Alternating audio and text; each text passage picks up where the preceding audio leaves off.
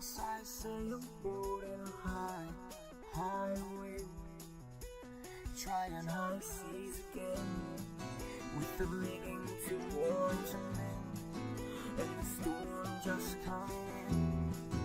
The tiller it starts to spin, overboard there go the men, screaming, "Oh dear Lord, no, not again." But it's just the beginning, not the end.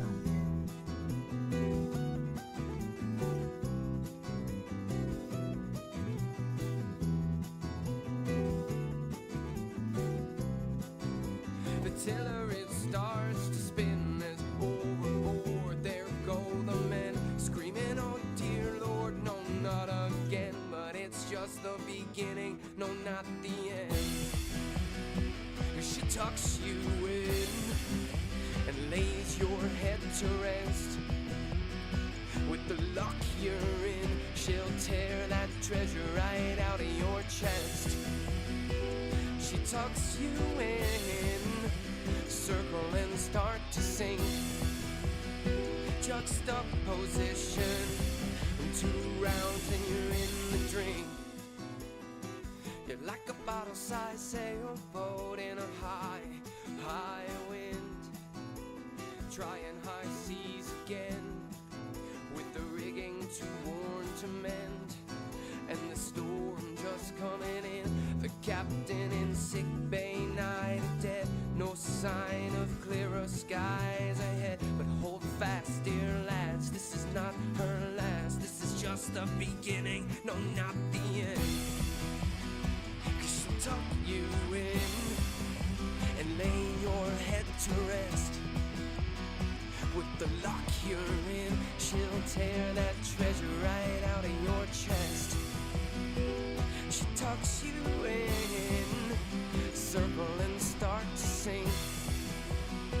Juxtaposition, 2 rounds and you're in the drink.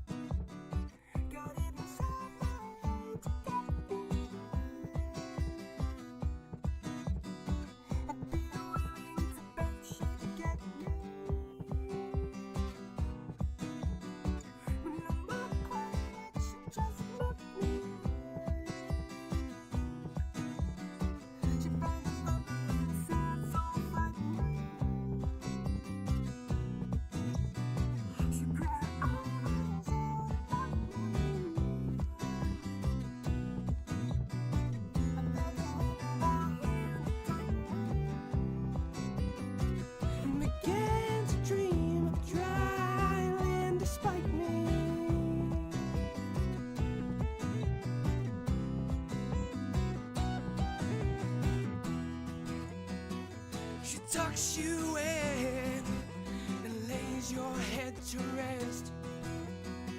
With the luck you're in, she'll tear the treasure right out of your chest. She sucks you in, you circle and start to sink. Juxtaposition, 2 rounds and you're in the drink. You're like a bottle-sized sailboat in a high wind, trying high seas again, with the rigging too worn to mend, and the storm just coming in. The tiller it starts to spin as overboard there go the men, screaming, "Oh dear Lord, no, not again." But it's just the beginning, not the end.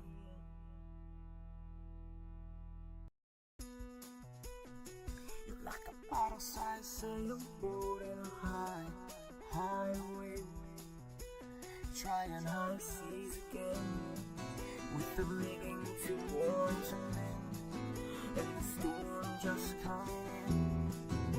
The tiller it starts to spin, overboard there go the men, screaming, "Oh dear Lord, no, not again." But it's just the beginning, not the end.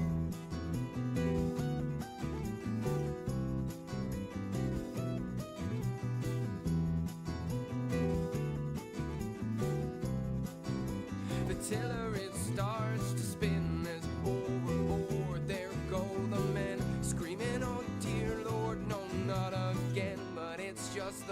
beginning, no, not the end. She tucks you in and lays your head to rest. With the luck you're in, she'll tear that treasure right out of your chest. She tucks you in, circle and start to sing. Juxtaposition, 2 rounds and you're in the drink. You're like a bottle-sized sailboat in a high, high wind, trying high seas again, with the rigging too worn to mend, and the storm just coming in. The captain in sick bay, night of dead, no sign of clearer skies ahead. But hold fast, dear lads, this is not her last. This is just the beginning, no, not the end. Tuck you in and lay your head to rest. With the luck you're in, she'll tear that treasure right out of your chest. She tucks you in, circle and start to sing. Juxtaposition, 2 rounds and you're in the drink.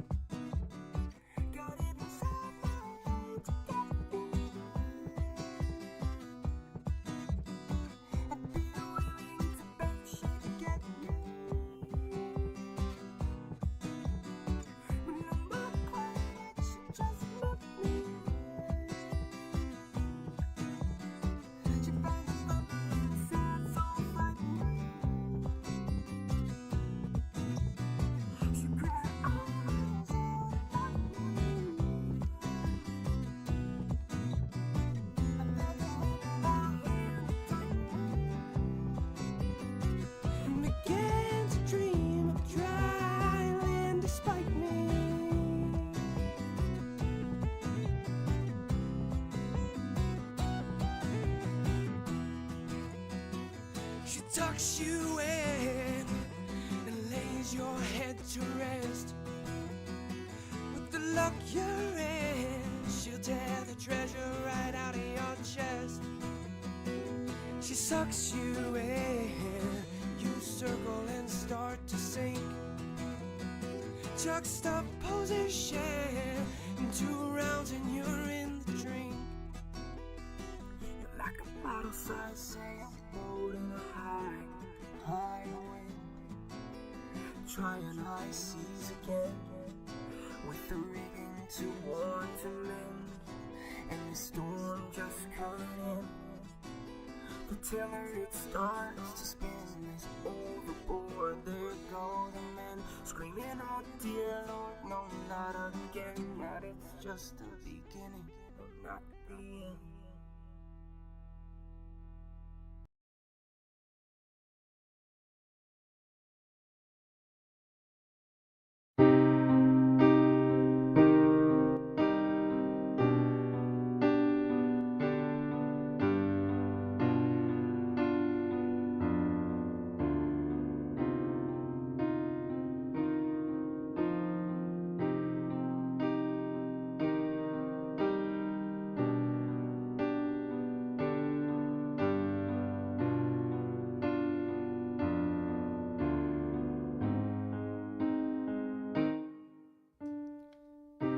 She's the breeze that blows my mind,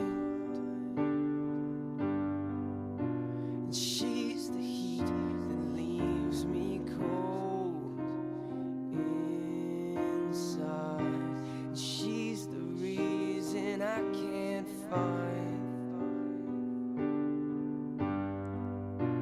another soul to keep me satisfied.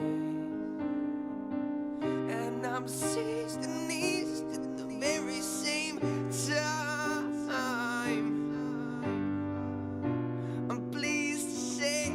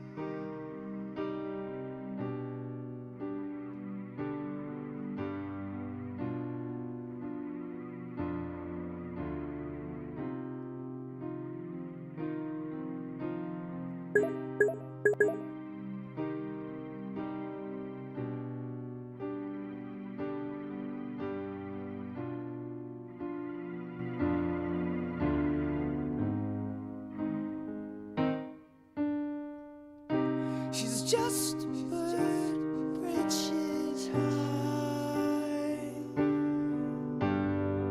She's along the river that flows on by. She's just a bend in that river that flows on by. That redirect the wind, but let the breeze blow by. My heart, my soul, and my eyes, and I'll never realize she's passing me by until I'm cold inside. My heart, my soul, and my eyes, and never realize she's passing me by. Oh no, yeah. And how long It has been since I took such a blow to the mind. and How wrong does it seem for me to touch one so sublime? And this song is not mine. It belongs on the breeze, yeah, the breeze that blows my mind.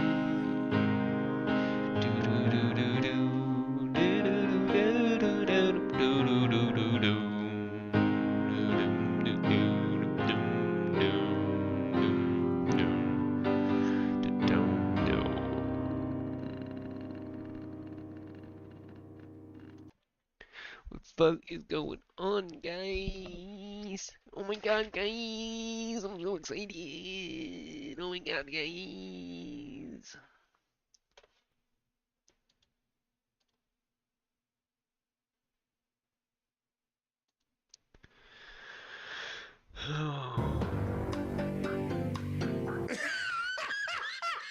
So we have OnlyFans, and then we have like the sex work industry, and then we have like actors.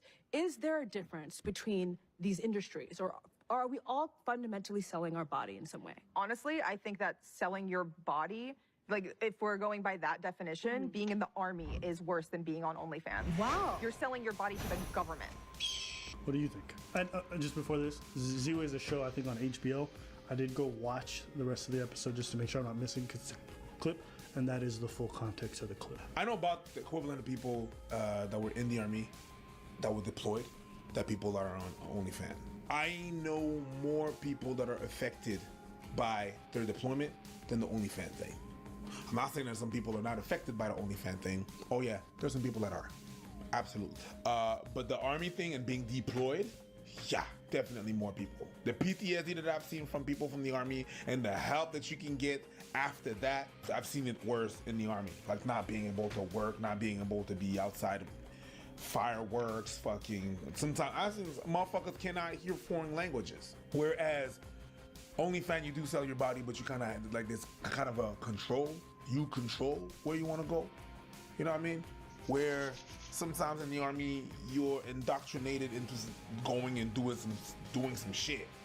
Fucked up shit sometimes.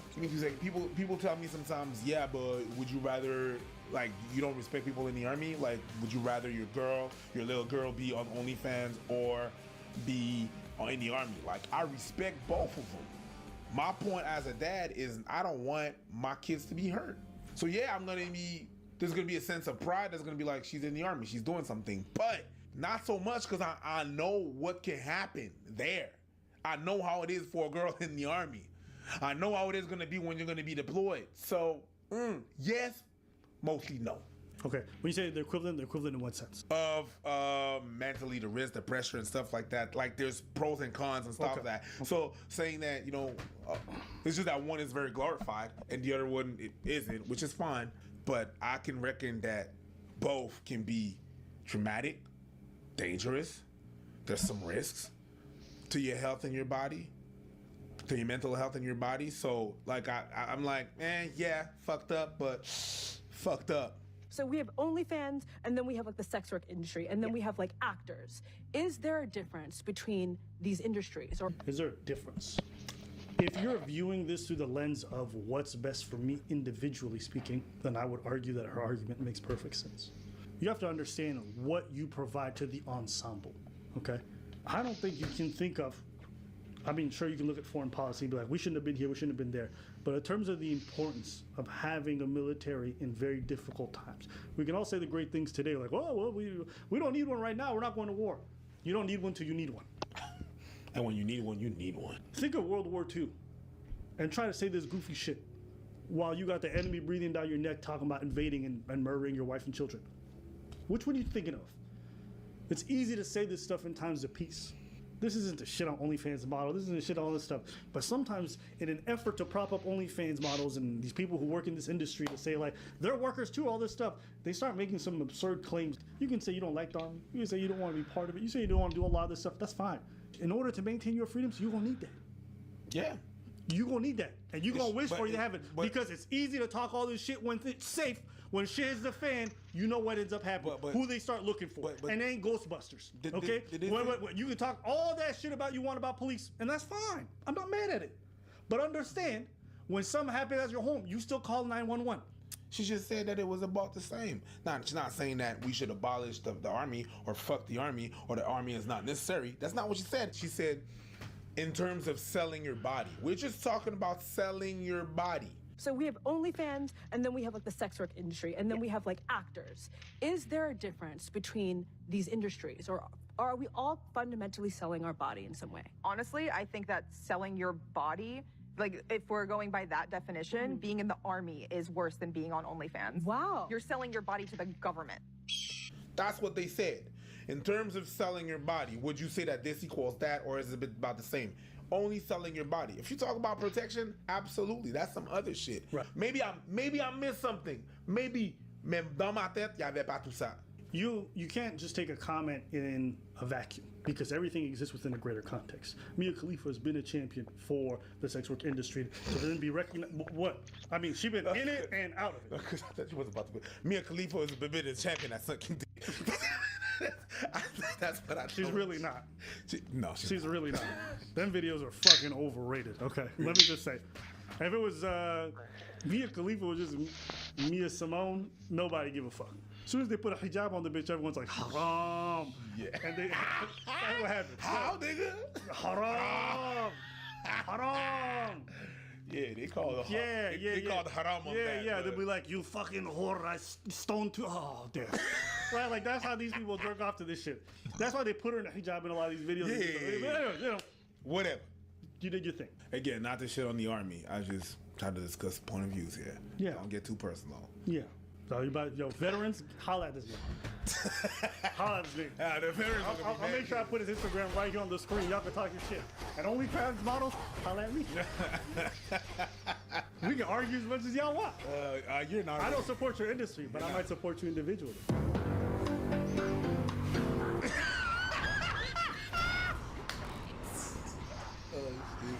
You know what I mean? All you ladies out there, OnlyFans models, want to like, yo, thank you for your service. You can thank me in different ways.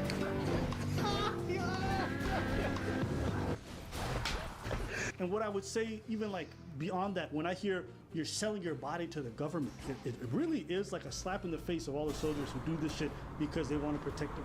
Go ahead. No, go ahead, finish. Yeah, it really is a slap in the face in all the people who really do take their oath seriously in the sense that they want to protect the home people back home. I promise you right now, the Ukrainian people don't talk a lot way about their military. But it is a sacrifice. Right, but when you say, oh, you're just selling your body to the government, that's where it kind of comes off a little bit weird. You get what I'm trying to say? I understand, but Go ahead. Go ahead. that's what it is. You're a product of the government. There's some T-shirt, property of the army. I mean, you sign it. Everything about it is this. Right. I mean, you're disposable to the government. And once you come back, there's not a lot of aid. You know what I mean? So, Right. I mean, yeah, it's fucked up and it's slap in the face, but Framing is what I'm keying in on. I don't disagree with what you're saying. You can technically say that. You can technically say that about everything.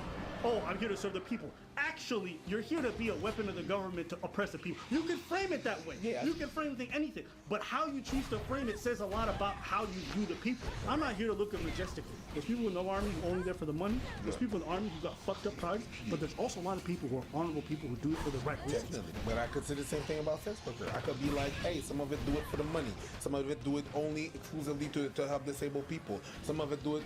I could say the same thing. Let's be honest. Let's keep it a stack. Sex workers do it for the money. You disagreeing with that? No. Okay.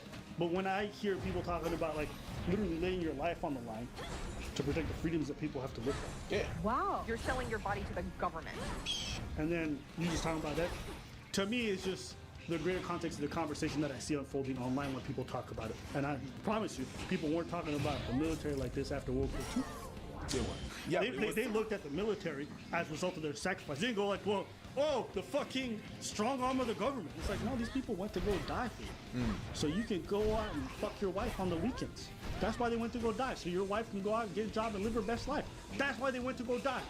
Some of it did for a paycheck, but who cares? I don't give a fuck why, to be honest with you. At the end of the day, they take the ultimate sacrifice so you can enjoy your freedoms. Okay? Absolutely. Now, I always say this, man. Look, in my limited time in the military, I met the best people and I met the worst people. Yep. Some of the most self-sacrificing, selfless fucking people who like put a whole team on their back and do everything. As my time in the clubs, I've encountered the best players and the worst players. Some of them that would put a team, Put a whole team inside. That's a lot of. But hey, you gotta do what you gotta do, and you know you do it for the people, Right? And then you also got your American psychos, literally like people who should be in jail, right? wanna shoot And them. handed around like, whoa, that's his person. I mean, hey, listen, you guys want to see his discussions, debates going against each other? He's got his side, I got my side. It's good, you know? We don't always have to disagree. Which one do you guys land on? How do you guys feel about the whole thing? Do you think I unfairly read into the comments? God damn, you went in, motherfucker. You took a hit. What do you mean? Oh, bing, bing, bing, bing, bing, bing, bing, bing. What do you mean? I heard it touched a chord. It touched a chord. Soft spot. This shit. Soft. Ah! To be fair, to be fair, it's not like I have some super strong affinity for the military. I'm not out here writing for these niggas like, because I will tell you, I'll be the first one to say there's a lot of fucked up shit about me. Oh, absolutely. I just, when motherfuckers are willing to die for you, don't spit on them. True. Military, whatever the fuck it is, I don't care. It's like even like the self-sacrifice that men are expected to take for their partners, their families. It's like, yes, okay, we have a duty, a responsibility. I'm cool with that. Don't spit on that shit. Don't spit on, and don't take it for granted either. Because those people that go and die for you or whatever, they got families back home who are going to mourn them forever. They got plenty of people, and somebody got to do that fucking job. Because if they don't, when people come banging at your door, there's going to be nobody to protect you. You hear me? So that's the only thing. Don't spit on that. That's all. What? What was going on? Yeah. Motherfuckers willing to die for you, don't spit on that. And if a motherfucker want to swallow and choke and, you know, die for you, spit on that. I thought you were going to say.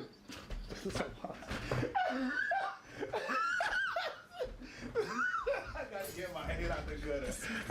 Yeah, I'm not gonna lie, man. I've definitely had OnlyFans models who like they turn everything sexual. Like you could be given the most fiery speeches, like, "Oh my God, Zaddy, yes, you like rifles? I want your rifle inside me.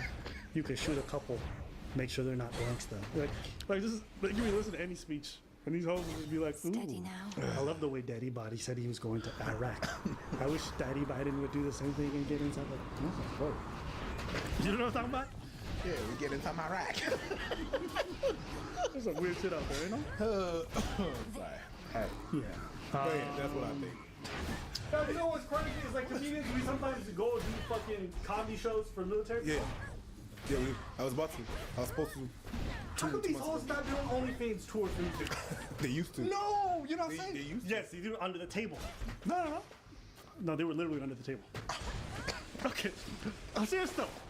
I guarantee you, niggas in Fallujah would probably be like, yo, y'all want to see comedian fucking Rick Scott come through? Be like, sure, we need a show. Let's get an American here. He's like, what about 10 OnlyFans? So Chuck, say no more.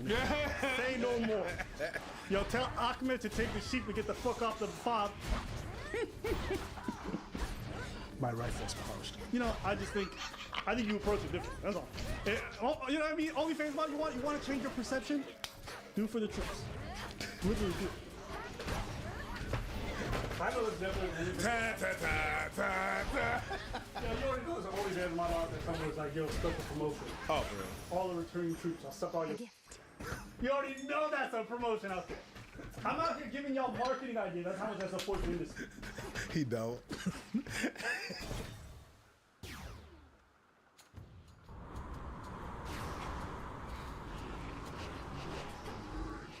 When we met Pixie, she had just undergone a controversial procedure to remove 6 ribs to get a 14-inch waist. We also met her surgeon. Here's her story. I always been inspired by Mental health. You're bringing stigma to mental health. Stop. No stigma. No, none. No stigma. Mental health. Body dysmorphia. Mental health. It's okay. It's okay. You can press play. Press play. Let me take a second to look. I didn't even look at this.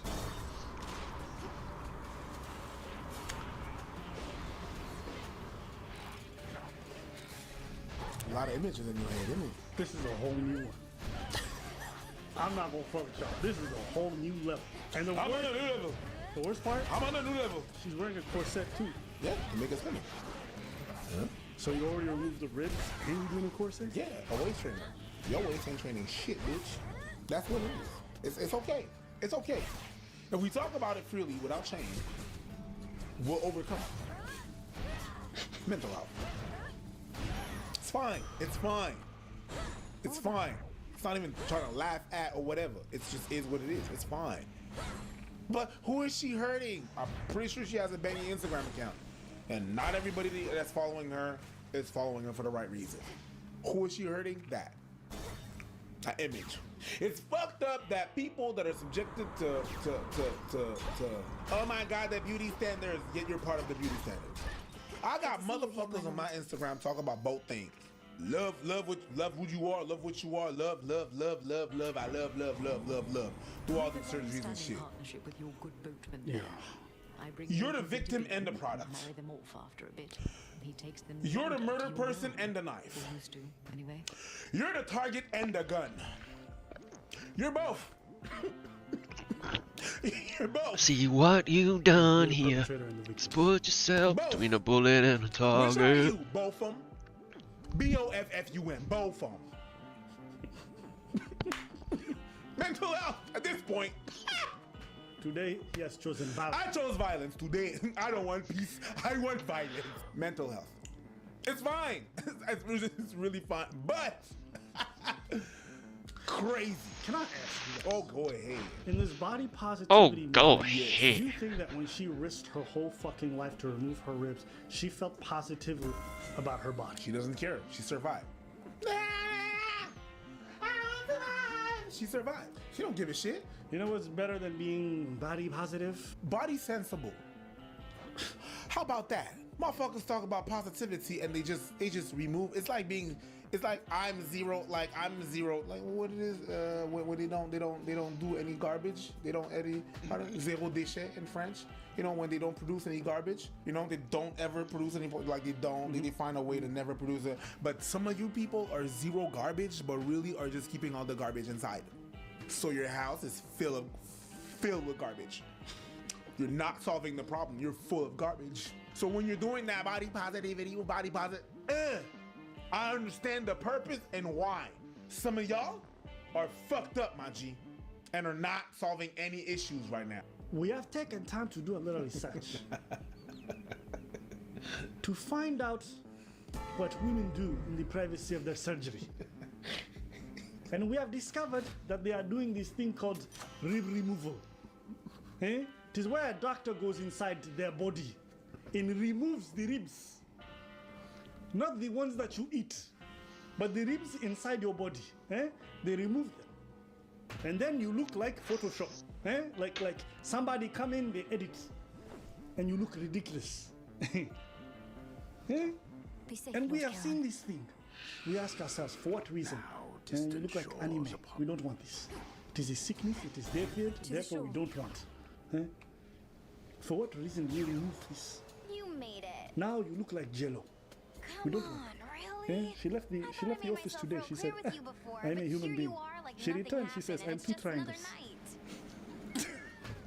This is just another night in the Eris. So you stand with Kronos against the gods. So what? It just hate to break it to you, Trouble. Obstacles are things Don't you're even supposed lie. to avoid. I said 2 triangles, and you went, You "I have see to it." do it to me every time. The knowledge has entered your cranium. It is quite wise.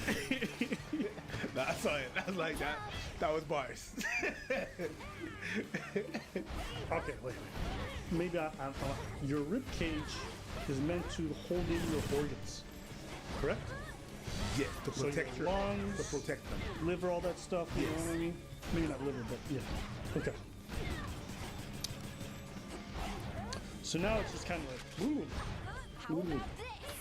No, maybe not. Maybe they just did a little cut like that, and then she has small organs, and then they replaced that shit. They rearranged that. Maybe that's what it is. I don't know the procedure. Doesn't matter. So let's say hypothetically I'm fucking her from the back. Do I have to be careful how much I... Just hold on to her hips, I guess. I don't know. Ask her. Told you there was an image running through your head. There's a lot of issues. I just, what is a human without a rib cage? I just never thought of that. You just seeing it right now. Yeah, She doesn't have no rib cage. She removed 3, but she still has some. just the upper ones. Yeah, this is a It's the whole, ones that are here, so that she has the upper one. So this goes to. all I know is Aladdin showed up on my balcony and he said, "Get on." I can show you the world, a whole new world. No, thank you. No, thank you. You don't want to see a whole new world. No. I want to be the Hunchback of Notre Dame staying in my house. Cartoon, all the curves and tiny ways. I'm really happy with how I look now, but I still see things that could be fixed. Getting my ribs removed, I have been thinking about for a long time. It's always been like a dream of mine. It's really hard to find a surgeon, almost impossible. The only reason why I can do it now is because And you know what? One thing we also have to admit with this whole body positivity, you'll ever notice that these surgeries never stop at one. You ever notice that? When you start down this alley, it never stops. There's always more you can do. And maybe I'm wrong.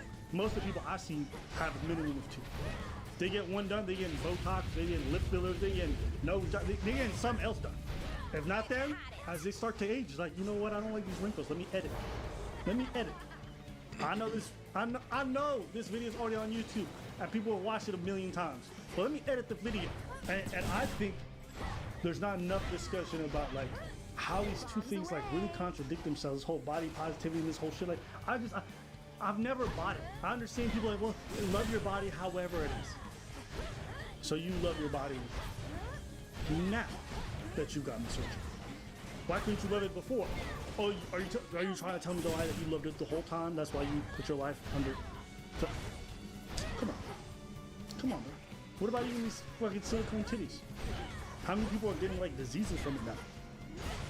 Let's talk about that. You go to LA, you got all these young women, right, who got all this shit done. Coming to find out they got crazy amounts of diseases around here. What happened is that actually your body Rejects. not necessarily rejects, but sometimes your body. No absorbs way, the silicone bro. That's in the breast implant. And you're gonna What the but fuck? my fake boobs are salt water. Yes, but the envelope is silicone, and your body can absorb that silicone. And what happens? You can develop cancer, fibromyalgia. You can develop a whole bunch of shit. So, yeah. Don't normalize this shit. Don't like, we can't just in an effort to be individualistic and be like, oh my god, yes, do whatever you want. We're like watching people in our families be influenced by this shit. Everyone like pretty much giving themselves an early grave to look better. Smells delicious. 1 to 2 weeks later, I was back on the gym. I'm the first one in the world who's done this procedures. Can you stand up real quick? Yeah. I mean, And Pixie, I thought you were. Should have everything I'll be here. honest with you guys, no sugarcoating. All I think and feel is disgust. And it's not even to shame the white woman. It's not that.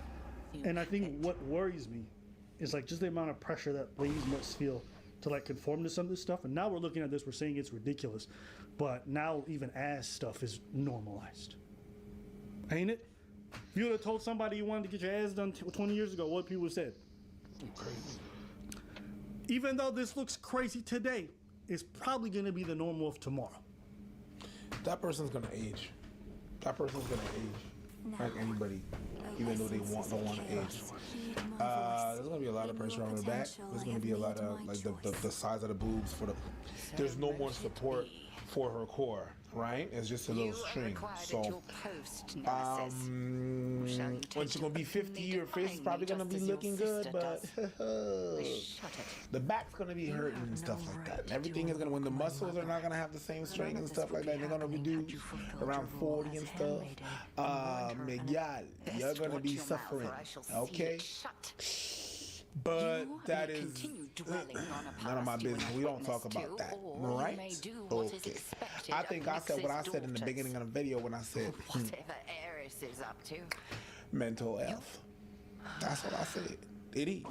But at the end of the day, what are you gonna do when they come for you, bad boys, bad boys? Anyways, that is it for today's video. Let us know what you believe in the comments below. Please like and subscribe. Eh? Sapapa. We are going to be together for a long time. I command the dark to aid my task. So mote it be. Art must be needed elsewhere. My name's Anthony Padilla, and I spent a day with autosexuals. We'll uncover the truth about how it feels to get butterflies in their stomach when thinking about themselves or visualizing themselves, and how autosexuality can go far beyond simply being sexually attracted to oneself, resulting in one of the guests in this video falling in love with and even getting engaged to marry himself. By the end of this video, we'll find out if identifying as autosexual has enabled these guests to unlock a level of self-confidence and self-love far beyond what most people allow themselves to experience, or if the unprovoked attacks and hate that they received, claiming that they're just narcissistic attention seekers, made them regret publicly embracing this label in the first place. Are you familiar with autosexuals? I heard a few stories, but I'm not familiar with it. I'm not gonna lie. When I heard autosexual, I just thought it was people who were into Autobots. Transformers. yeah. That's really what I thought at first. But anyways, before I make fun of these people, let me actually give them a chance because I honestly. Transformers de l'illusion. I just read the title and said autosexual, and I started laughing immediately. So I'm They're about to put their dick in that pipe. Hey, listen. So close to the surface predisposed you. That's a muffler's sex. I'm about to exhaust your exhaust. You know what I'm saying? That's a muffler's sex right there. Let's unclog these engines. Let's get it. Hello, Gia. Hello. Okay. I gotta say something. All these people with funky ass sexualities that are like demisexual, all this other bullshit, okay? Yeah. I don't know why, but they always got a weird look. Pale faces, lots of makeup, piercings in random places, colorful hair, weird haircuts. I don't know about y'all, but I noticed that everybody who's got these weird new sexualities I never heard of always look a little special. Am I crazy? I mean, that's pretty normal. Gia's pretty normal. She's just that black. She looks like she's from the Addams family. Yeah, she just got black. But, you know, with a few extra sisters inside. But anyways, let's go. Wow. Alex. Hi.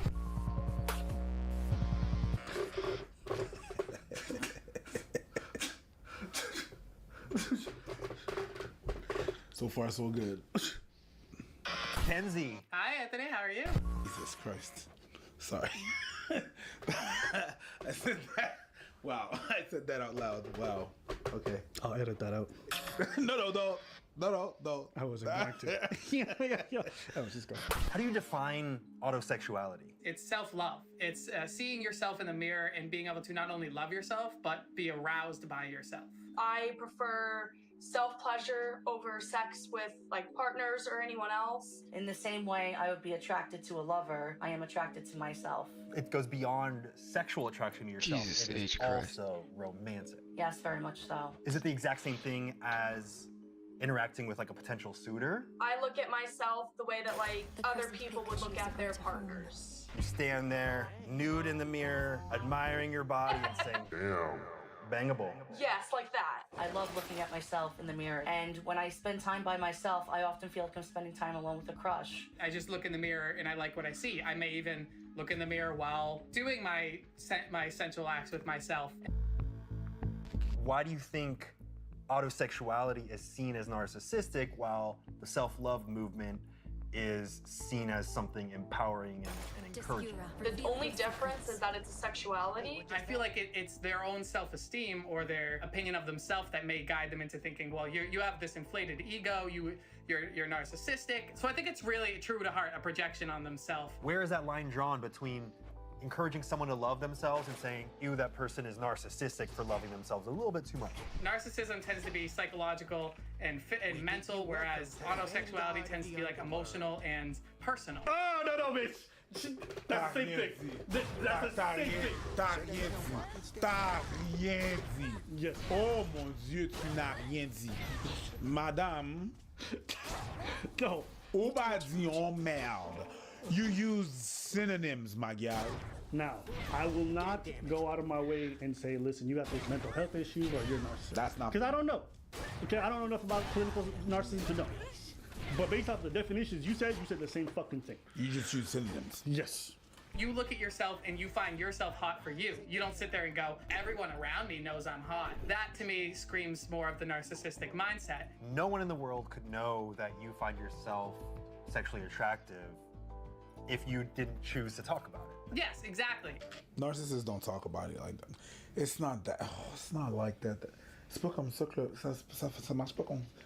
Ça fonctionne pas comme ça. C'est pas comme ça que ça fonctionne la vie. That's not what happens. You're basing yourself on the definition of narcissist throughout movies and media. That's not what really happens. But whatever. Oh my God. I've done an episode on asexuality. Does autosexuality fall under the asexuality spectrum? It is considered asexual. The difference is you have the people that are sex repulsed, which most asexuals find themselves kind of on that side. I'm not to the point where I will never have sex with someone else, but I just don't prefer it. So you're not asexual. All right. What? I feel like when I watch a lot of this, just be more and more confused. I'm not gonna lie. That's my face normally when people tell me like, yeah, I'm demisexual. I'm just like, okay. You know what's funny? Because I don't know where this video is gonna go. But I think I have some idea. Remember we talked about this last time? Or we were talking about everybody's coming out with these new sexualities. That's fine. Right? I'm sapiosexual. What does that mean? Well, I'm attracted to people's intelligence. Like, and for me, it's hard to be aroused unless I know somebody and like their mind stimulates me. Maybe it's because I grew up and everyone's just like, yeah, I like people with personalities. No, I'm sapiosexual. Okay, I'm demisexual. What does that mean? I need to be attracted to someone's personality and soul before I can be sexually aroused. Okay, it's like most women I know. I don't know. Maybe I missed something. What do you think is the need for all these titles? People want to belong to somewhere, even if it's to not belong somewhere. Super weird. I know. I told you human beings are weird. Okay. But people want to belong somewhere, even if it means not belonging somewhere. Because not belonging somewhere is actually putting an etiquette or putting a tag on what you are, and then therefore belonging somewhere. Super weird, super contradictory. But I believe that's what it is. All right. Like outcasts, basically. They want to belong to the outcasts. Yeah, exactly. Even when you don't belong, you still belong to the outcast. And it feels good to understand people. Like to find people that really are connected with you, and if it doesn't feel good if it doesn't feel good to find people that are like you, being an outcast, therefore you're a hipster. All right. Personally, I don't give a fuck about what your sexuality is. If I'm not trying to fuck you, it doesn't matter. But hey, if that's what you do, you want to be like, yeah, I'm fuckable. I want to fuck me. Do you, boo boo? Do you? That's your thing. That's your thing. So is it acceptable for me to say like I'm a booby sexual? Yeah. Don't think I can. Like I'm super attracted to women's titties. Like no, it's not normal. I don't just like sucking on. I like biting them, licking underneath, all that stuff. Does that make me a booby sexual if I wanted? Like more than the average person. Like I'm obsessed with boobies. I guess. Okay. This I vow. Are niggas booty sexuals? Which sounds gay, but anyways. Super gay. Yeah, like they're obsessed with ass. My question: at what It's a point does your preference. preference become a sexuality? No, at what point your preference becomes an identity? Because now it's like it's your identity. It's not just a preference. It's just you're making it an identity. You claim you are like it's your whole being. Yeah, that's me. You know what I mean? Motherfucker started with homosexual. Cool. Okay. Oh, you're into men. Cool. Makes sense.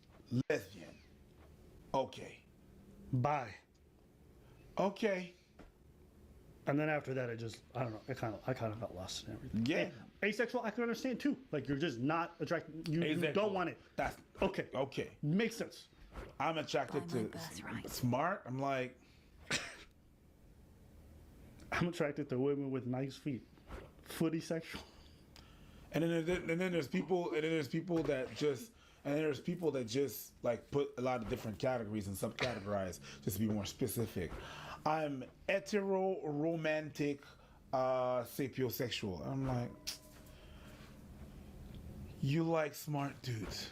My suspicion is that these are dull people and they try to look for things externally to make them special. It's a possibility. That's my perspective. Because there's an overlap between trying to look different, try to act different, and try to be different. You get what I'm saying? Like even their whole look. It's like I'm doing this, I'm doing all this extra stuff to peacock. Yeah. Right? I'm peacocking with titles. Yeah. I'm peacocking with things that are easily accessible. I can cut my hair tomorrow. Mm-hmm. I don't gotta be in tip-top shape.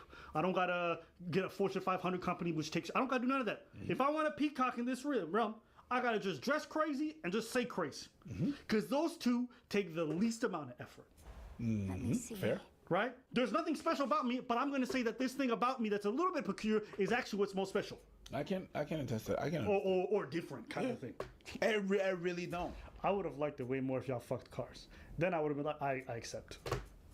There's some sexy cars out there. Yeah, if you get on a stick shift and put it inside you and do stuff, hey, you're autosexual. Okay, let's get it. But otherwise, I'm like, what? Nothing.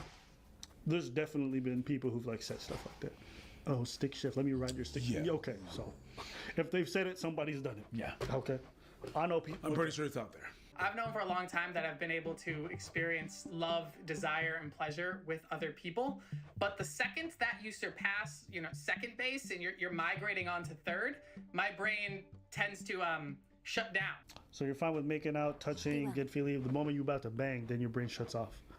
But you're able to do all the other stuff. Boo-boo, I don't think that's a sexuality. You just might need therapy. You might have mental blocks that maybe make it hard for you. Like there's several reasons. But I think it's crazy. It's not like I'm completely not interested in people. I like them fondling me. I like fingers inside. I like whatever. The moment it's penetration, then I freak out. It's like, well, maybe you got some mental blocks. It doesn't have to be a sexuality. People are really attracted to men with money. Remember we said currency sexual? I like that. Okay. Right, no, not gold diggers. No. It's a new sexuality. They're currency sexual. They're attracted only to men with a tremendous amount of wealth. That makes a lot of sense. Currency sexual. That makes a lot of sense. Not gold. You just invented something. To what degree do you prefer self-pleasure over pleasure with others? Out of the entire month, I usually only have sex like once or twice. But then with myself, it's pretty healthy, pretty regular. So you don't just fuck other. I think you're addicted to porn. That's just my take. But whatever. No, she's banging. She's masturbating to herself. Yeah, to herself. Yeah, she literally looks at herself in the mirror. Because then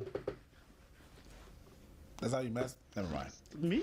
Never mind. No, I don't. I definitely curve my back and I hunch forward. Curve your. Oh yeah, you gotta get a bad posture when you do it. Too much information. Okay. Anyways, okay, maybe not. I don't know much. So she likes herself. She likes masturbating and she likes fucking other people. Doesn't matter. I mean, I get that. Sometimes I don't want to bang my partner either. I be just tuning one out. But Abba, are you thinking about yourself when you do it? No. Okay, I think that's probably where we differentiate. It doesn't matter. Everyone's calling this narcissism. I'm like, I don't think it's narcissism, but it is kind of weird. It is very self-absorbed almost. Some people are calling it, oh no, this is just self-love. They just care about themselves. So I'm like, bro, it's not care. You don't have to make everything so fucking hippie. They were talking about whole ass relationship, marrying themselves. No, that's not just self-care. There's levels to this shit, and that's not that level. Hey man, It's like I'm not completely turned off on it. It's just not that common to find me actually wanting it with other people. Is it fluid? Is it some days it's more than the other, or is it pretty consistent? For me, I would say it is pretty fluid. Like I have some weeks where I have pretty regular sex with my partners, and then other times where I go several months without wanting anyone else. The whole fluid word sometimes gets so overused. I think it's funny. It's like some days there's something, yeah, like every human. Some days you want to fuck, some days you don't. You're not fluid because you're asexual on Mondays and Tuesdays because you didn't feel like fucking, and then you want to fuck on the weekend. It doesn't make you fluid. Yeah. Yo, you don't want to fuck every day, but that means you're fluid. Yeah. Now they're taking the fluid, taking the piss. You know, a little on top. You're taking the fluid? Pause. Do you remember the moment when you realized that the attraction that you felt for yourself was different than the way that others were attracted to themselves? It started when I was 7, and I looked at myself in the mirror after I had showered, and I noticed I really liked what I saw. I discovered I was autosexual before I realized I was attracted to other women, actually. I actually decided to go online and say, why is it that sometimes when I'm doing the do, I think only of myself? And that's how I came to the discovery that autosexual was even a term. Your brain's gonna sit there and think, wow, am I full of myself? And it takes that sitting down and saying, no, because I don't care what other people think of me. There you are, traipsing about as though not bound by your father's fate. Okay.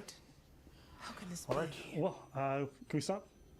Oh, I was done a long time ago. All right. Listen, I don't know what's going on. All these new sexualities. Hey, maybe it's a good thing. Maybe it's a bad thing. I don't know. Honestly, I just eye roll at the all of it, and I'm like, whatever. Just don't talk to me about it because I don't give a fuck. Not that deeply, anyways. So. You know, maybe I'm just not ready to learn about this stuff. Maybe it's gonna be my kid's generation or come out with, you know, batsexuals and infinite possibility. trisexuals and all these new sexualities that I'm just gonna roll my eyes at. Maybe I missed the boat. Did you say batsexual? Batman. I I don't know. Fuck me. You're laughing, but I'm not even laughing. 20 years ago, did you think we'd be here? I'm not even laughing. Okay. Hey, listen, anything can happen. That's what I realized. There's new sexualities for everything. So I can't wait for Currency Sexual to be mainstream because that's fire. I'm trademarking that. I came up with that. Yeah. Let us know what you guys Currency Sexual is your That's thing. mine. Yeah, that's yours.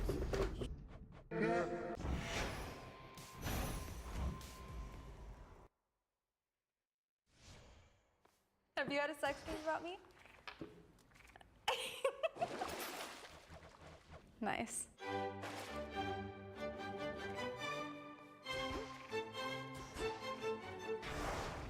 Who are you two reminding each other? I'm Drew.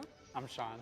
We've been dating for over a year now. We've been dating for the past like 10 and a half months, but we've actually known each other for a lot longer than that. My name's Anthony Padilla, and I spent a day with AutoSex. I'm gonna play a throwback video. I don't know what this is gonna be like, but this is from 1967. Okay, let's go. It's gonna be horrible. Why do you look for a man? Oh, money, of course. It's very important. As long as he's got money, that's the most important thing there is. I can bear almost anything as long as he has clean teeth. He needs to have teeth. I've been a whole toothless motherfucker out there. That is the most UK thing I've ever heard of my life. Well, yeah. I'll take anything as long as he still has his mouth intact. Because you're dealing with that every day. Come here, give me a kiss, and your shit look like fucking goddamn. I got a train wreck up in this. 1967, the standards are different. She said money somewhere back there. Fresh and Fit are just like. We're going back in time. Invite her on the pod. Find this bitch today. Let's bring her on and ask her opinions about dating. Infinite possibility. Now I know you grew up in the 60s. Think about this. That being said, how do you feel about dating today? I look for kindness and sincerity most of all. Would it matter to you if a man's ugly? Oh, I think it would. I mean, looks do help. But I think the most thing is kindness and gentleness. I mean, I wouldn't care if he was handsome and he wasn't kind, he wouldn't appeal to me. I think personality, warmth and affection for children are the main things. She is phased. Woo! She's... Hey, listen, I'm not even gonna lie to you. My favorite movie is Back to the Future. So I see this, I'm like, hey man, make my car go back in time. Let's go, Cindy Lauper. Girls want to have fun. Remember Back to the Future? Yeah. The scientist who does Yeah, the Doc. Yeah. Don't you? Yeah. It's Doc right there. Yo, let's go. Girls just want to have fun. You know what you can't appreciate? You know what you can't appreciate when you look at this? You're looking at someone's real face. Yeah, she's 15.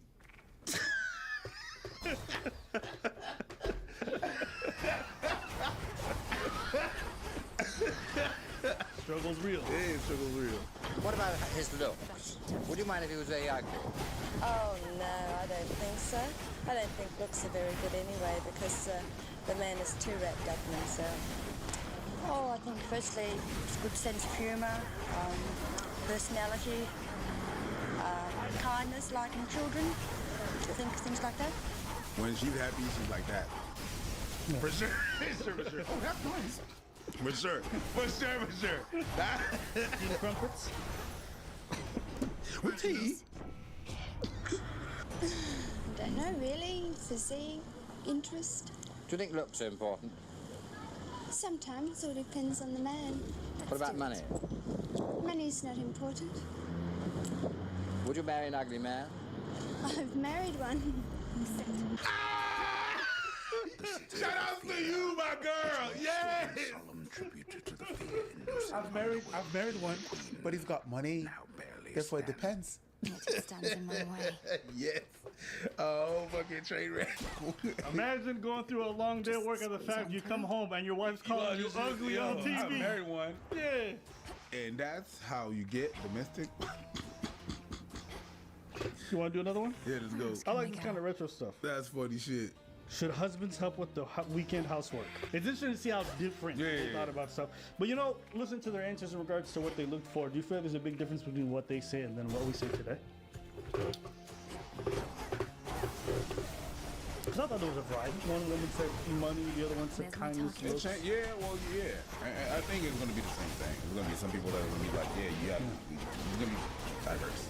I think it's going to be diverse. The look was crazy different, though. The look, of course. 67. I mean, you can imagine the hair, the makeup, but I'm talking about, like, if this was today, half these girls would have Botox or lip injections. Yeah, because they didn't have Botox back then. Partially. If Botox was available back then, it would have been a thing. Yeah. Trust, it would have been a thing. Trust. It's just that it was not there. So we can't be like, oh my God, my son is so smart. He can take the remote control and choose his channels. I couldn't do that. Bitch, you didn't have a remote control back then. Shut the fuck up. Do you not think that the culture we live in today encourages people to do it, and that back then they would not have been as likely to do it? It would. Greater mind. You think they would? If it would have been a thing, if Botox was back then, it would have been because it was all about looks. It was all about having a small waist. So they were selling. The mentality was there. They were selling those. I'm talking like I remember, like I'm an old fucking geezer. But they were like selling all these products. They were selling all these products. They have waist trainers. All these things and stuff, corset, and same thing with your do had to be up. So the mentality was there. Yeah. The mentality on looks was there. So if Botox was a thing, if it was a beauty standard also, you have to know that. Back in the days, it was like all compete and everything and stuff. The thing, so it wouldn't be like BBL and shit because having a big ass was not a thing. But if it was, my point is, I don't know if surgeries would have been a thing. And you know, the question isn't whether or not they did things to improve themselves look-wise. Do you not think there is a difference between like the point where you start injecting yourself and doing all that stuff, or do you think it's just? Do you think it's just like it's a continuous grade? It's not like a clip where you jump off and you're in a different spot. The only difference is the technology, how effective the technology was. Because in '67, all the big girls would have it wouldn't be a BBL, but it would have been like lipo. Lipo would have been the thing, but lipo was not available. You just have to be a fat girl. Big girls, they don't cry. They don't cry, but they fat, and they stay fat. And that sometimes make them cry because I was a beauty center back then. Why do you say it like that? They were, I'm talking 1967. So yeah. So let me ask you this, right? Since you're so old and shit, you fucking bitch. Why You know, your face is your money maker, the first thing that people see, and you have to take care of that. I understand that it's not for everybody. It's not everybody that know how to do it and know how to take care of their skin. Well, that's a wonderful timing that you have here, because we have this wonderful project that I'm using to clear off everything in my skin and my pores. TH Henley. What I would suggest you to do, I suggest you to take and to start with the level 1 system. It's a box. What kind of products they got in the box? I'm about to tell you right now. Well, first of all, they have a face wash. You know, to get all in the nooks and crannies, all the pores, get all the grime out.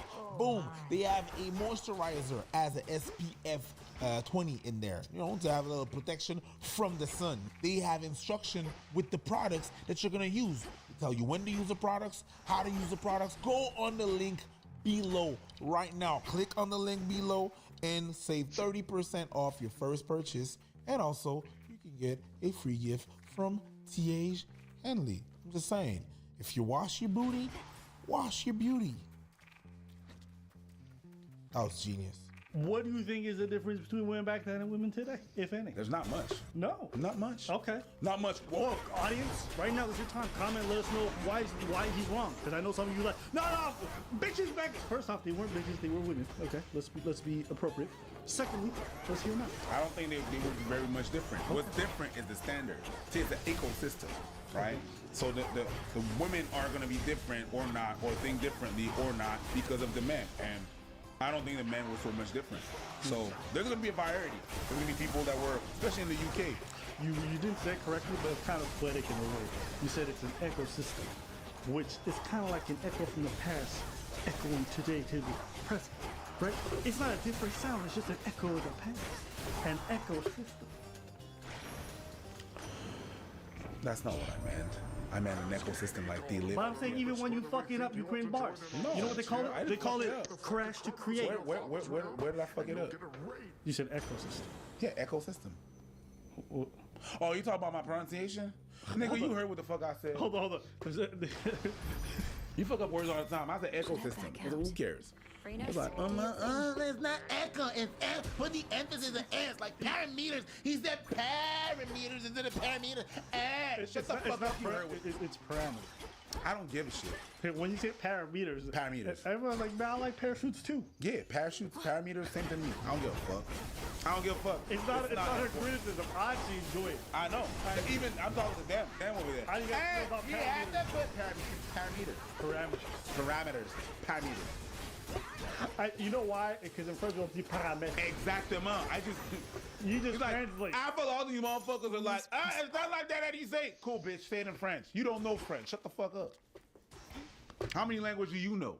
None. So I'm gonna say parameters if I want to. You little hoe. I went. Hey, it's all good. It's all good. They were coming for the way you say words. I understand. I don't give a shit. That's the thing. Yeah. And now from now on, I'm gonna just say words differently just because. Just to piss y'all off. At the end of the day, y'all gonna comment. It's gonna F the algorithm. The question today, a homely one: should husbands help with the weekend housework? Do you think?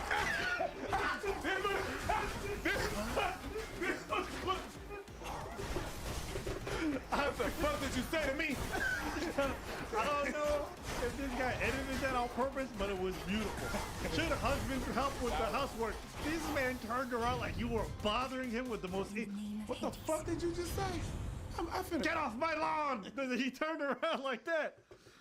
Do you think that husbands should help with the weekend housework? Yes, definitely. Oh, why do you say that? Because after that, you would get the booty. That's what I was thinking. The way the smile. The way he turned around, he went, I'm 70. You know how she still sucks my dick?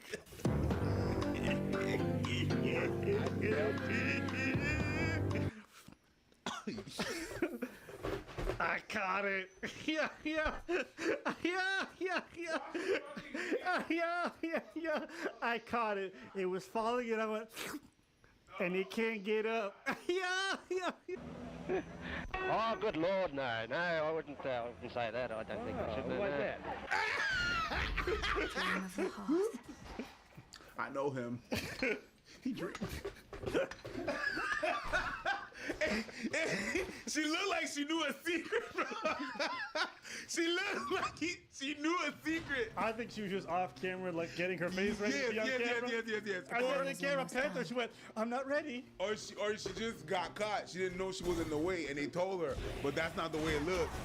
Do you think that husbands should help with a housework at the weekend? Well, that all depends. If the wife goes to work through the week, I think he should help.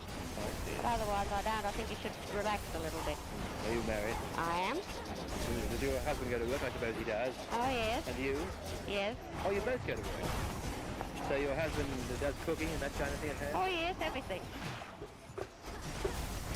Makes sense. Makes sense. But I thought traditional housewives, you know what I mean, back in the day, you know what I mean? That's the UK. That's the UK. Or is it Australia? Australia. Reflection of the UK. Do you think that husbands should help with the weekend housework? It all depends what chores they've got to do themselves. Oh. How's it organised at your house? Well, I have 4 girls, and there's a lot of work to do. Yo, stop. Don't point.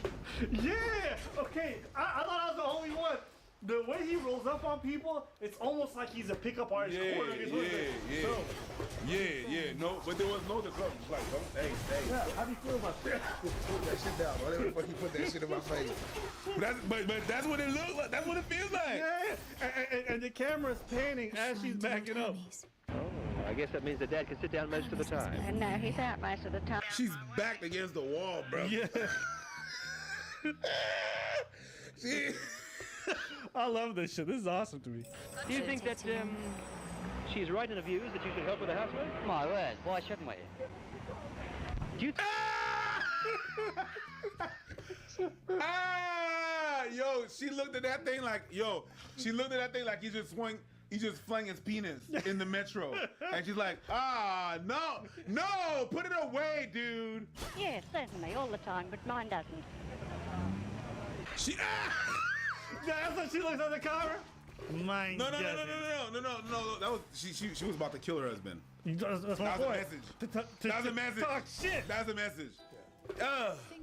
Yeah, no, I think they should, but he don't. It's interesting. And Billy, I'ma fuck you up when we get home. Maybe I wasn't expecting it. I was surprised by how, some of them you're probably just brown nosing a little bit or just saying whatever's The right camera's with him. on. The camera's But I was still surprised by how consistently everyone's like, yeah, we should share a bit of the housework. I'm married, been married for a long time, and we do share. I try to help out around the house or do some of the gardening or do some of the outside stuff. All of them consistently said that. I believe some might have been lying, but I don't know if it's all of them. So I was surprised to hear how egalitarian a lot of it seemed back in the day. Some of them would have been lying today. People lying on TV all the time. Yeah, I'm doing this and that and that. Yeah. Shut the, we ain't doing shit. Yeah. You know what I mean? TV's on, they want to look good. That is what it is. Yeah. But yeah, it was interesting. It was interesting. But like I said, people didn't change much. I don't think they have. Yeah. It does feel like the way that people talk today is much more extreme though. Yes. Maybe it's because we're online too, but it's like, no, the bitch does this, the man does this. And it's like, but in the 60s, it doesn't sound like they were really conforming to those norms that you're mentioning. It was just different. You say it's the same, but how's it different? Some people would say that, hey, man, gonna have to do a bit of the work. You know, people would say that. Some man have to do a little bit of the work. They would say that, absolutely. We have this idea of what it was in the past, and when I meant we, it's not us. It's some people have this idea of we have to do this like back in the days. It's like whenever people talk about hip hop and be like, yo, well, the way people dress, the rappers dress today is mad weak, it's mad weak because rappers back in the days it was like, nah, man, it was all. It depends where back in the day you go. 70s, I've seen some rappers in cowboy boots and tight leathers, like leathers. But yeah, that hasn't changed much. But people, whenever they refer to the back in the days, they really have this idea of whatever they saw in the mainstream or in the media, how it was portrayed, where that's the people. He was talking to the people. Not the TV, not the videos, not the movies and stuff like that. He was talking to actual people that was living it every day. If we look at the media of today, and just the media, and later on in life, people just have the reflection of they look back and they look, okay, that's how everybody was back then. No, that's not how everybody is.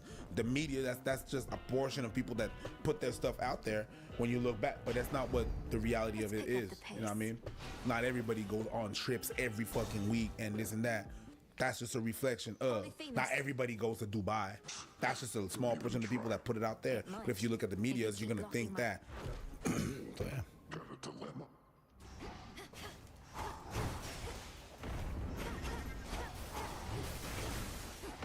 Here are some tests that I play on men in order to see if they're going to be able to provide and protect me. Because if they're not, I don't.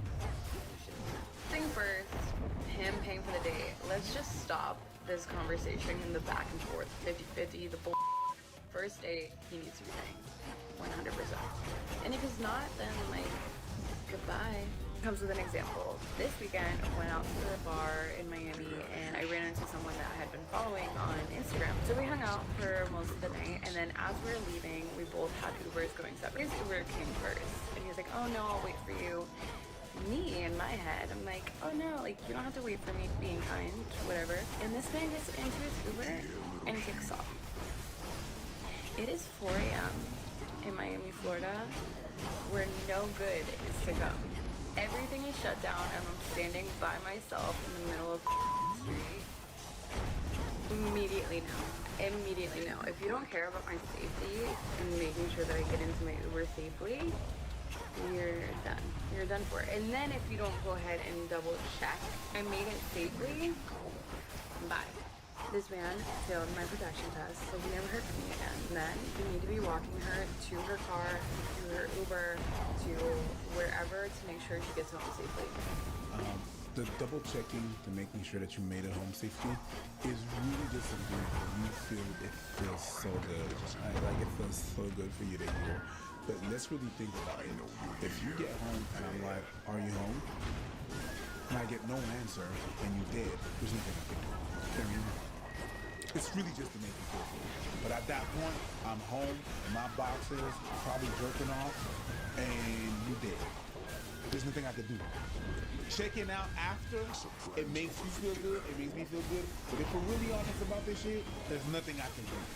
If you have an accident, I can't run up to this bitch and know like your location or whatever, or know what's going on. You don't answer, something happened. It's only good if nothing happens. If something really happened, what'd I do? You're like, "Hey, it's late. Let me wait for you with the car." No, I'll be fine. All right, you say so. This fucking asshole. And then people really, and then she's gonna be the same girl that's gonna be talking about, "I hate when they give mixed signals." You're not the one. You're not the one. Don't. Hey, this girl said he failed my protection test, but you failed his sanity test. Because you sound crazy. There's a thing that people use to communicate things to each other. They're called words. If you use them effectively, you can get your point across to people. I'm surprised. You might actually get what you want if you just ask. So you're going to run tests. Keep running tests. It's like going to a restaurant and be like, "I want a double cheeseburger." You traditionally get the double cheeseburger. If I got to give a word of rest out there, don't run tests. Don't run tests. Don't test people. It's like the people who say, "Yeah, when we go, I'll pay, but I want her to offer to go pay half and half. Because if she don't, I know she'll gold digger." You don't actually have to do it, but you have to offer. Like, oh my God. You guys just want a posture. Everybody wants to do some kind of bullshit dance like, "Oh, my foot's going here. Where's your foot going? Is it going there? Ooh, we doing a cha-cha." Come on, bro. Just use your words. Hey, listen. I don't even get mad when I see stuff like this. I don't even get mad. I don't get incredulous. I just laugh. Because I'm like, you doing the most. Like, this could actually save your ass. You realize you're the last person she's seen with. If she goes missing. If she goes missing, there's other ways of knowing that. You know what I mean? Boy, the cop's going to come and be like, "So you're the last person seen with Miss Reyes? Did you text her to see if she got home safely?" No. Lock him up, buddy. Lock him up. Put him behind you. What's it going to protect us for? I checked in. The bitch didn't answer. I didn't do it. If I'm driving you at your house. I'm driving you out your house.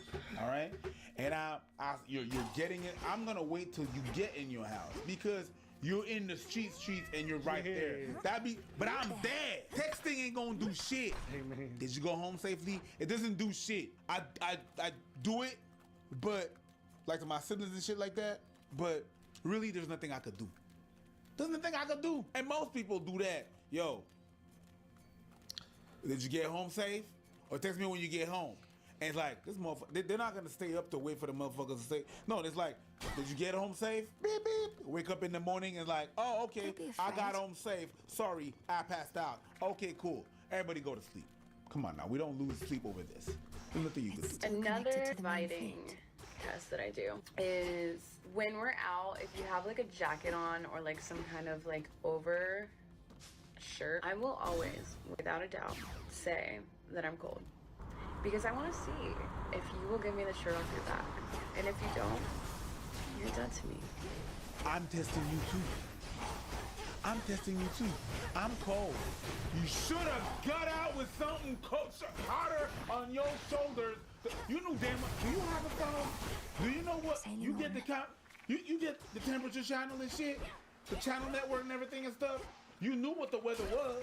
Why did you put that? You knew it was about to be a little bit windy. Yeah, because then you make poor decisions. I could be running tests too. I could be like, hey, if she asks me to put the shirt on my back, it means that we're gonna suffer. I'm gonna always have to, we could do the same mental gymnastics, which makes no sense. We could do that too. Imagine going to such lengths to try to test a guy that you're gonna go outside in a skimpy ass outfit, freezing out there, catching a cold, just so you can test it. Imagine catching a cold so you can test it. Now the guy is dead to you. Now you're just cold, horny, and sick. And you know what you advertise with this whole video to most men out there? This bitch is difficult. Yeah. That's all that we got from this. Not that you have standards, you just difficult. And that your independent ass needs to rely on a man. You're doing the opposite right now. Come on now, B. You're not helping yourself. I mean, see what this girl talk about. Tests. Bitch, I'm out of school for a reason. I ain't trying to go back. Oh, that hurt. Olympus, who leaves school and says, I want more tests? Who? I left my mama crib and I need another mama. Like, being obnoxious and shit. Nah, B. You're obnoxious. You're being difficult. And then if you do, I won't take it because hoes don't get cold. Did you say hoes don't get cold? You're crazy. You're crazy. You're crazy. No. That's crazy. Oh, you know, crazy is really appointed to women. That's crazy. That's not sane. That's playing games. And then you're gonna talk about men don't know what they want, and they sending mixed signals. What do the comments say? I mean, they're mixed. Some of the people agree, some of them don't. Of course. You know the funny thing? Like, she liked this guy on Instagram, and they happen to be at the same spot, so they decide to like spend some time eating and stuff like that. I don't know. It's just so funny about like somebody you don't really know that well, barely know, not even like talk to a long time romantically or anything like that, and be like, "Hey, you made it home safely." I don't know. To me, it's just this whole thing just smells weird. And the guy probably not even interested in you, but you're running tests. Someone wrote. You told him to go ahead, don't play games, and you two weren't on a date. And she says, what's your point? Holy fuck. Do you remember Cersei? That's the point. You weren't even his date. They weren't even on a date. She's testing this motherfucker. Testing everybody. Knock, knock, knock. Excuse me, sir. Is it you're ABBA? Yeah. We need to test you for anti-doping because, you know, there are the Olympics coming. We need to test you. But I'm not going to the Olympics. What's your point? Come on, let's go. You know, of course I remember you having sex. I'm not even running in the Olympics. I'm not going to the Olympics. I'm not even in the Canadian team. You want to test me? That's what you're doing. It's like what you're doing. It's like what Chris Rock said about Jada when she said she was boycotting the Oscars. You're not invited. How can you aid from outside the club? You can't even get in. Hey, we'll see what you want about Chris. That's a legendary line. It is. Thank you, madam. Yeah, I just hear about some of this stuff and I just roll my eyes, man. That's just. Maybe it's because I'm getting older. Yeah, it's just like I see nonsense. I just roll my eyes. And I'm like, bitch, I ain't got time to go. It's 100%. I don't care if you got ass like whoever. I don't care if you got titties like Pamela Anderson or Prom. I don't care. None of that shit is worth any of this nonsense. All the head. I ain't the one. For all that, I'm not the dude. I don't care. I don't care. So all I hear you is a headache. Yeah. Ugh. Ugh. Don't matter how. Post come regret instantly, guaranteed. Post come regret. Oh yeah. Once you take out the big goggles, you already know what time it is. So I don't even do it anymore. I got the fucking. I have big goggles. The vision. It's just a goggle with two dicks coming. Pause. You said dick goggles. That's the image a motherfucker's gonna get. No, dick goggles is something that I know what it is, but I mean when you say it's like beer goggles. Testosterone. You know beer goggles are? Testosterone goggles. No. Dick goggles. No. Come on. The topic's too long. Nobody uses no words like that. Fucking estrogen goggles. Nobody uses Dick goggles. Beer goggles. You know what those are? Yeah, I know what that is. The word goggles sounds kind of gay. No, but goggle.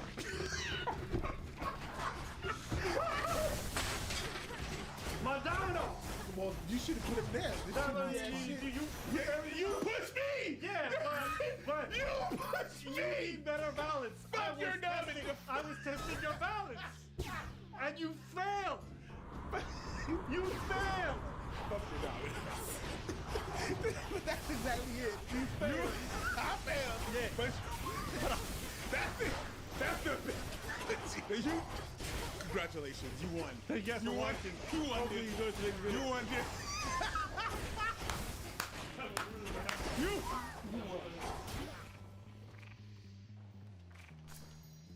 Driftwood. Good morning, everyone. Thank you for being with us today. I feel like this is gonna piss me off. Is this gonna piss you off? I think so. I think not. Oh no? I mean, I know how much you love the police. So, yeah. More love for the police. On the first day of employment at the sheriff's office, and we hire once a month, I meet with the men and women, and I said I expect you to be honest, ethical, and moral all the time. I expect you to treat people like you want your mother treated, and if you do that, you'll have a wonderful career here. And then I go on to explain that, you know, if you work for a fast food restaurant and they catch you sliding pizzas out the back door to their friends, These palms are even here. they will terminate your employment and run you off. But there's a difference. If we find you violating the law at the sheriff's office, we will also terminate your employment, but we will lock you up in the county jail. We're held to a higher standard. You can't police a community if you don't hold yourself to a higher standard than you expect of the people from the community.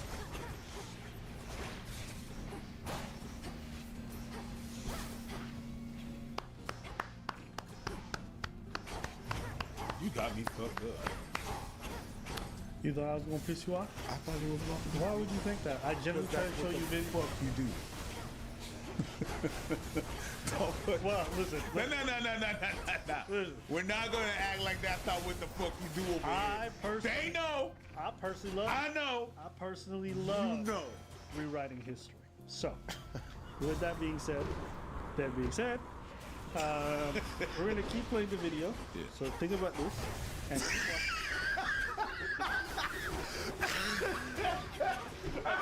okay. No. We're off to a good start. No. We're off to a good start. That's 100. I'm gonna give you 100. Let's see if we're gonna maintain that good start. That being said, Then I look at them and I say, do you understand what I said?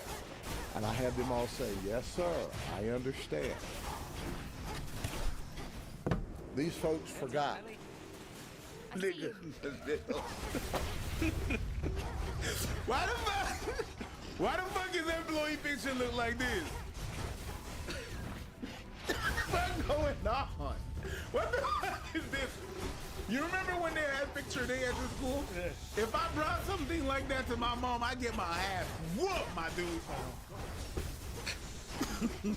I like how you pulled out their fucking school pictures like a parent too. This is my child here.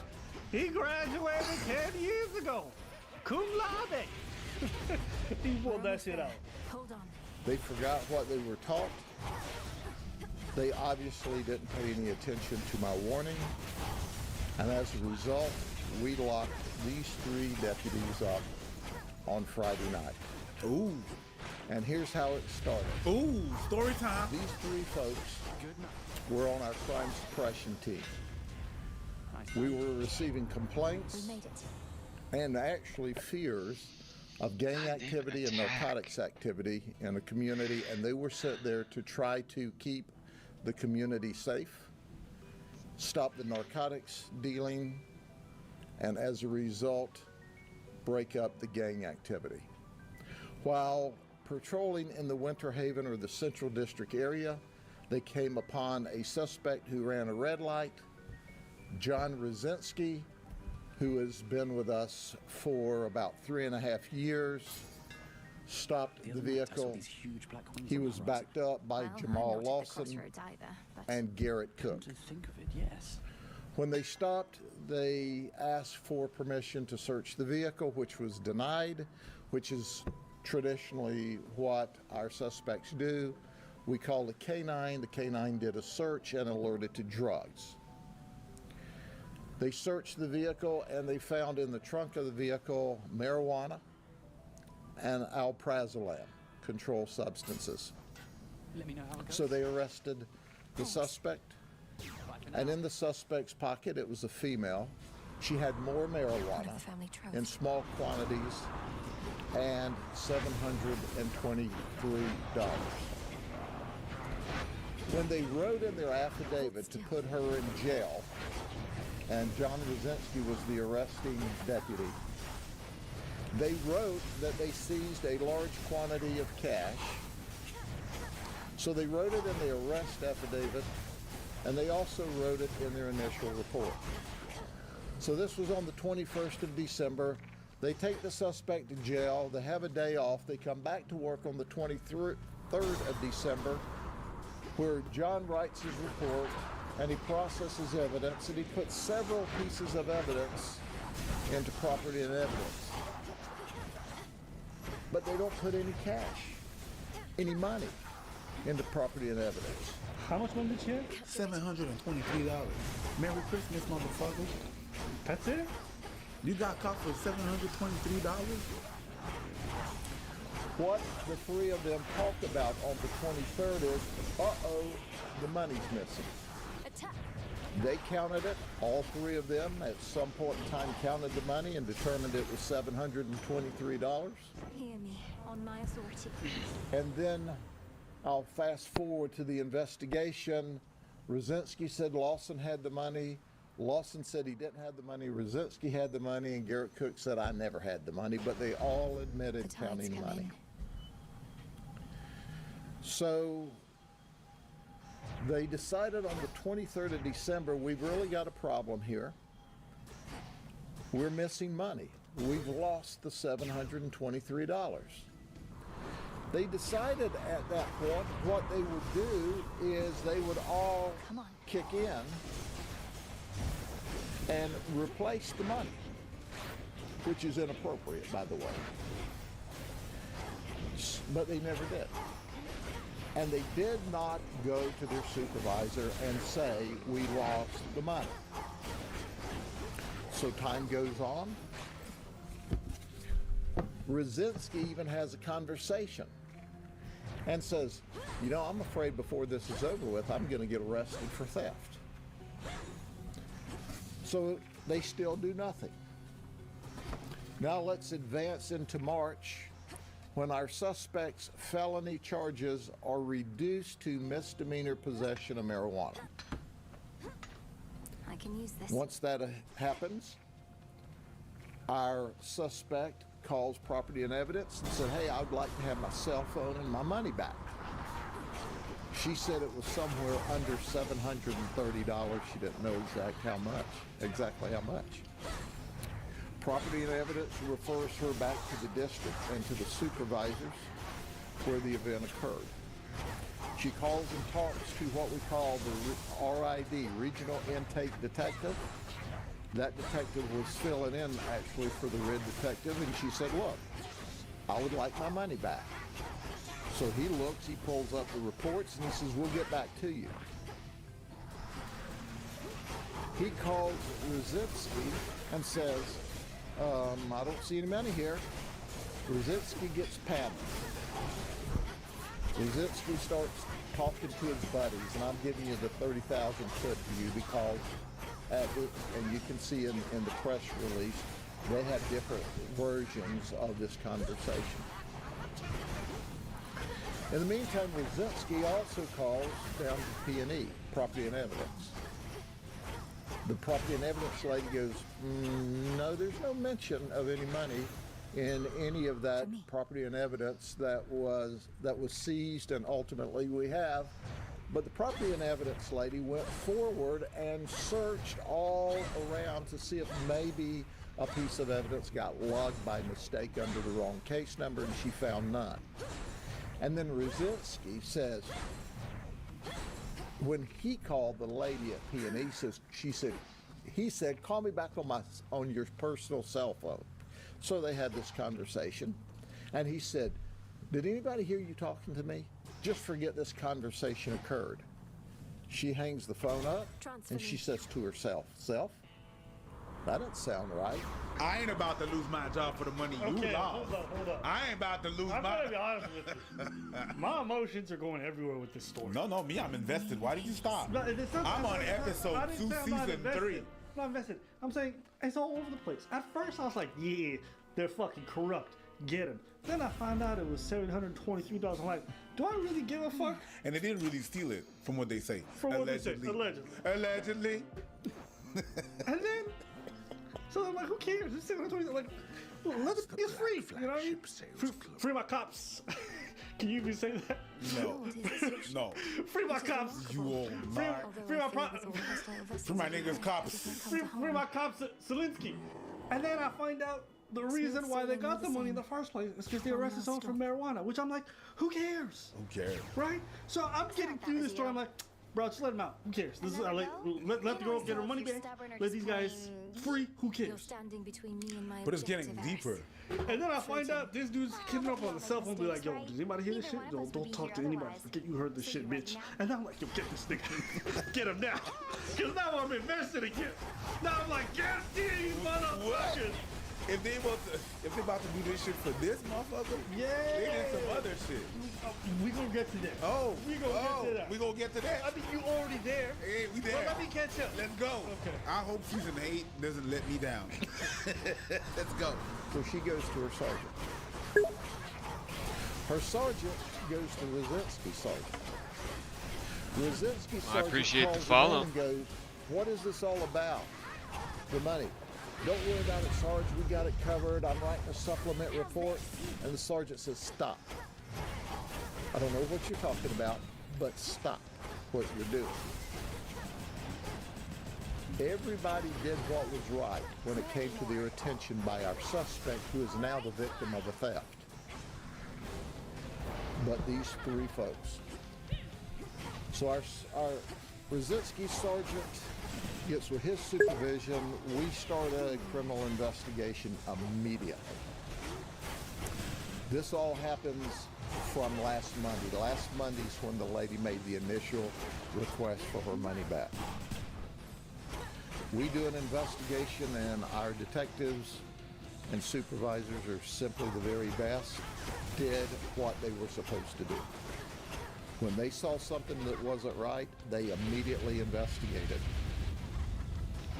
And within 5 days of this being first brought to our attention and us sorting through and talking to the supervisors and the P&E and completing an investigation, on Friday night, we locked all 3 of these deputies up.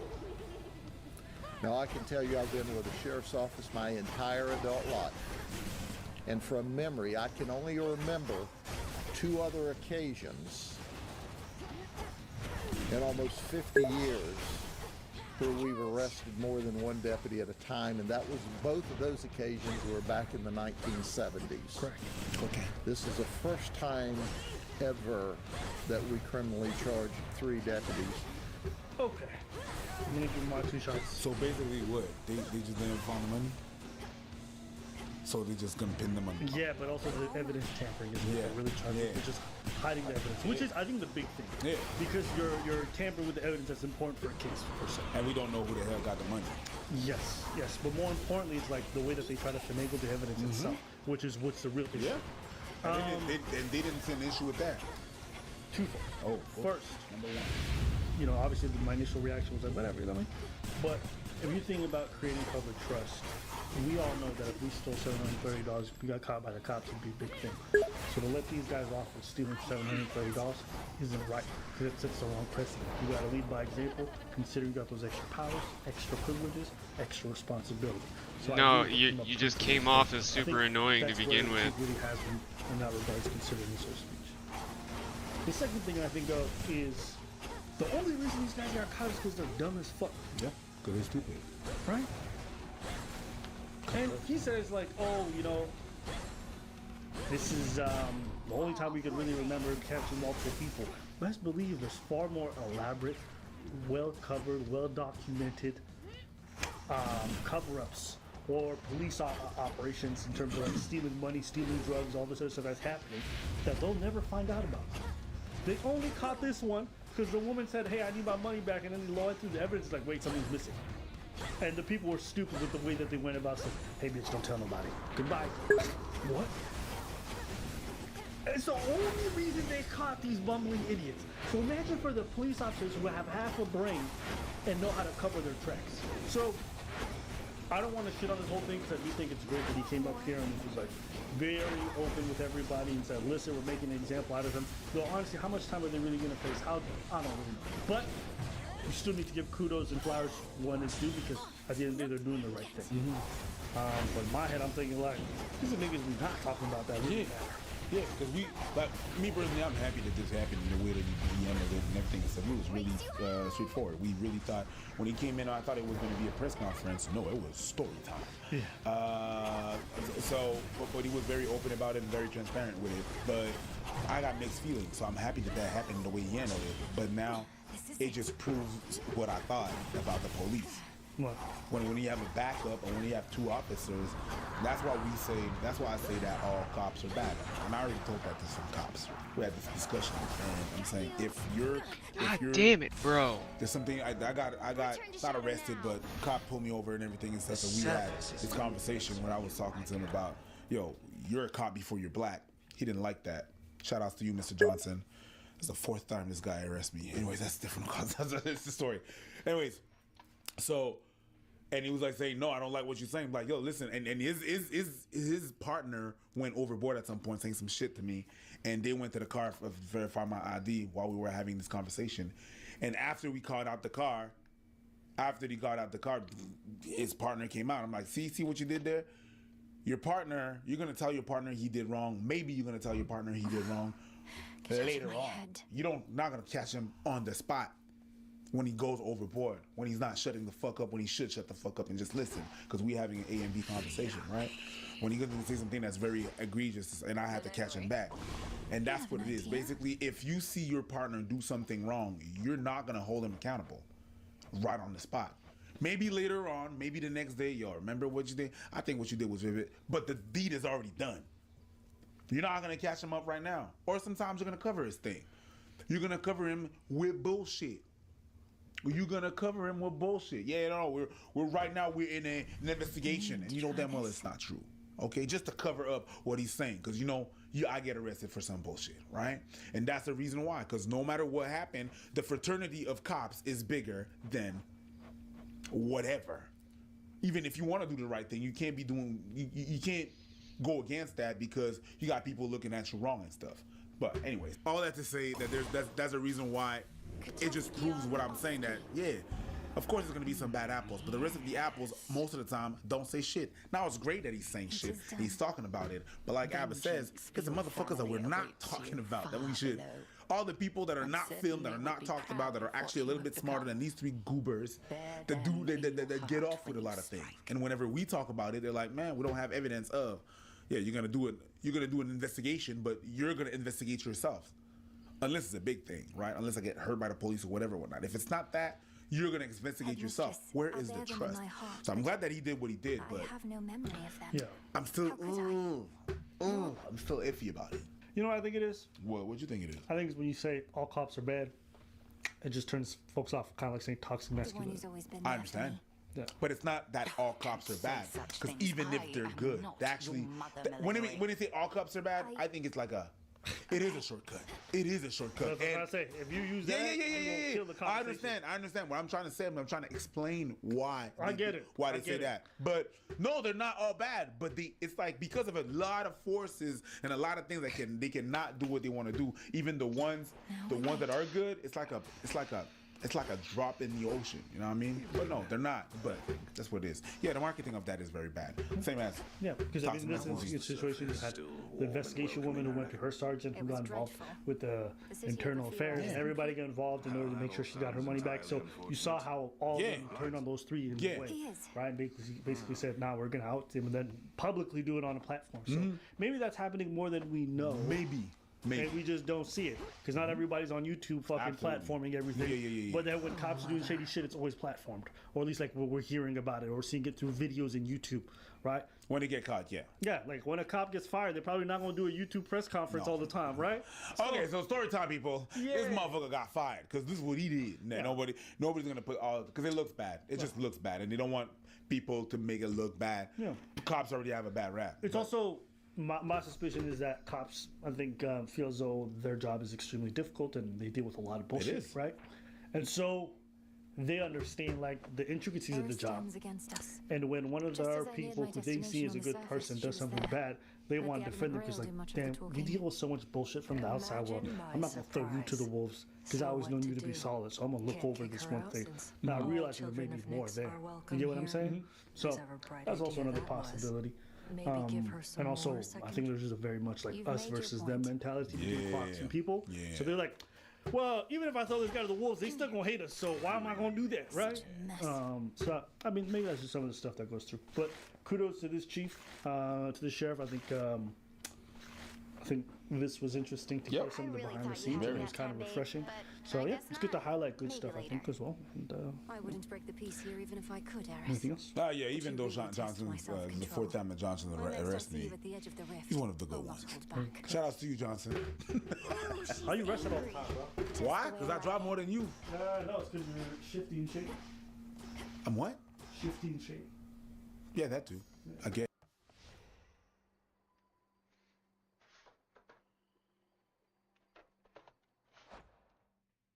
Have a quorum back together. Appreciate y'all accommodating this little break. Keep everybody comfortable, and we will try to forge ahead here in short order. My intention always is for these meetings to last 2 to 3 hours. I think you. Good morning, everyone. Thank you for being with us. How about you want to pull up the little speech he did? Yeah, sure. Yeah. Pull up the little speech he did. And I just want everyone taking a moment to appreciate, okay? We out here talking about the slap that was heard around the world. Meanwhile, Ukraine, they losing their homes to big-ass bombs and shelling. And they're like, really? Y'all niggas talking about a slap? I'm looking at Kalashnikovs and AK-47s, Russians, Olgas. I know, man. Igors. I got the clip. Let's talk about Will, though. Okay.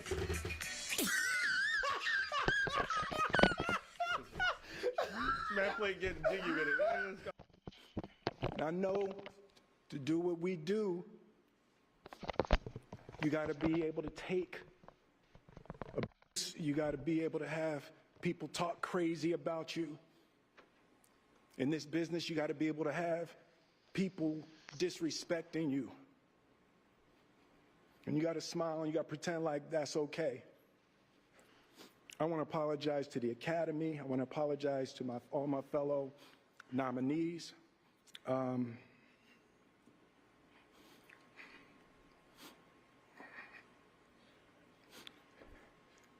This is a beautiful moment.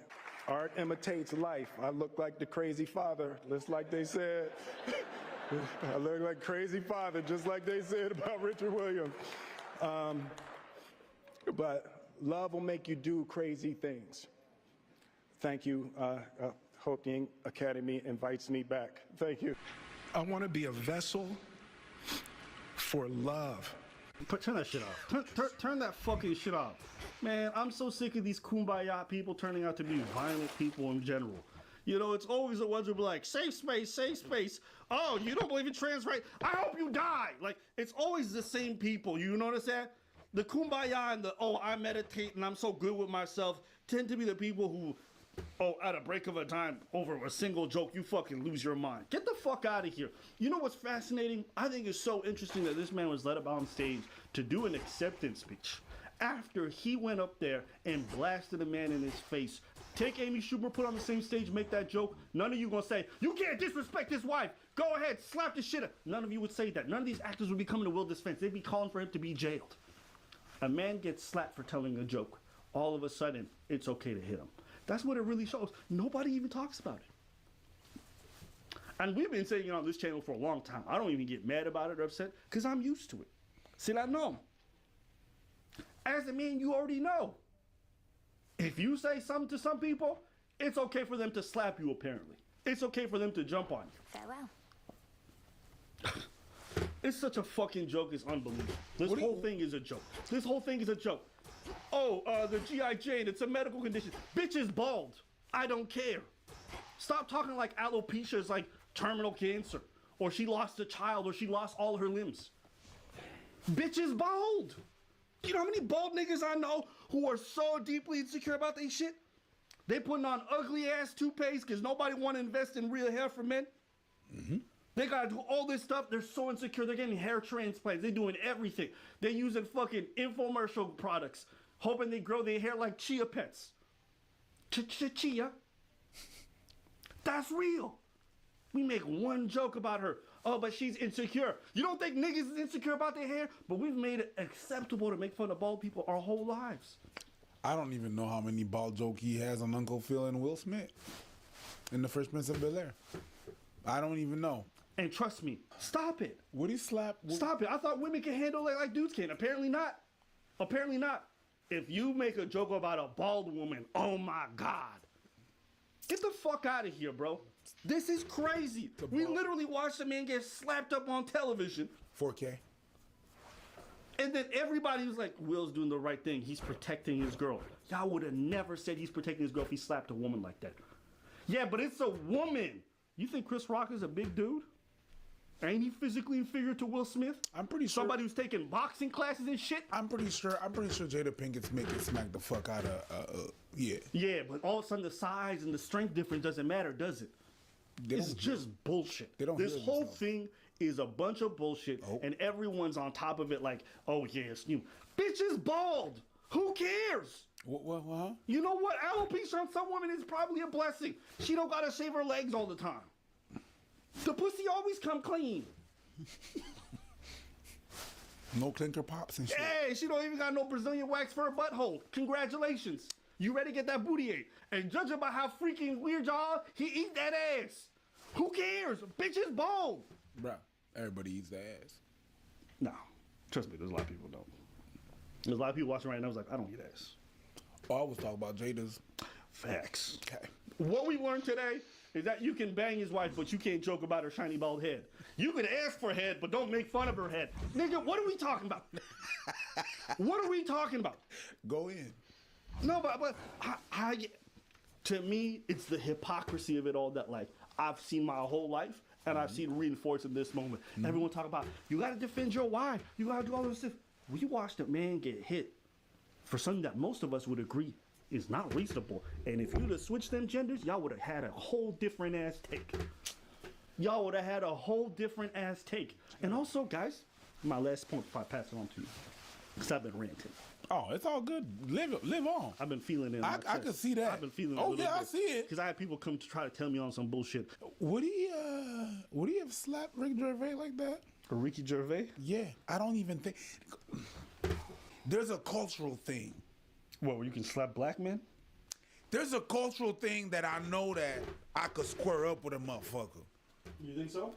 I think so, especially if the motherfucker challenges me. Oh yeah, you gonna deal with this shit? Step outside, nigga. It's kind of part of our culture. It's part of our culture. Oh yeah, that's how you feel? All right. And I've been seeing a lot of things solved like that. Or not. I think it would have been more acceptable if you'd have slapped a white man. Because white men they're not even really human to most folks. I think it's the opposite. You think it would have been more like negative feedback? No. I think what I mean the opposite is that it's not white men that are not human, right? Anyways, that's besides the point.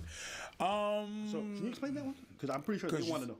Because you said white men are not human to some people. Yeah. Well, to a lot of people, to white people, it's the opposite. Okay. And the reason how we've been treated and stuff like that, whatnot, it is what it is. It's an award show. Yeah. They hire a comedian every year to roast the people in the crowd. You want to show up with your shiny ass bald head and then say, don't joke about it? Bruh, how many times you done a set and you seen a bald woman and you had to talk about it? You can't talk about alopecia. I'm gonna talk about everything. Everything. Nobody's on the pedestal. Nobody has privilege.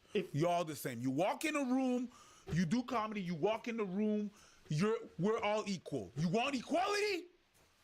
Everybody's equal. If you're, how would that person feel? I roast that motherfucker. I roast that motherfucker. I roast that motherfucker. I jump over the head of the person that's in a wheelchair. I joke about that. I'm singling this motherfucker out. The people in the wheelchair want you to joke about them too. I'm a joke about that motherfucker. Are we gonna act like bitches bald is worse than fucking wheelchair? Stop it. I'll joke about anything. If I catch you at my show and you a bald woman, I'll be like, hey, you here with your man? How long you been a lesbian? And I'm gonna ask questions. Oh, okay, alopecia?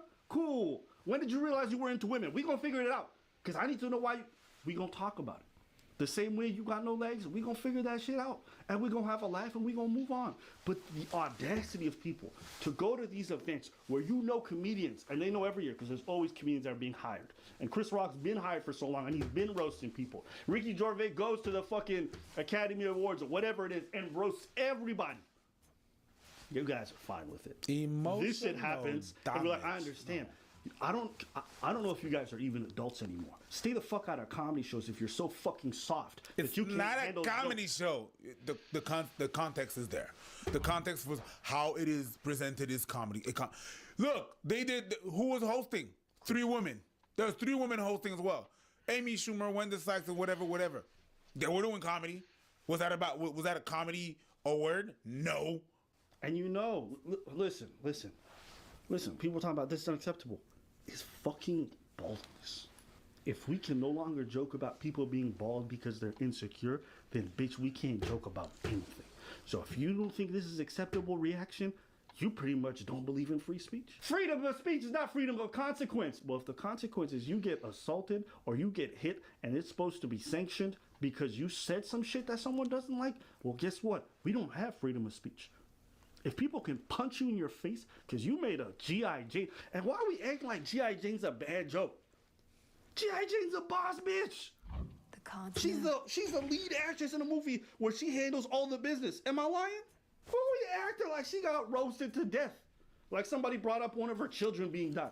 Like, stop it. Dude, you know what it is? It was not... Get the fuck out of here. The thing is, it was not even the G.I. Jane thing. It was the... You think it was the build-up? It's the build-up. I really think it's a build-up. It's not the G.I. Jane thing. It was not a G.I. Jane joke. In the past 2 years, they've been there, and people have been roasting them. In the past years, it's been that. It really has been that. And the thing that happened is that people that are rich, I believe, in the level of Will and then the level of Jada, they get disconnected. I said it. We said it before, right? They get this. So they don't. They just get the backlash, and sometimes they don't understand how it might sound or look to regular ass motherfuckers. So it's basically what Chris did. He put the last drop that made the pot overflow, but he's getting all the bad rap because of the spill that it caused on the floor. A healthy fear of darkness. But he's not the one that put all that water in there. He just put the last drop. He's not the one that caused all that water. You know who put all that water in there? Most of that water in there? Jada and Will. But the last drop was too much. I think that's what it is. Can I just reinforce your point? Go ahead. During the speech, what did he say?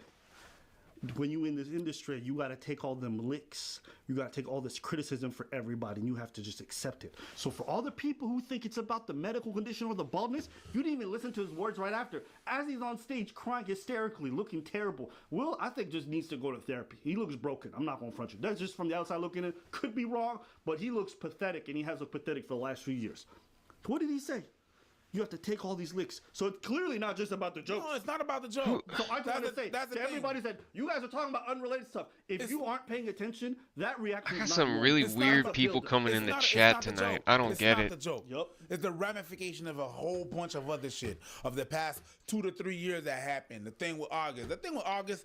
Every motherfucker was talking about that shit. And I don't even think they thought it would go to that extent.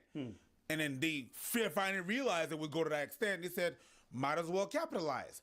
Didn't think that there would be more ramification. There is more ramification. And everything about Jada got brought back. The relationship with Tupac Shakur, Will Smith, August, all of them motherfuckers. All that happened. And people are bringing all that shit back like it was Justin Timberlake and Sexy. And they're just, yep. Take it to the bridge. That's what happened. And then you add the little drop. That's the straw that broke the camel back. But And if you think it's acceptable to hit people for this reason, you don't belong in civilized society. I'm just sorry. You don't. You don't. Your feelings got hurt. You can go slap somebody. Something's wrong with you, mental. So some of you need to do some maturing. And what we're not saying is this: you have the right to not find the joke funny. Yes. That's okay. Yes. The file. You can feel hurt about a joke. Yes. That's fine. Yes. That's okay. You can be pissed off about a goddamn joke all day, every day. Knowledge. No problem. That's fine. But you decide to walk up on a motherfucker and like catch him up, And people are celebrating this. I'm really questioning folks. People have really, they've really deteriorated over the last couple decades, and think it's just acceptable to punch people for a difference of opinion, to punch people because they said some jokes that hurt your feelings or whatever. It's like you guys have turned into the ultimate snowflakes. It's crazy. And you guys want to sit here and talk about anybody else or SJWs or these bitches? You're sensitive too. It's crazy to me. I can't believe that folks are really condoning this openly and think this shit is kosher. Yeah. And it's a good thing. Yeah. And it's a beautiful thing. That's how people say this is a beautiful thing. Yeah. We just saw a black man protecting a black woman. Yeah. Get the fuck out of here. Just challenge him into a fight if he accept and go on. That's really and motherfuckers think I'm like, playing with that shit and everything and stuff. That's really a solution. Get that shit out. No, bitch is bold. Bitch is bold. She just bold. Olympus calls. She's just bald. Listen, if we have to, like we said, if we have to stop making comedy because it hurts your feelings, she's bald. And that's the end of comedy right there. But she's just bald. We got it, nigga. No, nigga, she's just bald. She's still got her eyebrows. Yeah. That's nothing. That's nothing. Yes, but what you get disconnected that bad. There's a disconnect. Yo, this nigga's out here with real problems. Bitch is bald. There's a disconnect, bro. Gas prices. I would have fought a nigga over gas prices while I fought. Bitch is bald. You know how many bald niggas at home being like, I wish I had a will to protect me? Come on. What are we talking about? What are we talking about, really? Say it. Come on, say it. Bitches, She is, ain't she? Which is fine. Which is fine. But Amber Rose, powerful woman, wasn't she? Yeah, but she shaved her own hair. She's not. It's not the same thing. Yeah, it's but not I'm the just same saying. level. It's like saying, "Oh, Britney Spears bald too." That's no, we're not doing that. Hold up. We're not doing that. No, we're not doing that. Hold up. I get that she cut it. What I'm trying to say is that when she cut it, everyone saw it as an empowerment thing. They actually saw it as a positive thing. That she was bald. Even me, before I knew she had our picture, I thought, okay, Jada just doing her thing. When women go bald, we see it as an empowerment thing. Yeah. When men go bald, we say, oh, life hit you hard, nigga. Your life is over. Yeah. How does it feel to be 10 years older? You get what I'm saying? I'm just saying the perception of it is also different. Yeah. That it's way more positively viewed. Yeah. Am I crazy for either saying you that? got cancer, either you got. But at the end of the day, it's this. At the end of the day, it's this. All right. You can't be mad at a joke. Walking up to a motherfucker and hit him up beside the head. No. That's not the thing. I did see one for them that killed me. Someone was like, yo, Chris Rock won't feel that slap. Yeah, the August.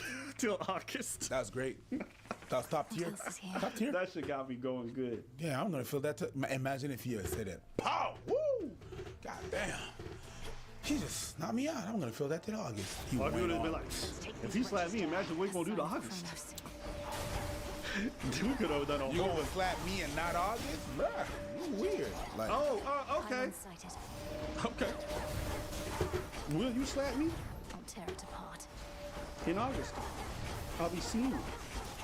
Isn't it August I'll see you? Is that a thing? The thing that August I'll see you?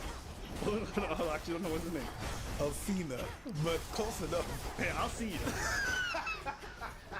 I thought I had it, nigga. I don't know his name. I fucked it up. No, not really. You know what I called? Not really. You know what I called the other Amber girl? Earlier I was on live. I'm like, yeah, Amber Host. And I was like, oh. I fucked up all their names, nigga. You see that one? All right, today's topic. All need to rest. Area secure. You're in top form. It's been a pleasure to have worked more closely with you, Sister Artemis. This is hardly worth the gift of impeccable. Doing the old traditions now, are we? Well, sure. Then I accept your offering, Sister Melenui. And I've an offering for you in Why didn't you apologize to Chris in your acceptance speech? Look at you, sister. I was fogged out by that point. Your brother once had us all convinced he was trying It's to all fight his way fuzzy. to Olympus. I've reached out to Now none of us can believe you're trying to do Chris, I've known Hermes about as long as and you, the and can the count message the that number of came favors back he's asked is of me on that one hand. he's not ready to Besides, talk, I could use the change of and when scenery. he is, Then by all means. he will What a time reach out. that you're on your way up to the mountain while I'm on my way down to the underworld. So I will say to For your you, journey. Chris, I apologize to you. My behavior was unacceptable, and I'm here whenever you're ready to talk. I want to apologize to Chris's mother. I saw an interview that Chris's mother did, and Let's do this again sometime. you know, that was one of the things about that moment. I just didn't realize, and you know, I wasn't thinking, but how many people got hurt in that moment. So I want to apologize to Chris's mother. I want to apologize to Chris's family, specifically Tony Rock. You know, we had a great relationship. You know, Tony Rock was my man. And this is probably irreparable. I spent the last 3 months replaying and understanding the nuances and the complexities of what happened. Someone said to me, Let's get the lay of the land. I don't get why Tony Rock's so mad. Like, if y'all was friends, y'all can make it work. Life don't work like that. Yeah. If you slap my brother on national television, embarrassing my whole family, you fucking dead. You think I'm gonna go up here and buddy up And I'm with not you? leaving here until the When traitors to you- the House of Hades like broken. It's not just my nigga got slapped. Fine then. He gets people coming after him and talking to him about it everywhere he goes. He got a relive getting pumped on national television everywhere he goes. And you, can we talk?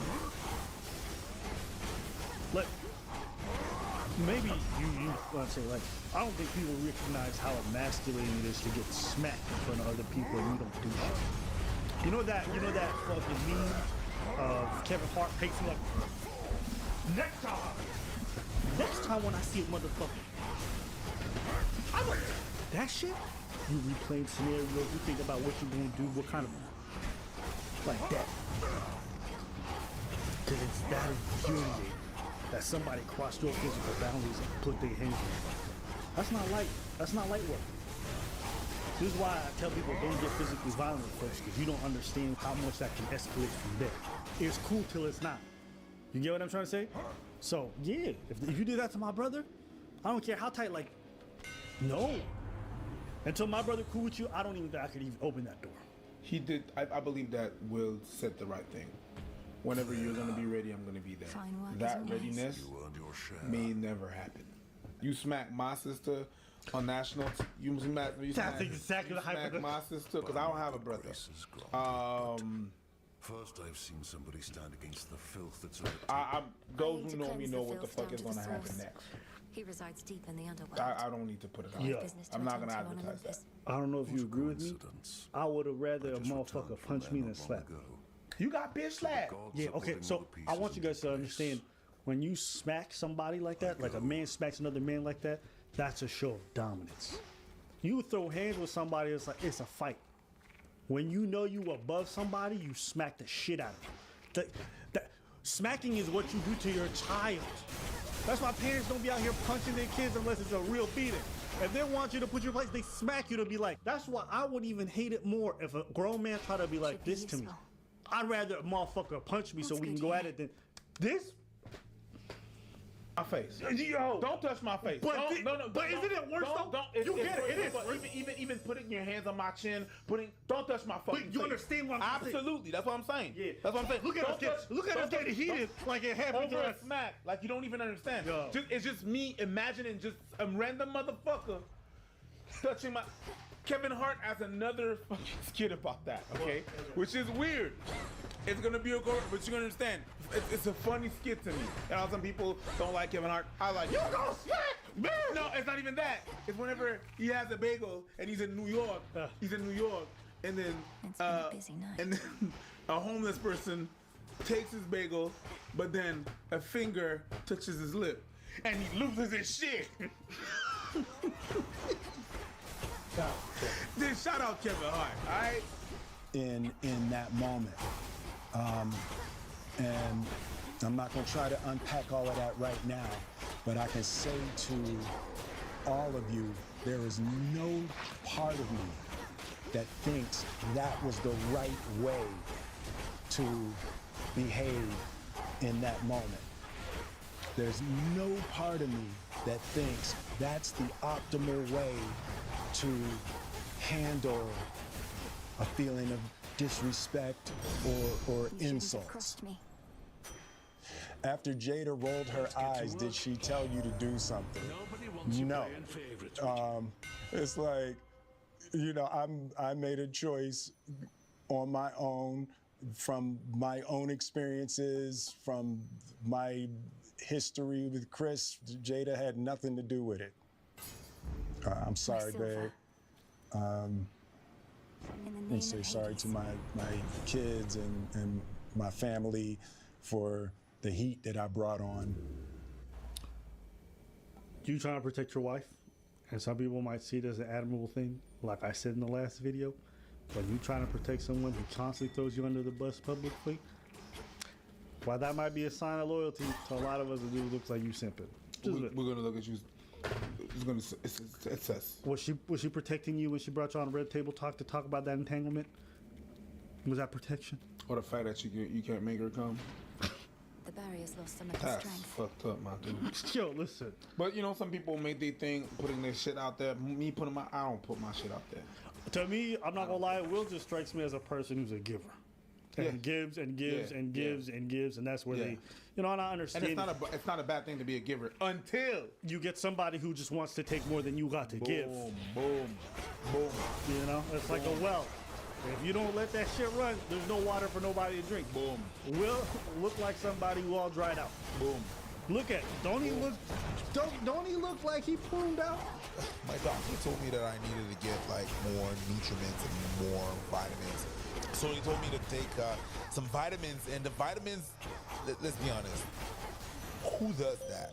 The pills are big, and it is what it is. I'm not doing that. And this is where AJ1 by Athletic Greens comes into play. Look at this. The choice is yours. Every day you can just put a little scoop of powder in 12 ounces of water, and you're good. Once every day. And it costs you less than a beer or coffee. So you can get starting today to get your vitamins up and going and be able to work out and be able to do everything that you need to do in your day. Athletic Greens is here to make it easy for you. With your first purchase, they will give you 1 year supply of immune supporting vitamins. Yeah, vitamin D plus 5 free travel packs if you go on athleticgreens.com/Abba and Preach. Drink some AJ1 to get the stuff that you need. Go about your day. All of us. To all my fellow nominees, you know, this is a community. It's like I won because you voted for me, and it really breaks my heart to have stolen and tarnished your moment. Yeah, you know, speaking of all the nominees, all the actors present, you know, fuck all y'all can go suck some dick. And I'll say this, for Hollywood to be so fucking virtue signaling about everything, the violence, blah, blah, blah. Y'all watched a grown man call somebody else on national television and sat in your seats and clapped for him vigorously when he got his award. Everyone tacitly endorsed violence against dudes just because they like the actor involved or because a woman was offended by a joke. That's what happened. So as far as all the other actors, I don't care if it's Denzel, I don't care who the fuck it is, they all sat in that room and gave him a standing ovation when he went to get up his award. They had time to reflect, see what happened, and everyone kept quiet. So anytime an actor wants to come out and say, guys, there's violence here, there's violence there, I'm always gonna think back at that moment and how quiet everybody fucking was in that room when violence happened right in front of them. That's all I'm gonna say. What would you say to the people who looked up to you before the slap, or people who expressed that you let them down? So there's two things. One, disappointing people is my central trauma. I hate when I let people down. What you said, the giving thing. Yep. Man. It hurts. And I don't want to play psychologist, but it's something that often happens when an individual feels left out by either a family member or whatnot. So they feel like they need to give in order to be worthy to be, like, you know what I mean? They need to fill that gap, like a bit of like, I need to give so that people don't leave me. I don't need to not disappoint in order for people not to leave me. Like, maybe that person left because I disappointed them. Sometimes it's something that's internalized like that. I don't want to play psychologist. I'm not one. I'm just telling you what I know about those situations that is very recurrent, and that situation is a bit similar. It hurts me psychologically and emotionally to know I didn't live up to people's image and impression of me. Now what? And the work I'm trying to do is I am deeply remorseful, and I'm trying to be remorseful without being ashamed of myself. No right? I'm human, and I made a mistake, and what do you mean by that? Trying to be remorseful without being ashamed. Let me ask you, is being ashamed a bad thing? That should have done it. Well, the feeling is bad, but it's not. I don't believe it's a bad chose the thing. wrong side. It's part of the cycle. It's a bad feeling that we have, so we link it to something being bad. So it's something being negative, you know what I mean? But it's a negative feeling, right? But in my perspective, when you're ashamed, like there's a bit of shame in remorse. Not all the time, but when in those kind of situations when you are sorry about something that you did, there's shame in there. I think being ashamed. Yeah, being ashamed is part of remorse, because you have to go through that in order to be like, I'm remorseful because there's that feeling that I feel that I don't want to feel, that I know it's bad. So that shame that you have is the thing that's like, shit, I know, is the feeling that makes you know that the thing that you did was bad. Like, I didn't want to do that because I don't want to be the repercussion. So the shame is very linked to me. It's linked to remorse. It is. And it's actually essential for you to be able to redeem yourself. So you have to go through that step of remorse, of shame, to go through that process of remorse and be able to redeem yourself. But shame can be defined as the feeling of embarrassment, humiliation that arises in relation to the perception of having done something dishonorable, immoral, or improper. By such a definition, 100% you should feel shame. And this is not to bash on you. I'm just trying to explain that, like, shame is not inherently a terrible thing. If you do something that is shameful, it's okay to sit in there and be like, I'm ashamed of what I've done. And then go from there to not have to relive that shame. I'm not saying you gotta flagellate and do all this stuff, but I think shame is not necessarily a bad thing. And that's the thing, that whenever, you know, someone that does a crime, and they what they say is that they show no remorse. When someone doesn't show any remorse, he's not ashamed of what he did. He did what he did, and I did what I did. That's it. I'm not ashamed. Yeah. When someone's going to be like, hey, lock me up, I'll do it again. You have no shame. He's not shame. He's not remorseful. Yeah. He's not able to redeem himself because he doesn't go through that process of being ashamed and having remorse. He doesn't. I'm trying not to think of myself as a piece of shit. So I would say to those people, I know it was confusing. I know it was shocking. But I promise you, I am deeply devoted and committed to putting light and love and joy into the world. And, you know, if you hang on, I promise we'll be able to be friends again. Enough of this place.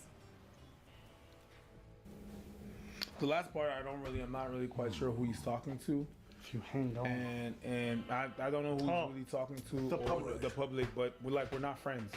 Will, you're not that accessible, all right? At the end of the day, this is for Chris to forgive him, not me. You know, my image of Will's been dead for a while, you know. I don't know. This is weird to look, you know. There's not many people you look up to, but when you grow up in an age with not too many media figures, and you got just, you know, like, you know, when I was living in Ethiopia, we had like Arab Satellite, and there was like 2 TV shows that I used to watch: the Jamie Foxx show and The Fresh Prince of Bel-Air. And for me, just seeing like black folks on TV, not necessarily acting a fool, but being eloquent and being diverse and being interesting, like, Will was a big deal at the time. And that's why so many people kind of revere him in a lot of ways and revere The Fresh Prince. It was a great television show. And so I'm over my disappointment. And Will doesn't owe me anything. Go live your life. But as far as his behavior, I don't know. I can appreciate the fact that Will didn't fucking do an apology where it's like, I'm sorry that, but it's because, and trying to explain why, like, he didn't try to explain why he did it. He just acknowledged that he did something bad. All the apologies of all the stars are all the fucking same. I'm sorry I did that, but it's because, no. Sisters, are you? I appreciate the fact that you just did that. You just said you were sorry. You fucked up. Like I've said before, Chris to forgive you. I wanted to say thanks. And we'll see. Maybe he's never gonna forgive you. That's for him to know. And you're grateful that I vanquished. It's not so much the fact that he didn't do anything. He can't do anything. He can't reply back. He can't hit someone back on national TV. Now, I still appreciate Will. I can understand that a human being can fuck up. That was a pretty bad fuck up, my dude. And we'll see for the rest. We'll really see for the rest. But as of right now, you see you're doing all the steps. But, ooh, that one is a heavy one. Slapping a heavy, like slapping a co-worker like that, a brother, someone that you're cool with like that. I've dropped friends for less than that. For less than that. Oh, they deserved it. And the minute you get physical, it's a whole wrap. But then again, you know, feelings and stuff like that. Whatever. I just have a hard time comprehending, like, no, I don't understand. You're a giver. You want to ride for your people, ride for your family. Failure is not an option. Divorce is not an option, so you find a few people riding over it regardless. It's fucked up that the people that are closest to you are willing for them to disrespect you the most. But when those people that disrespect you get disrespected once, you lose it. So if you give a slap to Chris, what should Jada get? That's not for me to decide, but I mean, the way he was disrespecting her, the way she was disrespecting him a lot, all those times. All those times he's been thrown under the bus by Jada. But then one person's gonna touch Jada or talk about Jada's head, and then he's gonna lose it. You know how weird that is? That's weird, B. Anyways, that's not for me to decide. That's for you. That's your demons, your closet, your things, man. Whatever. Bro, you know I wrote a joke where I said, Attacks, mother. There is an old adage which goes, one would be wise. Okay, today's topic. Apparently there's some clips that have resurfaced of Will and Jada that everyone's been circulating. I happened to see it, thought it was interesting, so I'll play it for y'all, and you guys let me know what y'all think. You know Steph Carell is coming to the table. She's going to be at the red table. Would you say she has been instrumental in you and I redefining our relationship? Please, Frenos. I would say don't just start filming me without asking me if you could film me. Astaire, come help us again, please. I'm still dealing with foolishness. No, because she don't just... Would you say that she helped us heal the hurts that we caused between one another? My social media presence is my bread and butter, okay?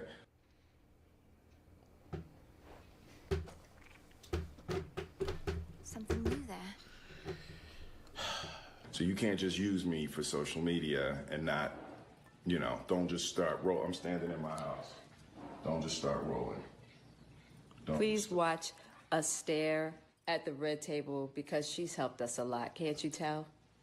Now, something interesting about watching somebody so deeply uncomfortable. It almost looked like he was acting in a movie. If this is all like a psyop or like some kind of whole acting gig, it's really well done. It's well done. Because he looks like he's in a crazy scene. Looks like 7 Pounds or The Pursuit of Happiness where he's about to break down crime. Yeah. But real life. Yeah. Very strange to watch. It looked like one of his acting jobs. If that's acting, give him all the Oscars. Yeah, give him bring him back. I know he's banned, but bring him back. You don't have to bring him to the show, but you can still mail it to him. Hey, bring him back. Give him all the Oscars, all the supporting role, main actor, give him all the trophies. Give him the Oscar. If that's acting, well done, sir. And it's funny, it's fascinating to watch her and be like, say it. He's just like, don't film me. I'm in my home. Say it. It's a really weird dynamic. Super weird. I'd say toxic, but it really does speak to, one thing you don't want to do too much of is judge couples or relationships based off of snippets that you see here and there. That being said, these niggas show a lot of snippets. And after a while, you got enough snippets to put together a whole movie. And then it's not a snippet anymore. It's just a 2-hour reel. It's a lot of snippets. That's a lot of footage. That's a lot of snippets. I mean, if you're auditioning, they only need 3 minutes to give you the part. 2 hours, bitch, we know where your career's going. That's a lot of snippets. That's a lot of snippets. I mean, you got her saying, I didn't even want to be married or all this other stuff. You know what is... And having her daughter write a letter to Tupac, like, I don't know how much of it's real, but like, even watching the Red Table Talk and the whole like entanglement thing, like, you start to watch and you realize like, ooh, Jada a bit of a weirdo. Yeah, you know what snippets are? It's like crumbs. But sometimes you have enough crumbs to build the whole ass cookie. You don't have crumbs no more, you have a cookie. And yeah, the Red Table Talk, the snippets as you call, it's a whole cookie. You can just tell. It's a whole cookie. Jada is in this man's psyche in a way that is very uneasy. When this man's out here writing about how he feels like a coward and how he's like, he wanted a family since he was 5 and he'd rather die than be divorced. It's like, that looks like somebody who'd rather die than being divorced. This man's dying. And we're all witnessing him dying. And he's not divorcing. Yes. Till death do his part, he's serious about that shit. Oh, yeah. Way more serious than a lot of us. Because that couldn't be me. If I tell you to stop filming and you keep filming, I'm slapping that shit out of your hand. I don't like being on camera like that. Confusing, right? Because you guys are watching me. But I only do it through this lens. People try to invite me to do a bunch of other stuff. I say no. Because I have control of this lens. I don't like when people be out here just filming me like that.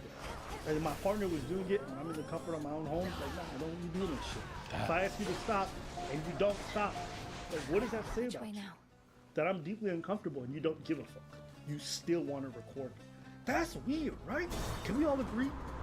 You're deeply uncomfortable with what your partner's doing to you. You say stop, they're like, no. Nah. I got more questions. Answer. A little uneasy, isn't it? That's fucked up. Yeah, man. That's Will looks broken.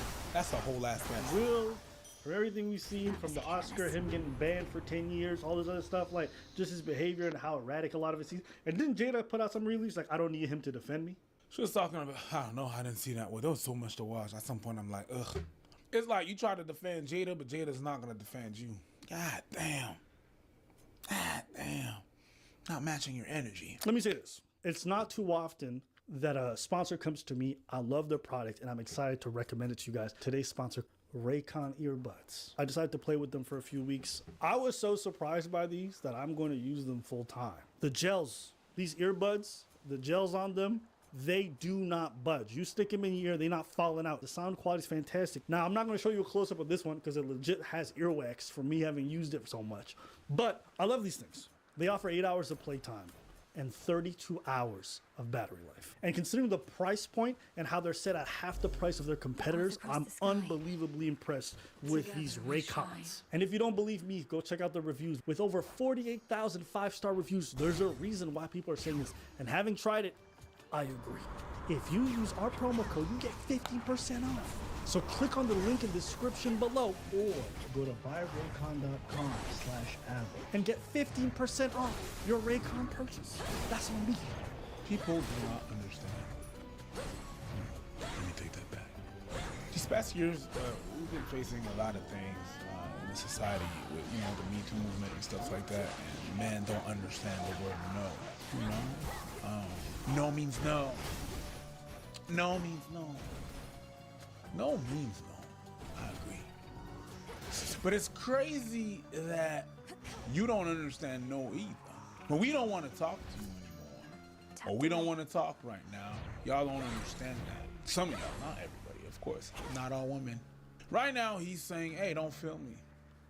He's clearly uncomfortable with that. When you don't hear a clear no, it's not a yes. That's what that is right there. You should ask me before you film me. Oh my God, I'm dealing with your foolishness. Dismissed. Right away. Who cares? Ask the question like nothing happened. Hey, can you come help us? I'm dealing with some foolishness. Being, whatever the hell. The belittling is real. But back to my main thing. Y'all ladies need to learn what no means as well. When we don't want to talk, when we don't want to talk right now, when we don't want to do certain things, you need to understand that. But y'all keep on going. Because what you feeling is more important than what they feeling. When we talk about it's a society thing, that's what it is. Not just men, y'all too. Y'all got some work to do. A lot of y'all got some work to do. The entitlement is there and it's real. And if we can see that video, it's because she posted it. All the videos that in my phone that are not out there, it's because I didn't post them. She posted it. The whole entire thing. I don't know if it's lack of self-awareness, a total disregard. I don't know what it is. You feel like it's gender? No, men do that too. But it's not highlighted that women do that as well. Do what? Not understanding, no. I don't think it's gendered. I don't think it's just women. But it's not highlighted that woman, there's not an accountability on a woman. In the past, we've been put it on men, and it's good that we do that because there is an accountability that has to be done. But you have to understand, self-reflect on what y'all doing. No, I don't know if it's gendered. I've seen some men do that, disregard some certain things and stuff like that. I've seen that. If it's gendered, that's not what I'm trying to say. I'm trying to say, girls, women, look at your behavior as well. There's some work to be done there too. Look within. Because in the past year, it was easy to point at men and be like, yo, y'all do this, y'all do that. Concur. Y'all need to self-reflect and see what y'all doing with the behavior that you're doing. It doesn't remove that men are doing this and that and whatever and the third. We've been through that already. We know. And we can highlight that they're still doing that. That's fine. But you have to self-reflect on what you're doing as well. But yeah, overall, I just think we just watched the undoing of somebody. People have been surfacing old clips of him making ball jokes about people. Oh, yeah, no. When you do some shit like that, they're gonna rummage. Yo. They're gonna go They went through your trash. They said, oh, bitch, what are these used condoms? You and your wife are trying to go for a child. Who you been fucking? They're gonna rummage through the dirt, they nooks and crannies. They found a clip of him saying, you know, violence is never the answer. I want to answer everything with love and compassion and understanding. And then they put the slap there.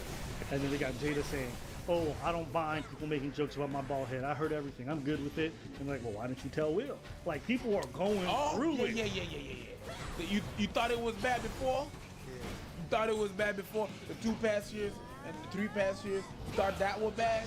Bro. It's about to really be bad. I'm not even going further. If I see Will in the street with his wife, I'll be like, Baldy. I'm gonna just take a little shot. I'm gonna give him a big old hug. You gonna give him a hug? Bro, you need to talk? You need to talk? No, because I want to solve everything. Good luck getting people in security to get a hug in you. I can get a Baldy. You can't get a hug in you. True. I can get a Baldy for sure. True. You're bald, bitch! I can definitely see that from a distance. Yeah. True. Yeah. Good luck getting a hug. I can't. You're gonna get slapped by somebody else. I might get slapped by somebody else. You know they run with security. But you know what happens? What? Money!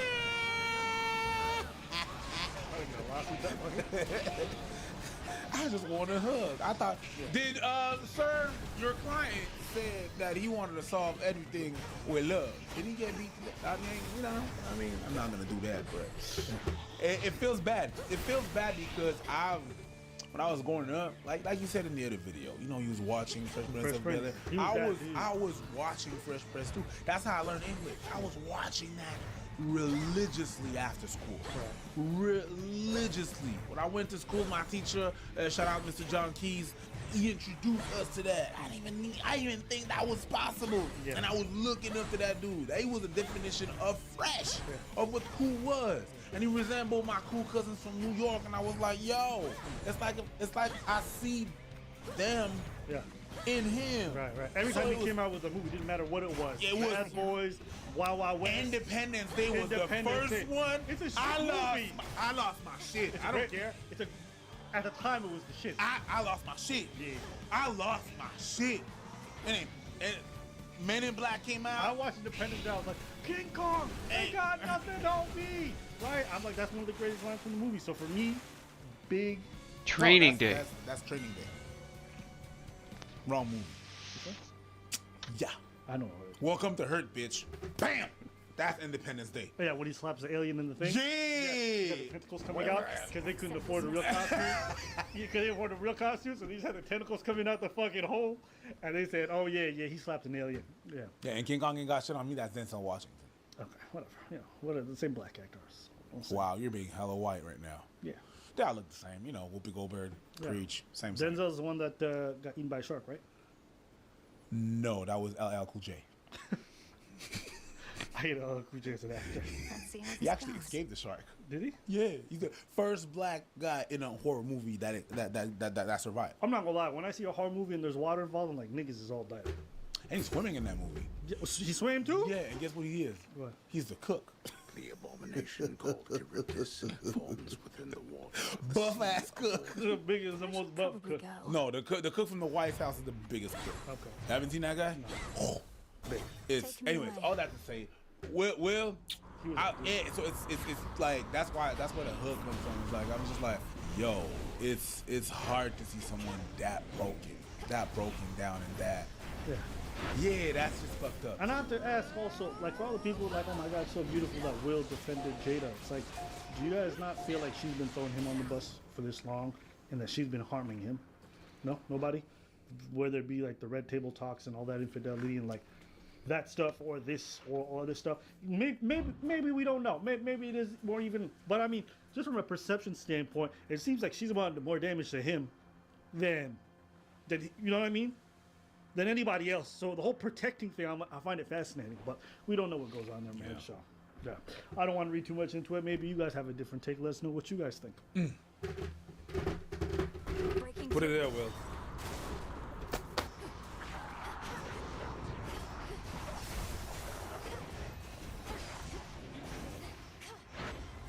So here's why he should be your boyfriend in a month. And now I don't mean that you guys are still in the talking stage and you're in the talking stage for a month and all of a sudden he's going to be your boyfriend. But to that point, you should also not be in a talking stage for longer than a week, 2 at most. Pause that shit? Yeah. Okay, that shit. Here's why she should with you within 3 days or dump that bitch. Okay, same thing. Same. Don't put a threshold on nothing. We're not allowed to do it. Don't do it. All right? Fuck all this shit. It's the same energy. This is why if she doesn't shut the fuck up with your shit, okay?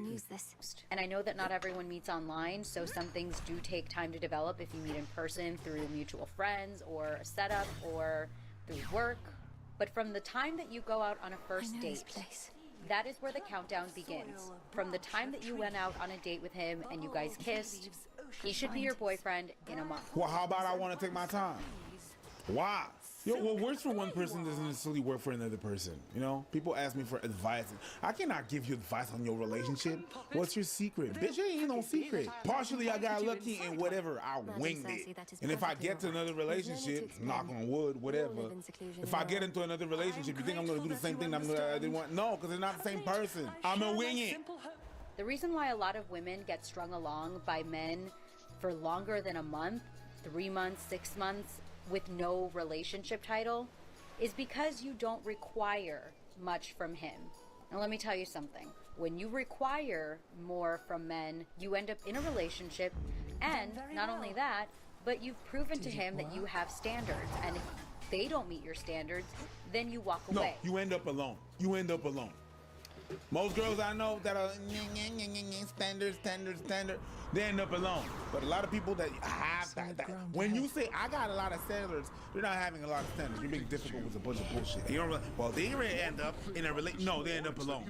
They end up lonely. I'm not gonna lie. Any girl gives me an ultimatum or a timeline or a countdown, I'm walking away. After 1 month. How many dates have you been on? What kind of relationship dynamic do you guys have? Are you seeing each other every day? Every other day? Once a week? How often are you talking? 1 month between certain couples can feel like a year. For other people, it could feel like 1 week. Because they always, it varies from person to person. So that's why if you're watching this at home, when you're listening to these rules, maybe there's some truth behind some of the ideas behind it. In that, like, yeah, you probably shouldn't be sleeping with somebody for 6 months wanting a relationship and they're not giving you any of that reciprocity. That seems like a long timeline, but maybe that makes sense for you because there's something to be said about what do you do? There's something to be said about living in a gray area where you want something and the other person's not there. Okay? But you also have to understand it's a give and take. You can't be so rigid about what you want without understanding where the other person's coming from. Because if you want that individual, you have to take their wants and their desires into consideration and be flexible. You get what I'm saying? Like, no, it's all about what I want. This is my standard. You don't meet my standard, then you out. Whoa, chill. You do know that there's 2 motherfuckers in a relationship, right? Well, in a normal relationship. What you talk about? Some people can be in relationships with themselves. Sure, I married Lou. Have a sensible conversation. I think it's fine to broach the topic. Like, hey, where do you think this is going? Are we going to be moving this along, or is this going to be something you want to just kind of stay casual with? What do you feel? Have a conversation. Don't set an ironclad rule. And then motherfuckers gonna be bitter. I had my 1 month threshold, and then he went with that other bitch, and then they did three weeks, and it was fine because it was a different motherfucker. Okay. Some people. She required that from him, or maybe he just enjoyed the vibe with her a lot more than he did with you. It happens. See, men actually get into relationships with women who require more of them than women who just are doormats that will accept mixed signals, accept busted behavior, accept them being strung along with no title. And I know those women are going to say, well, I'm just patient. I'm just giving him grace. I'm going to give him the benefit of the doubt. I don't want to rush things. What you're actually doing is relaying to him that you're perfectly okay with giving him sex and doing things for him without requiring him to be your boyfriend. You know what kills me about this is you can be dating somebody, right? And maybe y'all don't rush into a relationship, but y'all taking your time with it. And she says, well, if you're doing that, maybe you're giving him sex and you're giving him things. It's like, don't you think it's reciprocal? How about this? Well, do women not enjoy sex anymore? Is that not a thing? Is that, no? Are we not giving you sex? No? Okay. Are we not also doing other things? We're not going on dates. We're not enjoying our time together. Getting to know each other. Starting to actually care and build a bond with the other person. Is that not happening? No? We just fucking? Is that always what it is? Niggas is out here always fucking, they're not getting closer to you at all? Because there's no title, there's no bond being created? Bro, it took me nothing but 15 seconds to snap. But I'm just dying because I'm like, do they think we just walk through life like this? Like, we just out here, were we taking folks out on dates and putting in time and putting in effort? Like, it's one thing if y'all just doing the friends with benefits. Come to my place, we banging, come to your place, we banging. That's different. Y'all going out and doing stuff and spending time to get to know each other and all this other stuff and maybe you meet their friends or whatever. Like, clearly, there's something else that's building there, even if it hasn't gone to the point of being a relationship. Thank God, Jesus H. Christ. The truth is you shouldn't even be sleeping with him if he's not your boyfriend, or it's not even going there at all. Suck my dick, Garrus. Hey, you know what? I'm gonna be generous today. I'm gonna be generous. I'm gonna say this. Maybe that's true for you. Maybe you're somebody who, outside of a relationship, any kind of intimacy in that regards, makes you feel cheated and less than. That's on you to fix. It's not something wrong with everybody else. It's not something wrong with other women. That's something that you're not capable of. And that's okay. But this whole thing of like withholding sex into a relationship. Well, then what if dudes were withholding relationships until they get sex? Does that seem fair? Does that seem acceptable? She ran into some difficulties here. And then you're never gonna meet. Because your shit never parallel. It's actually, your shit is parallel, but it's never gonna meet. When you require, you inspire. I just noticed the caption. When you require, you inspire. Inspire. Listen. Good way to weed out guys that aren't serious is by having these requirements. So they meet your standards, they call you every day, they're consistent, and when they drop the ball, you fire them. It takes a lot nowadays for women to fire guys when a long time ago, if a guy just stopped calling, you were out and she's moved on. Nowadays, women are waiting on a guy and that's just so wrong and that's not how it's supposed to be. With your standards, you're firing everybody. You knew I could do it, didn't At you, some point, if Venus? you fire everybody, you're not gonna have someone in your company. See what I did there? Company. Fired.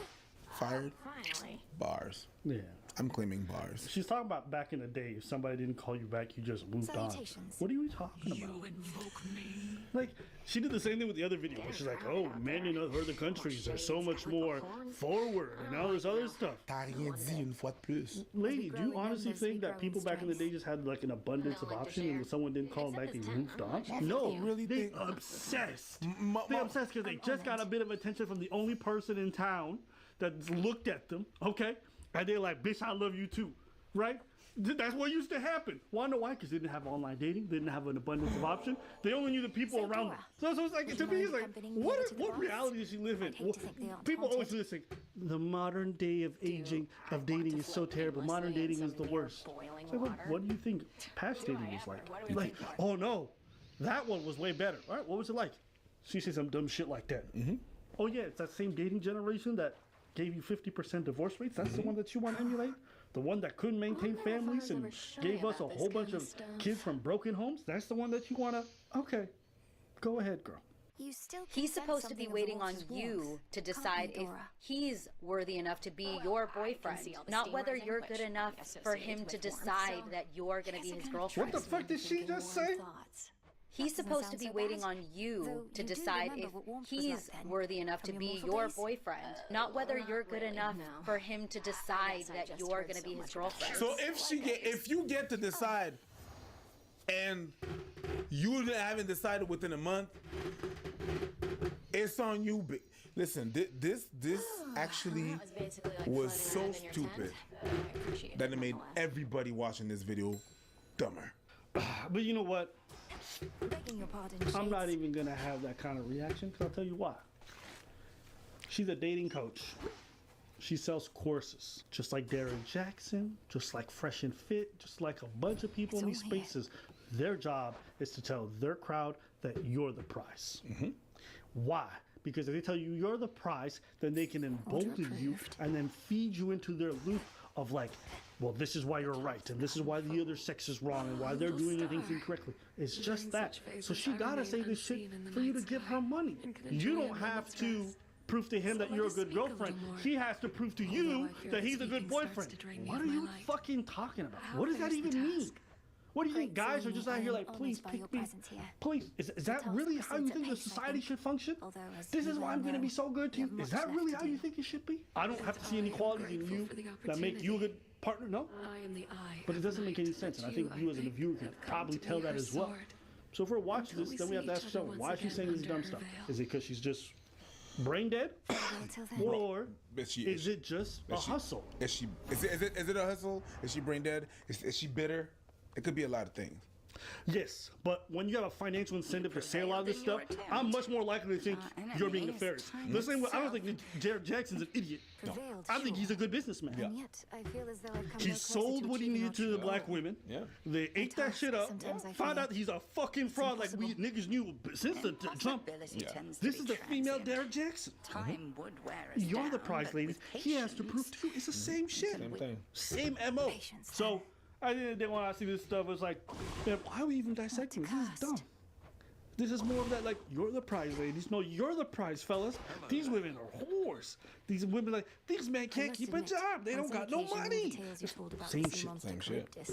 Remember I told you guys, like, you flip a coin, you start to realize that a lot of this, like, red pill feminist stuff is just two sides of the same coin? No, they're not down the same side. They're on the same side thinking. They're thinking the same way. They're not the opposite. They're on the same side.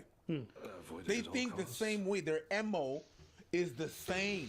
They just got different views. Someone that is an extreme on the right and wants to kill people, and someone on the left that's on the extreme left and wants to kill people. They the same people. They really are the same people. They just have different subjects in which they want to kill. But the MO is the same. They're so extreme they want to do the same thing with that. They're not different. The extreme mid guy or the extreme whatever that hates women and tell you this and that and whatever, and the extreme on the other side, they're the same people. Yeah, and don't worry, in the comments there's going to be a bunch of people who are like, no, the red pill is not like that, and then there's a bunch of women who are like, no, this is. And you guys are the same people too. But I digress. That's what I thought when I watched this video. I cringed super hard, and so let us know what you guys think in the comments below.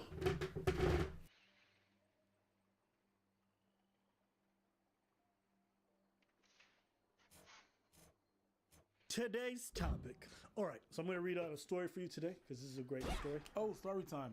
My ex got his act together after we divorced. My husband and I were together for 10 years, married for 6, no kids. We eventually grew apart, and that is to say, I grew up and he didn't. He wanted to live the life of a teenager well into his 30s. The last 2-3 years together, we were horrible. After his dad passed away, he gained all this weight, lost his job.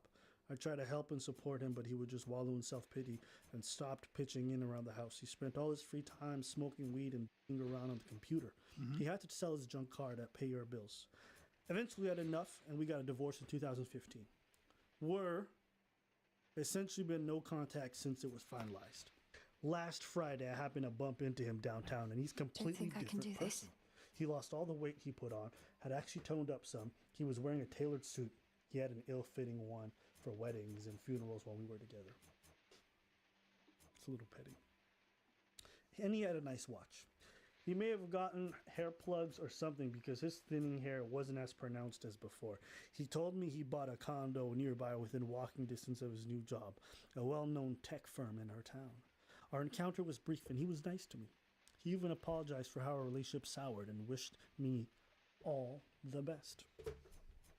It's been 4 days since I saw him, and honestly, I just get angrier the more I think about it. I gave the 10 best years of my life to this man and got nothing from it. We never had kids. He never had much money. When we divorced, I started from square one. Now he's Mr. Successful while I'm struggling. My job is very stressful and I'm making less than I was 5 years ago. I live alone and money is tight. I've been having some intestinal digestive issues and doctors don't seem to know what's wrong with me. I guess I just want to know why he couldn't have been better to me and why I was never worth the effort. That's it. Oh, that was not love. That was a transaction. I can't really put the finger on it, but you are mad because he's in a better place. Man, that is not love. Well, she's wondering why he couldn't have been in a better place when they were together. Because these things take time. You left. You decided to end the relationship. That's what you said. Well, they were married for 10 years. I'm not saying no. 10 years still. 10 years is a long time. 10 years is a long time for someone to be f***ing up. Yeah, it is. Do you think somebody's going to stay with somebody who's f***ing up for 10 years, expecting them to turn it around? 10 years? I'm not expecting that, but I mean, you got married. In the vow, it says for better or for worse. That is the worst. It's not me that took the vow. You did.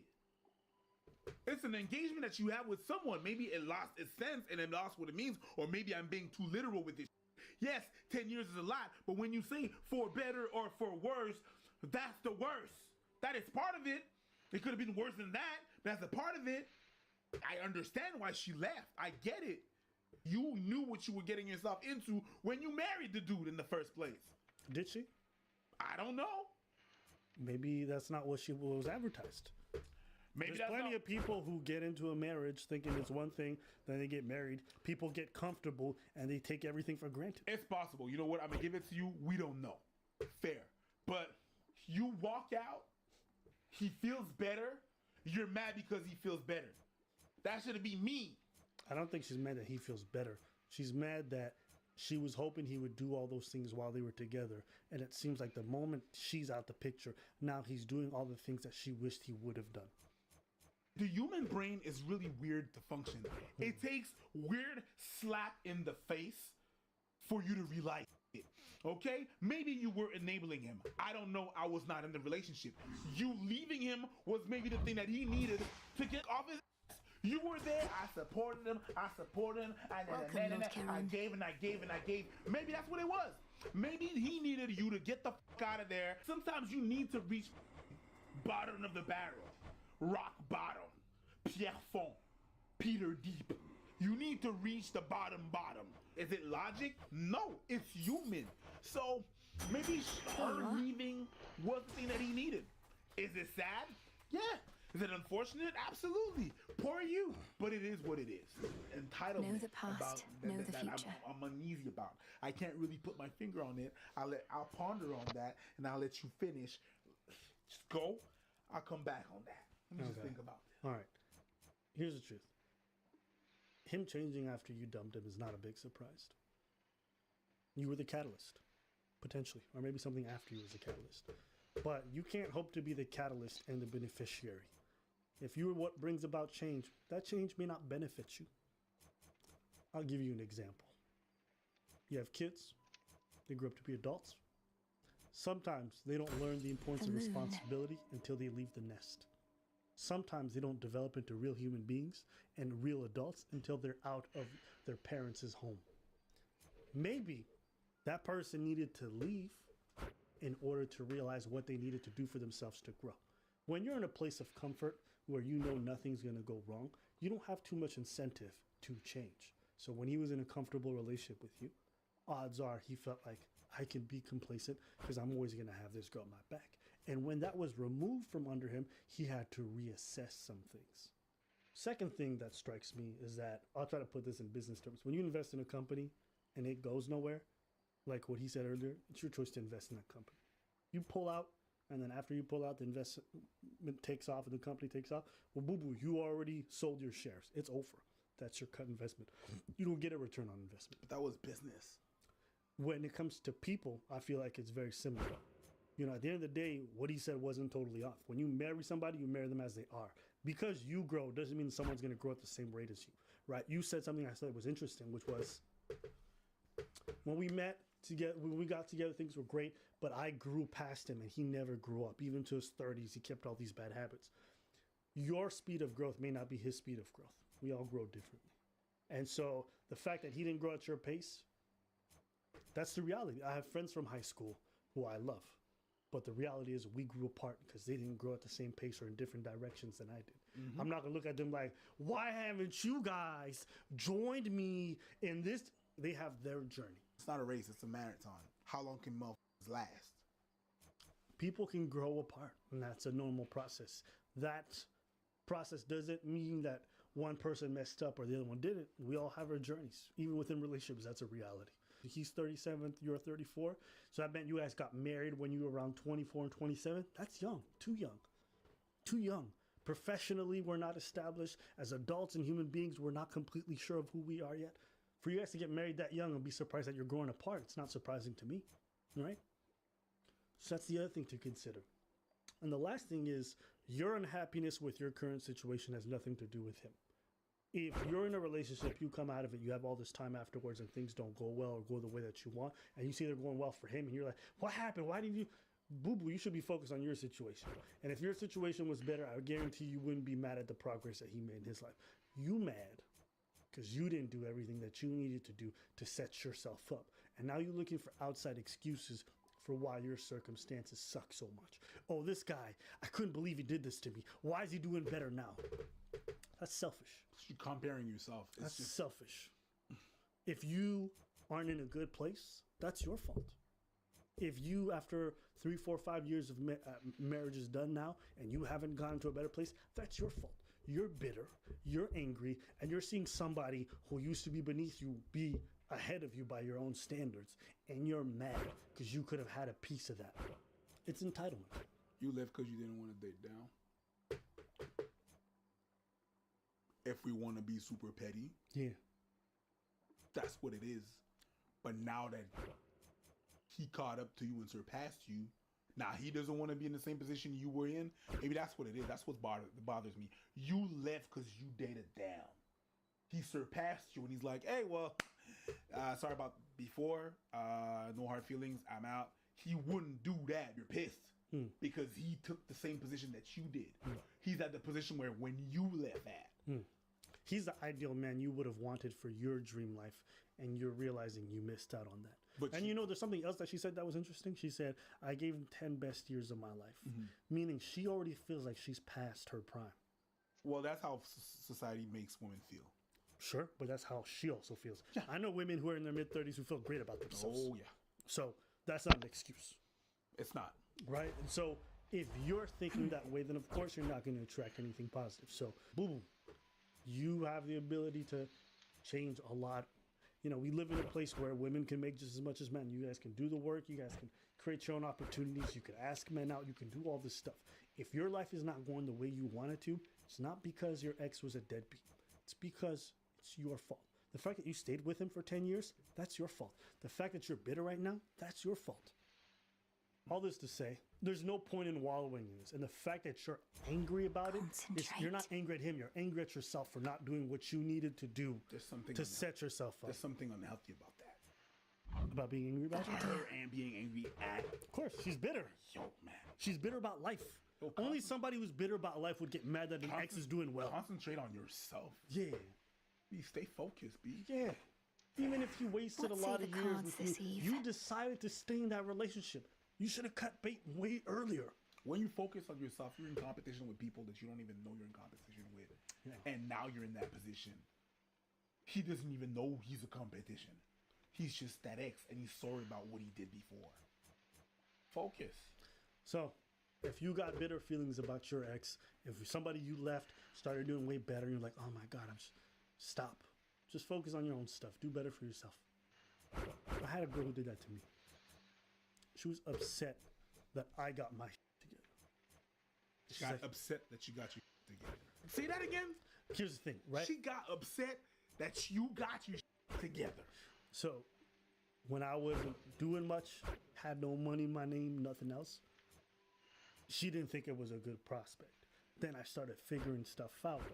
And she's like, oh, are you really coming? And she tried to slide back in, you know what I'm saying? And I was like, nah, I don't need none of that. But I just remember her being like, man, I wish it would have been like this a couple of years back. And I was like, no, boo-boo, it took me this whole journey to get to this place. It took me this long. My results didn't just come here. It takes time. That's it. You know, so. You got to work on that. I mean, I didn't get mad about it, but yeah. So, All this to say, guys, man or woman, just don't be bitter.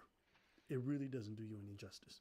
And if you're feeling angry about something like that, you don't have to beat yourself up over it. Just don't give it energy. It's not real unless you start fucking doing stuff about it. All right, you got a little bit of ego. Your ego's loose. Keep moving. Start working on stuff. It'll pass. Give you more power to work on you.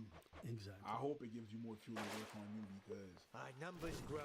Bro, staying and dwelling on that, it's not going to beckons. But whatever. It is what it is. So, tell us what you guys think in the comments below. We want to hear your input. What do you guys think about this story?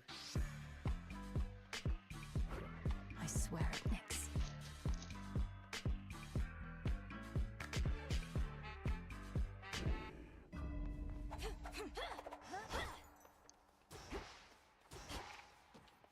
Something transpired with the silver puddle back there, I could tell. As a young world one. champion Muay Thai woman, Yeah, I haven't figured that out. you have to have a hard time with the men. I do. I bet you do. I do. Yeah. Yeah. Because you need to get a real one, like a real one. Like that's the only way it's gonna work. Yeah, it doesn't. No. Yeah. Imagine, it's hard out there for a pimp. It is, right? So he was a great boyfriend, but we went out of country. We fought on the same card. He fought the day before me. I fought the next day. During the fight, he almost gets knocked out. As this guy is mauling him, he goes like this. What do you think I was thinking? Not good thoughts. The boyfriend. That your My boyfriend. was- Like this. Yeah, you didn't like it. No. Did it turn you off? Oh my God, so much. Whoa. I was like, dude, you're getting f***ed up, and as you're falling to the canvas, you still need to go f*** you. Wow. You're like, f*** you, like that. So the way he Has was to getting be. beaten was f***ing with you. Yeah. It wasn't just that he was getting beaten. I don't care. I don't care. Yeah, I don't care if he wasn't digging You're not in. gonna. Yeah. Like you gotta like take that. Take it. Yeah.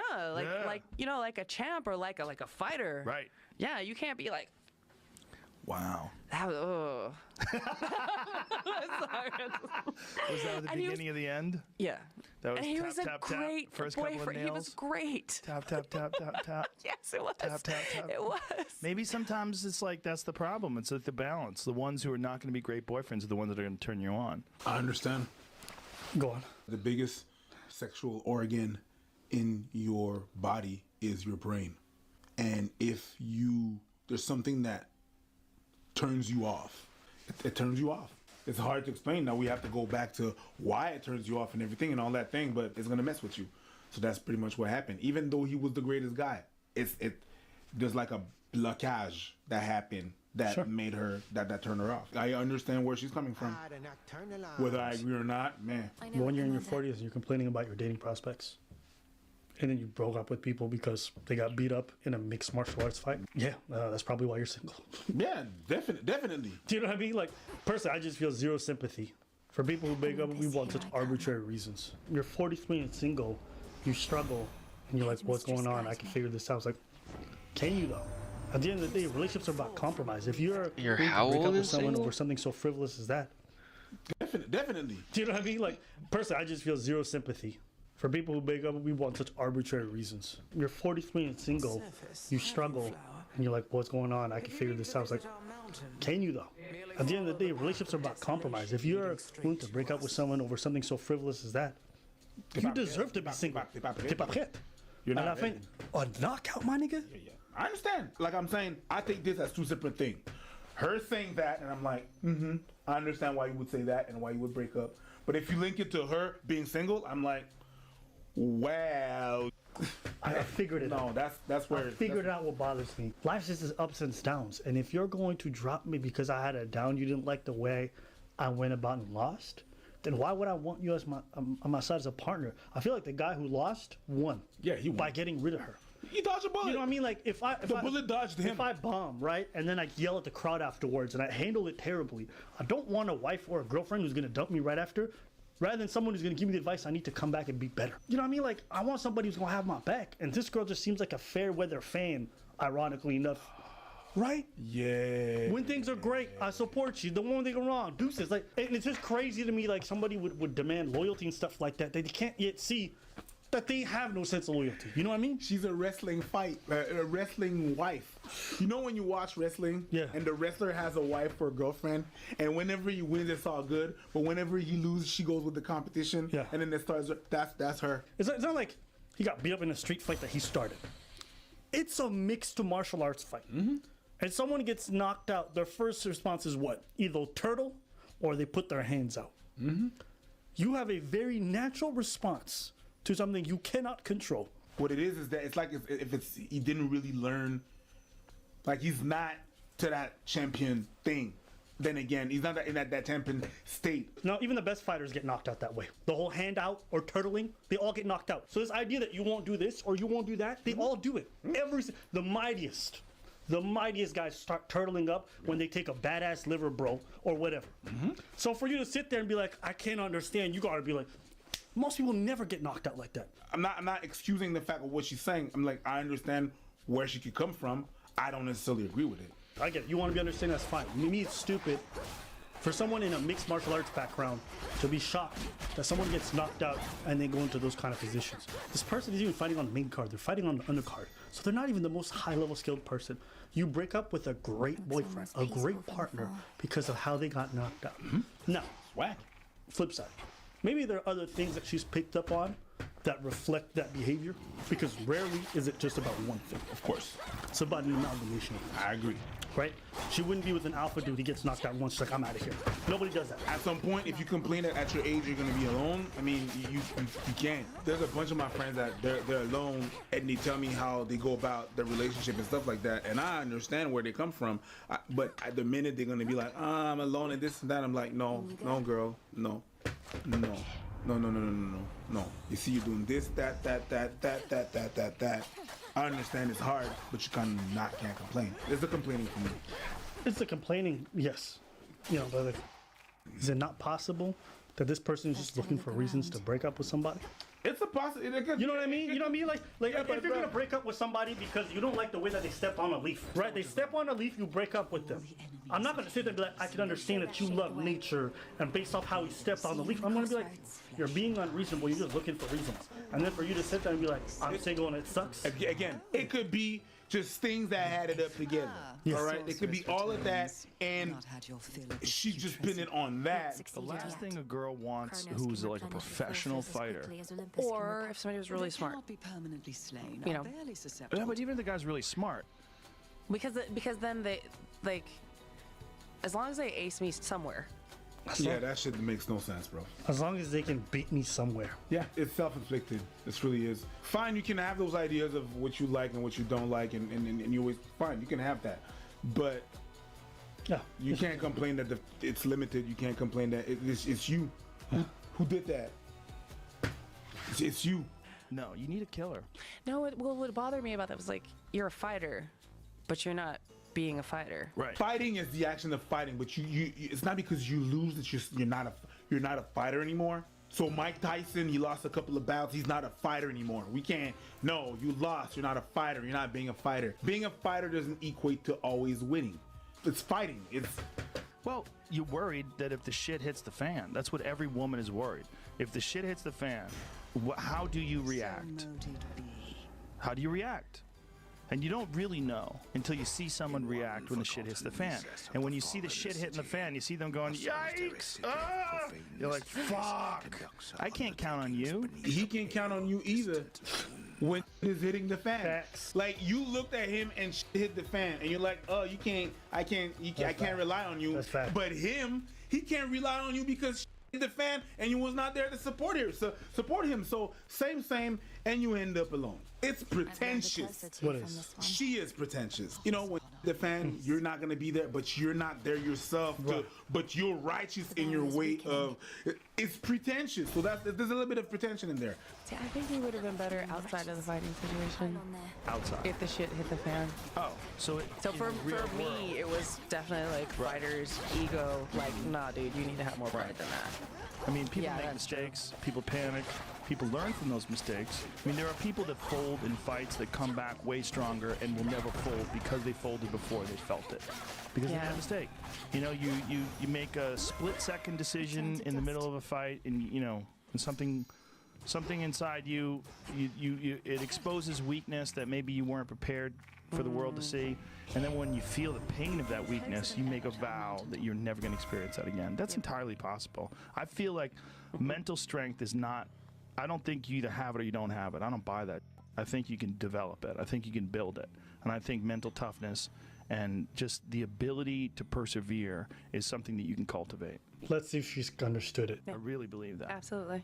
Absolutely. So maybe he It's needed like a to callus. feel shying away and feel you going, hey, mother, you know, when you're getting hit, don't do any of this shit.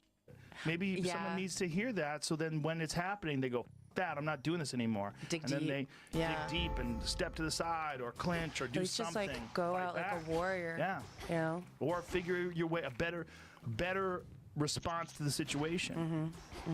Then again, sometimes you get clipped and your neuromuscular system just goes, and everything's just off. It's just, you're not responding right because your system's getting shut But down. it was more like, get away from me. That's not good. Yeah, I didn't like that.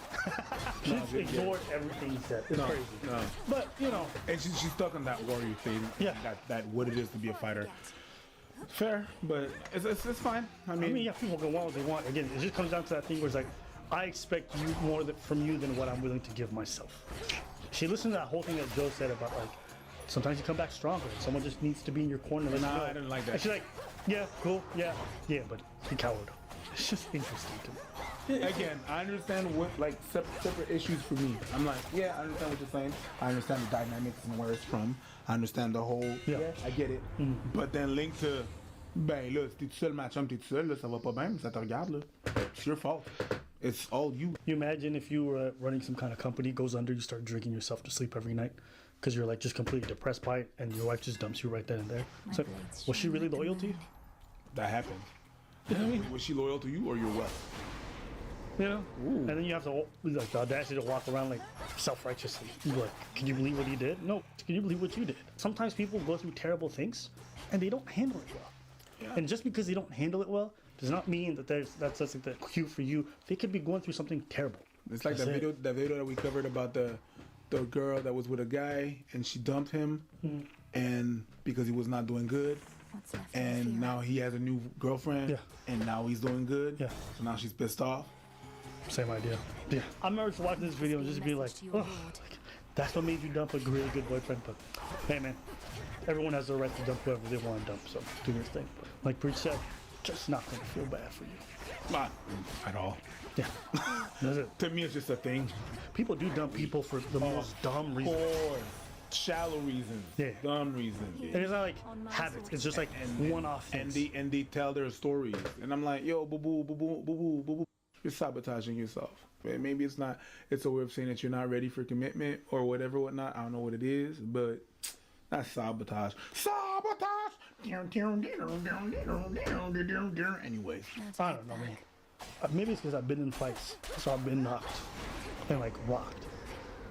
Bro, remember I took one hit to like the liver, just crumpled. Yes. I was crumpled and I was like this.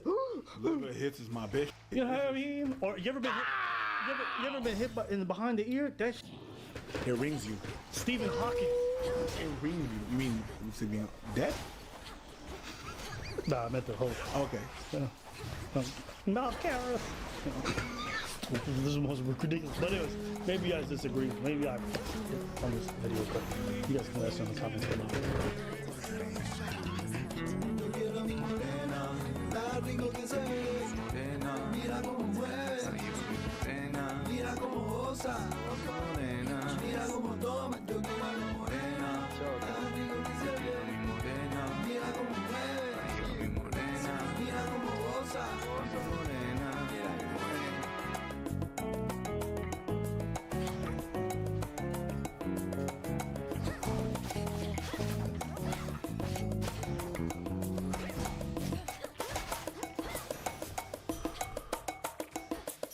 Clarity.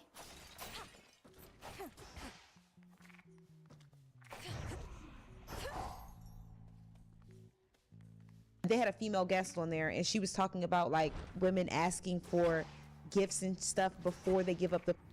So I guess he saw something. We haven't spoken since, but I guess he saw something I said and he started posting clips from that.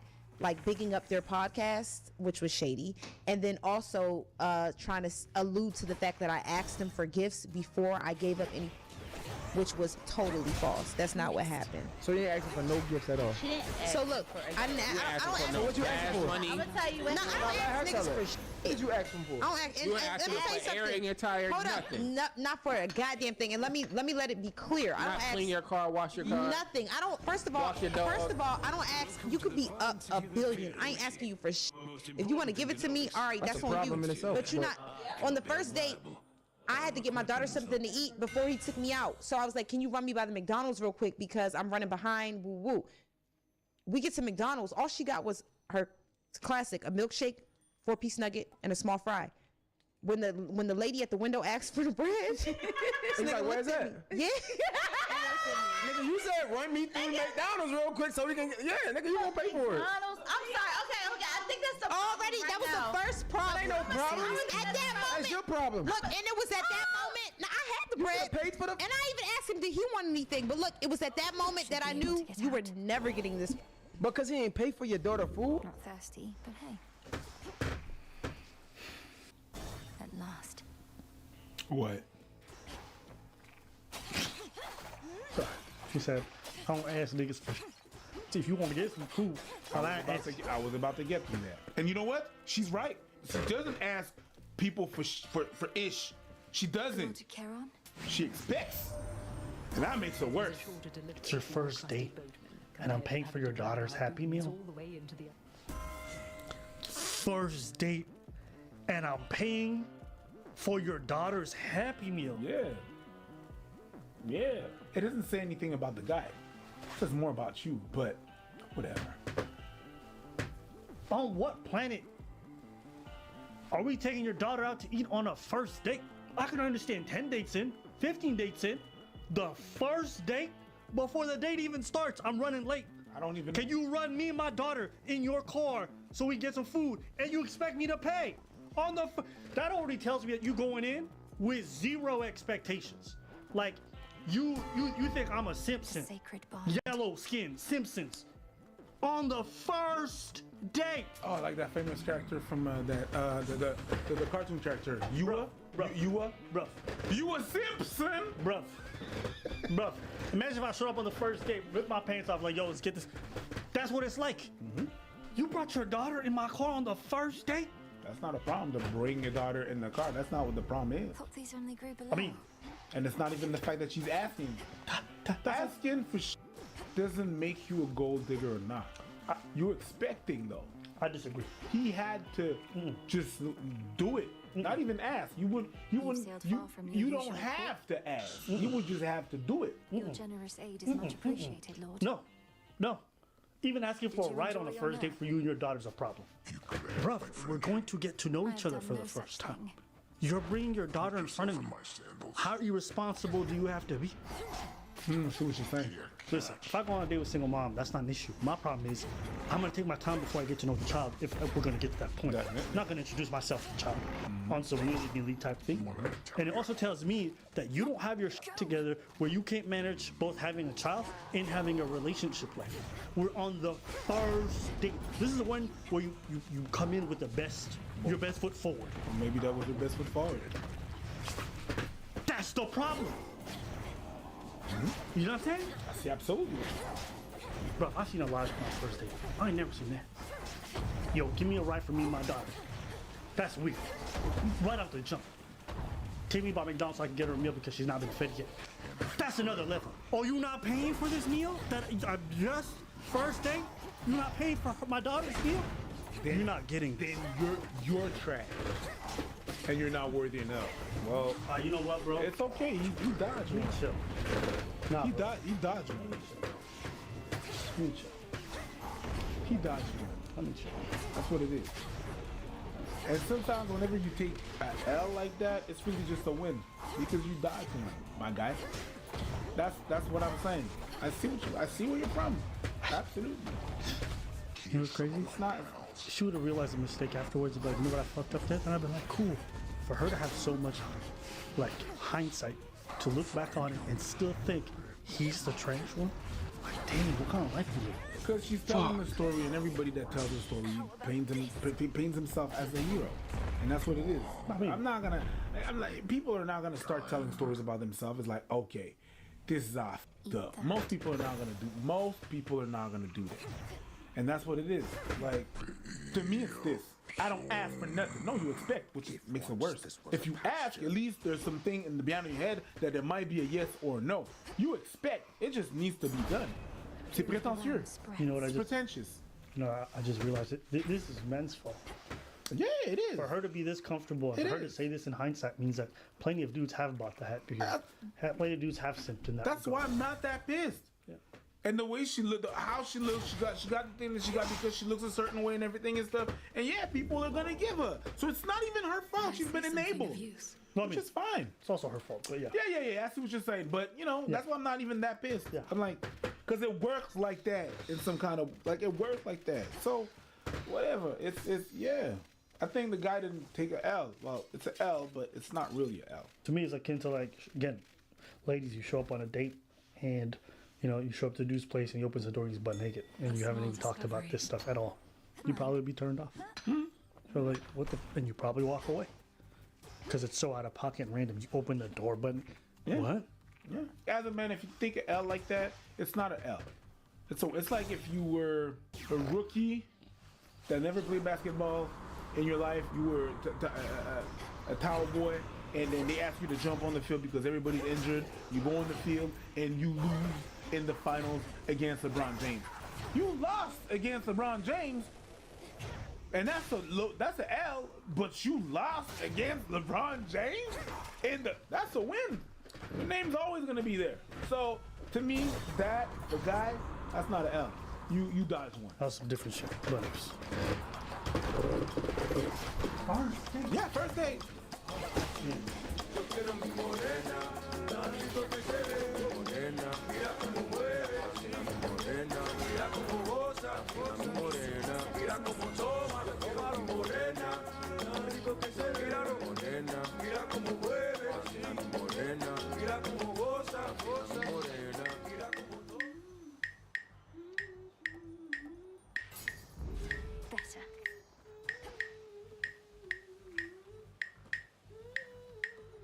Push closer. Let's begin.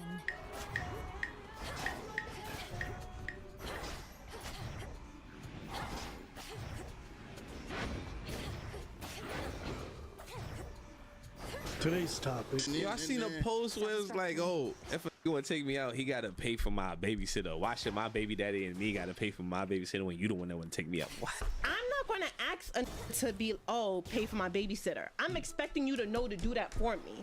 Like, if I'm like, I would go out with you, but I can't find a sitter, it's up to you to be like, yo, I really want to take this girl out. I'm about to pay for her babysitter. Mm-hmm. So if I notice that you didn't think to do something like that, or you ain't trying to, work around that in whichever way, then I'm not, then I'm not messing with you. But I'm, and I'm telling you, real, women who live this lifestyle, they're not saying it, they're expecting it. And then they weed you out accordingly. Okay. And that's the way it should be done. Well, I'll weed you out accordingly too, because if you got kids, I ain't fucking with you. I got a question. Who raised y'all? Most women actually, because they're single mothers, they have a certain way of thinking about men, so they don't want to rely on men. Most women are not like that. I'm pretty sure that most women are not like that. But there's that little percentage of, There was one girl who said, I expect it, but I would never ask for it. You guys already know this about me. I would never ask for the money or ask a man to pay for my children. I would never ask because I'm just way too prideful. I would never ask for anything. Why wouldn't you ask for it? Because I got too much pride. Oh, you're too proud to ask for something that you feel you deserve? Maybe it's because you feel shame because you recognize it's a shameful thing to ask for. Do you guys have no shame? No. You brought a child into this world. You go on a first date and you expect them to pay potentially for the food of the child and the babysitter. It's just an indication of how a lot of women want to live life on easy mode. People just be hollering at people in DMs like, you trying to buy me a Gucci bag? You trying to spend money on me, Poppy? Do you guys have no shame? Do you have no shade. It's a stranger. And then you got other people on the other hand like, well, if you're trying to date a single mom, you get bitch, it's the first date. Yeah, if you're trying to date me, you gotta meet my parents right away. What? Why is your dad sitting beside you at this table right now? That's the same logic. Yeah, well, if you're trying to, then you need to buy that dad new crutches, because that nigga old and that's part of the family package. But it's just a Happy Meal. It's not about that. It's not about $5. It's not about It's the principle. Yeah. It's your child. How do you show up on a date? Your hair done, your looks all done, but your kid is not fed. In my head, I'm like, your priorities are trash. Why don't you just cancel the date and take care of your important stuff, which is your child being fed, rather than relying on somebody that you haven't met yet? It's crazy. It's like, I guess some bros just live on easy mode so hard that they don't even have to put their best foot forward. They just take a dookie in their hand and they throw it on the table and like, first step. That's what they doing. Say that again. Yo, they just take a dookie in their hand, they throw it on the floor and they're like, first step. Alimony, baby. Alimony, baby. And niggas just like, I'll take that shit. I'll take that shit. I'll take that. Okay. After the last video we did, I'm not gonna lie to you, that just shocked me so much. I didn't realize that was like a thing that people just think. Oh, it's a thing. I've dated single moms before. Not one iota of that kind of stuff ever surfaced. They never like, you trying to meet my kids? They was never rushing me. They was never being like, can you pay for this? They handled their business. So for me, I never looked at them sideways. But I could never imagine. I understand that. You know what I mean? It's not everybody. I wouldn't even say that is the majority of people that go like that. But I'd say a good 30% of people, 30 to 20%, which is big. Where'd you get those numbers from? From imadeitup.com? From being a bouncer and hear people in conversation in line. There's a lot of things that you hear in conversation in line of how people think when you can't let them inside the club yet. You know what I mean? And then you start talking or you just listen and you're just like, wow, that dumb you said right there is the reason I'm not gonna let you in the club. That dumb is that dumb. I expect you to pay for the babysitter? Yes. So I'm late, girl. Hey, listen, the guy didn't even want to. I dropped him like I had to. Yeah, I heard that. Yeah. Where were you? Oh my God. He didn't even want to pay for the babysitter and stuff like that, so we had to argue, so he left. So I had to bring my kids to my... I'm not saying it's the majority of people. Like, yo, listen, I already said this. If I ask a girl on a date, I'm going to pay for the dinner. Whether it's a $30 dinner, $30, $100, like, I'm fine with that. That's like, I wanted to do that experience with this person. That's cool. But the idea of the child and me paying and you springing on me, like, it sounds crazy to me. Pay for her babysitter. But what do you mean? What do you mean I'm paying for a babysitter? Who's this babysitter? How much do they cost? Do I get a tax slip? Like, what are we talking about right now? That's crazy, bro. Yeah, but like I said, it's a small percentage. It's crazy. That's nuts. You know what I mean? Like, if I showed up on a date with a bit of BO, I'm like, nigga, I fucked this shit up. You took a dookie in your hand and threw it on the floor, and you like, that's that. Taking the aromas, and you don't care. And you like, if you don't like the way the poop smells, you cut from the team. If you can't smell the poop, my dookie, then you can't be about this relationship because I'm gonna take dookies in this bathroom. You know what's wild? Is they justify it. Oh, we traditional women, we want to be taken care of. Bitch, even in the Middle Ages, they took showers before they showed up to the date. How is your dirty stank ass in the Middle Ages? No, they didn't. What you talking about? No, they. What you talking about? They didn't shower. You get the point. Hold up, nobody showered. You get the point. They put their best foot forward. Right? When you're gonna set up an arranged marriage or anything like that, you put nigga. Perfume on the team. Okay? Right? They put their best, like, they're not just gonna show up and they'll be like, this is me and my 5 bastards. You know what I mean? Why was your leg up? Nigga. Because that's how I feel like Why was your leg up? Why am I buying a $4 Happy Meal? What? No, nigga. I'm triggered, bro. I'm triggered. Nah, bro. Nah. Because no. You know what they said? Modern day, listen, women, we making cheddar. We living our best life, INDP, but you paying for the date. I was like, you know what? I asked you out. Okay, I concede that. Why was your leg up? Nah. I conceded that. I said, you know what? I asked you out. I'm gonna pay. And you're like, man, she wants some chicken nuggets and some fries. We understand that. No. Hey man, that's crazy. Okay, whatever, that's crazy. And he's like, hey man, I got a babysitter. I'm like, bitch, how many bills are we adding on this mother? It's the first day. Am I paying for the 4-year-old's TikTok bill? Am I paying for her TikTok bill? Do they have TikTok bills? I don't think they have TikTok bills. Yeah, but her 4-year-old needs to be entertained while she's with me. Nah, bro, what are we talking about? If I first it was a meal, now I gotta pay for your kids' meal. Then I gotta pay for the babysitter. What am I paying next? What am I paying next? What's next? Her college fund, nigga? Like, what are we talking about? Nah, you bro. know, this baby gonna go to college, so you better get about this. You know what I mean? What happened to treating like a first date almost like a job interview in the sense that you come forward with your like your nice outfit, you wear your perfume, you try to look presentable. I don't know. This is really like a come get me attitude. Do everything in all the steps. It's entitlement. It's being entitled. Sure. It's not everybody. It's a small percentage. But that on that part, motherfuckers gonna be like, yeah, you know what? All you need to pick up all my up to get with me, because you're gonna keep on picking up my ups. But at the end of the day, it's not everybody. I'm telling you, 25 to 30%. But it's like goddamn, like, you know what I also realized when I saw this? I'm like, man, why do black folks gotta be so goddamn messy on social media, bro? Am I crazy? No. I said it. Yo, listen, that's messy. Okay. That's a whole Thank mess. you for your service.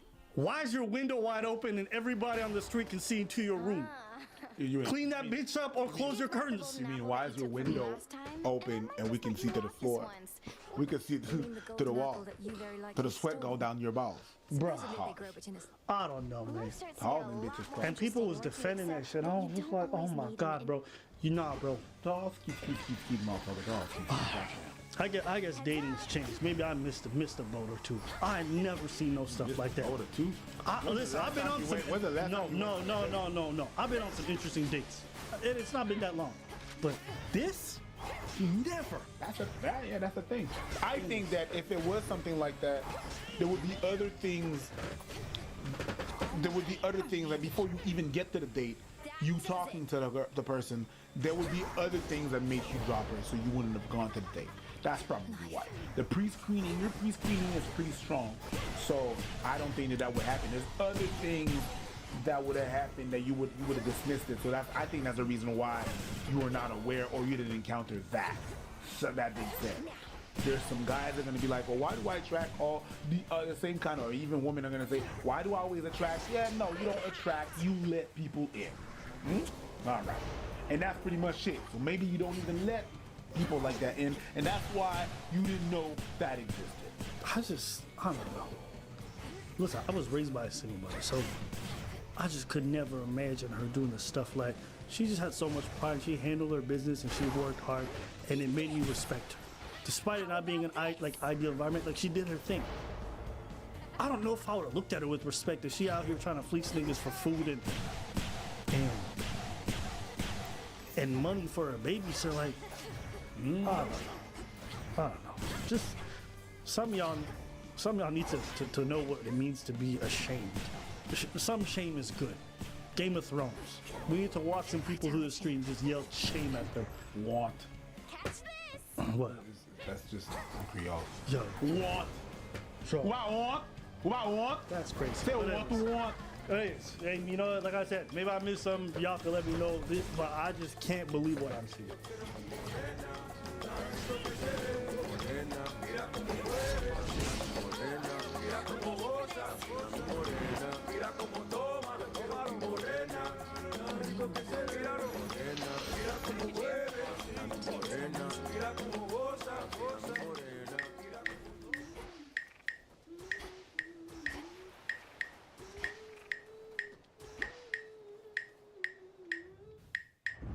Thus, the ever-ready princess of the underworld gained the very heights of Mount Olympus to confront an unspeakable horror that awaits.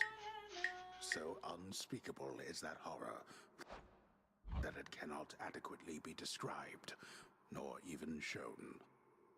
But here's the Not at this challenge. time. All that it offers now. If you start something and you have to taste yourself, okay, this is what happened. To taste yourself. Bro, those nails and that paint gesture, the biggest turnoff. Yo, if I see a girl's nails and they longer than this, What you mean? bro, guys. And ladies, maybe they do it for themselves, okay? So ladies, if you do it for yourself, live your best life. Not gonna say nothing. But fellas, am I crazy? When you see them long ass nails looking like saber-toothed tigers, right? Do you get turned on, or does it be like, ugh? I'm not saying you be like, man, I can't touch this. Like, I know what's gonna do that. But doesn't it turn you off a little bit? Am I crazy? Let me know in the comments below. I love it when they type on the phone. Yes, on the They phone. can't go like this. Perfect condition.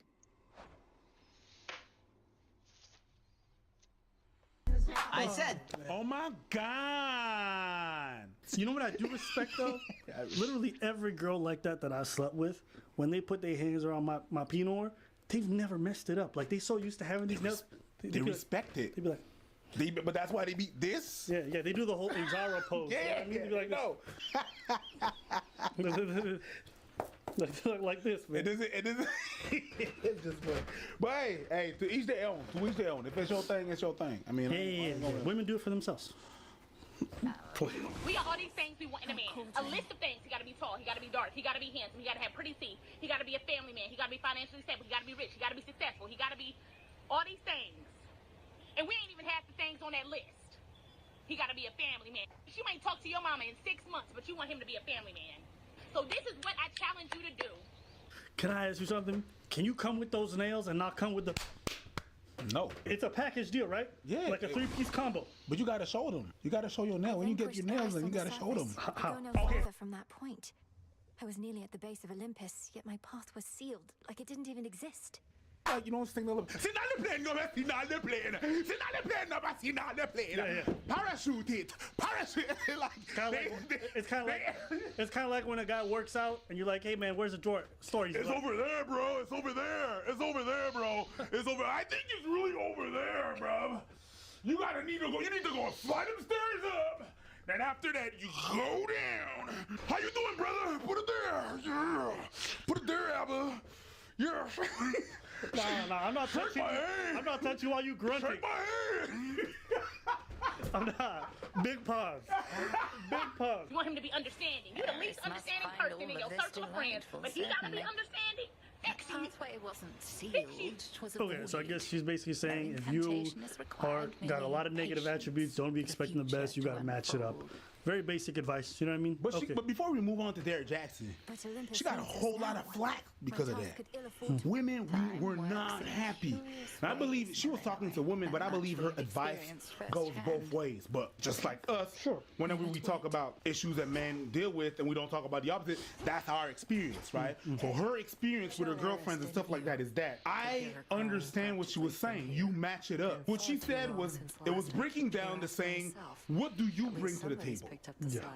If you ask all these things about a man and you complain that you're single, but you have to understand what you bring to the table. And that goes both ways. So quite a few of y'all tagged me in this video asking what my thoughts were, if I agree. And let me just say real quick, yes, I do agree with her overall premise. Overall, what I got from what she was saying was that man or woman, but especially women here, specifically women, if you want a man of a certain caliber, of a certain level, then you need to be on that level, something comparable, or bring something to the table that complements what he brings to the table. You know, if you want a boss or somebody who has the bag, and be able to flip that bag, be able to grow that bag, manage that money, etc. I don't know why people say this. Listen, most men who are making money are not trying to find you and then have you flip their money for them or do all this other stuff. No, most men don't care about that. No, I understand that. Not in the sense that, yo, you gotta flip my money or whatever, you gotta be in my business.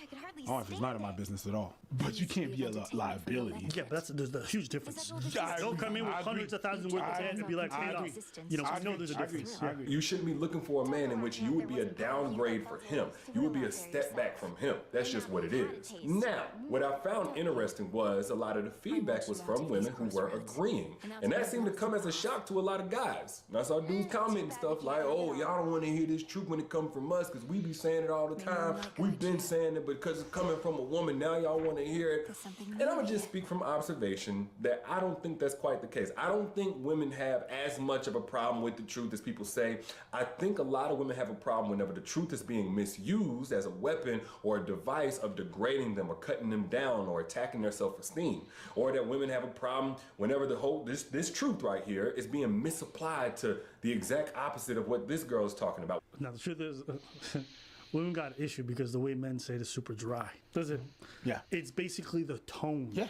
And I understand it. It's like, if it's a tender spot for you, well, someone who's just gonna jab a needle into it and be like, here's your dose, it might not feel great. You might not want to see that person So again. good day, Sir Abba. We're gonna give you your we're gonna give you your vaccine. Are you ready? 3, 2, 1. Let me.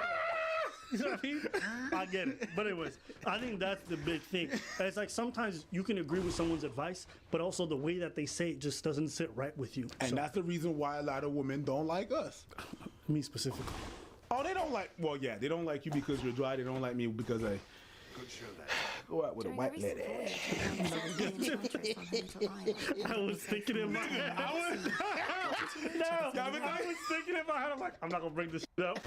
I'm gonna tell you real quick. I was no, you want to know what happened the other day? You want to? I was good. White people. And I was just thinking it. I was on this app called Clubhouse. All right. Oh yeah. Because what she's talking about is a woman who is unemployed, busted, disgusted, ain't got no money, but she wants 6 or 7 figure man. You know, she want to Bill Gates, or a woman, or you know, she's talking to a woman that has no family values, don't care about nobody in her family, etc. But she want a man who is a family man, who's family oriented. That makes total sense. But too often I see this exact same truth being shot at women who are bosses, who are entrepreneurs, who make plenty money, who are doing their thing, who work hard, have ambition. And whenever that woman says, I want a man who's equally yoked, I want a man who makes 6 figures just like me, they're told that that money that they got, all that they worked hard for, don't mean nothing. In fact, I saw a video literally of this situation where a woman who was making 6 figures in her business was like, as soon as she said, I want a man who's on my level in this area, the attention was turned to what her face was on a 1 to 10, what her dress size was, you know, if she was a mother or except, like, come on. Yeah. That's what I said earlier. A lot of men don't care how much money you make. I said that in the video he's referencing the Kevin Samuels once, and I say it again. A lot of dudes don't care. A lot of dudes don't want you making that, but they don't care. So when you say I want a dude who's my equal, I was like, what you're judging him on and what he's judging you on are completely different things. So when you come, I make 6 figures. Nobody cares. When you see a group of girls and say, oh, girls, so you have a new man? Yeah. What does he do for a living? He's a doctor. Ooh. When man do, what does she do? She's a doctor. God damn, she's smart. she did that. We don't care like, ooh, money. It's the different things. It's a different thing. We value all, yeah. It's a different thing. Like, yo, listen, sometimes I meet girls on these platforms. You know what I mean? Big names, big social media followings. Doesn't make them any more attractive to me at all. Which is why, like, you know, when people were like, you can't, gotta need someone on your level. It's like, it's not what happened for me. I'm gonna be honest with you, it's not endearing at all. In fact, it's normally a turnoff. Like, if someone's got a huge following and they're doing, I'm not interested. It's not because I want power over them. For me, it's just like, crazy. I know what comes with this job and all that other bullshit. Why would I want that in my partner? I already gotta deal with it myself. I don't want my partner who's dealing with the same. And then that's what we talk about whenever we have conversation, the same. You want to believe what this? I'm like, I don't care what he said. Or the woman that says, you know what? I'm not only family oriented, but I'm doing the work of both me as a mom and what should be the father in my child's life. I've seen that woman get this truth of a message, and not only is that like disregarded, what's really weighted is the fact that she made the mutual decision with another man to even become a parent. That's what counts. That's where the attention goes. One can look at it both ways. One can look at it and be like, it's honorable that you decide to take care of a child that the man decided to run off on. And also say you're not a desirable partner for most people. Those two things can be true. I don't know a single mom who would say her having a child makes her dating prospects easier or better. Nor would I see a dude who be like, damn, I love the fact. Like, some people accept it and they'll be like, I'll still be able to work past it, and that's great. But a lot of people don't want anything. And that's not just men, that's also women, right? I know women who don't want to date a dude who's got kids because of baby mama drama or whatever, stuff like that, right? Derek confuses me because he makes sense off the top. And then he starts to say this stuff and I'm like, bro, have you thought this through at all? It's not a mystery to your fans or to men that single moms have these dating issues or are not well sought after. So I'm just like, what are you doing, man? You know, I have a problem where I want to believe that people are not trying to be disingenuous, and sometimes people make it really hard. Yeah. Because sometimes they come out and they're like, the sky is orange. And I'm like, nigga, look up. sometimes like you want to give the benefit of the doubt, but the doubt is right there looking at you. It's like it's an insult to their intelligence whenever, you know, this conversation comes up and a woman says, I want this caliber of man in terms of his character, in terms of his family values. And it seems like the way that they're measured isn't on the same scale. They want a man, they're looking for this character, and et cetera, but then whenever it comes to measuring a woman and how that woman is seen as desirable or attractive, it's all about their sexual value. It's all about how they can stroke a man's ego. They want a man, again, for his character and stuff, but whenever the conversation comes to a woman, it is, again, what's your weight? What's your age? How many kids you got? What's your body count? Derek, are you surprised that men value women for different reasons than women value men? Of course. We expect different things from each other. Women don't expect from men what men expect from women. Women don't go in a relationship and be like, hey man, I want you to lead, but I'm also lead. I want you to protect me, but I'm also going to protect. No, it's not how it works. We got roles. As a result of those roles that most people like to subscribe to, there are different expectations for what you're going to look for in your partner. Yeah, I don't care if you make money. Big whoop-de-doop. Surprise! Surprise! Don't care what you got in your bank account, so long as it's not deeply in the negative. Don't care. But you know what I will care about? Are you able to manage your household? That's going to be very endearing to me. Oh, you can keep your place clean. You can make food for yourself. You enjoy taking care of folks. That's going to be interesting to me. Not because I want someone to cook for me every day. I like cooking. I like making food. I like taking care of stuff. But that's qualities that I do look for in a partner. That is going to be 10 times more important than how much money you make. And that's facts. And I don't think you're the only one. I feel like I'm basically saying A, B, C, D, E, F, G. Nigga, we know. Your viewers know. Why are we lying? But anyways, I digress. I think they're saying, you know, if this is the truth of how men these days evaluate me or find value in me or, you know, gauge their interest in me, then why can't we address the issue with that? Because there is an issue with that. No, there's not an issue. Ladies, you guys made the choice. You want to go into the job market. You want to do all this other stuff. You want this sexual liberation. You said, if I can have a kid and have it on my own, I'm going to do it on my own, whatever. Cool. I ain't mad at you. Yo, be a billionaire, be a millionaire. I don't care. But don't be mad because we don't respect you for the personal decisions that you made. You do it for you. But now you're mad because we don't value that in you. We never said we were going to, nor do we care. Yo. So you need to stop making that idea of like, I need to be this boss independent. Fine. But also understand, men just don't give it. And that's your choice. And that's not a problem in society. You can't get mad at us for why we value you. The same way we can get mad at you for why you value us. I want a man to protect me. Why? Why don't you protect yourself? Go take an MMA class. Why don't you go handle that? Why? But it is what it is. That's how women work. I don't know why women, like, I spent all this time being so powerful. I bought all those magic cards, and women don't value me for that. You understand? They do not engage. I'm like, yo, but I got all these cards.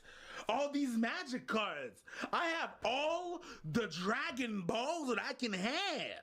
And nobody's gonna get on my Dragon Ball. Because they don't value Dragon Balls. Y'all know. I don't need to school you guys. I feel like I'm just gonna be redundant. So man, I'm gonna just leave it to y'all. Maybe I'm wrong. If I am, leave in the comments and we'll hear out.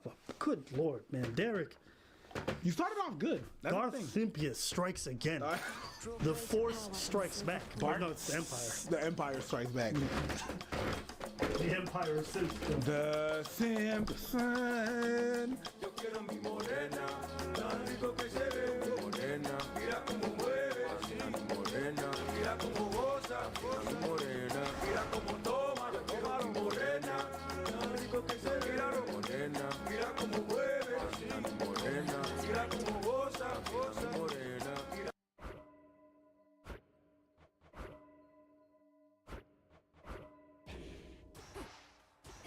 No, actually, like, this isn't burnout. Like, I'm fine. This is fun. It's still enjoyable. I just recognize that it's my time to pass it on. Hook, hypothesis, evidence, evidence, evidence. Top or bottom, left or right. Twist, conclusion. Anyhow, revenue. We lost over 250 grand. Wow. I don't understand how you do that. What goes into a deal like this? Interest, taxes, and...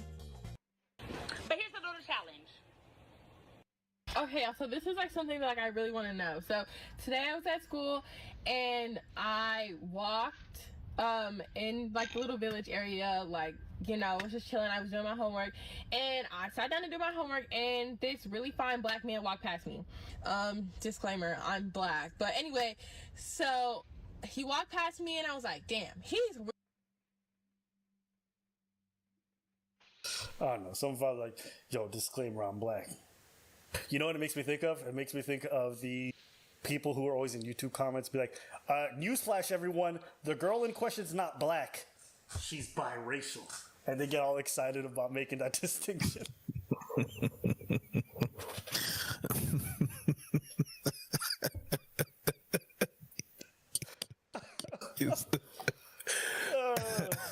Of course Obama didn't have black people. He's biracial. Raised by a white woman. Newsflash, I'm Ethiopian. he's really cute. I'm not gonna talk to him anyway, but like in my head for a second I was like, he's really cute. And then I was like, oh, he's tall, like he's an athlete, blah blah blah. And then, you know what I said to myself? I said, this black man probably don't even like black girls. He probably doesn't even talk to black women.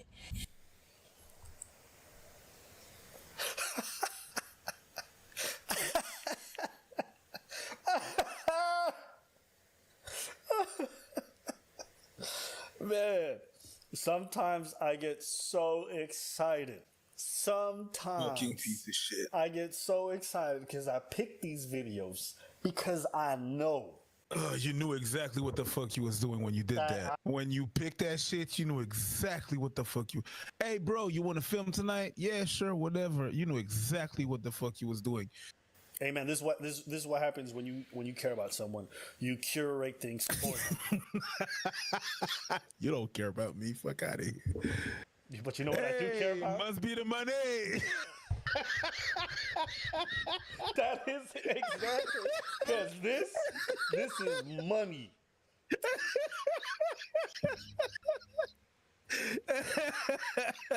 Oh man. On the topic of this kind of behavior and this kind of thinking, I think what kind of peeves me about it is like sometimes as a black dude you can just be in this space minding your business and this person has all this crazy inner dialogue and looks at you like you're garbage, and I'm like, yeah, I was just here.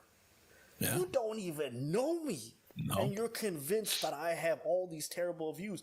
And it's just weird to me that as someone who's marginalized, you're going to do immediately the same thing to an individual who may not even be deserving of that.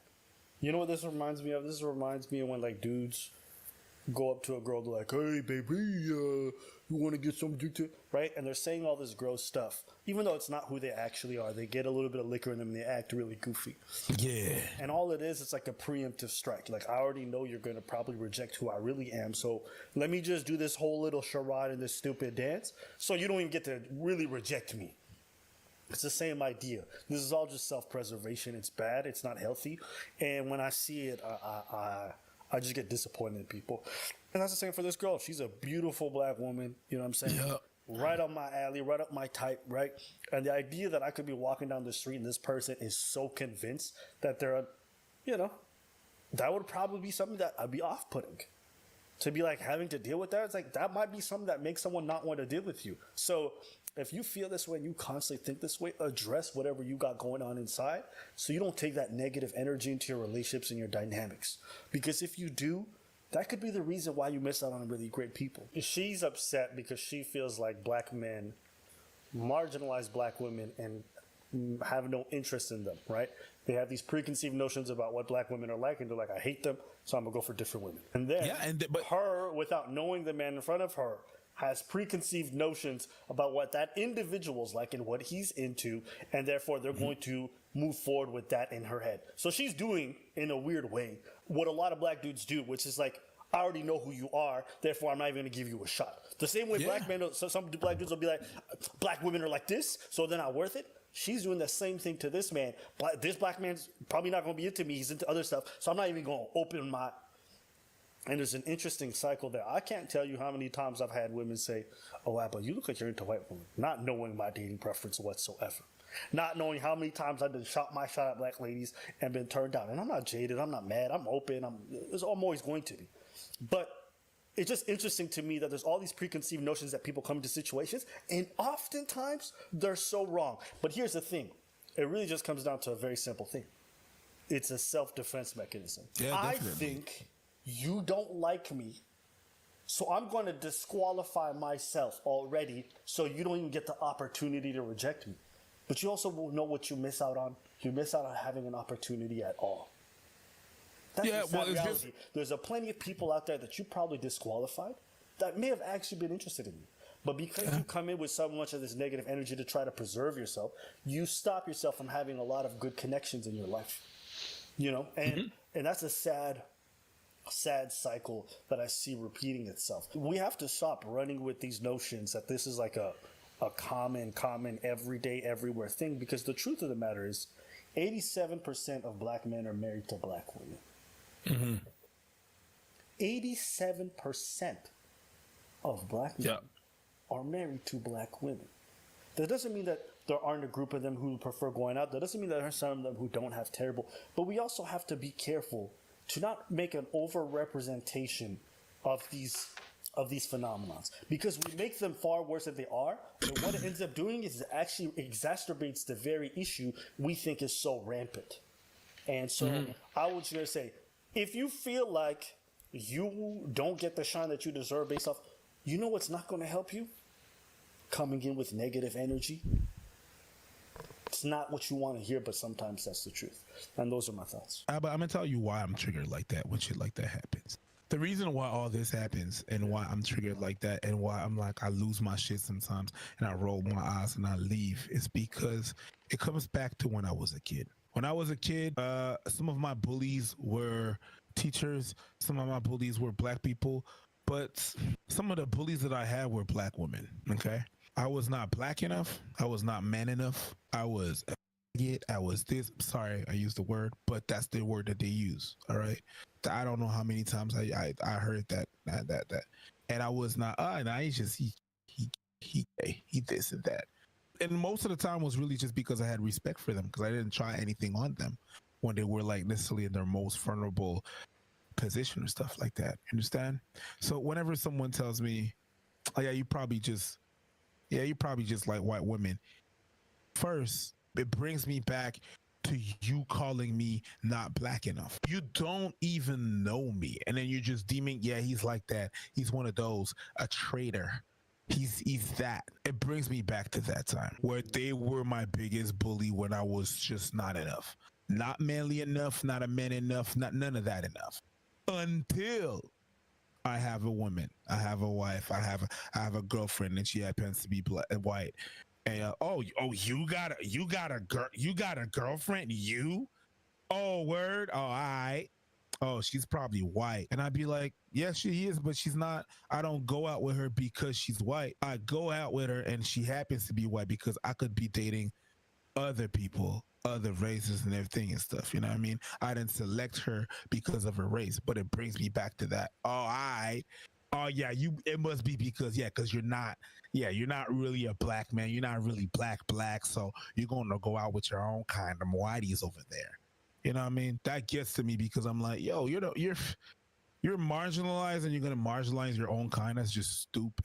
And I told you that time when I was in the chat, I was on this platform called Clubhouse, where I thought it was really just Pisces, but apparently it's a platform where people talk. And I was in this room, right? This was a black room, and people was talking mad shit about white people, and there was this dude that was calling calling white people snow roaches and shit like that. And I was like, bruv, you're gay. So if my white wife is a snow roach and you're gay, that makes you a cockroach. That's your definition. I mean, you got to be petty for it. I had to be petty for it, but I didn't even say that. I was just like, I was like, you know what? Hey, I'm just gonna shut the fuck up and stay quiet about this shit because I can't win. I can't win, bruv. The amount of time. Go ahead. It channels to a lot of things. Okay, it's a lot of things. Okay, it's first and foremost just in general. Disclaimer. Just forget that she's a black girl, okay? Just the fact that she's a woman, that's how women flirt. They get these ideas and they go by them and they run with that. I don't know what it is about women in fantasy or what they think. Oh, he's probably like this and like that. Oh, he doesn't like this and he's like that. This type of guy that wakes up in the morning, take 2 coffees. Why coffee? And they go with these whole things and schemes and they run with it. Yeah, I didn't like how he made you feel. How he made you feel. Well, he looks like this and he looks like that, and that to me means this because my ex-boyfriend really like he had that. So if you haven't even spoken to the dude, you just go about this whole fantasy about how things are supposed to be. Because man, you fucking triggered me, you fucking piece of shit. Cause you go about all these tangent about, ooh, I know what this is. This is, first and foremost, he's a Leo. So Leos are like this and like that. So he must be like this and that and that. So it must be like that. So therefore, what is it sending again? What time were you born? 9:15 in the morning. So 9:15 in the morning, his ascendant is a Virgo. So you know that doesn't work. And they run with that whole scheme without even talking to the dude. There's a whole thing that goes on their mind. You know the ghost of the bitter bitch? That's her sister right there. The ghost of what the fuck are you talking about? It's like the whole and then she runs with it, and then that's even before she is a disclaimer black girl. And then you have to take into consideration the disclaimer. Now you have to take the traumas of the person, all the traumas. So they already go about doing a whole bunch of stories about the person that they are looking at now. Well, there's a trauma. You have to take in consideration the trauma. Not only the trauma as being a woman, but a trauma as being a black woman. And yes, there's some men out there that do not date black women, but then you're just gonna go out there and be like, ugh, and just make this whole story and be like, I'm probably not gonna date him because he probably doesn't even like black girls. Yeah, he doesn't. We can get deep into this. He probably don't even think twice about black girls at all whatsoever. And this is something that has been happening to me since high school, and I'm so tired of having to wonder whether or not black men even like black girls. It's so disheartening. What's been happening to you since you were in high school? You making up stories about black people, black men, whether they are, it's like you don't even know. Yes, there are some. But what's been happening? Oh, he doesn't like black girls. Oh, he doesn't like black girls. Oh, that's been happening to you? Then it didn't happen to you. You made it happen to yourself. And the thing that happened is that, like, I'm not gonna sit here and act like there are no black men that do not have these thoughts. Like, there are no man. That's not what I'm trying to do. I know there's some out there, and it's just, it's been a while since I have a conversation with one of them. But when I have conversations like, yeah, black men are like, black women are like this, black women are like that, I'm like, ugh, you're the reason they hate me so much. You know what I mean? You're like, this phenomenon exists. I'm not gonna go out there and be like, it doesn't. I'm not, because it does exist. And I understand why she has that train of thought. Like, I'm not gonna go out and be like she's crazy. It's not even what I'm trying to do, because she does have a point. There are some men that do think like that, right? I understand where the hurt is from. That's why whenever I walk New York with my girlfriend, which she's white, and I walk with New York, I hear all sorts of comments coming from black women, not even knowing me, not even knowing what I like, you know? And I hear all the comments. I don't say shit, and I said that before, because I know where the hurt is from. I understand, so I'm not gonna go out there and be like, yo, shut the fuck up. No, I let them talk, because I understand. I get it. I get where it's from. When you played the tape, I said tape, that's how old I am. When you played the video, I was like, ooh, okay, who's this? I was interested. I was like, oh shit, all right, hey, what's up, girl? Who's this? Who's this? Right. And then she opened her mouth. She's like, oh, that's cool, right? I'm like, yeah, cool. What happened? What happened is cool. Tell me about it. I saw this beautiful black man. And then what happened, shorty? I'm pretty sure he's just insecurities. The same way guys might come out here and be like, oh, she's a beautiful woman, she's got to be a bitch, right? It's the same idea. Same thing. You know what I mean? It's the same thing. So you guys got to manage that. You guys got to manage that. And it's unfair to the black dude who is just existing for you to put all of this on him. So just be mindful of that. And that's pretty much all I really have. You have anything else you want to say? No. All right. She normally wants something to do. Hey, if you guys are liking today's video, leave a like, comment, all right? We appreciate it. Helps us out with the algorithm. It takes 2 seconds. Just go do it. A não ser a vontade de te encontrar, o motivo já nem sei, nem que seja só para estar ao seu lado, só pra ler no seu rosto uma mensagem de amor.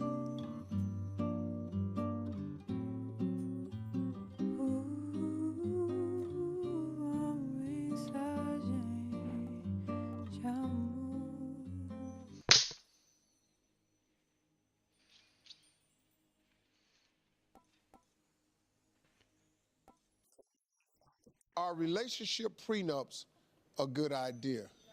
I say yes. I think that they're a really good idea.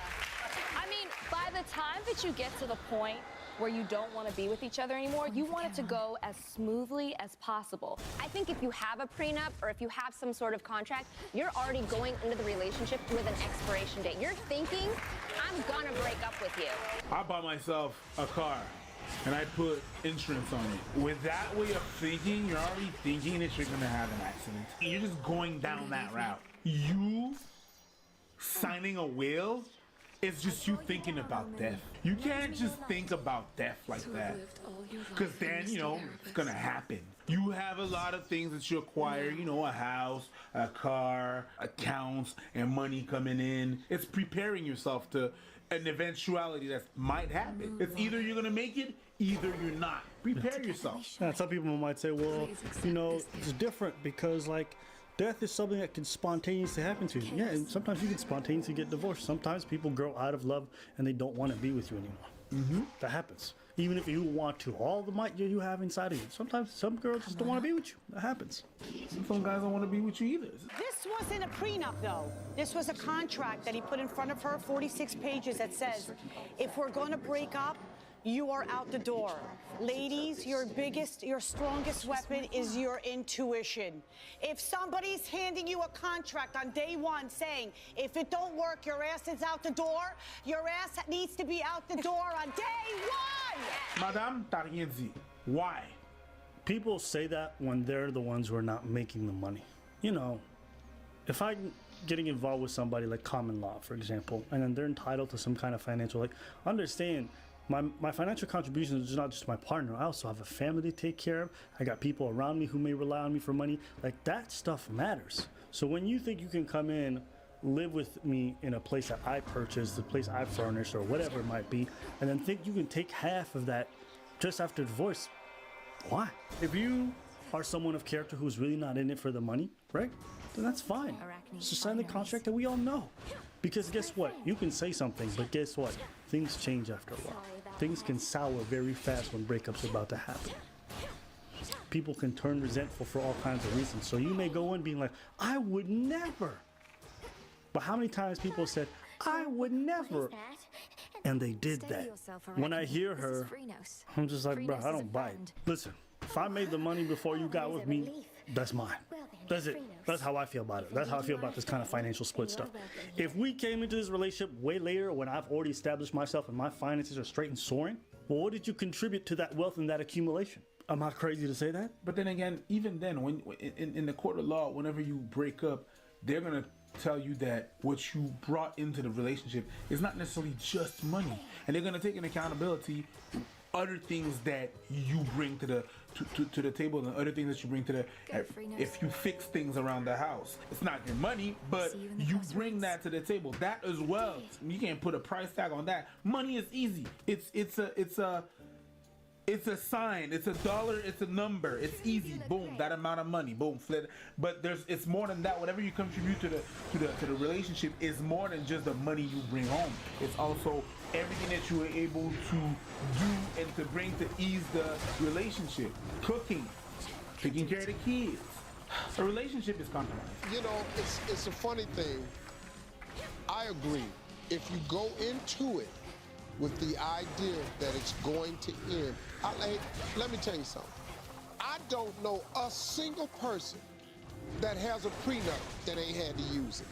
Including yourself, Steve. Hasn't been divorced 3 times? There's a man that got divorced 2 times, yeah. That's a poor argument. I don't know nobody that had a prenup that didn't have to use it. If they had to use it and had the prenup, it proves they were right. It just proves that they were right. You said things when things go well. When everybody's at ease and when everybody's in love. You don't settling things where people hate each other, that ain't it. That ain't it. You settle it when everybody's in love and everything goes well. Because listen, even if you go in with the best of intentions, sometimes they fail, right? Steve, Harvey, you're evidence of that. You didn't make no prenups, still failed.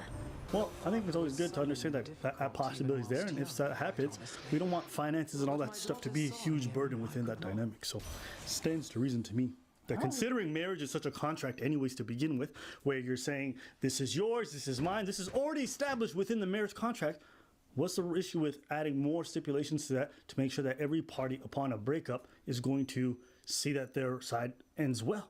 It's very reasonable. I don't know. She said, you're preparing for failure. It's like having a plan B. Yeah, it's your insurance policy. Yes. And what's wrong with that? Yes, you should have plan Bs. What, do you think you just go into something like, I'm going to make this work no matter what, even if it kills me? That is the dumbest thing I've heard today. If you didn't have a plan B, Steve, you wouldn't be divorced multiple times. Divorce is a plan B, by definition. Because whenever you marry yourself, it's supposed to be for better or for worse. You're supposed to keep on going. But you chose to opt out. That's the plan B. So I don't even know what the hell is so wrong with a plan B. I remember it was Chris Rock that said that. Insurance is not insurance that nothing is going to happen. It's in case it happen. It should be called in case happens. And if it happens, you got an insurance. Hey, you said you don't see what's wrong with plan B? I bet a lot of women agree. Watch yourself. And a lot of dudes. Oh yeah. Busting in them sugar walls raw. I don't see nothing wrong with a little plan B. I don't see nothing wrong with a little plan B. Busting in them sugar walls raw. Excuse me with that. A plan B is ridiculous. If you have a plan B, how can you possibly expect A to work? If you don't put your all into A. Get the fuck out of here. I mean, they tell you this for most facets of life. If you're gonna work in finance, right? If you're gonna do investments, you don't put everything in one stock, right? You diversify your portfolio. In case your big one doesn't work out, you can still fall back on other things. This kind of dumb idea that you only focus on one thing is crazy. Yes, put your energy into the one that's the most important. But also understand, things can go wrong. Your partner could die. Your partner could decide to leave you. You can't decide these things. There's things that are outside your control. So it's smart in those circumstances to have a fallback. Just thinking that because you think and you work hard, I'm sorry. I've been a good person, so everything good is gonna happen to me. That's not life. You could be the best, but I know some good motherfuckers. Some good people, some great people, great personality, everything. It wouldn't hurt a fly. Happens to them, and pretty hectic stuff too. That's not how life works. That is not how life works. I put all my effort in this relationship, and this is how you thank me? He's not thanking you, or she's not thanking you. It's just things that happen, and it's not working out, and decide to split. Has nothing to do with you work hard or not. You can actually not put any effort in a relationship, and it can still work. Old people that really don't like each other, and they're just there, and they can't stand each other. But they're there, and there's people that can put all the effort. Motherfucker, leave you. It's outside of your control sometimes. No, real talk. If you don't have a partner, that's your fault. You have not, because you asked not. Did you write it down? You got to write it down. It's written in the scriptures. He's simple. He's got to. There's 3 women across from him. And one that disagrees.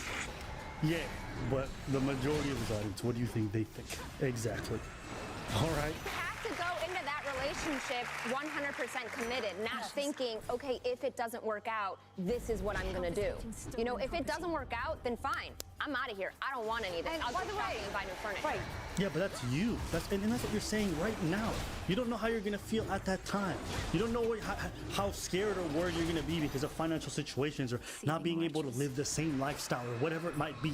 So you can say that now and it sounds great. And you know what? I really believe that in that moment, you believe that. But things change.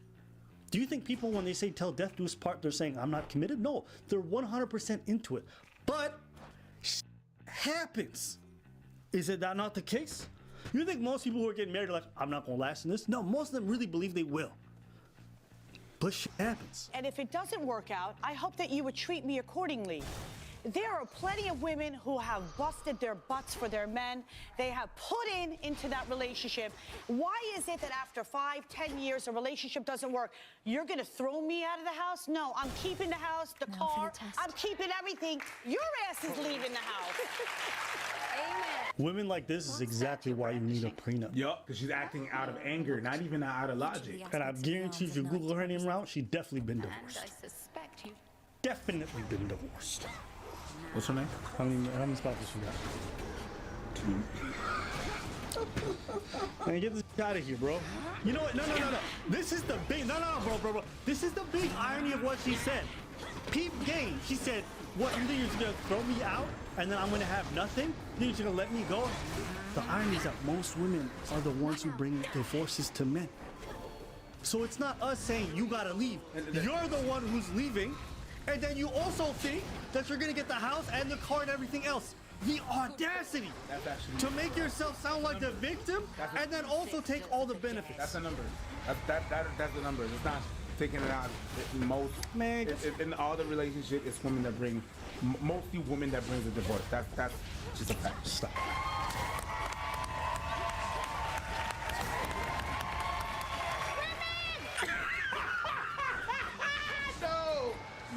No, exactly. You see, this, it's not even the equality or what's right. It's everything for women. That's what it is. Dum.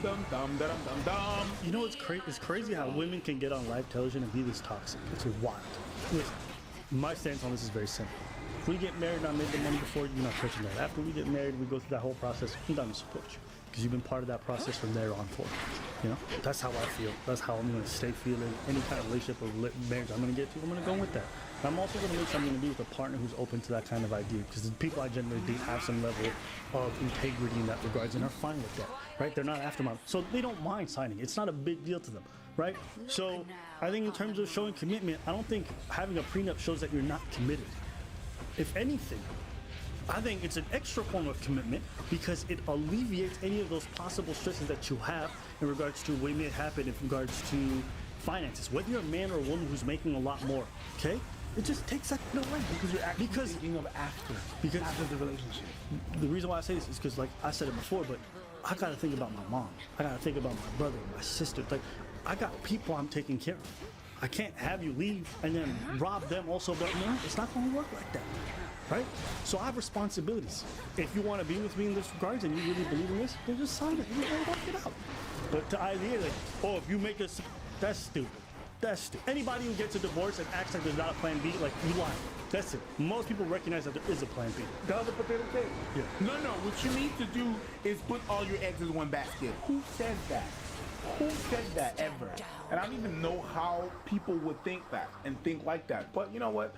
The tupo faramon, I guess. You know, you need everything to make anything. So it makes no sense at all. Protect your neck. That's guys and girls. Protect your neck. Yes. She said, if he gives you a contract, you should leave. Guys and girls, if you want him or her to sign a contract and they don't, leave. That's what I say. Yep, that's how I feel. Marriage is a contract. I don't understand. It is a contract. It's like, so you're just adding more specificity to what the contract is. That's it. But it's a plan B. It's like, if you feel so strong, just stay with your partner. Why you gotta get signing any kind of paper? If y'all believe in it, why do you have to sign the dotted line? I'm gonna drive my car, but I disconnected the airbags because I'm out of here. It's stupid. I'm done. Dumbest shit I've heard all day. Wow. morena, mi morena, tan rico que se ve, mi morena, mira como mueve, morena, mira como goza, mi morena, mira como toma, mi morena, tan rico que se ve, morena, mira como mueve, mi morena, mira como goza, mi morena, mira como...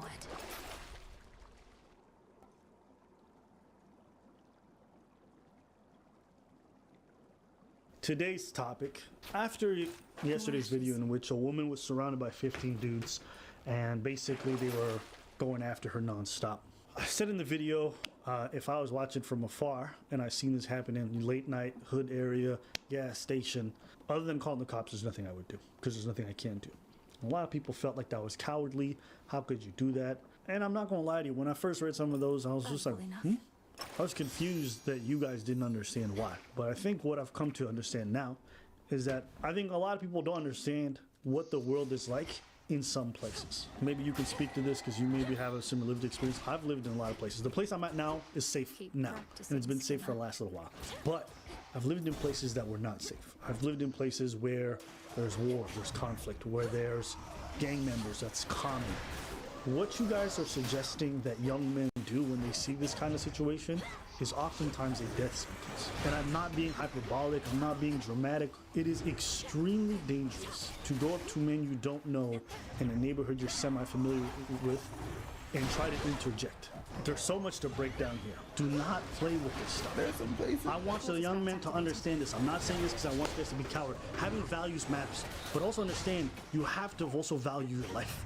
It matters, right? You think you're doing a good thing by jumping in a situation where you probably can't help at all. You're probably going to escalate the situation to make things work, and you're going to throw away your life for nothing. What if you got kids? They're going to be without a father. What if you got dependents? They're going to be without their sole beneficiary, right? The sole provider, right? What about your community? All the future good things that you're going to do, you're going to throw it all away? Even firefighters, trained people, trained, will not throw their life away to save somebody. Why? Because they understand the long term, as a firefighter, they can do more good if they stay alive. So they say, like, if your life is in clear-cut danger, there are situations where you're not supposed to jump in. Soldiers in war zones, military training is super important. They say, just because you see something, you're not supposed to jump in. You need to assess the situation. Just because you see a conflict, you can't just charge. Because if you do, and you get shot in the leg, and now you're just sitting in the middle of a street, stranded, and we don't know if they're snipers or whatever, you put your whole unit in danger. You put other people at risk. But you wanted to be a hero, right? It's irresponsible. As a young man, I'm telling you, learn to swallow your pride and learn to assess the environment around you, because it'll be the most important tool you have. Prevention is the best form of self-defense. The amount of stabbings and fights that I've avoided because I knew some shit was gonna happen, I cannot tell you. You raise a point with the firefighters. There's some times that what you guys are saying is that every fire needs to be put out, right? And there's some instances where the firefighters, they show and they have information. Yo, there are 5 tanks of gas in the basement. We gotta go. We gotta leave. No, I'm gonna try to save the building. That's you. That's you right there. I'm gonna try to save the building. Boom! No, you have to leave and you have to evacuate everybody out. But you trying to save the building that's burning. Yep. That's you. That hey, no, but you were brave. You were brave, boo-boo. Good job. But now, let's say you run in and your best friend runs in after you who's also a fighter. You guys both die. Now the fire force is now without a whole bunch of people that they need to be able to fight future fires. There's consequences to these actions. Guys, okay, I'm gonna say this. I'm gonna try to be as concise as possible. Violence is not a joke. I know you guys see it on television, you see it in movies, but in places where violence is prevalent, where places where violence is the norm and violence is the rule of law, you do not want to be caught playing with the wrong person. Because even though you may value your life and your self-preservation, there are people that are just looking for excuses to throw their life away. I know, because at a young age I used to be like that. I would fight for reasons I cannot even explain to you. I didn't even understand why I was so angry and mad at that time. So when you guys come at this and you're like, man, well, you don't understand these people's mindset when you're in these situations. The slightest disrespect can lead to something way more. Bro, I grew up in the era where touching a man's Air Forces, you might remember this, was a potential death sentence. This man came in a club with white Air Forces, and if you stepped on it, it was a fight. It was a wrap. In a crowded club, there were people that would look for reasons to fight that you would never comprehend. Violence that you're like, what happened there? And when violence escalates, adrenaline's pumping, you screaming, stop, this man's unconscious, does not matter. Violence turning that wheel, that shit off. There's people serving life sentences right now for spur of the moment stuff, for dumb stuff, because they couldn't control their impulses. And don't act like it doesn't happen. And what are you gonna do? What are you, John Wick? Bruh. Hong Bak? Bruh. Who harmed you? Neo? You're Liam Neeson from Taken? Is that what it is? Life is not a movie. Things real. Man, I've seen this thing in person. I've been part of it. I've been on the receiving end. I've tried to stop things. I've witnessed stuff on Facebook Live, people losing their lives like it's nothing. Well, filming themselves doing some of this stuff. They can't wait. They think it's fun. It's a crazy place out there. Let's say you're successful. Let's say you go up to these guys, you punk them, you grab the girl.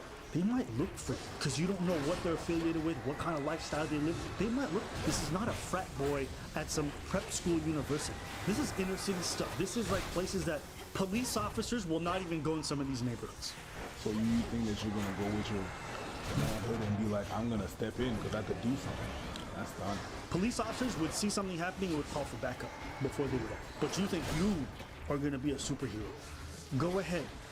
I'm not gonna tell you how to live your life. You wanna live by those values and throw your life away? That's on you. That's your choice. And I'm not gonna, but I'm speaking to the young men who want to act on principle alone without using their brain. Guys, just because you see a crisis in front of you doesn't mean you just act. All right, and people will say stuff, if you see evil and you do nothing, then more evil. Doing something is not always better than doing nothing. If you see a fire, you just grab the closest bottle and you try to break it on it. What if there's gasoline? What if there's wine or alcohol in there and you make the fire larger? Do you not understand how when you interject yourself as a man, you raise the stakes even more? Because a man interacting with a woman is completely different than when a man comes into it. A woman slapping a man, nothing could happen afterwards and everyone would go home. If I go to slap a man in public, 11 times out of 10, 12 times out of 10, it's a rap. It's we a fighting. rap. I might be fighting with his homies who I don't even know around. It's crazy to me that some of y'all are so casual with violence that you think you understand the ramifications. No, but you don't understand. I took like a jiu-jitsu class in my local YMCA. I don't think you understand. I'm good. I'm good with it. Even mixed martial artists would tell you in a street fight, do not be using some of this stuff. No, because the street fight, there's no rules in the street fight. You're gonna thinking, okay, I'm gonna do this and that, and then someone's gonna come beyond around the back and shank you, and then you're bleeding out, and it's a wrap. Yep. There's no rules. There's none. That's the thing. You can take all those classes that you want. Out there in the streets, there are no rules. That was an unfair fight. I was fighting this dude, and then this dude came out of nowhere. That was just a street fight. Yep. Dudes can come out of nowhere. There are no rules. What do you mean? 2 against 1. Streets. It don't matter. If the point is to mess you up, they're gonna try to mess you up. That's it. Yeah, being a hero sounds great. People tell you, you guys should, don't be cowards. I'm like, bruh, if I jump in and die, who's gonna take care of my family? Are you gonna take care of my family? Are you even gonna show up to my funeral? Are you even gonna think about it the next day when I'm in the back pages of a newspaper? Probably not. But you expect me to throw my life away for a stranger when I got a mom who relies on me for income, when I got siblings who will not make it if I'm not around? You think I'm gonna just throw everything away? What I'm doing is not an easy decision. It doesn't sit well with me. I don't see this stuff and think, man, that's not what I'm thinking. I'm just thinking, I got responsibilities. What can I do to help the situation? Aside from calling the cops, what can I logically do? Group dynamics. A group of men act rowdy, and they're not gonna let nobody punk them or show them up. They don't care if it's your girlfriend sometimes. They don't care why you there. People are like, well, you just go and say it's your girlfriend. What if the girl doesn't react in a way that shows that she's my girlfriend? What if she panics and stumbles for a second? Then I look stupid. Then these guys are like, she doesn't know what the plan is. But the thing is that happens is that you're gonna be going like, hey, she's my girlfriend. It's gonna be like, there's another one that's trying to bag me. Yeah. I offer these. I don't want that. I was holding this well with my.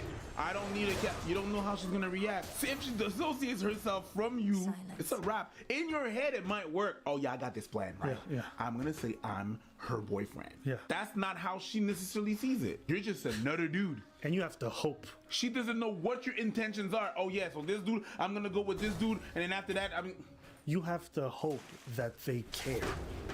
Yeah, because there's men who don't care if you got a girlfriend. It could literally be your wife, and they'll still go for it. I've read some stories about people going to Jamaica. Not to say that Jamaica is a bad place, whatever, or bad or whatever. I mean, they're like that. It's just it can happen anywhere. And I've seen things where the girl's like, "Oh, I went with my boyfriend," and the guy's like, "Oh, no problem. Me not jealous. They him right there. Him over there, so me not care." Let go pick me over there, so? No, I mean, out here. Bring him here. Bring him over here. It doesn't matter. The example was in Jamaica because that's what it was. That's what happened. But I've seen it happen everywhere. Oh, I'm not jealous. I don't care. In the spur of the moment, sometimes you don't even know what you're going to do. How you going to do. Things happen. Decisions happen. Things happen really fast. You don't know how to react. You might react, you might not. But if you choose to look around and you have some kind of enlightenment and you look around and you see things are dangerous, that if you react, your life might be in danger. Yep. So what do I do after that? They break my neck, they break my back, now I can't walk. What do I do next? Yep. All that because I try to save someone. And now I'm the one in trouble. What do I do now? Yeah. What if you die in the process? Now the person you try to save has survivor guilt because you lost your life trying to save them. And you may not have even succeeded. And the worst thing is that the same outcome could have possibly happened if you didn't do but no one would have gotten hurt. But now you trigger someone. And that's the thing. We always tell cops to be accountable and to de-escalate situation, but when you go up to people, that is the exact opposite of de-escalating a situation. And you might end up with the exact opposite. More fire, and you don't want that. This ain't a dancehall jam. More fire, more fire. You'll tell them, bro. This is real life. You are not Son Goku. There's no plot armor, bro. You are not the protagonist. You are just another minion, another side character, fodder for the most part. You don't know what you're doing in these kind of circumstances. Because if you did, you would know going in is absolute lunacy. Nobody who lives in these areas, who sees this stuff on a regular, jumps in and lives a long life. I promise you. You're not.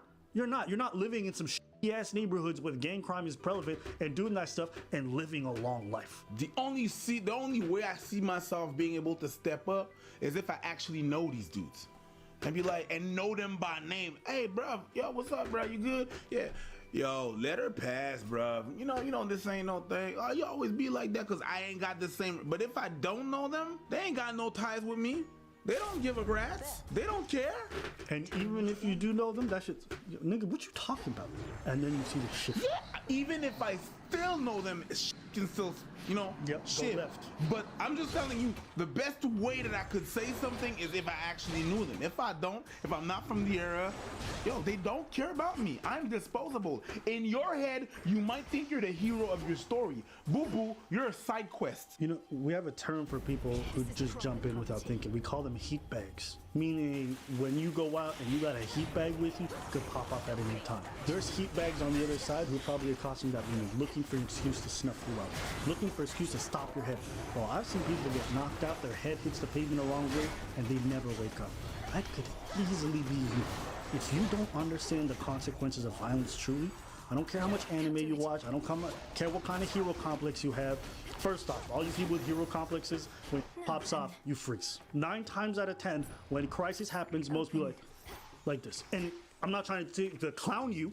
I'm telling you this because your expectations and what will actually happen in reality, you need to understand the difference. You're a coward. Pop off. I don't know, man. I thought you was about to do something. Listen, when chaos is the norm, when chaos brews underneath any form of civility, I've experienced this when I lived in Ethiopia. It's the same feeling. I've experienced this when I lived in New Orleans for a short period.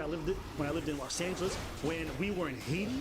Bro, I'm a 26-year-old man. I got people in their 40s who are panicking in these moments because they're not used to this kind of environment. And I'm sitting here like, oh, you thought you was a man in charge. The moment pops off, all of you grown-ass men, because they never seen it. They don't understand violence. The worst part is that the people that said that they had to careful for our safety put us up front. In front of all the danger.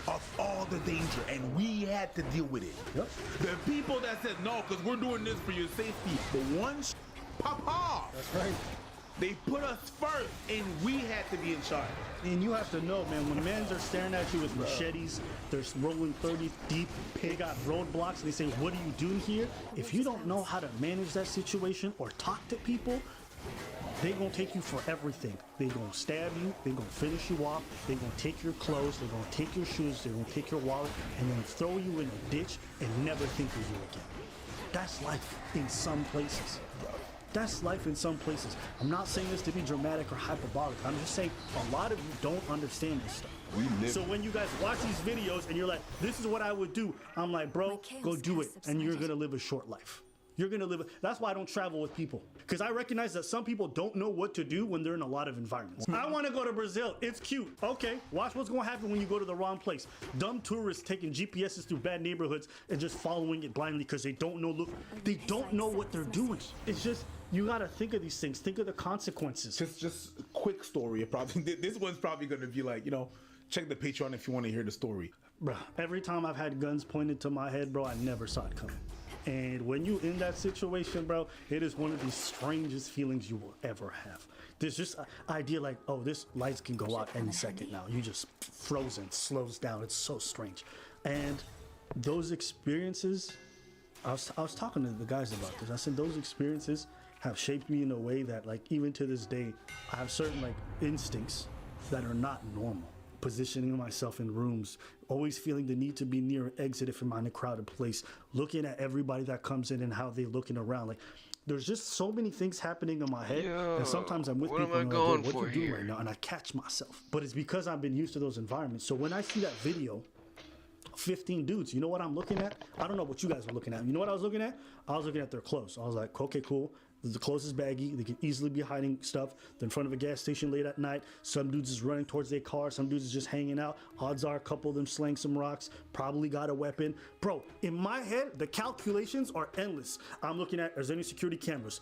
What's the nearest place from like civilization? Is this like an isolated gas station, or is there a police precinct nearby? Do police officers even come around here? Do I know these guys? What colors are they wearing? Yeah, what colors are they wearing? What's the predominant color? Will these guys be able to recognize me? How far am I away from my place where if they drive around, they come find me?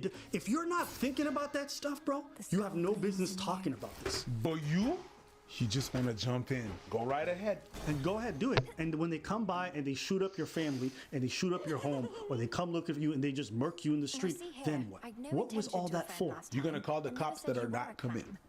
You know what I mean? I got a problem. These guys are chasing me. All right, well, I hope you run good. Young man, I'm telling you, if you're watching this, please be smart about these things. Do not think that rushing in is a show of bravery or something, because they're going to say you were a hero for a few seconds, and then everyone is going to feel the absence of your life. And that matters. It matters. It's immature to just jump in without thinking. You don't care about your responsibilities? Yeah, but I got a sister. I would never let. That's great. Who's going to take care of your sister and protect her going forward? Who's going to take care of your mom? You have responsibilities. You got to think. I don't say this to mock you or to say you're privileged. It's not that. I want you guys to value life. Do what you can that's reasonable, but don't throw yours away, because it affects people around you when you pass.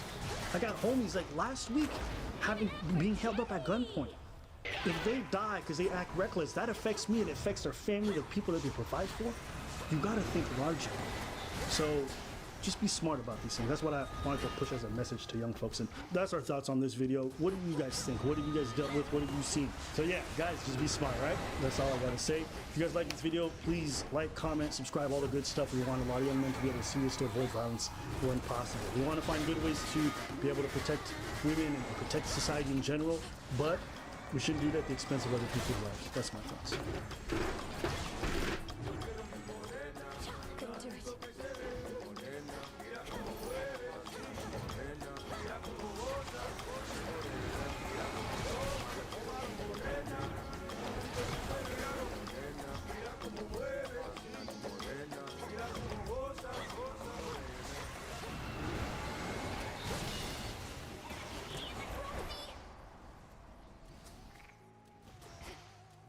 Today's topic. So this is a really interesting topic. I really want to cover. So it's very unfortunate that I have to make this video, but this is where we are, and this is what it's come to. If you guys are unaware, there was a black traveler who had his life taken away from him, murdered in Barranquilla, Colombia. And I want to talk about safety in this video, but safety specifically for men, because men and women, when they travel, they really have two different intentions, and that usually leads them to seek different things. Right, and for guys who travel, you cannot let your guard down no matter where you go. And I have done that in the past, and I want to talk about two things you should look out for, because if you let your guard down, this can happen to anybody. It can happen to anybody. No one is immune. Doesn't matter how big and tough you are, doesn't matter who you know back home, doesn't matter who you know there. You always have to be responsible for your own safety. This is why I tell y'all I travel a lot. I've been to so many countries all across the world. Been to places and I've had to book Airbnbs and hostels and spots that are not necessarily the best, and I've traveled a lot, even not knowing the language. And one thing you need to learn as a man is that it's very dangerous out there. And it varies on your complexion and what neighborhood. I would even argue that as white people, it's also very dangerous for you in certain areas. And as black folks, along racial lines, height, size, different things like that, the problems you will face will vary based off how you dress, how you act, where you choose to go. So there's so many variables that you have to take into consideration, and you have to apply them to yourself. If you're a big person and you go to nightclubs in foreign countries, sometimes people will try to pick a fight with you just because you're big. Or they think that you're a threat. Oh, you gonna come here and steal our woman. No, but that's what happened when I go down south, when I go in Latino countries or stuff like that. That's exactly what you're talking about right there. Yeah. It's exactly that. You know, you got the alcohol going and everything and stuff. I have to watch out. Because they're gonna think that they're gonna think I'm a threat. I'm gonna steal a woman. And then, the thing that you're saying about picking fights, you looked at my woman. It's like, but they have this insecurity already set up from the jump. So everything you do just looks sus to them. So it's just being mindful of that, because that reality is real and it's everywhere. And for white folks, for example, you guys are often easy targets in certain third world countries because they already look at you and look at money. And white folks will come in and will admit this themselves. And so I'm not bringing up race for no reason. It matters where you go and what you look like. Yeah. You know, all these things matter. So I hope you guys pay attention, because somebody lost their life because they probably couldn't read a bunch of signs. Maybe they could. I'm not going to say for certain, but we'll watch the video and see what we can. Traveling abroad. And it's crazy because it's like you go to travel, you go to leave the matrix to go somewhere else to experience something different, to experience something new, something better than what you were accustomed to back home. A new experience, new opportunity, new people, a whole new culture. You don't go and travel to die. But unfortunately, that's what happened to this man. Now, if you read some of the reports that came out, a report I read specifically said that he had purchased a property in Barranquilla for about close to 700 million pesos. If you do the conversion on that, that's close to 200,000 US dollars. So obviously that this is a brother who worked hard, sacrificed, did what he had to do. I believe the report says he's 54 years old. I'll put all that information on the screen. Again, this is no disrespect to him or his family, this is just information. And it's just like, it burns me up that a black man can work so hard and have to end up like this, and it's completely avoidable, guys. The thing is, if you watch my video that I did a couple videos back, and I was talking about being alone and traveling, you know, that is one of the things that I say will be the downfall for a lot of men, and that is needing companionship, needing to be around someone. Now, I'm not associating this with him, but a lot of guys who I know who travel, they are like this. There's a lot of women in foreign countries who are bait you to locations and to places so other niggas can rob you. Whether it's online dating, whether it's at a club, if she approaches you and she's too forward, be super suspicious. Super. Especially if you look and sound like a gringo or whatever word they got for foreigners or tourists, be very careful. Very careful. Because that's how dudes disappear, get robbed. And if the robbery goes wrong, they die. The women are oftentimes how they segue you out, because you're in a foreign country. You want to have a good time. What better way to have a good time than have some local poom poom? You go to a culture with better food, you go to a culture with a better environment that's cheaper, but you gotta be on the lookout now. Because you just, by changing your zip code, by changing your country, you just elevated your income. You may have elevated your income to an upper income person. So now you can't move the same. Upper income people in the States and lower income people in the States do not move the same. So let me talk about the two things that I think can help a lot of men out who are going to be traveling no matter where you go. Number one, environment, guys. When you're going to a new country, to a new city, look around. When you get off the plane, right? You normally get off the plane and you go and catch a taxi to where you're going, to your Airbnb. Look around. This is why I don't book places for months in advance unless I stayed there for a few weeks. Because if you book places for months in advance, you get there and it's uneasy, now you're stuck, or you just lost a couple $100 or however much money you paid. Look around, look at the people.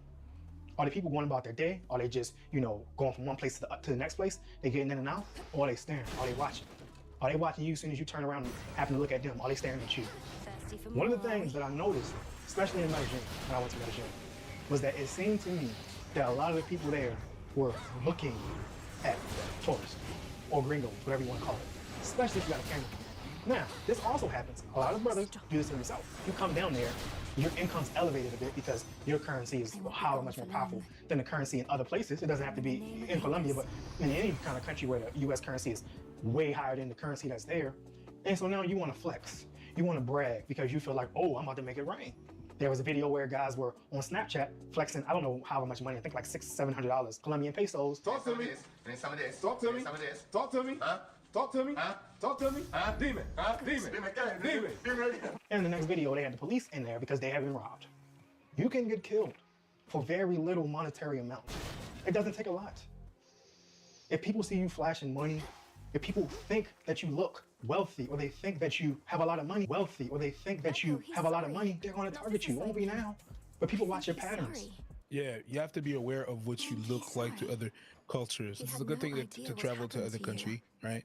But you have to understand what certain things about you represents in other countries. I want to go to Haiti. I have to know what tattoos represents in Haiti. I want to go to Colombia, in Barranquilla. En Barranquilla me cuedo. But you're not cuedo from en Barranquilla, if you know what I mean. Ya tú sabes, papa. So you have to know what the dreads look and what they mean to the people out there. It's good to inform yourself about the cultures, about different things about that you have. I got tattoos. I'm a black man. I have dreads. I have a certain size. I have to know what these things are perceived in the country that I'm going to. It's really much more than just booking a ticket. Listen, I was very nervous for the first time of my life. Extremely nervous when I went to Russia.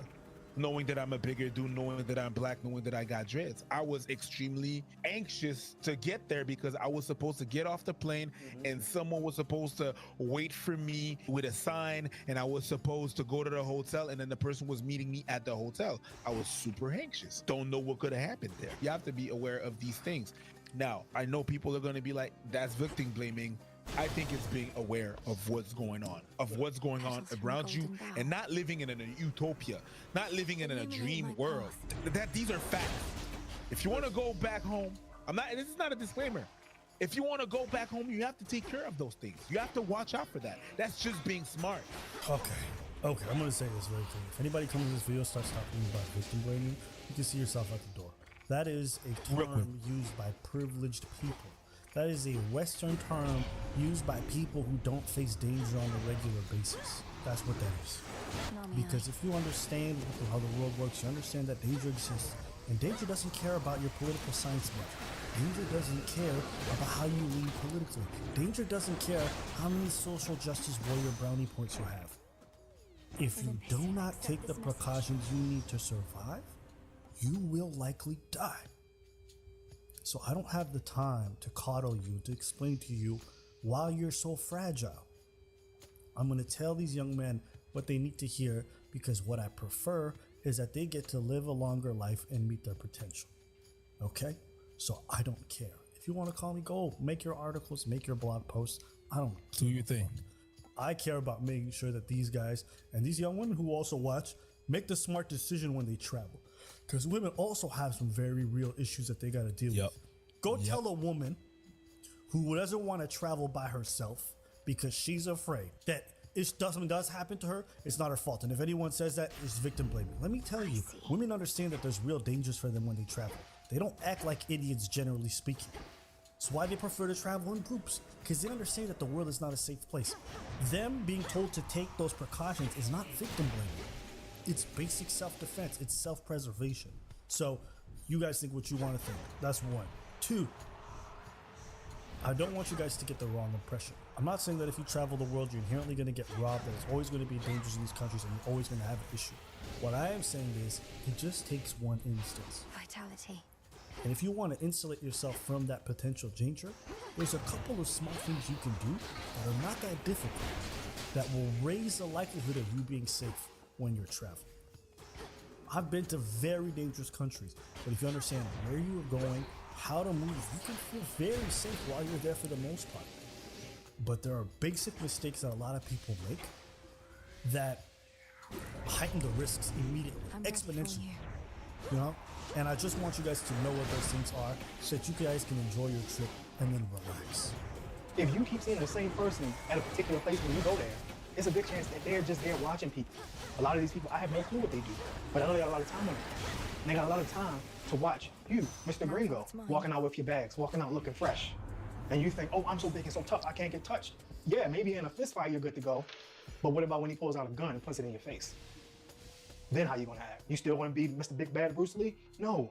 And this is not even just for gringos. This is not a joke. I got shot, and this is what I learned. It's been 1 week since a bullet was lodged into my back. Damon and I decided to go to Carnival in Brazil, so we took a 20-day trip to Sao Paulo first, and then we went to Rio, my birth city. Of course, I was born there, almost died there, but I didn't, and I am here to tell the tale of the time I got shot in Brazil. So she has a full video talk about how she went back home, was spending it partying with her family for then they were just driving home to their crib like they normally do, and some just dudes pulled up and then tried to steal the car, and then they shot at them, and she got hit in the back a couple of times and ended up in the hospital.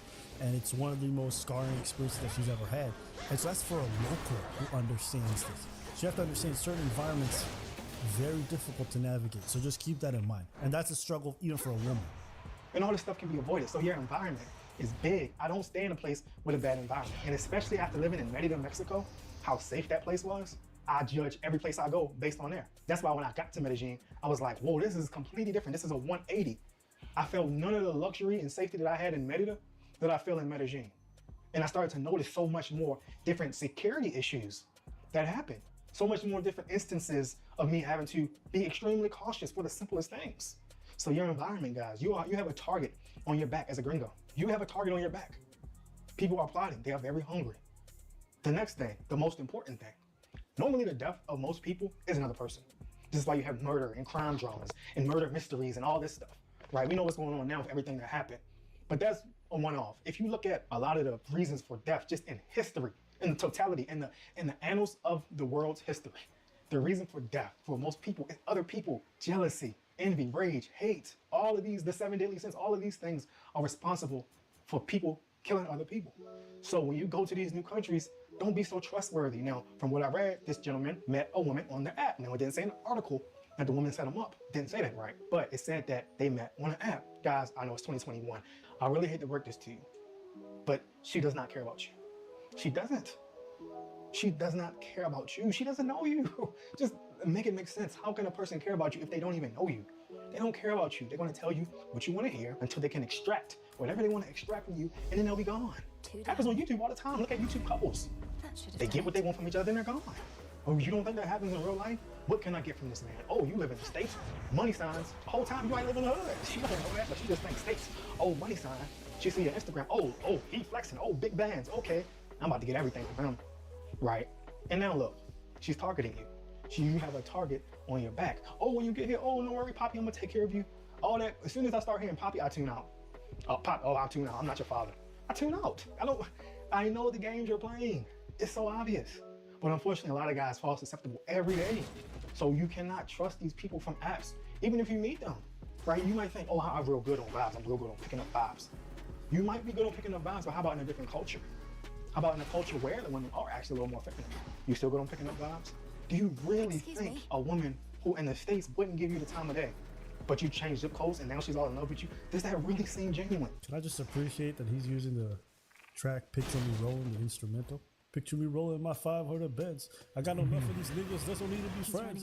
I know you want somebody, but does that really seem genuine? It's not. It's just not.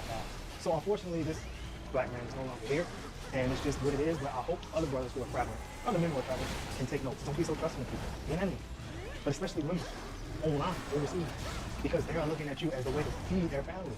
And unfortunately, it happens to sometimes be a little bit more desperate, and from areas where chaos and crime is prevalent. And so the lengths that they're going to go to try to scam you and play you are far higher. So it's just a matter of understanding these things. Research, Google, look into it. What is the crime levels? What are they like? You know, talk to, if you happen to have a local connect, ask them a lot of questions, especially if you don't speak the language. That is going to be your biggest barrier between you and people. Trust me. I've had conversations with people that looked me some type of way trying to play me. Then I spoke to them in a language and it was like, oh shit.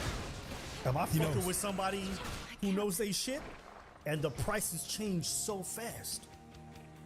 But that's just from understanding cultural layers to these places. Just Nigga try to scam me the moment I left the airport. Do you understand? Yeah. It starts right away. Right away. They'll try to take your bag. Let me take it, and then you just leave with your bag and your luggage. Yeah. So be mindful that they're bold, they don't care. But if you do a couple of tiny things to insulate and protect yourself, I promise you won't have no issues. It's always, whenever I go to a country, I try to emulate the accent, but I also learn not to say hi. I ask, how do you say what's up in your country? Oh, I go to Cuba. I went to Cuba when we were able to travel. Back then, I go to Cuba and I tell, how do you say what's up? Oh, hola. No, that's not what I ask you, bro. I asked you how you say what's up. Yeah. Not hi. Yeah. What's up? You know what I mean? You know what I mean by what's up? Oh, okay. Que hueta. Que hola. And that's only Cuban. So when people would approach me, and all I try to say, I'd be like, que hueta. And they would, oh, okay. And they leave me alone. Hey, que hueta. And they would leave me alone. Que hola. They would leave me alone just because I had that little edge. Other people that were saying hola, that's gringo talk. Yeah. That's tourist talk. Yeah. You know what I mean? That's a little thing. No. That's a little thing, but it goes a long way. It just goes to what you were saying when you were talking to, you talk the language with them people, and they're like, oh shit, no, yeah. Not because, oh, I can't, he might know more than I think he knows. Yep. You know, couple basic tips. Jewelry, hidden. Hide all your jewelry. The tooth. Phones. Be very careful with your phone. If you don't need to have it, get yourself a burner or a dummy phone that you can use while you travel. A cheap phone that you're, like, I got an iPhone 5 that I travel with. Exactly. I got multiple phones, and there's a good reason for that. Another thing to consider, it's just like any signs of opulence, start to reduce it. I know some of y'all want to take all the money you made and start go balling in areas. It's not worth it. But I think the biggest thing is do your research. Get some resources before you go there. You know, when I went to Brazil, I had somebody in Brazil that I could speak to ask them a bunch of questions. And then we came to a consensus together as to what we're going to do while we're down there, where we're going to go, and it helped out a lot.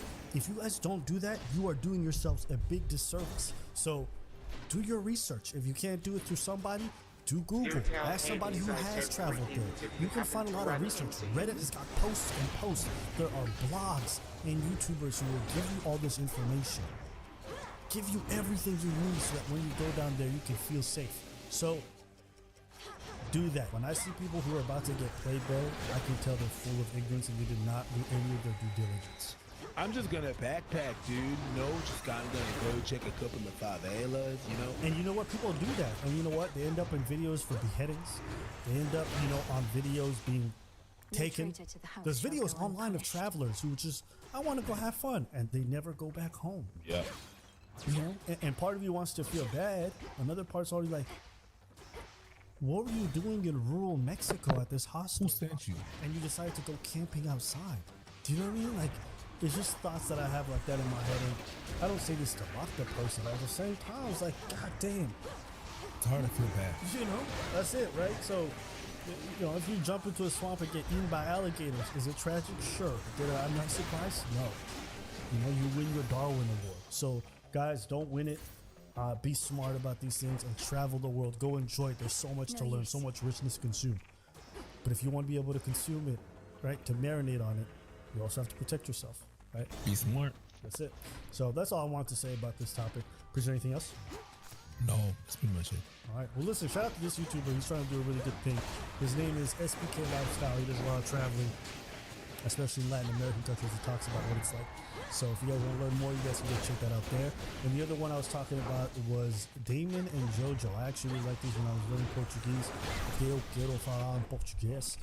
Você fala português? Não posso, mas eu faço muito esforço para melhorando meu português.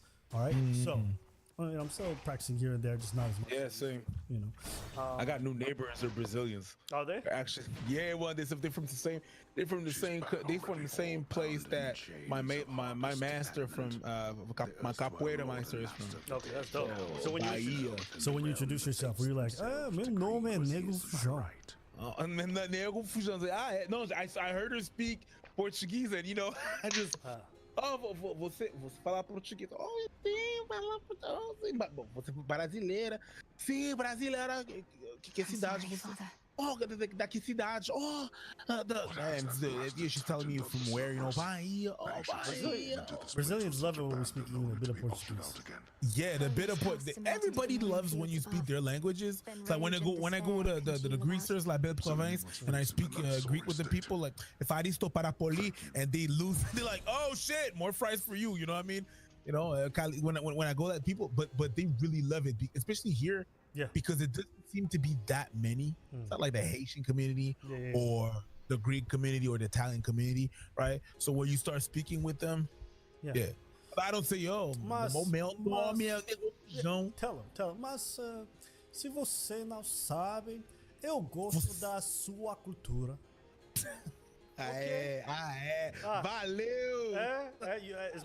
Is my accent getting a little bit better? It's getting really bad. It's good. It's good. Yeah. It's not as good as your English speaking Portuguese. Brazilian dude.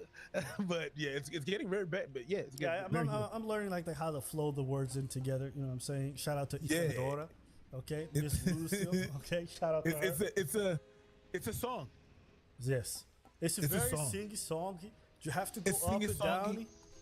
But exactly, the laptop. It's like you have to learn those. You have to learn those things, and I'm just trying to emulate people like my mestre when I'm talking, or the guy that was the formado. Now he's not formado anymore, but anyways, the way they speak the song, you know, trying to get it. It's like when you speak to a Bayesian, you know what I mean? They sing too. People from Barbados and stuff. You know. Yeah, well, listen. So we could go in and talk about Portuguese forever.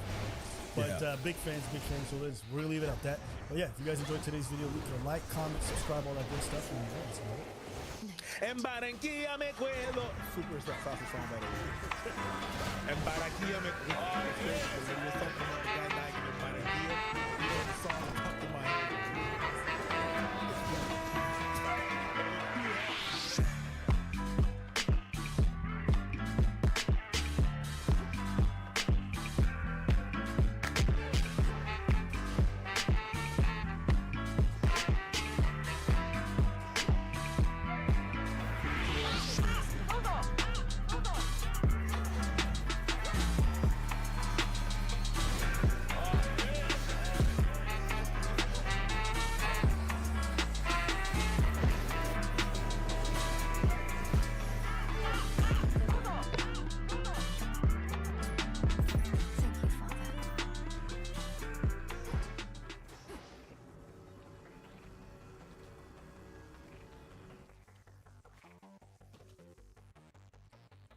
As humans, you know, we derive really from aliens, you know, like aliens and UFOs. Like I'm telling you, bro, you know, different from astrology and shit, bro. You know, but like, bro, life is interesting, bro. I'm like, what's up,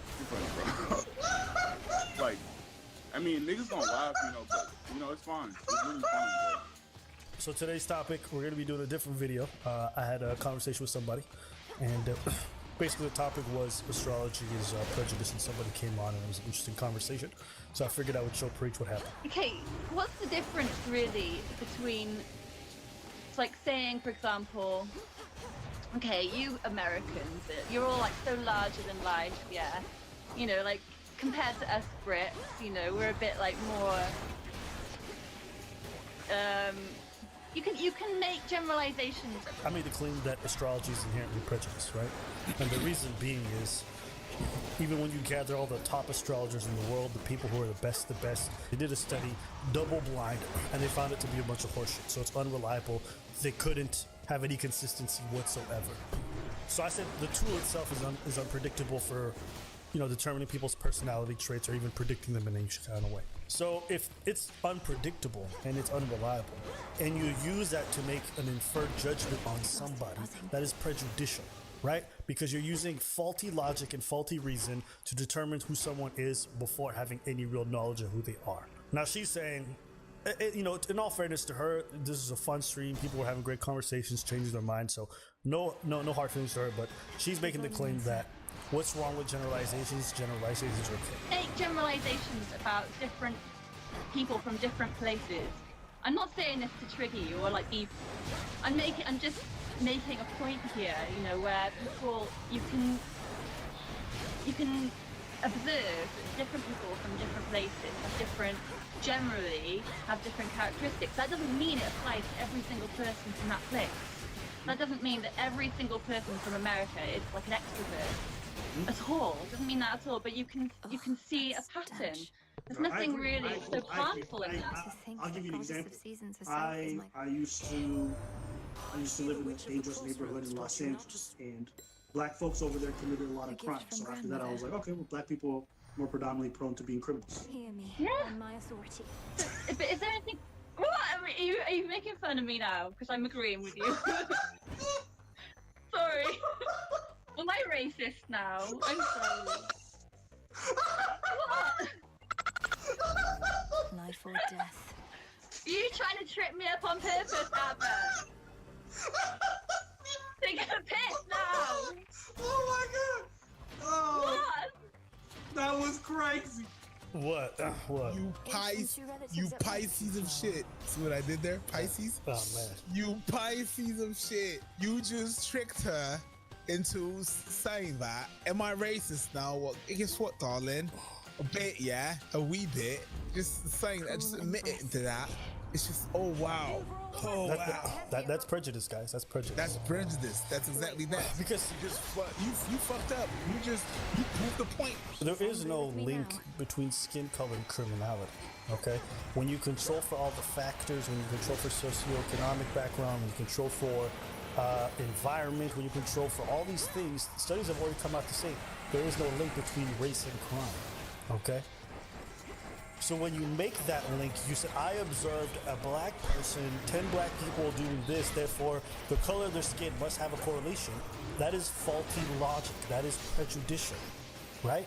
Because you didn't take into consideration, maybe they're from a really poor area. Because if I go to different parts of the world where there's really poor white people or Asians, you might find replications of those behaviors. But you also have to study the cultural norms. You have to study like education, all these things, and try to see what is the highest predicting factor for this, and then see if it's a causation issue or if it's just a correlation, right? Because you can make really bad inferences, and this could hold people back if you live with these ideas, right?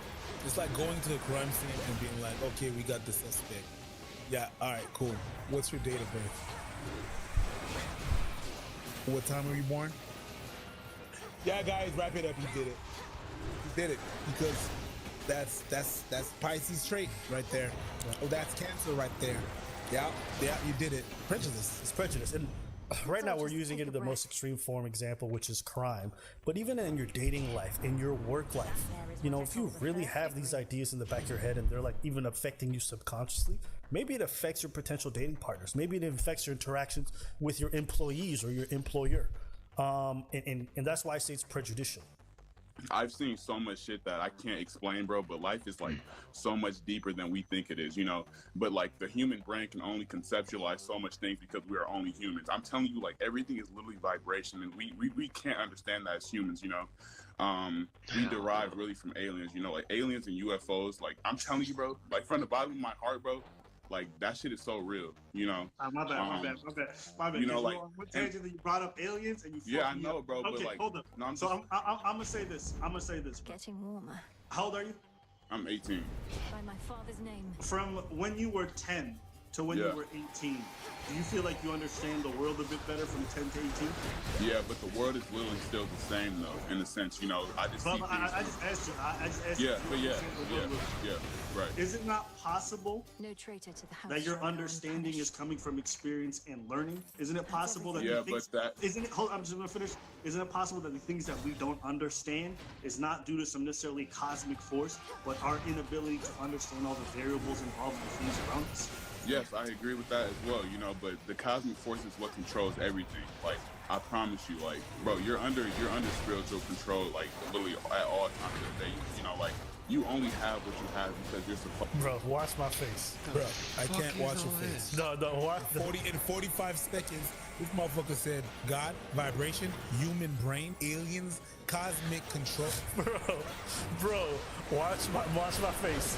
have it at the time that you're supposed to have it. You know, God doesn't give you anything too late or like too early. When I say God, I'm not talking about like a Christian God or anything. I'm talking about the whole universe. You know, like it's always controlling you and always like helping you at all times. You know, and like when I say aliens and stuff, like that doesn't mean like, oh, like these aliens want to take over the world. They literally are here to help. You know, humankind. You know, today's society is so fucking terrible. And you make videos about it. You know, like, bro, like why are people so like unhappy and everything? It's because of social media. You know, like they put these things in our lives, you know, to control us, you know, and make us unhappy, you know, and like that shit is like astrology is not like prejudice towards, you know, like saying like this will determine your personality and stuff. Like some people overblow it, you know, like you know those girls who like just talk about, you know, astrology is like to say that, oh, you know, this is my personality. Like no, you know, like you actually have an actual personality, you know, behind, you know, what is really like you know, different from astrology and shit, bro. You know,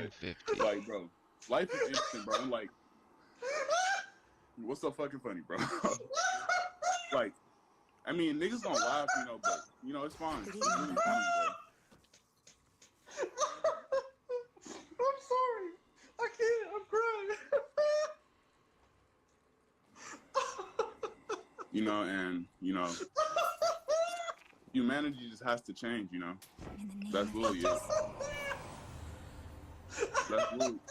Oh no, like humanity just has to change, you know. Oh man. And, you know, there's change coming, you know. So yeah, shit is crazy, though, bro. All right, brother, man. I appreciate you. Yep. Thank you, Yeah, you have a good one, bro. This mother. River, take me. Here we go. Come on. I'm sorry. You ever have?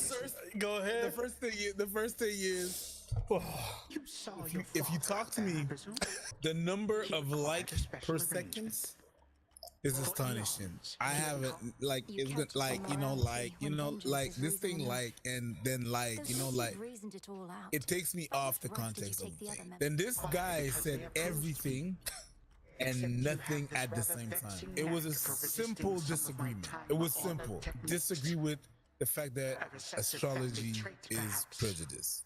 But you know, God and the vibration and you know, human beings and the human brain and the vibration and the aliens are here to help us, not come here to conquer us. But like you said, everything and nothing.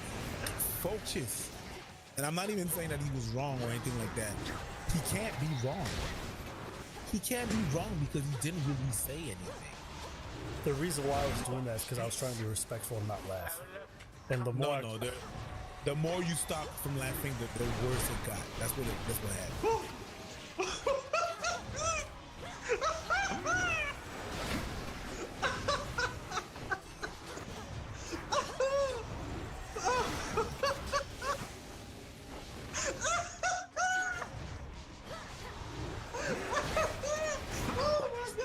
I shouldn't have tried to hold it in. I was trying, bro. I swear to God, I was trying. That's why I had to look down. I didn't want him to see because I wanted him to get a chance, but everyone could tell in the chat. The chat was dying. The chat was like, Ava, look up. Come on, Ava, look up. I was like, I can't. All right, I got a different clip for you. This shit. Oh my God, that's good. Thanks for that. And then if you go into a relationship with that in the back of your mind, you might affect the whole thing because you're gonna see things that you want to see because you're already prone to see them because you already set yourself to see that. Yep. So watch out. This ain't it. To me, it ain't it. People will say stuff like, I've met 7 Pisces and they had a lot of similar personality traits. Or you've got confirmation bias. You probably have met hundreds of Pisces, but the ones that stood out to you or exhibited certain behaviors, you asked them what their sign was, and then it just confirmed an idea you already had in your mind, right? So we fall into this logic a lot of the times. This kind of bad confirmation bias where it's just one of those things like, Kronos. do I really care that much about astrology? No, I was just making the argument that it's prejudicial and people got really upset about it, but that is what it is. People really follow it, and it's funny to me because I read an article that was saying that it's really a trend thing, and if you look at Chinese astrology, where a lot of these things are from, and they think a lot of people that are following astrology and stuff like that. A lot of these things are from China, right? Yeah. And if you ask a Chinese person what sign you are, they're not going to tell you monkey. They're not going to tell you rat or cock. They're not going to tell you none of that. They're actually, because it's the way the Western astrology is made, it's more fun. They're going to believe more in Western astrology just because it's a trend, just because it's more the way it's done. The soap opera is more interesting. Even them, they don't even follow their more astrology. They follow the Western one when you ask them why. It's just because there's more patterns and stuff like that. But it is a trend, but also it's not based on nothing. It's really just fun facts. It's very vague. You know, if you read something like whenever you read about cold reading, you know, when people that can tell, those people that say that they're mediums and they say that they can see the future. Sometimes they ask you questions that are really, it's a technique. It's a technique called cold reading. Cold reading, I'm able to make vague questions and you're going to answer them for me. And I'm going to use them to further more my research. It's going to make me look like I know you or can tell into the future. There are techniques about that and stuff like that. Again, it's not a scheme, but it's just it's something that is not necessarily true. They're using all these techniques magicians use to make their shows, and it makes it look like it's really Get smacked on. Readers, all of that. Cold reading they're using. It's funny you brought that up. Let me do something. Hello. Hey, are you Hi, okay? sorry, it's so. Hey, Hi, Abba. Hey. Sorry, it's so. Can I just, is that a Mandela behind you? Yeah. All right, guys, I'm already telling you right now, it's gonna be a good chat. This girl is definitely into astrology. Let's go. Do you have any plants around you? Where's your nearest plant? Yes, I do. Okay, all right, some of your plants. Okay. And can I ask you, is there one of your parents, do you have one parent that you don't really get along with at all? Yeah? Yeah. Yeah, I feel you. Let's not go there. Do you have a strong connection? Do you have a strong connection to animals? Yes. That's very vague, isn't it? Nigga, most people have plants. Most people have animals and have a strong connection. It's a 50-50 chance. And most people have a preference for one of their parents. They're close to one parent and not close to another. Cold reading. That's all it is. Abba's not a genius. Yes, he is, but I don't think it's vague. So many people. I don't have a strong connection to animals at all. I really don't care about them. I eat them and I don't mind. Well, Yeah. Listen, I'm pretty sure now you're at a place where you want your own space and you want to be able to cultivate. I have my own space now. Yeah, I feel Big you. time. Yeah, because you can't do it. Like, you need to just be able to preserve your energy and kind of just keep a lot of that outside noise out a little bit, right? And how do you feel like astrology's helped you with your dating prospects? It hasn't. Sorry. Sorry, I had to put in that last clip. I just had to. Oh, that's funny. It hasn't. No, it hasn't. I just had to put in that last clip. But yeah, that was just. And there is a big difference between saying we can observe Americans and American trends and American cultural norms and say this is generally true for this population. And there's a huge difference between you saying you're born on this day, the moon was in this position, therefore this is your personality. There have been no recorded studies to back those ideas up. If I say Americans are obese as a cultural norm, right, as a generalization, well, we have studies to back that up. You understand? It's a bit different. Yeah, and Americans can literally back that ass up because they have plenty of it. Shout out, Juvenile. Just be careful, guys. Just don't understand, like, generalizations aren't inherently bad, but when you really believe in them and when you think that they're sensible, sometimes you end up in really bad thought patterns. Just be mindful of that. So, that's all. Anything else you want to add? Oh my God, you must have slept well that night because of all that laughter and the people. And it's really when you tap onto something that they really believe, like spirituality and stuff like that, and you challenge that, people get really like, oh, no, let's look at things. Let's look at facts. People don't want to look at facts of the things that they really like their spirituality. Yeah. Yeah. It's not a religion. It's not a religion, but it's pretty close. If you guys enjoyed today's video, leave a like, comment. If you disagree, let us know why. And that's it for today's video. If you guys want to see the full live with every other guest that I had talking about astrology, you guys can find that on Patreon.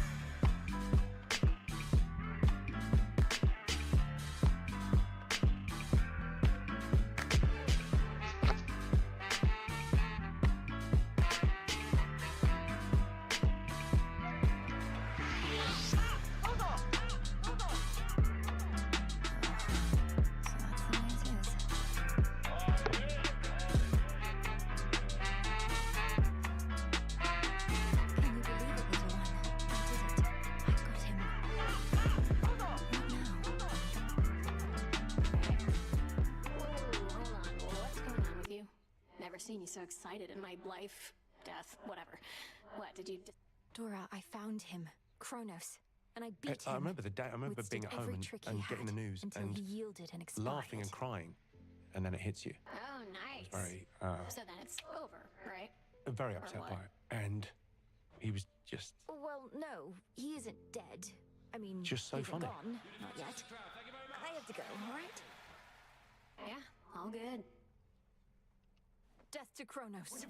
Death to one of the most respected and best loved comedians in the world. The king of one-liners. Okay, strap in, everyone. As humans, you know, we derive really from aliens, you know, like aliens and UFOs. Just went to the Balenciaga show makeup free. Kind of feels good. In 2016, Kim Kardashian was robbed at gunpoint at Paris Fashion Week. Makeup free? Wouldn't it be awesome if they can go plastic surgery free as well? Yeah. Just remove the bitch off. Look, I'm all natural on the skin, but underneath, my girl. I think you got some of that permanent makeup. It's not just the makeup; it's the permanent makeup. I was talking about the surgery. Yo, because there's permanent makeup. Oh, there is? Yeah, that's what I'm saying. There is permanent makeup. Okay, I'm There learning is new such, things. There is such a thing as permanent makeup. That's wild. Yeah, they do. Like they're gonna enhance like the eyebrows, the contour of the lips, the lips, the contour of the eyes. Yeah. And then after that, there's the Botox shots, and the lip injection, and the fillers. If you guys don't know, Preach's second job, he basically judges people who have plastic surgery. Yes.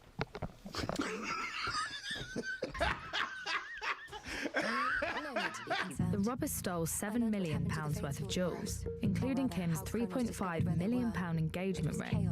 Believe it or not, the heist was committed by a group of men aged 60 to 72. The press dubbed them the Grandpa Robbers. I'm in Paris to meet one of them. So how did you prepare for the crime? I just went on her Instagram. She doxed her own self. I saw where she was, what she had, what she wears. That's how. Internet, et c'est vrai, j'ai vu ses bijoux. J'ai vu sa bague, j'ai vu qu'elle a montré un peu partout, et qu'on a su ces informations-là par les réseaux sociaux. Dès qu'on savait qu'elle venait pour la Fashion Week, donc on est venu là, on a vu repérer où était la Fashion Week. Donc on était certains, nous on était là depuis...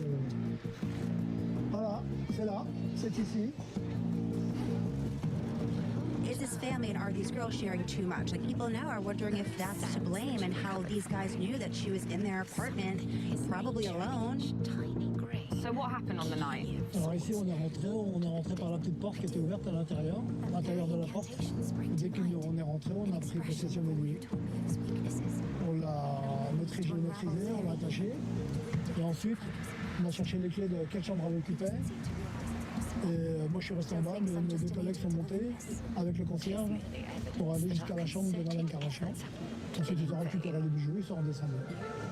Et la secrétaire de Madame Kardashian a appelé le secours, mais elle a appelé le 911, c'est écrit aux États-Unis.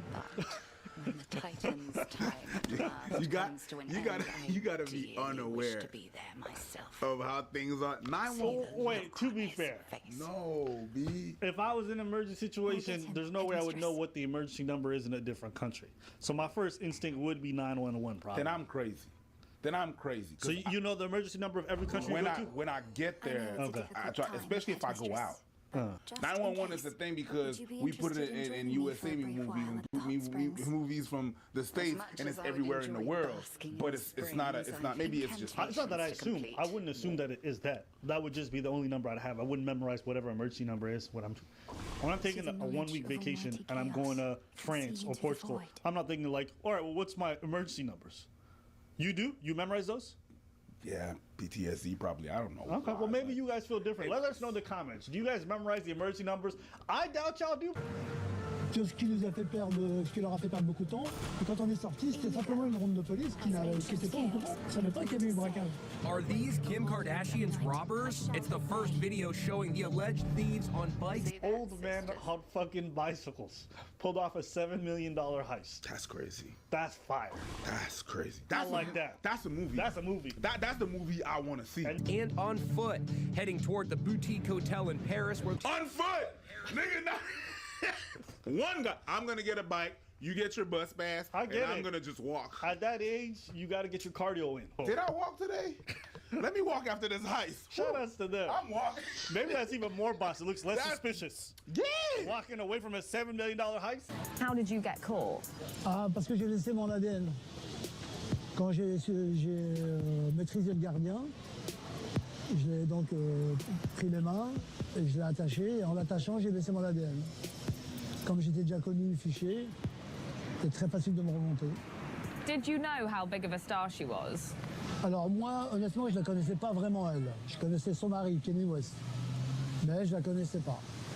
Mais j'ai vu une de ces séries où elle jetait son diamant dans la piscine. Dans son épisode La famille Kardashian. Bon, je me suis dit, elle a beaucoup d'argent, cette dame, elle s'en fiche totalement. Elle en a rien à foutre, putain. Non, mais elle jette son diamant dans la piscine. Elle en a rien à foutre, elle a beaucoup d'argent. Oh là là. I mean, he's not lying. He's not lying. He's not lying. It's like, niggas get robbed like in your neighborhood, that's different. If Jeff Bezos gets robbed for $100 million, you think I'm crying over him? No, I'm not. No, the community center gets robbed and smashed. I feel some different type of way. How do you feel about the incident now? Do you feel guilty at all about what happened? Vu qu'elle jetait l'argent par les fenêtres, j'étais là pour le récupérer, c'est tout. Coupable, non, je m'en fiche. Je m'en fiche. So do you not think that she was traumatized? Oh, sans doute, si. Si, bien sûr. On sort pas d'un... Surtout dans le milieu dans lequel elle naviguait, elle s'attendait pas à ça. Bien sûr qu'elle a dû être traumatisée, bien sûr. J'en doute pas. He grabbed me and pulled me towards him, but I wasn't wearing anything underneath. So I was like, okay, this is like the time I'm gonna get, you know, like, just prepare yourself. So I did. What would your advice be to celebrities and influencers who are thinking of posting their belongings on Instagram? De faire un peu moins de voyeurisme par rapport aux gens qui n'ont pas les moyens. For certains, c'est provocateur. He's not lying. You know, recently there was some dude who got robbed and murdered, I think, at a Roscoe's in LA. Right? And dude was walking around with his chains and all this other stuff. People speculate on how it happened. Maybe it was just, I think, an opportunity. Can't say for sure. What I do know is you walk around with $100,000 on your neck. Someone might just think, I could work for 3-4 years and get taxed on it, so I probably got to work 5 years to make that kind of money. Or I could just snatch it from your neck and it's tax-free. Now, I'm not saying it's okay. I'm not saying it's good. What I'm trying to say is you learn this early on. The more attention you attract, the more problems you attract. The more people know you got money, the more that you're going to draw the wrong type of eyes. That's life, okay? So when I see this stuff and people getting robbed, influencers, be it Kim or somebody smaller, I just think to myself, absolutely what happened to you is not right, but you flaunting your wealth, especially in times where people are extremely dire and in need, I'm not going to be surprised if you get robbed. The crime itself must have been absolutely traumatic for her, and no one deserves to be put in that situation. This was one of the first high-profile cases of an influencer being targeted, and it seems to have spurred on a lot of copycat crimes since. And social media was fundamentally the weapon that helped to pull this off. They're not copycat crimes. People have been using people's social media to rob them all the time. The minute social media happened. The moment you were posting what you had, folks were looking with envy and they were going to come for you. That's something I knew even in my teenage years.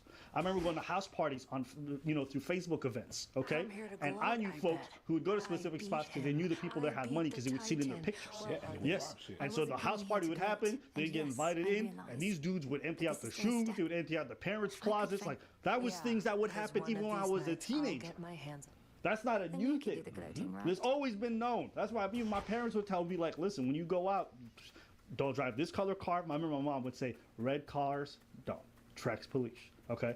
She would say, don't be loud in public. Attracts the wrong kind of attention. If you're going out, don't wear any expensive jewelry. My mom knew this when she was going out in the 80s and the 70s.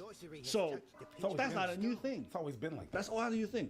The only people who do this are, one, people who don't care about the risk, or two, people who are oblivious to the risk. But you can get got. And the more you flaunt it and you benefit from it, you draw the wrong eyes. If someone like Eunice, a man who's almost 70 years old, can figure out how to rob one of the most famous people in the world, Kim Kardashian, by using Snapchat, I don't think any of us have any hope.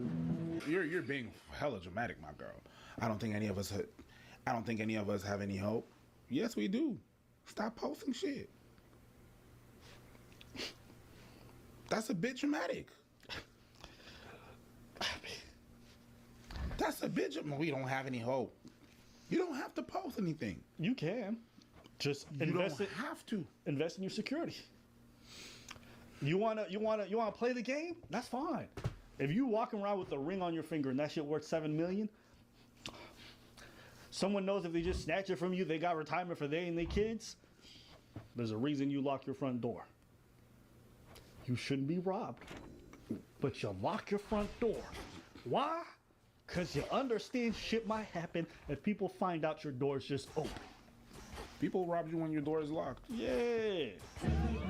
Despite their age, the grandpa robbers set a trend and inspired criminals around the world to turn to social media for opportunities. Back in the UK, I'm meeting a criminal who tracks his targets on Instagram and robs them using a taser. Hiya, you okay? So you started with robbing shops. Did that change when social media came about?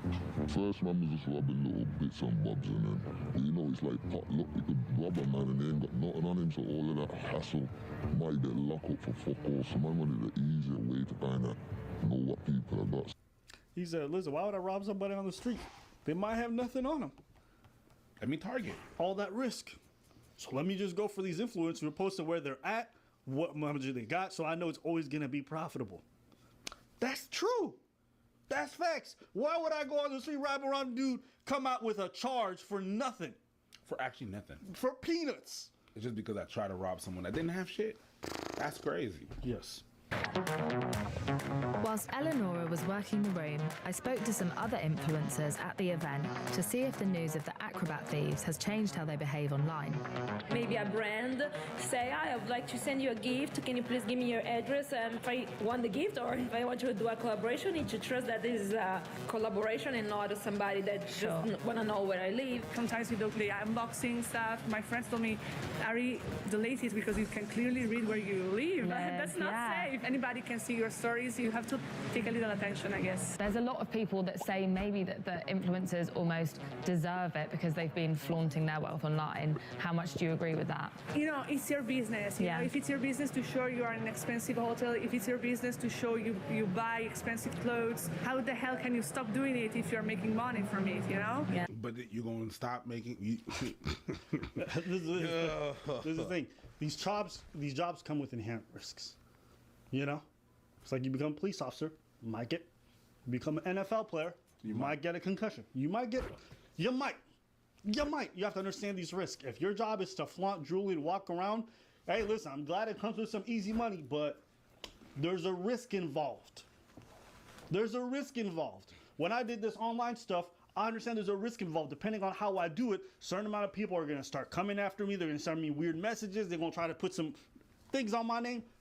That comes with the territory. Yeah. I'm not saying it's okay. I'm not saying it's good. I'm just saying it is what it is. And maybe I'm nihilistic a little bit. My whole life, you just kind of have to accept that there's certain downsides that exist in the world. So the solution to that was always told to me to be like, all right, well, how do you adapt? That's what I know, adaptability.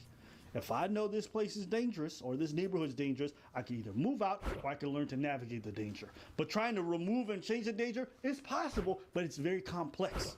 I'm just trying to get from point A to point B so I can pay my bills and take care of my family. You get me? I don't have the time to change the whole world. So I get what you're trying to say, but that's tough. I can only manage what I can manage. Yup. And I cannot manage other people's behavior. That's right. I can only do me. I can only do me. Like, you try to control everybody. Nah, you can't control everybody and change your mentality. Nah, there's poor people out there that need to eat, and that's what's gonna happen. Yep. The influencers are clearly aware of the potential dangers of posting online. But what can they do? For most of them, it's their main source of income. Sicuramente ho cambiato anche l'utilizzo dei social. Non pubblico mai una storia fatta al momento, cioè adesso sono qui, ho fatto dei contenuti che pubblicherò tra magari 1 ora, 2 ore quando andrò via, così che i criminali non possono aspettarmi qua davanti e magari seguirmi. What advice would you give to other influencers having been through it yourself? Yeah. E quindi il mio consiglio è sicuramente stare molto attenti, usarlo con la testa, con cognizione di causa, però non mostro nient'altro di quello che è la mia sfera personale. It was quite harrowing to hear Eleanora's story. I mean, I don't believe that any influencer or anyone should have their whole flat ransacked with all of their belongings in it. She did say that she had learned from it though. I am kind of interested to see if she hasn't posted anything because I saw her filming a lot throughout the night. So let's have a little look. She posted 2 hours ago, 58 minutes ago, 48 minutes ago. There's a lot of stuff that was at the party showing where she is. Don't post so much. Hi, guys. No, she said, I don't post anything while I'm at the event. She goes to check her Instagram, which shout out to Vice, good job. And she exactly what she said she wouldn't do for her own safety. And that's when you start to say mental health. Where the addiction side of this thing, where people are so much into their social media, they're putting their lives at risk. It's not like this girl doesn't know. She's already been robbed. She knows. She's already been attacked. She knows. She comes out and says, I'm changing my ways. She can't change it, even though it's against her own safety and she's been experiencing it. You know how we know? How? She verbalized it. She just fucking said it. You know, that came out of her mouth. That's where you lose me. That came That's where you lose That me. came out of her mouth. She said, hey, don't do this, don't do that, don't do that. If you want to know how dumb this is, it's like, imagine your home gets robbed. You left your front door unlocked. Okay. The next day, you leave your front door locked. And the day after, you leave your front door unlocked. As your neighbor, I'm going to look at you and like, bitch, you're just asking to get robbed. Lock your front door. You won't do it? Okay. But when it happens the next time, you ain't getting my sympathy. You ain't getting my sympathy. Oh, because I know your door is not unlocked now, and every day after you got robbed, my sympathy for the first time left. Forget the next time. The first time, that sympathy left. God, it went out the door. that's crazy. It said bye-bye, and went out the door. You know how it went out the door? The door was unlocked. It flew out the door. Flew out the door. I guess old habits die hard. Eleanora was extremely lucky that she wasn't in the flat when the thieves targeted her. But it isn't just glamorous girls like Eleanora. Anyone with a decent following and a habit for flashing their cash is at risk. Kez the Guru isn't your typical influencer. He's involved in the murky world of Forex trading. Kez uses Instagram to promote his success, but this attracted the wrong kind of attention. Hi, nice to meet you. I'm Tia. In his house, he has everything from machetes to guard dogs and even a toy sword. You've got a sword up there. No, I got the knife there. Oh, okay. Dog, good alarm system, machetes, knives. Machetes. So would you call yourself an influencer? Well, yeah, I'd say you could give me that label. I had a fair... Let me get this straight. Let me make sure I'm so this guy got robbed and beaten before. Well, that's objectives for you. Learns his lesson, I hope. Maybe not with social media.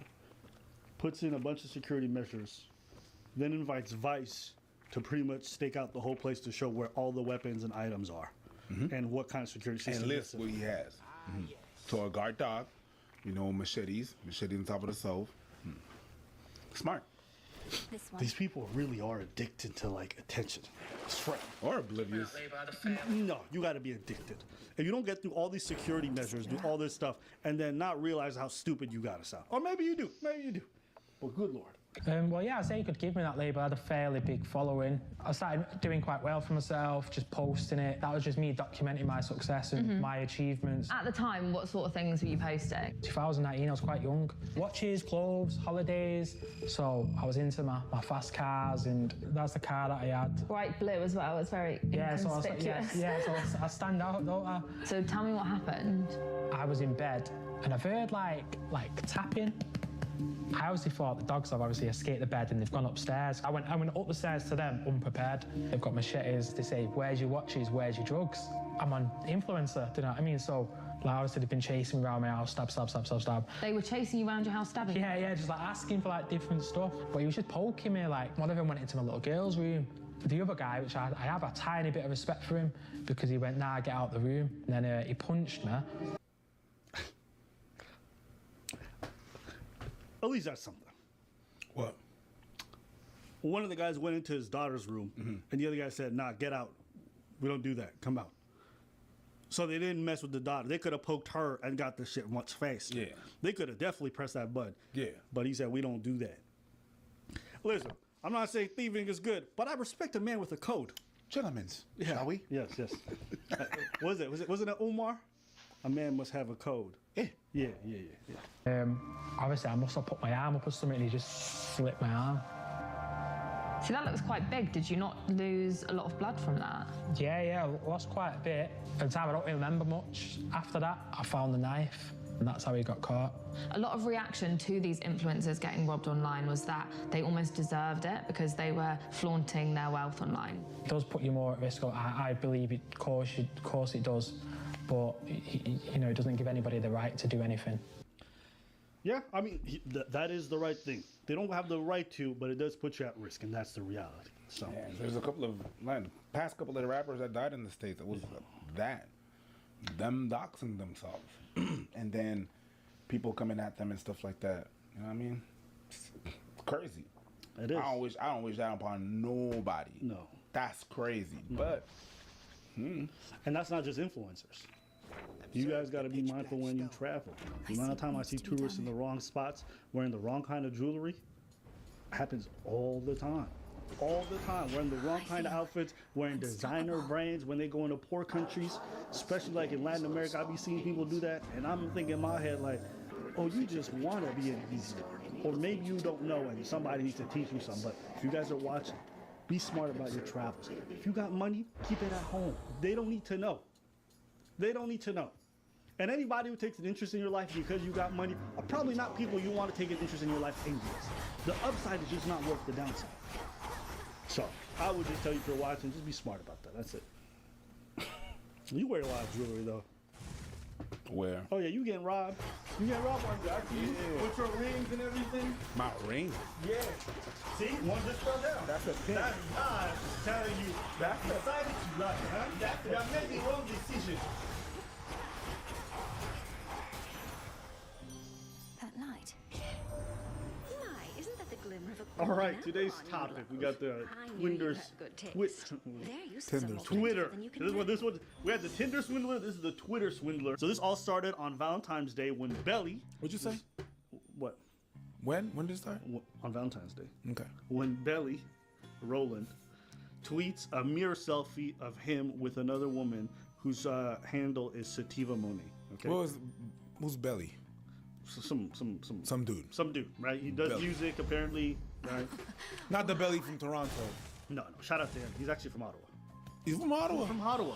I know this. I used to Yeah. He's from Ottawa. From Ottawa. Yeah, shout out to him.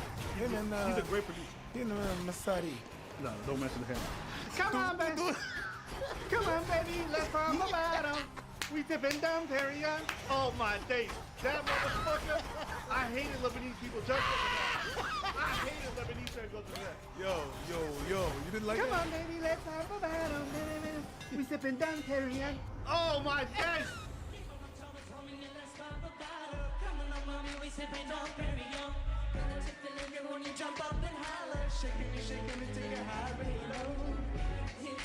I'm getting angry. I haven't been this mad. Yo, why you triggering me, bro? Because you trigger me all the fucking time. That's fair. Yo, that song, and everybody was singing it. All the girls were singing it. If you thought Lebanese people were arrogant, wait till Masari came out. That shit changed the game. Shout out to Belly. Fuck Masari. Let's keep going. Nah. Belly rolling. He tweets himself with a woman, all right? And her followers are like, yo, what's going on? You guys together? And that's when her story begins. And so she says, look, she met Belly on Twitter and they clicked well. He flew out to meet her in April 2021, okay? They planned their following hangouts. She planned to buy her flights out to meet him and he would organize the rest. First time they were supposed to meet, his cousin supposedly died. So they rescheduled, okay? Which is fine, you know. Cousins died. I appreciate you. They're moving the funeral to Saturday. That's the only days that can get prison further. She basically says something very supportive. He says, I want you there at the same time I know my family needs me, especially my auntie. This is all bad timing, honestly. I don't want to leave you at the hotel while coming to see me. That would be trashy.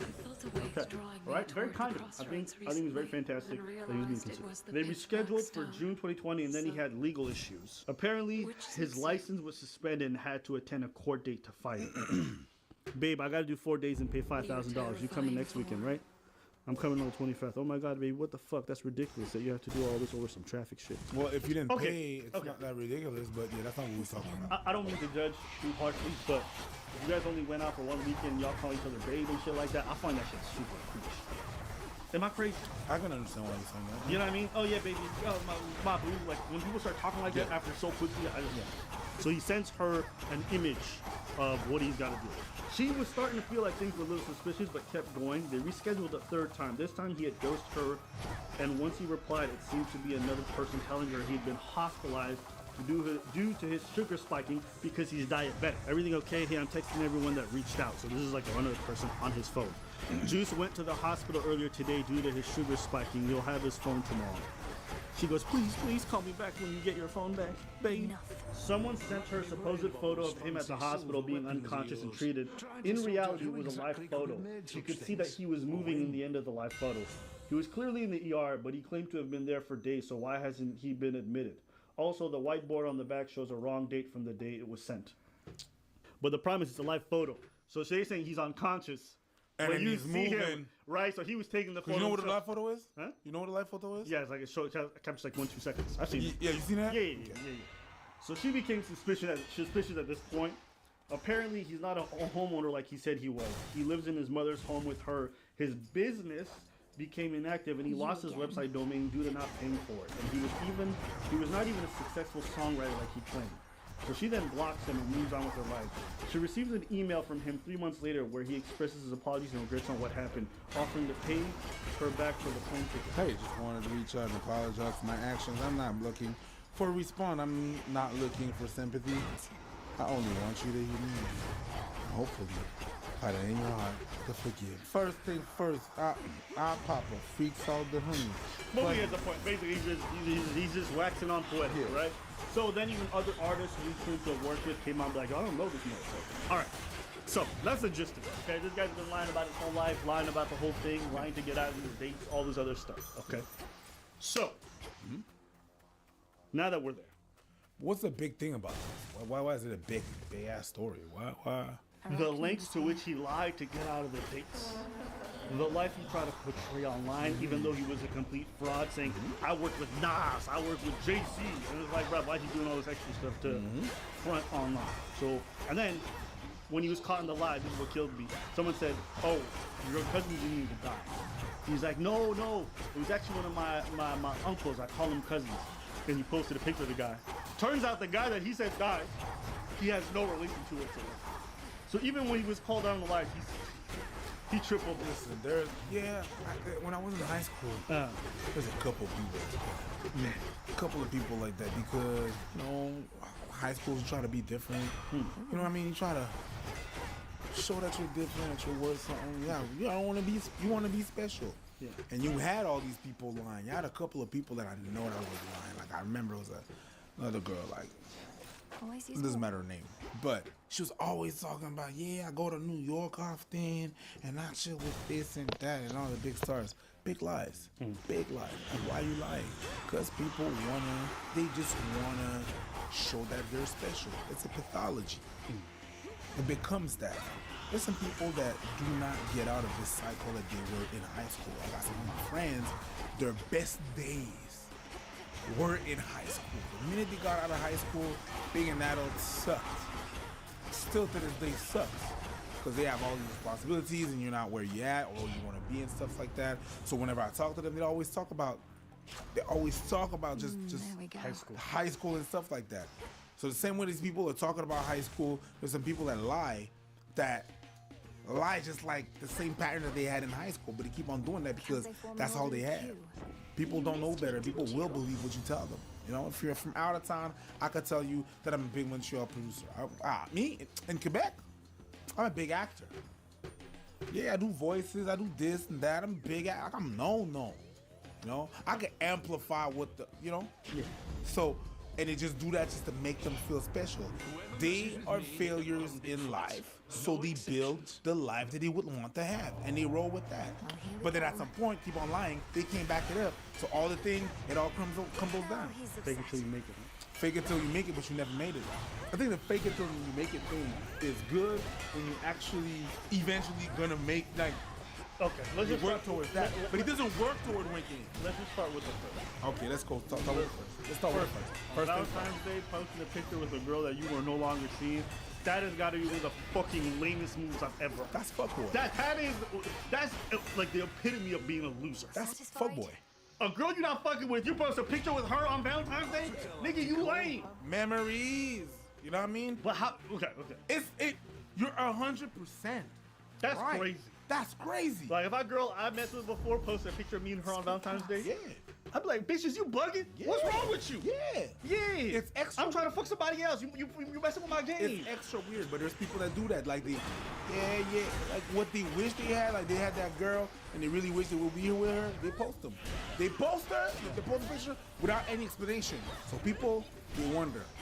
Are we together? Oh, you know what I mean? So, yeah, there's so many levels to this. I think you touched on a really good one, which is just the attention seeking. I think there's so much pressure on like making it or like seeking equal. Like I know regular ass girls, when you look at their Instagram, it's so extra. Like it's lavish. Like it's like I'm like I know you're not living that lavish. I know what you're doing. Like, but they need to project that, right?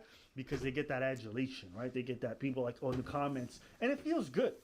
If we keep it in a stack, when you get all those likes and you get those comments, people do get a good feedback loop. A good rush. But then you become almost a slave to that rush. You're constantly looking for the next way to flex, right? The newest angle that you can take, the newest location you can take your Instagram photos. And it becomes a perpetual cycle. And then at some point, you start being like these IG models who be out here going on a set and then pretending they're in a jet. Right? It's the same thing. It's the same pathology like you discussed, right? So I understand that our society really does encourage a lot of this fakeness, right? And this is just a reflection on we care more about image than substance. That's all this is. Absolutely. Right? We care more about image than substance because veut pas, what he was doing worked for him for what he wanted. Right? He wanted the ladies. Well, she fell for it, right? She was a successful songwriter. She was into all that stuff, right? She was into it. And they did smash. So it worked. So you got to smash with that. Right? That's the fucked up thing. And so it is a reflection of the times we live in and the way we go about stuff. The reason why I talk about high school like that, it reminds me of a story that happened to me in high school where I have a cousin, right? He's older than me. We do motorcycles together and everything and stuff. And like, who was older than me? He was training. He was running track and field. Was running with one of the best runners in Canada. Anyways, gold medalists and stuff like that. He was doing that. So to me, when I was a kid, I was looking up to him. Right? And on top of that, this motherfucker looks good. So this is my cousin, right? I'm in high school, and in high school, I am not popular at all. At all. I'm not popular, right? And like I'm like Walter Weeks when he was in Barbados. Anyways, all that to say, I'm there, I'm not popular, and then one day I go to school, and I see my cousin was in the gym, and he used to go to my high school. Actually, the reason why I went to that high school is because my cousin went to that high school. Now, I'm in Sec 3, not being popular. I see my cousin there. I'm like, yo, what are you doing here? He's like, oh, I studied to be a gym teacher. I studied to be a gym teacher. I'm in stage. That's like my Yeah, that's what I do. Oh, dog. So excited. I go to class because I have to go. It was in the morning. I go to class. And then all the girls, they talk about my cousin. I'm like, oh, shit. Did you see the new stagiaire? The new dude? Yo, this is fine. Me, I'm in the back of the class like this. Oh, yeah, bitch. You think he fine? What you guys talking about? Oh, the new stagiaire. Who? The new guy in there, the new stagiaire. Oh, my cousin. He's your cousin? Instantly, I had attention on me. Just because I was related to him.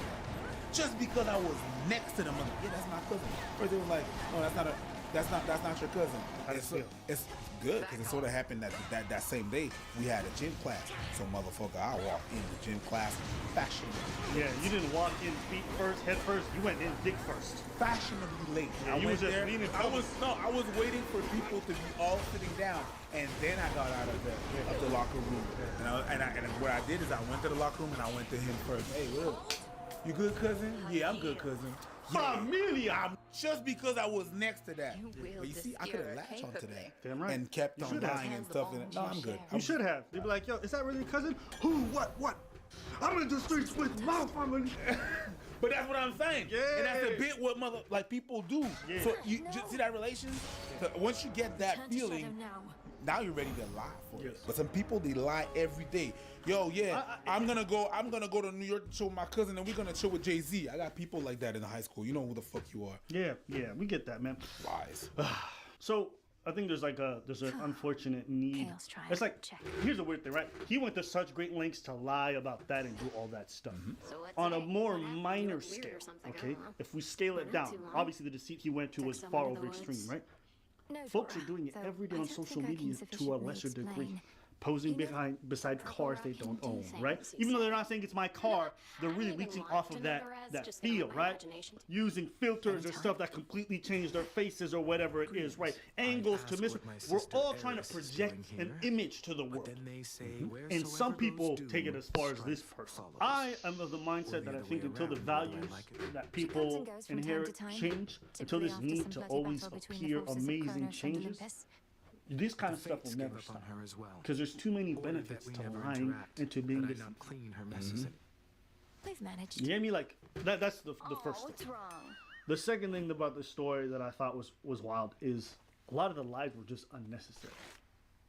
You didn't want to see her again? Just say, listen, I'm not feeling it. Move on. You know how come I'm really We are so back, afraid of don't you, confrontation. Trouble? We're so desperate to try to maintain our image. We'll tell unnecessary lies because we think it might hamper it a little bit. But the lies made the whole story worse.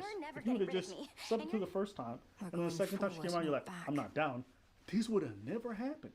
Your image would have barely changed. But because you were worried about how she would perceive you, she'd be like, man, fuck this guy. You wanted to be the perfect dude to her. Someone you don't even care to see again.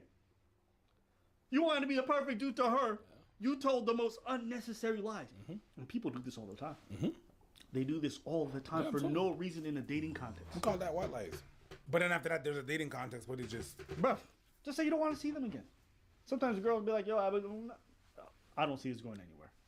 Yeah, she's hurt. Yeah, I don't feel the best. But she knows where I stand, and I haven't had to lie. And that happens sometimes. It doesn't mean they're going to like you. Right? It doesn't mean that you're going to have the best outcome in terms of how they perceive you. But you told the truth, and now you can move on. And honestly, it's just so much easier. What? Because I want her to leave, but still like me. Yeah! You leave. Yeah. But please, like me. Yeah. That's crazy. Yeah. It's like you you're not going to be connected with that motherfucker. No. So, haras. No. Is that how you say it? Haras. Haras. Khalas. There you go. That's better. Khalas. Yeah. I'm sorry. Khalas. Yeah. That's true. Once you tone down the don't make it too long, just khalas. Khalas. There you go. There you go. That was much better. All the Arabs, put a one in the chat for preaches khalas. Bam, bam, khalas. Yeah, khara. You shit. Shit. How'd you say the animal thing? Haiwan. Haiwan? Yeah, Haiwan. Haiwan? Favorite one. That's good. Yeah, every time I see a little kid running around, scream like, Haiwan. How does Haiwan? Yeah, they even do the spitting of tooth. You thought it was just like South Africans? Yeah. Nah, not the tooth. Yeah, that's a word. That's actually not a word, but they do that. Yeah. Anyways, I digress. That's a sidebar, okay? But we just want to talk about this story a little bit. It made me chuckle. As far as this guy goes, man. Whatever. There's a lot of them out there. Isn't he just the male version of a city girl? What they call city boys? Yeah. Right? Because don't the city girls talk about finessing dudes? Yeah. Ain't this the other end of that spectrum? Yes. Yeah. There's a bunch of finessers out there. You know, Mrs. Monet, you got finessed. Not super well because he got caught, but hey, it is what it is. It's still finesse. Hey, no, He got what he wanted. We're not endorsing it, but yeah. At some points, we can't let city girls run up the score all the time. Yeah, sometimes you got to get it's the fourth quarter. We're losing, but let's score a touchdown or two. You know what I mean? Have some fucking pride. Get our fuck boys in there. That's right. It's like fuck boys. That email that he wrote was the most fuckboy email. Listen, listen. I don't even need a reply, and maybe you don't deserve my apology. You know what this dude's doing right there? You want me to tell you? Reverse psychology. Ish, but you know what he's really doing? What doing? He's trying to fuck a kid. Oh. Yeah. We call that a hook. I fucked up for 3 months. I made you pay for the tickets. I did all this stuff. But let me see if I could fuck again. Hey, girl. And you know what? Shout out to her. Because one thing she did that I really liked. What? Is they're like, yo, why would you even get with this guy? He looks like a loser. She'd be like, I'm not going to front. His dick game was amazing. If you can be honest if you got finesse about something positive about the person. Trash? Oh no, she said no. Listen, I wouldn't do all this for dick trash. Yeah. I wouldn't do so all that's this. Why I take her. I take her out of word. Because most of the motherfuckers are gonna be like, "Hey, his dick was small. You got a little dick anyway, motherfucker." I don't care. Yeah, I gotta appreciate. Shout out to you, Miss Monet. Okay. All right. You see what he did there? What I do? He was trying to fuck. Miss Monet. Gong gong. Anyways, I'm not in the streets. Let us know what you guys think in the comments below. Do you guys agree or disagree? We want to hear from you. You're not?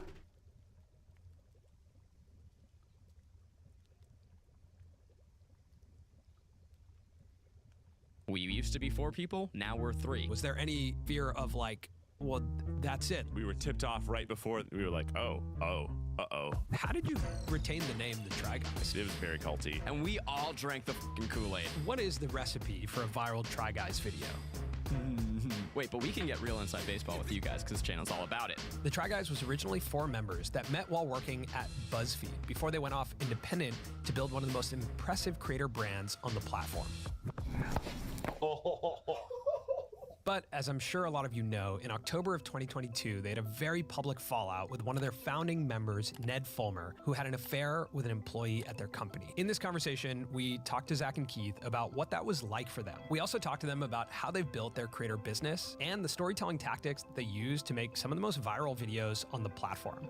Some of these tactics we honestly had never heard before, and I think all creators can learn from. We left that brainstorm being like, this is too easy of an idea. It was so obviously a slam dunk that none of us wanted to do it. Our whole career was built on trying to go viral, and it's, well, here you go, buddy. Before we get into the conversation, we want to thank the sponsor of today's episode, which is our... All right, today's topic, we got the Twinders, what was it? Tinders. Twitter. Today's topic, I thought we would do something a little bit different to that. There's often a lot of talk about privilege, you know, who's got the best privilege, et cetera, et cetera. So I thought we'd make a tier ranking list, ranking the best to worst privileges in the world. Okay.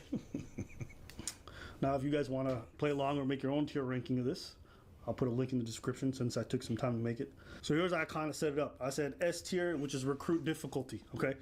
This honestly just makes life so much easier, okay? Then we got easy mode, which is A tier, B tier, which is normal mode, C tier, which is hard mode, and then D tier, which is impossible mode, okay? Well, your colors are all fucked up.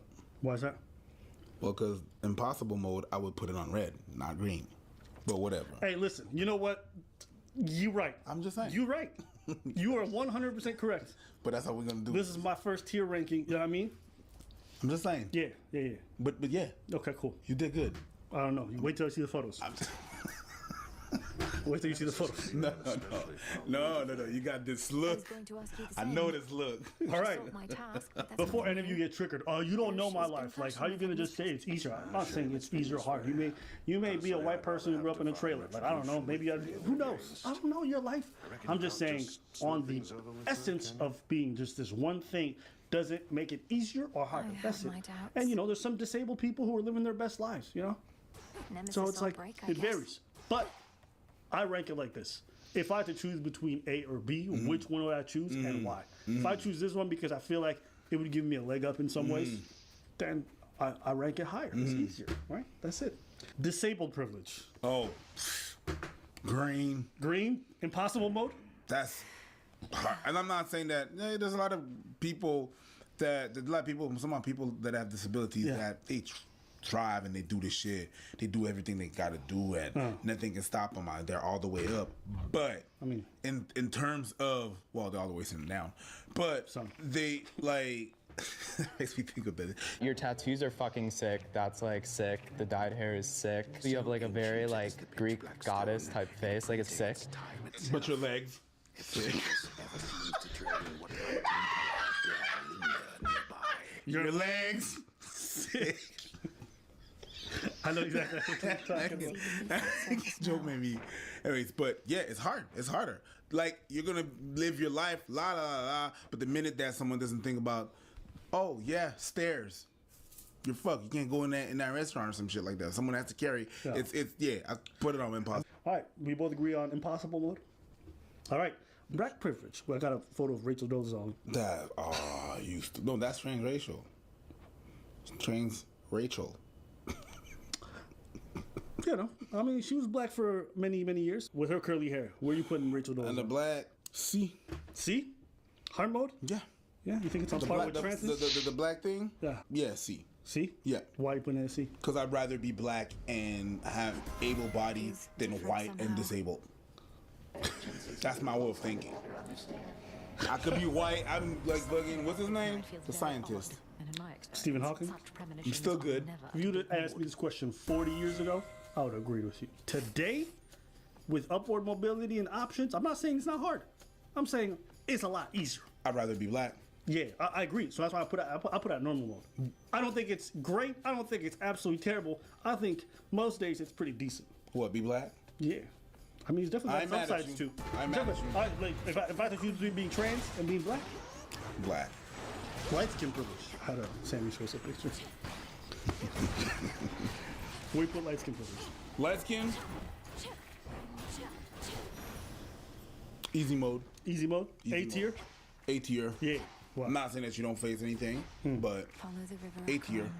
People view some, you're exotic. You know what I mean? They view some way. Yeah, it's a bitch because your people don't necessarily consider you your people. White people don't consider you your people because now you're not. But all in all, I believe that you still got some pretty good privileges. So, and the way the beauty standards work, I've seen some pretty ugly light-skinned people pass as pretty just because of the color of the skin. That's how they would say in the society. Yeah, I mean, you got places where skin bleaching is a big thing. Right? Where people are desperate trying that because it comes with privileges. Exactly. Oh, you got that good skin. You got that fair skin. Yeah. Yeah, you might know Drake. Easy things mode. like that. Easy mode. Yeah. Easy mode. Yeah. I want to know Drake. I know people are not going to be happy. I'm a fan. I don't care. I don't care. Make your own tier. Okay, 2021. Big booty privilege. Where you putting that? Oh. I'm going S. Yeah. I'm going S. Yeah. You can be as fit as you want, girl. If you got that booty, though. If you got that booty. Get on IG. Get that money. It doesn't even matter if you're fit or not. Yeah. If you got a booty. That nice booty. It's a beauty. It's not her booty. It's not her beauty. That could change everything. It's a booty. From rags to riches. Yep. Yes. From booty shorts to the booty shorts. Speaking of financial privilege, financial privilege. Easy. I put it at S tier. Recruit difficulty. Yeah. Agreed. Bro, just a bunch of stresses. I don't even think about Agreed. Yeah. Agreed. You know what it's like to have debt? Agreed. Poor? I've not known. I know what it is. Y'all watching? Listen, we were there. We were there. Yo, I know what it is to be broke. Maybe a year ago. You know, now. Yo, no. I know. No. Getting money, just when you see people starting to get money, you see the way they're thinking change. Yeah. They really are very much more. Yeah. Not me, but most people are very much more right leaning. I went from Democrat to Republican, on one paycheck. I said the government's taking how much? Huh? Who needs health care, nigga? That's what I'm saying. This should change a lot. So you put it at S tier. Yeah, but money's not everything. No, it's not. But it's a lot. 90%. It's a lot. It's a lot. It's a lot. Yeah, well, rich people commit suicide. Yeah, and poor people do it way more. Don't hear about it because they're poor. Nobody cares. Nobody cares. So don't act like people. All right, here we go. Beauty. S. Let's go. S. If there was a W on top of S, I would put it. Like you see how it finishes here? Okay. I'll put it here. Well, how about this? We can put it towards like the top. So like you can do the order by which you think is best, even among S privileges. I put money before. Money, and then beauty. Yeah. Booty. Tranny. You can't say this. I know. I'm leaving that in. Good luck. 2-parent household privilege. Me personally, I'm putting that on A. I put it down on A because I wouldn't put it on S for one reason. You could have some shitty parents. Yeah, you could have some pretty shitty parents. But even by the numbers, like, the advantages of having 2 parents far outweigh. I agree. Gay, straight, don't matter. I agree. I put it at A. I agree. Yeah, all the single parent households. My mom was no, she wasn't. She was your mom, and she was a very great mom, but she wasn't both. Dark skin privilege. Put that at C. Because it's not the worst thing, but it's not great. In Brazil, they don't even allow like dark-skinned people on television. Listen, there was a queen for the carnival in Rio one year, and she was dark-skinned. They lost their shit. Yeah. They lost their mind. Yeah. Geographical privilege, meaning where you were born, your passport. That's A. I go a step above. I'm gonna put an S tier. Actually, I can understand. Because if you're born in a country that can make the whole difference. Where there's welfare, there's social... That can make the whole difference. You can travel. Bro, I got family in different countries who have the shitty passports. They can't go anywhere without getting extra visas and going through a bunch of procedures. People don't recognize the privilege of having access to an American or a Canadian until they travel to places. And even some of my cousins in the States. Yeah. They're like, man, I wish we was raised in Canada sometime. Yeah. We wouldn't be in the trouble that we would be now. Yeah. I'm like, Let's go with that. Because trust me, I'd rather have this above a lot of stuff. All right, white privilege. Where are you putting white privilege? I'm putting it at... Need to recharge. Putting it at A tier. A tier. And my reason for putting it at A tier is for as long as I've grown up, whiteness has kind of been the default. As great as like being the default is in most places, and as great as the perception of whiteness is, when you travel to other countries, when you go to Asia, how they view you and they worship white folks a lot. Not even low S? Not even low S, because here's the thing. I would put out low S. If you ask me, just me personally, would you rather be a handsome black man or an ugly white person? I'm choosing handsome black man. Well, I'm already a handsome black man, so. If you rather be a rich minority or a poor white person? Rich minority. A tier. You want to be in a great country as a minority with a great passport, or in a shitty white country where they got shitty passports? You made your point. Right, so my thing is more so like... low A? High A? Mid A. Mid A. I still put being in great shape above it. I probably put... I remember what was on tier rank. Mid top. Mid. Yeah. Mid. Yeah. No, I get it. Yeah. It makes sense. You rather be dark skinned or a white person. It's like, here's the thing. I'm not saying what do you want to be. It's more so like which one do you think is going to lead to better outcomes. Yeah, exactly. It's not a question of me. It's a question of how I'm good with what I am. I'm good with what I am. But if you ask me objectively, I'm so good with what I am. So that's why I probably put it there. I think white privilege, everyone always talks about that one, but I'm like, there's a bunch of other ones I would pick. Being able-bodied. Able-bodied. That's S tier. S tier. S tier. Able-bodied S tier, straight to the top. Yeah, all the way up. The able-body is not even a. It's S or D. Yes. Perhaps I can help get you there in one piece. Able-body's top tier, in my opinion. What else is there? Yeah, you can achieve a whole bunch of shit being disabled. I understand that, but it's top tier. Top tier. Ask a bunch of people with all the money in the world. Where they choose all the money in the world, they lose both their legs. If you have to even think about it, it's S tier. You feel what I'm saying? So that's my thing. Another one, yeah, there's a whole bunch of ones that I think are way better. So I just think there's such a focus on whiteness, but that's just me personally. Okay, here's a controversial one. IQ privilege. I'm gonna put it at S. I'm gonna tell you why. Taking consideration that your IQ, I mean like academic, you ace it. That's a big part of your childhood. And because it's a big part of your childhood, it's a big part of how you build your self-esteem. And if you ace every test you got and you're doing good, you have more chances. Now, I know it can come with some pressure. That's not what I'm talking about. You have more chances. It could still be shitty because your parents, they put a whole lot of pressure on you. But technically, if all of that and you make it after college because of your IQ and you're having a better job, it comes with other privileges automatically. So I would actually put it in S tier. I agree with you on that assessment. And for me, for different reasons, one of the biggest predictors of success in life is IQ. And I would put IQ in terms of like upward mobility and stuff. IQ is one of the biggest. That along with like conscientiousness. But yeah, you know, people with low IQ, the outlook on life is not great. Nope. You know, it's akin to being disabled in some situations. And I know people don't like hearing that, but I'm talking about pretty low IQ. Most of you don't fall in that. But then again, I would actually put IQ higher than money. Because most of the time, if you have IQ, it doesn't automatically come with money, but you have more chances of making money. I'm going to disagree. Go ahead. Why. Go ahead. I'd rather, if I'm in a poor country, for example, I'd rather have money than IQ. Fair. I agree. Right? I agree. That's facts. I agree. You know, in terms of, and we're just talking about not like the happiest life. I'm talking about the easiest. Because in a poor country, a high IQ might get you killed. They want to keep the people poor and dumb. Shout out my people in Haiti. That's what they tried to do in Haiti in the 70s. All the people that had education had to flee the country. Yeah. They had to leave because they were getting X'd off. Yeah. Right? Everybody that had education that could get the education. It's not only that you have to have the money, but you have to have the academics and the IQ to stay in school. And they try to X them off. So cool. This is a weird one. I don't know how you feel about this one. Food privilege. What do you mean? What is that? Healthy food privilege. Oh, yeah. No, that's a big thing. Where you rank that? That's S tier. S tier. Yes, because it affects the whole rest of your body. Like the whole rest of your body and how you live. Big or small. I got some friends, they pretty big. By society standards, they fat. But they were around healthy food, so they good. Yeah, their arteries are not clogged. They good. Their arteries are not clogged. They big. Yeah. Big chicks. Arteries are not clogged. They're doing good. They're doing great. They're not at risk for like heart They're disease. not at risk for diabetes or whatnot, because they were around some good food around them. Whereas I see some skinny people that they were living in the hood. They have the McDonald's. By the time they're 35, high blood pressure. Yeah, they chop off one of their foot like they did Kunta Kinte. Like they, you know what I mean? Just because of the location. So it kind of goes with geography privilege within your country, right? Yeah.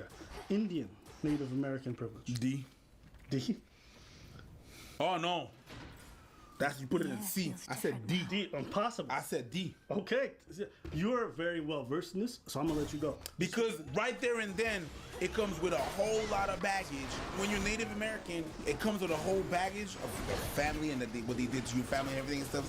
But it comes with the geography. Like, you can't, it comes with that. You're talking about some native reserves where they don't have access to clean water? Clean water in Canada, in the States today, okay? Yeah. So it comes without access to water. It comes with poor services sometimes. It comes with, they don't pay taxes, but they seclude them some kind of like... On the reserve? And if you try to get out of the reserve and get an address on a normal land, you lose your privilege of not paying taxes.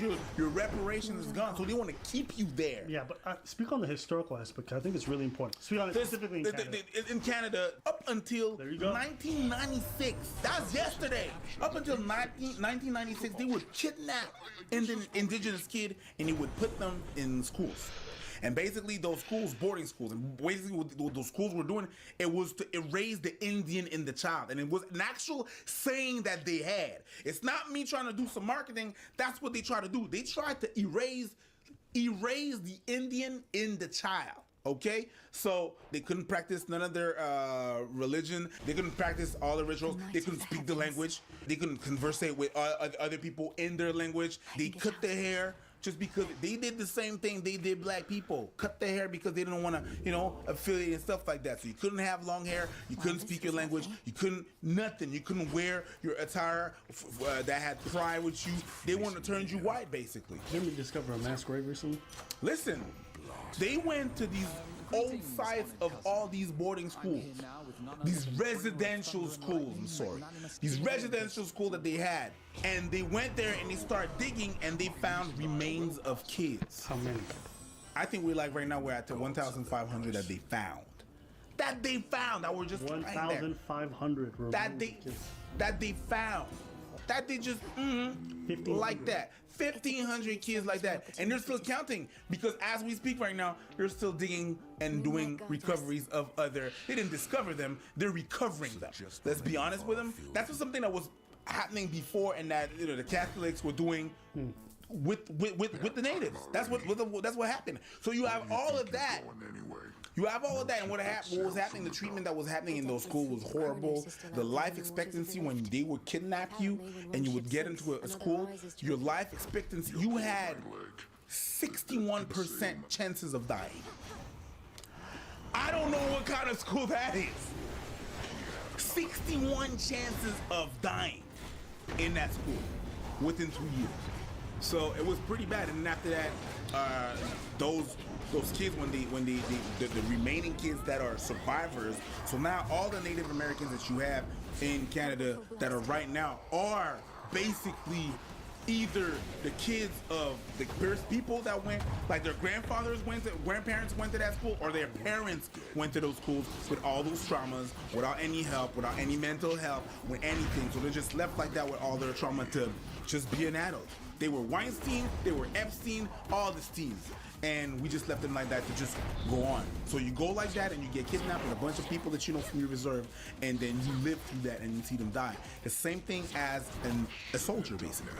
And now these people are living with all that trauma. So yeah, with all that baggage, I put in them deep. Just the fact that black people had to overcome everything that we overcame, and we still at the point where we are dealing with our shit, and it happened. Segregation stopped in '65, and we're still dealing with the shit that we're doing, the George Floyd and stuff like that. The Native American in Canada, the Native Americans dealt with that in '96 until '96.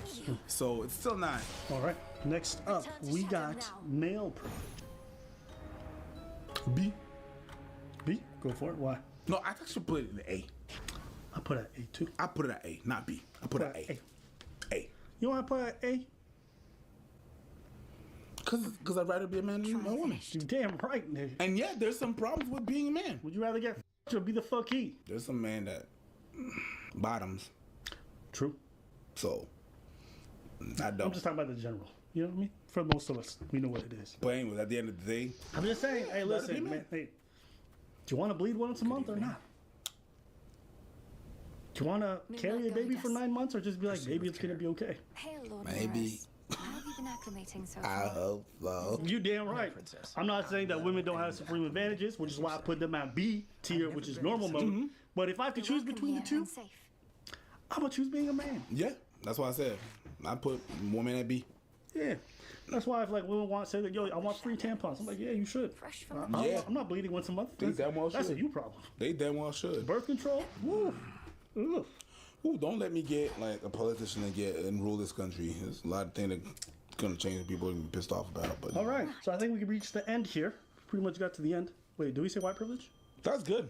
Yeah, that's good. It was good. It was good. It was good. Next time we do food. We can do food. Food around the world. Brazil right to the bottom. Poland right to the bottom. Like pierogies. Brazil with pierogies. Brazil. I like pierogies, but I mean. Is it S tier? It's not S tier. Is it even D tier? Brazil got good barbecue, but everybody barbecues. Yep. There's a bunch of y'all that going straight to the bottom. On the outside. And there's a couple. Everybody's gonna be offended that they go into the bottom. Oh yeah. The way my mom, nobody cares about your mom. Okay. We got to be objective. And if it has to be your mom, that proves the point because she does it differently. Therefore, she is the exception. Damn right. So that's my. We definitely. If you want to see us do that video, let us know in the comments. And again, this video is not to be like your life was easier, your life was hard. It's just recognizing the advantages. Right? Being tall, Being tall is being better than being short. This is an exercise that everybody should do. This is something that like makes you think about your own privilege, even if you're not in what is top privilege for you. It's a good conversation to have. It's good to know. It's part of, the self-awareness program. You have to be self-aware of what you have and what you don't have. It doesn't make you better than everybody. It doesn't make you shittier than people. It just is what it is. That's it. That's right. If you acknowledge that there's downsides to being ugly, that means you recognize there's a privilege in being beautiful. If you acknowledge that there's a downside with being poor, you acknowledge there's privilege with being rich. That's all it is. No, it's not to be like, you rich people need to slut flash. It's not that. We're having fun. Okay? So just take the stick out of your ass. We're having a good time. We're just chatting. Keep it pushing. It's just a video. It's not a dick. Don't take it as hard. But anyways, if you guys want to try it, it's in the link below. All right, go check it out. Yo sabré reír, yo sabré llorar, yo sabré entregarte mi cariño. Negra, negra que te quiero. Rosa. Negra presuntuosa, mira que me estoy muriendo. Dame vida de tu boca, bota, que me está pisando los talones de la libertad. Negra, negra que te quiero. Fit privilege. Fit privilege? Easy mode. Easy mode. Because right away, right from the start, people are gonna assume that you are healthy. People are gonna assume that you're healthy, that you're good looking, and everything and stuff. Even though you take a whole lot of things in your body to enhance all of that, and it's not gonna show. Well, I'm gonna say this. I'm gonna put fit at normal because of the maintenance and the work that goes into actually having to maintain it. It's not something that you get and you keep. No, it's something that you have to constantly upkeep. Whereas if I was to take something like light skin privilege, you got it or you don't. Okay. So I wouldn't put on the same par. I understand what you're saying. Let's say, do you think that you have to do some kind of work to upkeep the money that you have? Does the money that you have bring you privilege? We're just talking about the privilege here. Not the work that it has to be done and what it gets you. So yeah, you have to have work. You know what I mean? Like I have to maintain my hair and shit like that, or I choose not to, but it doesn't matter. You know what? I'm gonna give it to you on that point. First privilege. Oh my God. Right here in the bottom left. Okay, that's trans privilege. War rages above. Where would you rank trans privilege? Right now, you're just making calculations. All right, what can I say and get away with? No matter what I say, I'm not gonna get away with. Okay, go for it. So, it depends. It depends. It depends on a lot of factors. So that's just one out of many. If just transness, just trans privilege. Yes, I identify as an intersectional feminist. Okay, no, so I recognize that black people exist. I'm a good person. Okay, where do we put it? If Riley Day Janice was watching, where would you rank her privilege? C tier. You think it's hard mode? Yeah, I think it's hard mode. Okay. Yeah, I think it's really hard. Yeah. Chaos trial. Yeah, you not being in your body, not feeling your body and stuff like that. Okay, if you had to choose between trans women and trans men, you gonna rank them at the same level? No. LGBTQ2IA privilege.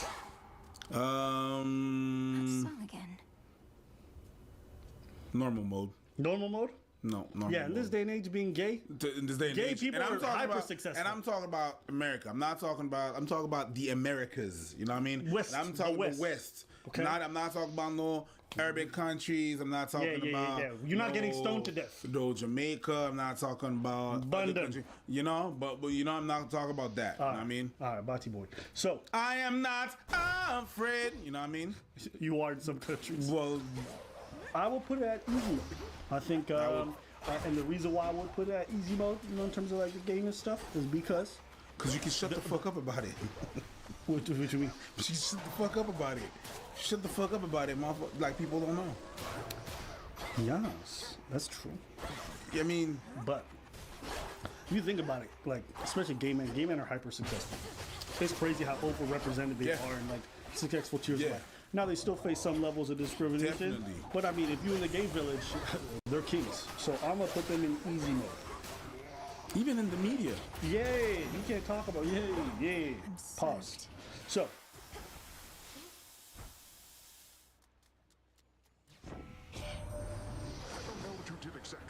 Welcome back to the Graham Stephan Show. My name is Graham, and welcome to my show. And today, guys, Today's topic, I thought we would do something a little bit different today. There's often a lot to talk about. Today's topic.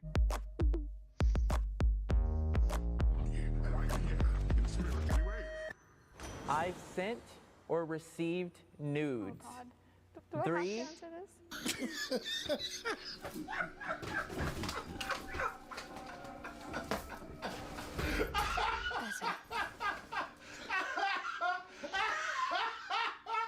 Oh, we about to go hot. I've sent or I've sent or received nudes. Do I 3. have to answer this?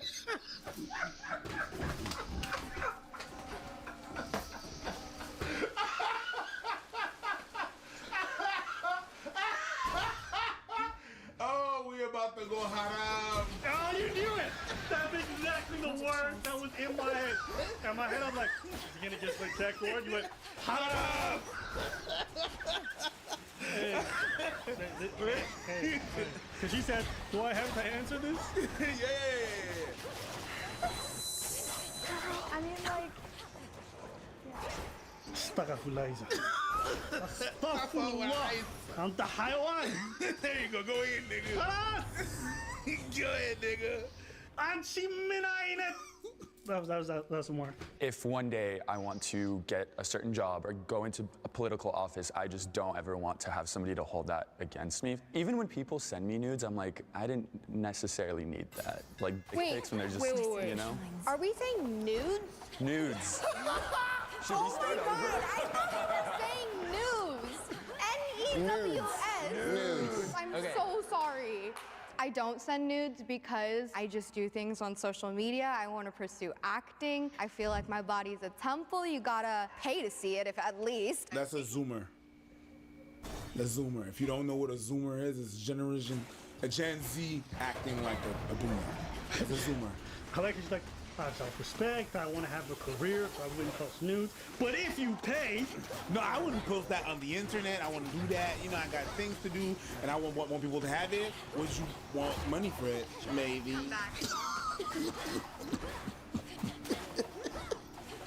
I hope so. You love that Kodak Black. It's one of my favorites. I love it. You want money for it? I hope so. The funny thing is you can't see his face under the mask, but you know. Revenge porn is very real, and I think most women or women-adjacent people have received unsolicited pics. As like a bisexual person and kind of just being in like a world that's hyper-sexualized already, and it sucks because that's kind of like the age of social media and like LGBTQ youth, is that pretty much like they have to seek validation online. That's like really like the way to do it. I agree exactly with what Makai said. I mean, it is like the form of validation now. Like sending nudes is love, but which this hurts, makes me just want to. yeah. This makes me just want to jump over it because I feel like I'm in the wrong area. You know, we're gonna go here. Guys, this is not whether or not you agree or disagree with nudes. The question was, have you sent them? How can you say, yes, I have, and then be like, well, based off your opinion, I feel like I should. What? Am I crazy? Yes. Why? No. Z. No. Like they should respect your values if you don't want to send nudes, and if not, like it's pretty clear to me that they're just using me for my body. Nudes has a lot to do with appearance, and putting a lot of value on how you appear can just sometimes be damaging. To piggyback off that, it's really important too, like when you're growing up, no matter like your body type or how you look, everyone has like beauty in them. And that's exactly it. That's exactly what it is. Have you sent nudes? Yes. But you shouldn't send nudes. She's a minute. She's making. That's not. Yo. But we've all done a mistake. Yeah. That's not the question. That's not the question. Have you? You know what I also appreciate about this? This is very representative. They got a Muslim girl, a gay dude, bisexual dude, Asian, some whites in the back, white trash. So it's important to love your body and love like how you look because like, girl, that's your body. Like, not what you got, boo. That validation needs to come from within, not from other people. Because like, I know I'm sexy. I mean, I'm sexy. So, period poo. Is that going in? Hear me. Skinny jeans are out of style. 3, 2, 1, go.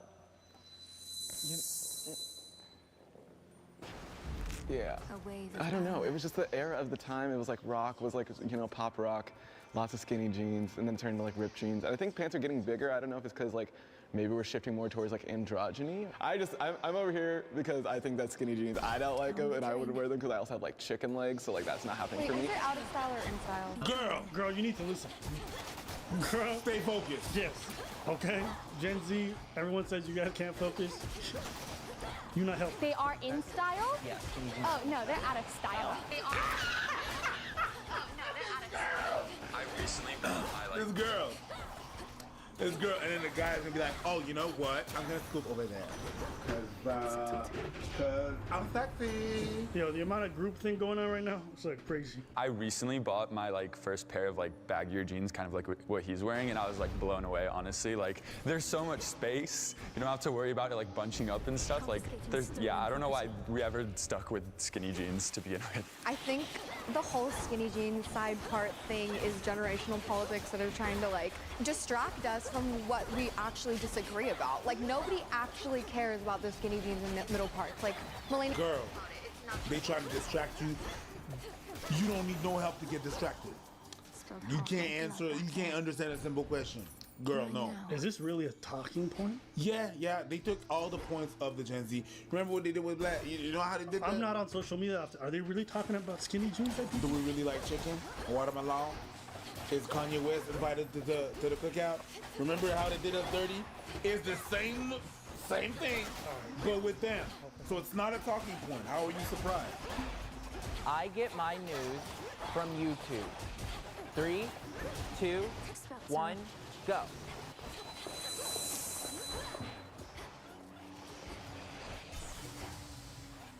And then the Asian girl's gonna be like, news or nudes?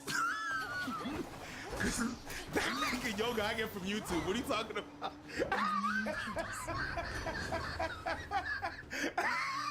I'll give you that one. That was you. I just somewhat disagree because I try not to just, stay on YouTube because it can be a lot of disinformation, but I also feel like, I follow a lot of political YouTubers and I feel like their perspectives are different than what's on the mainstream because like 3 corporations own all of the media. Social news, Twitter, 100% easily. But like if it's like some political stuff, I have like subscriptions to like New York Times, even Fox and stuff, just so that I get a perspective from everyone.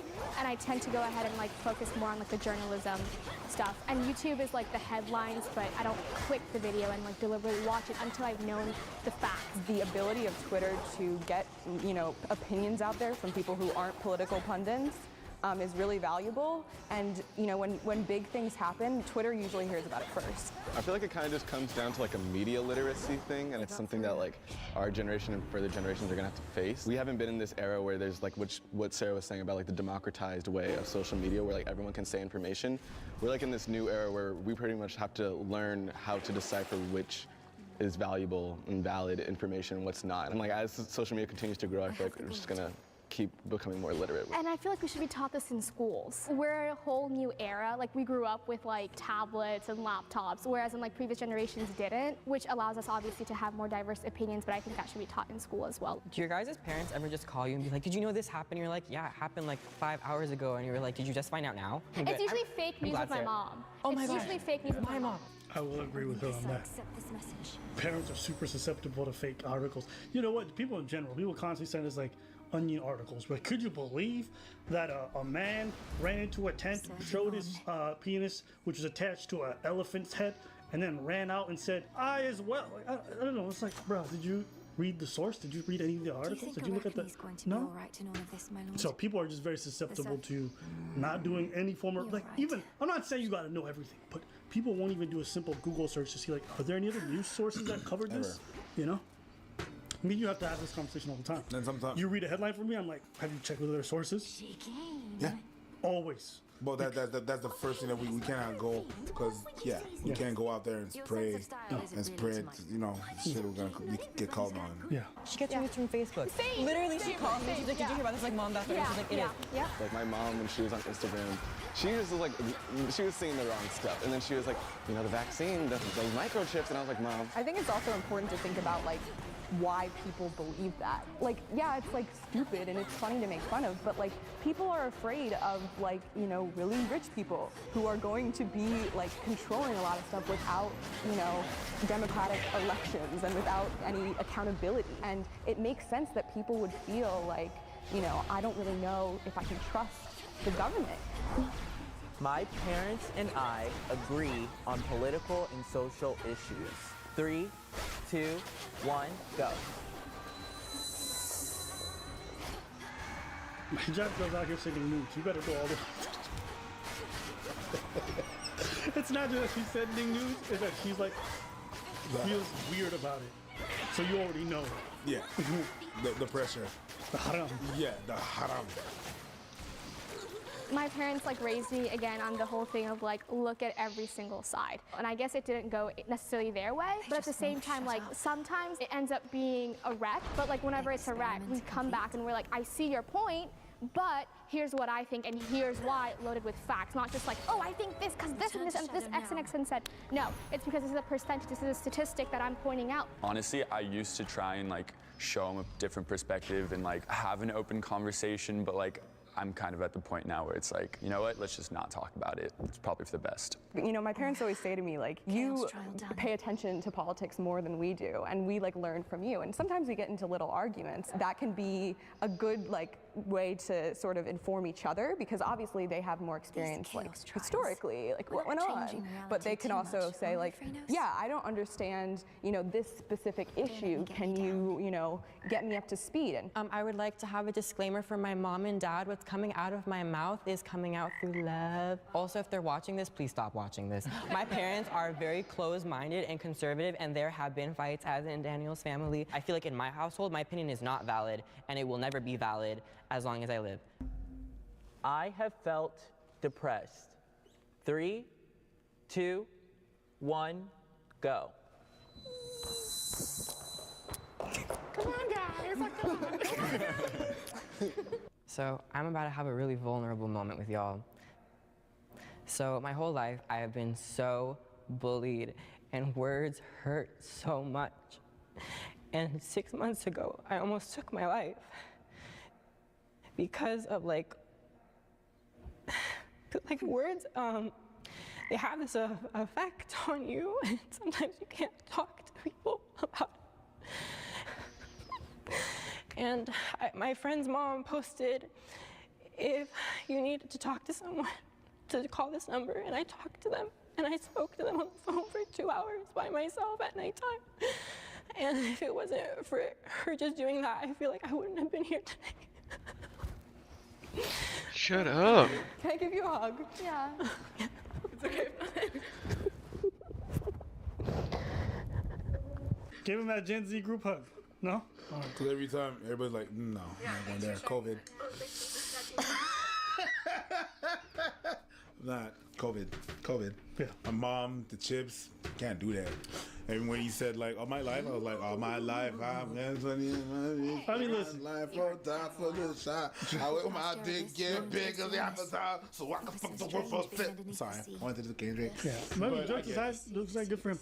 I'm glad that he's overcome that. Yeah. I guess. I think mental health issues are soaring through the roof, and if you want something to invest in, anybody who does these online therapy sessions or like that, a company, definitely a good idea, because it's going to become a bigger issue. Not no scams. This is the real thing. But the thing that happened as well is that him having conservative parents, like he said, having super conservative parents sometimes, and him being flamboyant, you don't feel like you can talk to your parents like that. You don't feel like you're sometimes you can feel like you can be stuck. And even your siblings sometimes, you can't talk to them. Me, I was fortunate. I could talk to my sister anytime I wanted. You tell your parents that you're gay? You know, the way you were setting up this whole thing, that's what they were thinking. I don't give a shit. Why'd you gotta say it? You know, words are very important, you trash-ass human being. Anyways. Got him. Yeah, I can understand where Told it's him from, so. where it's coming from. I am optimistic about the future.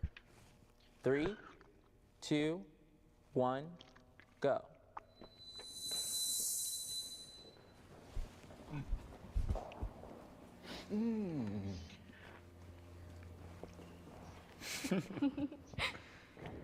Personally, it's in my nature to not be optimistic because I think a lot of people in our generation are very nihilistic. I try not to view it like that because it's very deterministic. Well, the world's going to hell, we can't do anything. And if you believe that, then you're not fighting for a better world and you're not fighting for change. I'm very much with Sarah on the point where our generation is very cynical, very nihilistic. We like to just assume that things can't be fixed. To be honest with you, that's every generation. The amount of people I see just always online. Oh, the end of the world is coming. Yeah, end times. Your parents do this. Everyone does it. It's not every generation. The 70s, the hippie generation, they were very hopeful for the world, man. All we are saying is give peace and pass me a little piece of that bud. That's what they was all Maybe about. during the 70s. Yeah, but after that, it all went to shits. 90s onward? It was 80s Once onward. the internet came along. Once the 70s gone, it was done. Yo. Yeah. So that's not really a Gen Z thing, but yeah. Because in the past, they just never were. I don't know. I think I'm very optimistic for the future because I believe as we become more educated and we have more resources to certain things and information, we can do great things, but we just have to believe that we can or else it won't happen. Now I'm feeling sad about saying someone disagree. I just was thinking about this in the climate perspective and social media, how it's been used so negatively. When I think about those two major things, Says the woman who can't see works it in social stopping media. anywhere. It's a little unimaginable. It's you can't, Yeah, no, it's I want to be incomprehensible. positive, Yeah. of course, and I want the change to happen, but where does it start? I try to be positive and I always say if there's something you don't like, we can work on it and fix it. And I think that this generation in particular is really good at that. Gen Z is crazy. We get things done. The impact we've had with TikTok even, yeah, we changed a lot of things. No. Call me a hater if what? you want, but absolutely Maybe I'm not. just unaware. Maybe, but I don't know what they changed with TikTok. Yeah. Maybe they think they've changed minds and educated people, but YouTube did the same thing for folks. Twitter's done the same thing. What change you brought about with TikTok? Yeah, sure. I think that Gen Z gets a bit of a bad rap because of the fact that, my generation, the millennials, right? We went the transition from no internet to having internet. And so now we're constantly seeing the younger generation online every day doing TikToks and other stuff we find cringy. And so there's such an influx of contact with younger people all the time that their cringe seems far more than it actually is in terms of it being present. But if you were thinking about it, our parents' generation looked at us the same way, and their parents' generation looked at them the same way. So it's just a repeating cycle. That's why I don't look at Gen Z and be like, what the? It's just a different generation. That's it. I know some people are like, Gen Z's lost. They got purple hair. They're inclusive. It's who cares? I don't rag on them. I don't even think it's that cringy. Personally, from what I've seen, it's just that's their thing. But it's just a natural path of what we're doing. They just more inclusive than what we were. But we set the tone, our parents set the tone. Before that, it's just the progression over generations. Yeah, it's just the path that I'm not surprised by it. I could cringe about it, but I'm not surprised by it. There's some things are weird, but I'm like, I was a little weirdo when I was a kid, so whatever. I think it's easy to dunk on Gen Z because they're such easy, but it's just every younger generation is an easy target. Watch the other generation is gonna come after that. Yeah, so that's it. They got their own set of problems the way we had our own set of problems. My set of problems involve real violence. My parents' generation, another set of even more real violence. And this generation, mental health. Look now, as I'm older, mental health is becoming more of an issue. But younger days, nobody ever talked about it. I'm not saying it wasn't present, but it just wasn't the focal point of our struggle. Nope. Violence, however, that was a different story. And I think with these kids, like, they're growing up with different issues and different problems, and they're tackling it in a different way. And even if I don't approve or love any of it, I'll go on here and be like, well, Gen Z's trash. Or like, some people get too caught up in that. But those are my thoughts. What do you think? Same. All right. Well, in that case, leave your comments below. Tell us what you guys think about Gen Z in this whole discussion. Personally, I thought the cast members were cool. They were different. I had some opinions. They were well thought out. I was actually kind of pleasantly surprised by how well informed that they stayed. Because compared to our generation, they seem to be way more plugged in than we were. But I think that's because they're more socially adept and there's more options for them. So they're taking advantage. And that's good. So, that's pretty much it.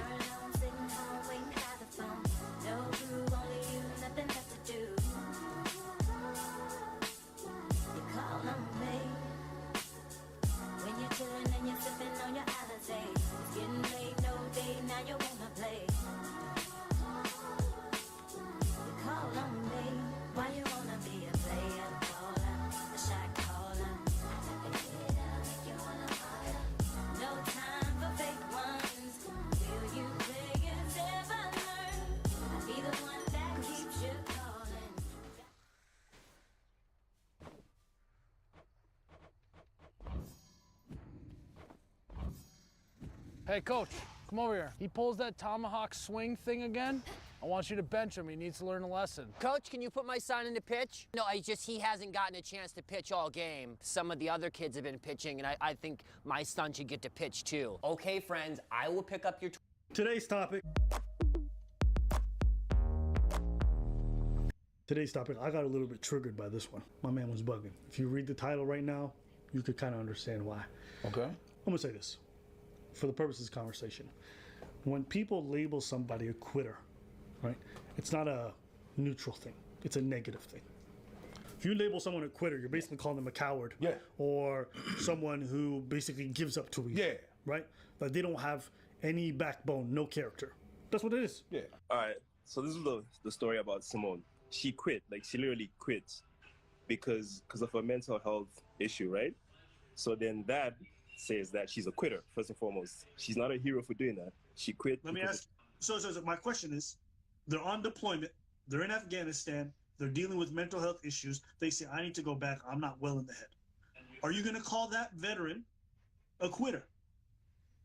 At that point, yeah, because you're not completing the mission. You have reasons of quitting, which are your PTSD and all of these things, but you have quit. You've thrown in the towel and said, whatever is overcoming me in my head can make me continue.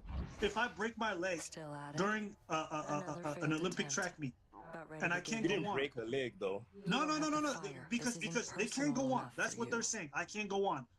But not because of your leg. If you get injured because of the sport, right? Like let's say LeBron. For some people, an injury is only physical.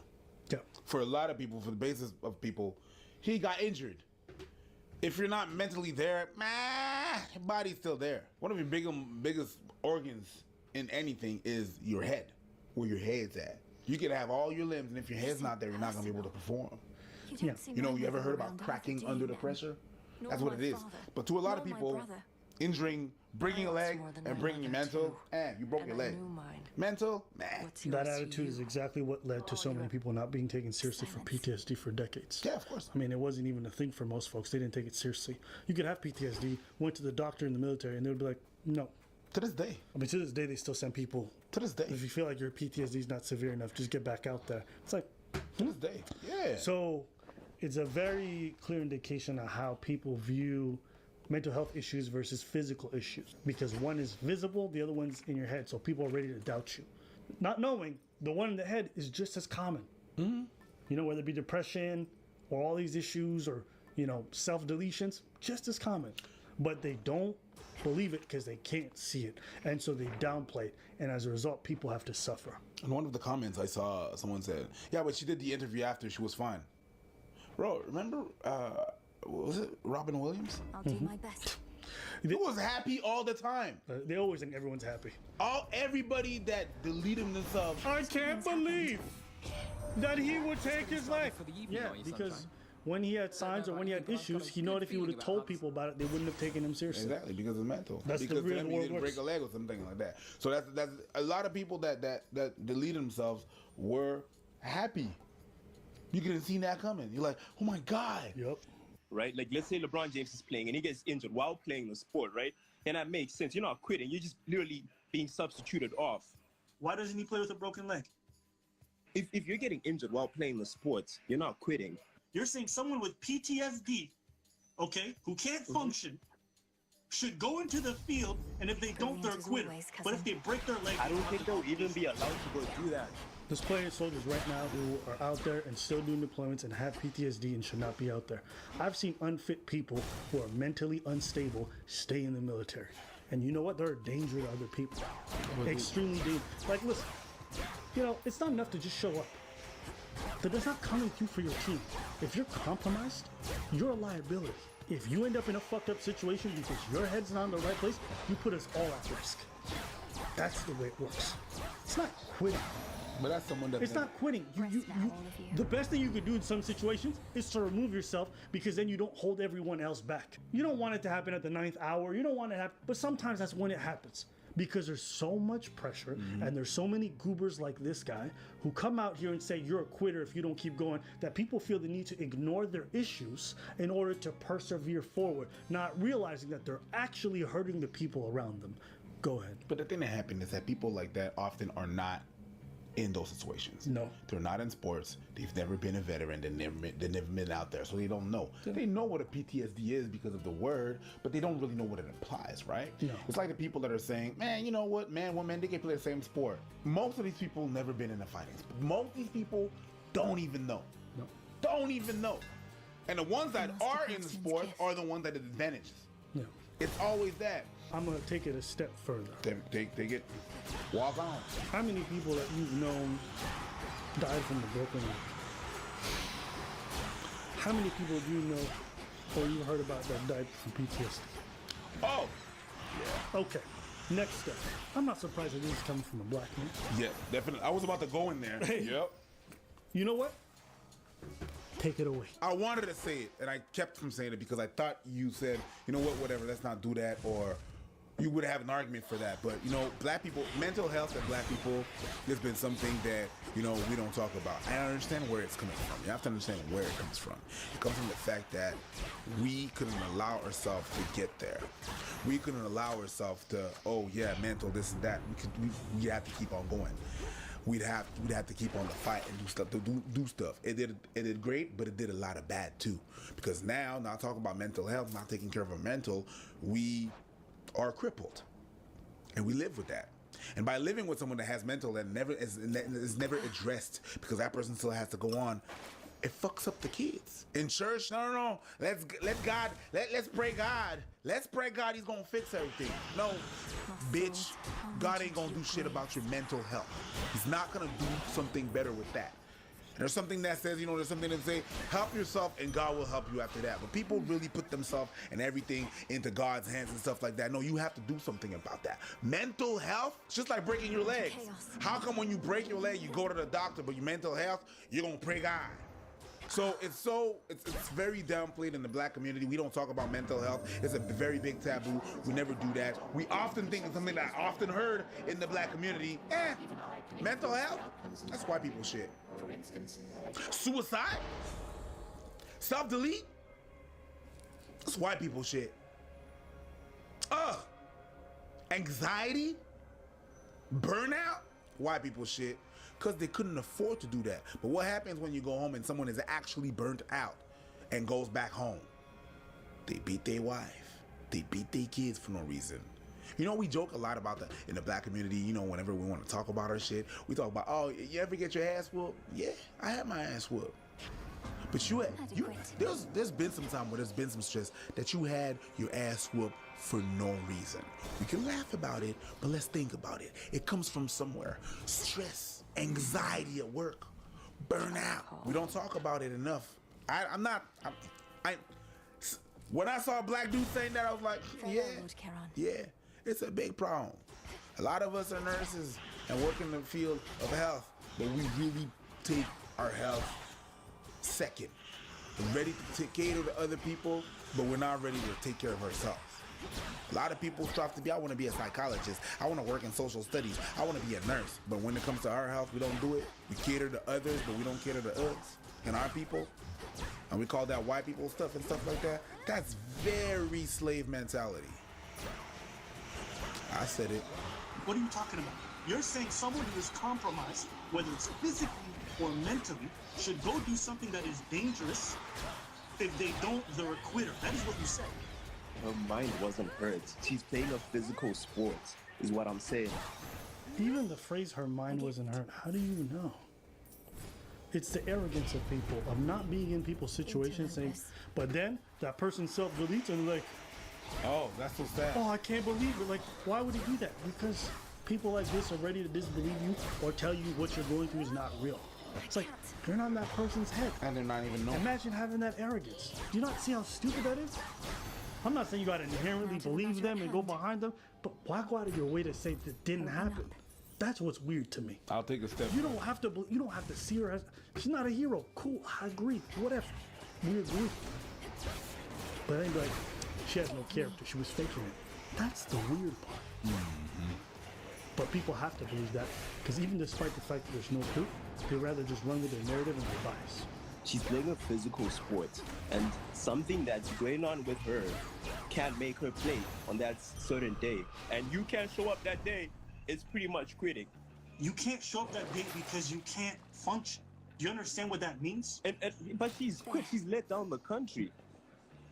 She wasn't going. She wasn't going to do gymnastics. You're jumping to something else. I don't care about she let down the country. Focus on what I said. Yeah. She can't compete because she can't function. That doesn't label you a hero at all. I didn't say that. Again, listen to what I said. You called her a quitter. I didn't say she was a hero. That's a different thing. Yeah. She can't function, so she didn't compete. And you're saying she's a quitter. So why did she go there? When Kevin Durant was on that main stage playing for the Golden State Warriors with his ankle injury, even though the doctor said he shouldn't have, didn't his team pressure him to go back on the field? And he did go. And he did go. And what happened 12 minutes in? No. And what happened? Answer my question that I just what happened 12 minutes? What happened 12 minutes after he was on the field? Huh? He got injured again. Kevin Durant could have said no. No. Once he gets injured again, you're like, oh, we could have said no. Bitch, if you don't take all your shit and get the fuck out of here. What? Team doctors. I feel you. Team doctors will do what's in the best interest of the team, even if it's at the risk of your own health. Kevin Durant should have never been on that NBA Finals stage. Everyone knows it. Everyone knows it. But due to the pressure that athletes face from their teammates, from the media, from the public, this man went out there and compromised his health and took away a year of his basketball life because other people said so. And then he said he could have said no. But if he would have said no, you would have labeled him a quitter. No, you can't. You know, like, you can't have it both ways. No. Right? Like, this man was clearly compromised. You demanded that he come back. He comes back, he tears his Achilles, can't do sports. You didn't, thank God he's come back exceptionally well. Congratulations to him a year later. Imagine Simone Biles comes on there, she's not right in the head, she goes back out there, she does her thing, injures herself, break her neck. What you gonna say? You could have said no. You bitch ass. No, bro. These people are lost. Yo, my God, dude. Dude. These people are lost. Dude. You see why I got triggered? You see why I got triggered? Dude. This man called soldiers who need to leave due to PTSD quitters. Dude. You just didn't want to be called a no, quitter. and they would have called him a quitter. And what I'm trying to tell you is, if you call up Kevin Durant a quitter for not going in there, you're an idiot. Because you saw what happened. You saw what happened when he went on the field. He blew out his Achilles. But he still came back. And blew out his Achilles. So this is why I don't care too much for public opinion, because you got low IQ people making all these loud comments about stuff that they have no concept of. And this is the truth, okay? This is the truth about athletics, entertainment, and a lot of other fields in general. Even like employees of regular jobs. These motherfuckers do not care about you. The customers generally don't care about you. And guess who else doesn't care about you? The supervisors and the owners. They don't care about your well-being. They care about the bottom line. They want to get entertained. They want to get their product. And then the other end wants to make their money. So you have to prioritize your well-being because none of these people won't care. They don't care. Simone Biles went through all kinds of stuff, right? She was touched against her will. So were another 100 women by the same U.S. gymnastics team. And she went on to compete in the Olympics and won all those medals. She went through all that trial tribulation. You imagine being hurt by somebody for that long. You still go through it. You do it. Come back with the most gold medals ever won by Olympic for gymnastics female. And then you have 1 year where you're like, I can't do it. And you're a quitter. Despite going through that. These people don't care about you. They don't. I want to be entertained. You offended my politics. Fuck you. That's how they operate. So I would tell you, fans don't care. Organization, nobody. Whether it's your supervisor, whether it's your organization, find yourself a place that appreciates you and actually cares about your well-being. And if they don't, prioritize yourselves at all costs. Never go out of your way to sacrifice your health for other folks because they don't care about you. They will run you through the grinder, you die, and you know what happens? HR's putting in an application for someone to fill your seat. You weren't a quitter. You weren't a quitter. But yeah, you dead and nobody's gonna take care of your family. Don't sacrifice for people that could replace you, that will replace you within a week. Don't. If he didn't come, what would you have said? If Kevin Durant had gone home and the next snap would have been in Cancun or whatever on his recovery, y'all would have called him a quitter. No, I wouldn't have. You might have. That's a stupid take. If you're hurt, don't get on the field because then you blow out your Achilles. You're hurt, you should go out there. And if you don't, you're a bum. But if you get injured and your leg is broken, that's your problem. This is how stupid people are. This is how dumb people are. This is how dumb people are. You got PTSD, get back in the field, and if you don't, you're a quitter. I dare someone to go say that to a veteran. You're a quitter. You got PTSD, get back in that. That's triggered. Oh no, you got lit. I was triggered. I was triggered because I've seen how this affects other people. Yeah.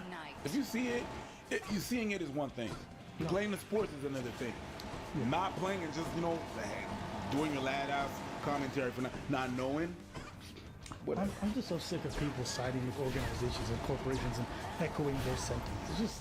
It's like all these people are just ready to cape for these people who don't give a fuck about you. This is nasty.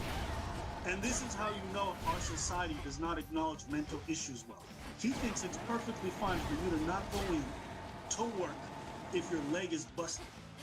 He thinks it's perfectly fine for you not to go to war if your leg is busted. But if you got PTSD, if you got mental health issues that you can't function around people, get out there. That's how stupid some of these people are. So this is what I'm gonna tell you guys, okay? Okay? Because these people want to put your life at risk, so go fuck themselves. They can go fuck themselves. I'm gonna tell you as an individual, prioritize yourself. Because you got idiots like this in the public opinion who are gonna tell you to compromise your health, your well-being for others. And if you don't, you're a quitter. You're shameful. You're a disgrace to this country. Well, listen, any country that would throw you under their bus and put you through a grinder, spit you out, and not consider your well-being afterwards. Hey man, you got kicked out? Isn't a country worth sacrificing yourself for. You are bugging. That's the one of the dumbest things I got triggered. Oh yeah, you went on. Man, so many people are suffering. So many people are suffering. I think people think some people think like, dude, toughen up. Quit being so cute, bro. We came out of a whole anxiety situation with COVID when people couldn't train properly, and then you have this Olympics coming. So a year before that, you couldn't do it. She was probably good a year before, right? But now we're postponing a year after though this whole pandemic, when things are complicated, protocols, masks, tests, then I remove your medicine, then you have all this pass about you getting touched, then you have all this pressure from the country, but you a quitter.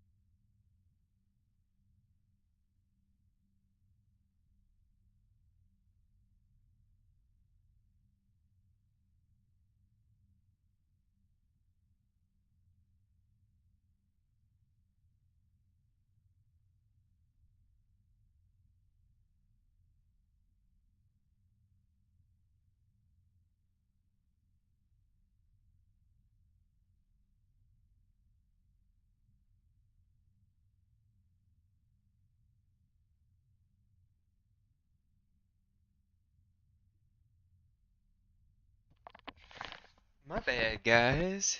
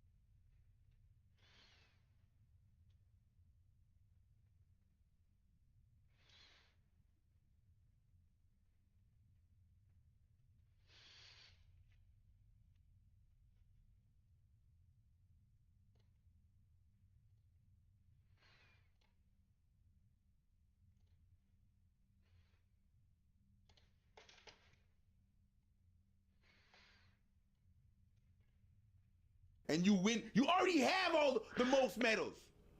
They can't take that shit away from you, but they trying. Wow. They trying. Motherfuckers don't give a fuck. I'm You gonna know. say this. People always say I'm this. done. The people always say, "Oh, people are soft now." I mean, yeah, people are dealing with different problems than they ever have in the history of humanity. We're not fighting for our food. We're not fighting for our survival. We're not fighting for the same problems. We're not fighting Russia, right? There's not that many wars for us. So of course people are going to be bred different, and they're going to feel a different type of struggle. Now it's one of meeting, whereas the past people, it's just like make money and do it for your family. Now it's a different time. So we're dealing with different sets of struggles. That's the reality of the world. You want to say people are soft? The times are soft. When's the last time you had to pick up a gun and join the draft? Huh? When's the last time you had to get in a fist fight? Most of you motherfuckers are not even dealing with any kinds of dangers. You're soft like Charmin. You're not hard. You're not hard. I know it. Because every time I see a dangerous video, I got a bunch of retards getting in the comments talking about, this is what I would do. I'm a captain. No, you wouldn't. Because if you grew up around any danger, you would know fucking better. We got more people today watching anime, True. fucking watching sports than playing sports. All True. you guys are soft. Stop pretending otherwise. Esports is a hardest sport. phase that you have is in the video game, on the lowest setting. Exactly. Stop. Yeah, you guys got hero complexes talking about what you would do. You wouldn't do shit because you're soft. But I want a medal But of you don't want to honor. deal with your own inadequacies, so you're like, oh no, geez, you're Sometimes all I soft. need is a few I want moments. a The medal sooner of a lot of honor. you accept if I that, use your Call the of better it's gonna you be get for to you. accompany me on my You're evenings soft. Soft. The world is soft. There is no dangers for you guys to face. Of course. But it's okay that it's soft. Because we don't need it to be hard right now. Yeah, It's just is what it is. yeah. Even if you won like whatever you won, but it's all in the game. You're soft. But I want a first prize. In Forza. Calm down. Calm down, you drink Dasani, okay? You don't have to walk for that fucking water. And here's the thing. It's okay to be soft. You're not your parents' generation.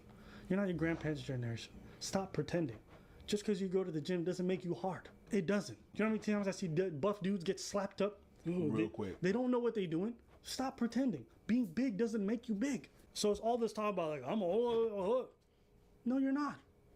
Your female counterparts are making way more money than you. You're soft. People are bred by their circumstances. And be grateful that you live it today.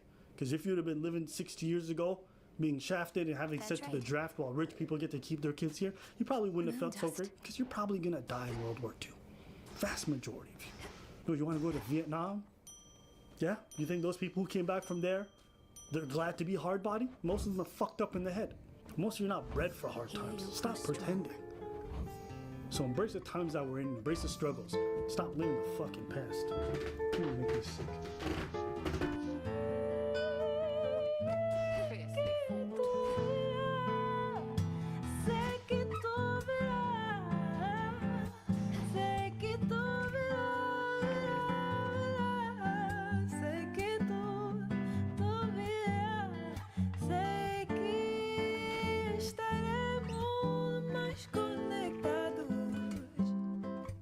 Mais conectados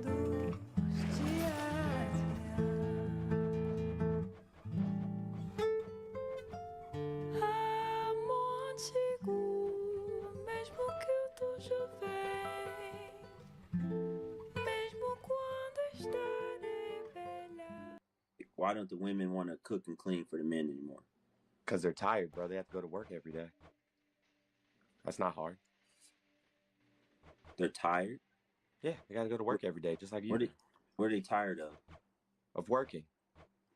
It's not hard. I mean, that shouldn't even be like, I don't even understand the question. Like, they're tired. Aren't you tired when you get home from work? They're working every day, so they're tired. That's why I don't want to cook or clean. My man's just repeating the answer so he can try to figure out if he can have a rebuttal. Why aren't the women cooking and eating, making food no more? Because they're tired. They're going home and they're tired from work. So you're telling me it's because they're tired from work that they're not cooking and yeah, they're tired. So what you're trying to tell me is that because they got a job, yeah, that's what I said. So what you're trying to tell me is that because they're tired as a result of having a job, yeah, they're tired. So what? I'm not gonna do it 10 times. But the thing, repeating it. You think I want to work 8 hours and then come home and then cook and clean? I mean, I do it because I have to. I have 5 children. But yeah, I mean, do you have a woman right now? What's that? Do you have a woman right now? I've been married since I've been married for over 20 years. Okay. Does your wife work? Yeah, absolutely. You think it's easy peasy like that? Like just saying that it's you not having a woman and not knowing how shit costs. Like, do you live at your mom's house? That's why I question. Because the minute you step out of your mama's house and you kind of you like cheese on your shit? Do you like cheese on your food? Do you like that? Do you know how much cheese costs nowadays? You like milk in your cereal? You know how much that fucking shit costs? Fuck the lights. Cheese, motherfucker, cheese. Do you like going places? Going outside costs a lot. Yeah, breathing oxygen, drinking water, gas. Peep game. When I used to have a 9 to 5, I will go to Cuba in an all-inclusive. It would cost me about $900. It would cost me less than my week here. A week in Cuba cost me less than a week here. But that's because communism is superior. Yes, but also it's expensive outside. I don't know. If you don't get that simple thing, I don't know what you get. They lazy. Nigga, you lazy too. The worst thing is that he just answered his question. Right there. You couldn't, but he answered it. He's like, yeah, but I'm tired to go to work. That's why. After I go to work, I'm tired too. That's why I don't want to cook and clean. Then I guess we have a problem then. Then you have to have a job that makes sure that your women don't work in order for her to cook and clean. The reason why women used to cook and clean, they didn't have no jobs. That was their job. That's it. They didn't go to work. Their work was at home. So I bring the money, you bring the food, and that's fine. There's some people that are still like that. Now, if you want your woman to cook and clean for you, make sure that she cooks and cleans for you. If that's what she wants to do. First and foremost, get you a girl that knows how to cook and clean. Then after that, get you someone that has the time to cook and clean. What's step 3? Just let her cook and clean and pay the bills. That's it. So what you're saying is, if they don't have a job, they have the energy to be able to cook and clean. What I'm saying is, with the prices of everything and stuff nowadays, rent, electricity bill, gas that you have to put in your car, groceries, with the amount of money it costs now, I don't know what kind of job you're gonna. Let's say you live in New York. Your rent is gonna be between $200. Your rent is gonna be $2,500 a month to infinity and beyond. Buzz Lightyear. Let's be honest. Depending on what you want. Depending on what you want. There's every price range all right? in that fucking city. But and I said I said 2,500. Yeah. I'm not even sure there ain't nothing left at 2,500 for a 4. There's a bunch of New Yorkers being like, "Where, motherfucker, a closet?" Yeah, where a closet? Exactly. Even the closet So it's gonna costs be. It's 3K. gonna be. So let's say you're a New Yorker and you have a 2-bedroom apartment. That's what's gonna be like what? $35, $400? Fine, you got that, and you're just one person paying that. I don't know what kind of a job you're gonna have, because after that you have to add insurance, you have to have electricity and all of that. So you have to be top dollar living in an apartment, having a girl that cooks and clean. Where you could be 2 people in a team, both of y'all working, both of y'all separating all the... Today's video is brought to you by T.H. Henley. A lot of people have been dropping comments and saying that, you know, my skin is wonderful and pristine. Well, thank you very much for the comments. I can help you to achieve that as well, because whenever you meet people, that's what they see. They're not going to remember what you said, but they sure going to remember how you looked. And if your skin was crusty, and if you don't know where to start or how to apply those wonderful products, well, it's simple. I would suggest you to get the stage 1, the level 1 box, because they have different boxes and they have different products in there, and there's instruction to each product in the box. You have a daily face wash, which gets rid of all the dirt and grime on your face. Then got a 2 times per week exfoliating scrub to get rid of all the dead skin cells, and an AM moisturizer with SPF 20, because we all need to make sure that our skin is protected from the sun. So click on the link below, and we're happy to be partners with T.H. Henley for this video, because I like their products and they're supporting us. And by getting those products for you, you have a clear skin, and you're able to support us too. So you click on the link below, you're gonna have your 30% off your box and a free gift. Yeah, they're gonna throw in a gift. Ain't that great? Mm-hmm. What are you talking about, rolls? And everybody does what they have to do. Well, okay, what do you do? What does she do? For a living? No, in the house for the marriage. What do you guys do? What are your roles? Role? I don't understand the question. She does what needs to be done that day if she has time to do it, and if she doesn't, I do it. I do what needs to be done that day, and if I don't have time to do it, she does it. But roles, I don't know what you're How do you not know what roles are in a marriage? You're married for 20 years. You see, the issue with this guy is, one, he doesn't have any of the practical experiences, and he's speaking to someone who is in there, and he's coming in with a complete closed mind, like, I already know the answers. It's like, at least be open-minded. Listen to what the person. You haven't even been through it. I'm not saying the other guy's inherently right, but you even haven't been through it. And you talking like, what do you mean you don't have roles? Why don't you ask him straight up, like, okay, well, tell me more about that. How does that actually function? I want to hear your perspective. It's not that. This is one of them lives where it's like, come on so I can tell you what it is, even though you're not an expert in the field. Well, he was an expert in the field. No, this is an off-brand Kevin Samuels. Yeah. This is somebody who found out somebody died and said, oh, there's a market I can capitalize on. That's what happened. That's all that happened. Yep, I agree. So me watching this dude, I feel like most of this stuff is goofy. You guys don't have those any don't roles? exist. Because those don't exist. Like, I'm not white. What? What are you talking about? Ain't got nothing to do with white. This is rich and poor, baby.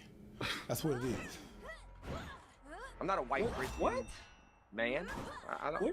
What are you talking about? I'm not white. What does that have to do with anything?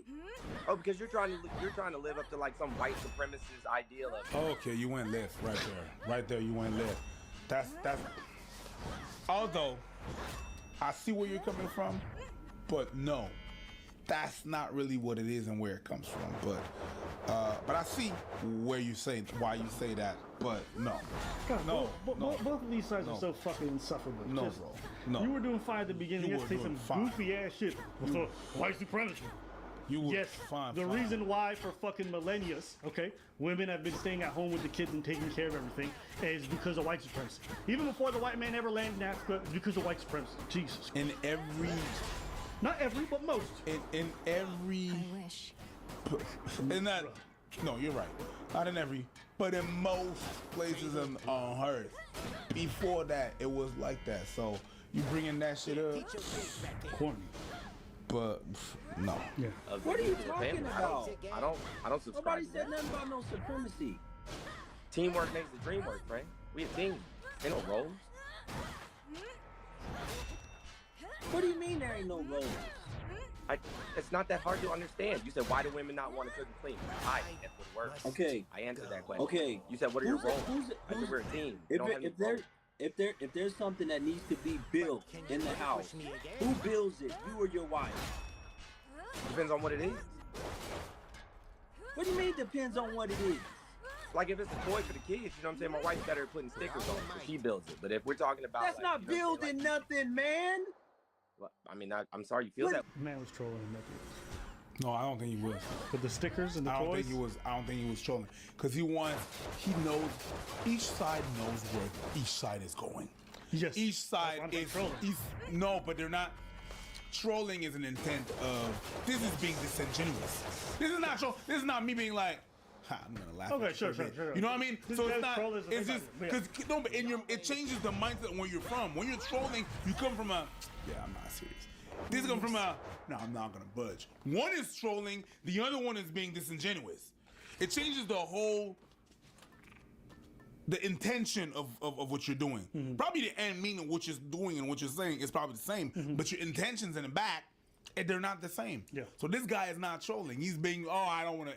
No, in my household, I build shit. My whole point watching this is just people are so rigid with how they view the world, not recognizing the world isn't what it used to be 60 years ago. It's not because of feminism or this and that. The economy is where it's at. Both people got to work. Both people got to have a job. All right? To me, just I listen to this talk and everything's so rigid. So it's uninteresting to me. On both sides. That's the thing, it's both sides. And dude was saying some good stuff at the beginning, but then after that, he went left. Oh my God. He swerved. Yeah. There's not much to say to this thing. I mean, it's really logical. Go outside.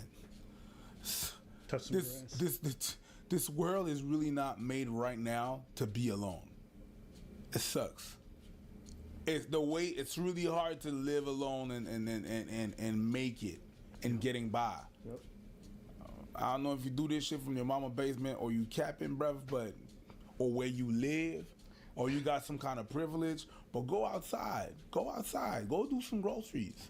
Go outside and go live. Go pay electricity bills and go have a little bit of experience. Go live a little. Go live a little, and then after that, talk to me about girls don't want to do that. Go. There was a reason why women was not working. I'll also say,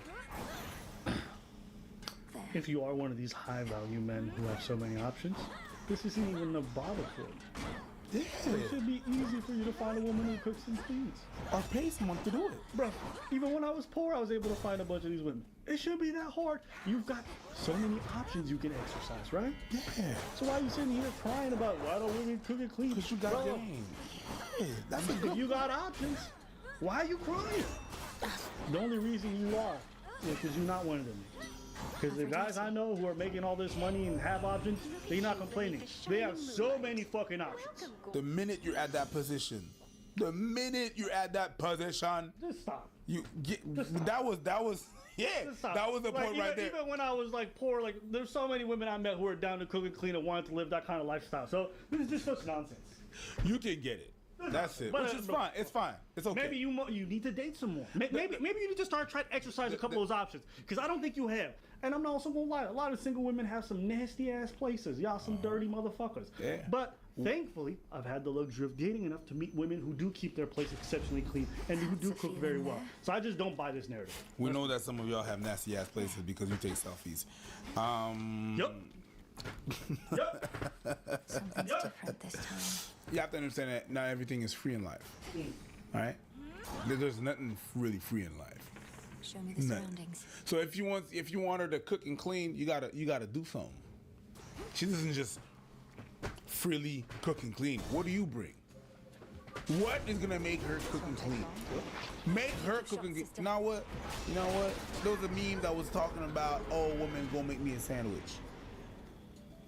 Go ahead. I never asked my woman to make me a sandwich. I don't have to. I'm not bragging. I'm not boasting. I don't have to. Why? Because if she feels like making me a sandwich, she won't make me a sandwich. And guess what? When I feel like making a sandwich to her, I'm going to make her a sandwich. If I feel like brewing her a coffee, I'm going to do it. If she does it, if she's in the kitchen, she asks me to. I don't need that. But you want to dictate, mother? I don't even have to ask. But y'all complaining. So how's it going? Y'all the ones with the game. Y'all the ones to know how. Around Olympus recently. Make her do it. I don't have to spit game. I don't have to do none of that shit. We saved a lot of trouble. Why? I'd gladly volunteered. Because my dad didn't have to. And that's probably what I seen. And I just see my dad to this day bring shit to the table. If he needs to brew my mama a coffee, he brews my mama a coffee. And vice versa. I don't know where y'all been and how y'all been raised and by who and what examples y'all got. That's what I had an example. Yes, it's my privilege. That's what I had as an example. So that's why it's truly weird for me to see that happening. But hey, to each their own. Let us know what you guys think in the comments. Not only because she's my girlfriend, but because I just love Simple. Yeah. And that's what made me, choose that.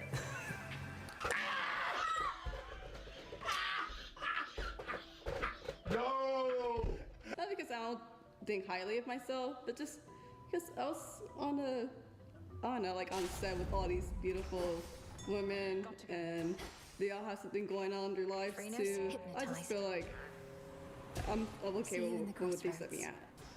Right, shut up. We brought together 5 couples and had the girlfriends rank themselves based on how attractive they think they are. Then we invited their boyfriends to rearrange them.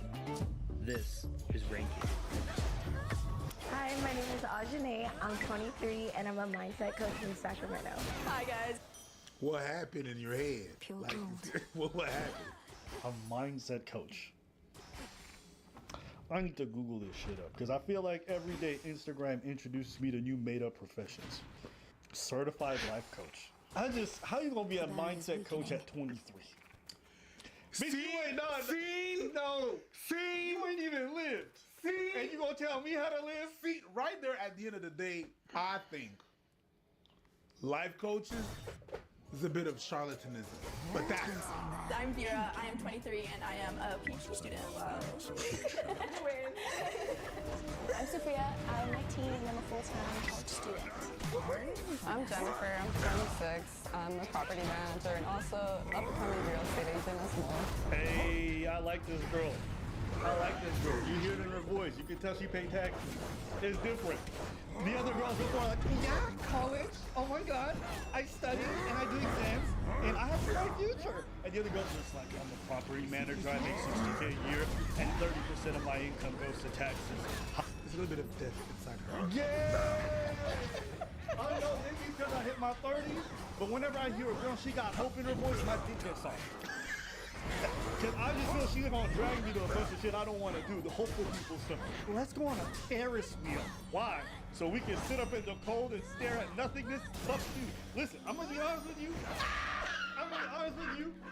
That's what it is. I'm Sky, I'm 21, I'm a full-time student, and I'm also getting my Pilates certification. I would define attractiveness by something that it makes your body feel. Like, are you attracted to the person, or does it kind of make you repel from them? If you have a great personality, you're fun, energetic. That's a winning endorsement. But you must be stronger still. The way you said energetic without energy, mwah, I love it. Personally, I prefer somebody who's high energy. There's something about the fact that I can bring up people's mood just with the tone of my voice. Hi. Okay, first off, no one's a 5 here. I think we're all attractive women here. Should we start with outfits? Yes. I like her outfit.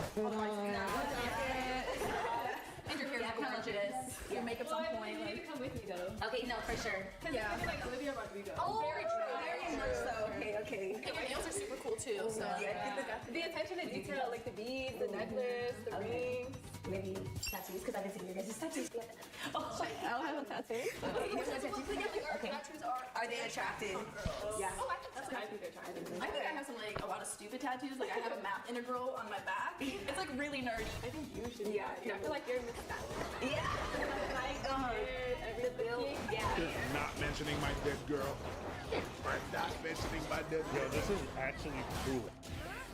Yo. Not talk about my dead girl. And I thought I was onto something when they were ignoring the comments she was making, or maybe it was the editing. But now we're watching it at length, and they've already 1 to 4 is settled. They left her in film. You sound like you pay taxes over there, bitch. Yeah, they did not. Over here, we don't like responsibilities. They don't talk about what's my that. My girl is y'all. My girl is like Hawaii, cause there's mainland and there's an island. Hey, listen. Show some love to the Maori people because this is disrespectful. The Maori people are not in Hawaii. What are you doing, my God? Hey, listen. When you gonna come with your geography, okay? When you gonna come in with your world knowledge? That's not what I'm talking about, but Jesus Christ, Okay, man, just be factual. No, from Mr. Words have meaning, and you not, well, places too. Yeah, places too, but guess what? Planes exist, nigga. Fuck you. The Maori people can take a plane to Hawaii if they want to do that. No. Okay. Yeah, exactly. Things are fluid. People are fluid. Look fluid. Yeah. Keep going and she's just like, hey, you know what? I'm gonna let y'all talk because the fact that we solved this shit, the fact I can go home to bed and I gotta work. Yeah. And this is like yeah, and they're doing this whole nice girl thing where they're just complimenting each other nonstop. If you notice, this is way more mean than men's episode.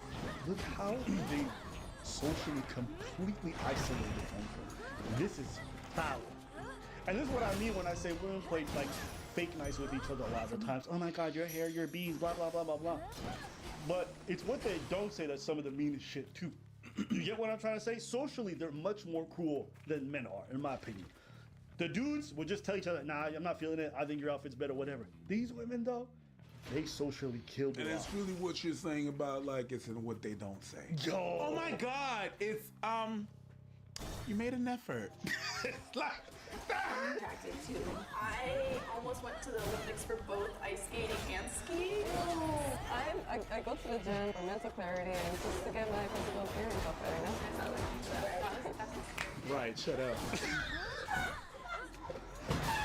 Listen, Stumpy, we didn't ask you. Yes, period, but a comma right after. Back to us. That's so funny. Oh my God, did you see the Yeah. If those personality, I'd Bro, you had to be like, you are with character in a good way. You two definitely go up. I'm definitely very quiet. Shut up.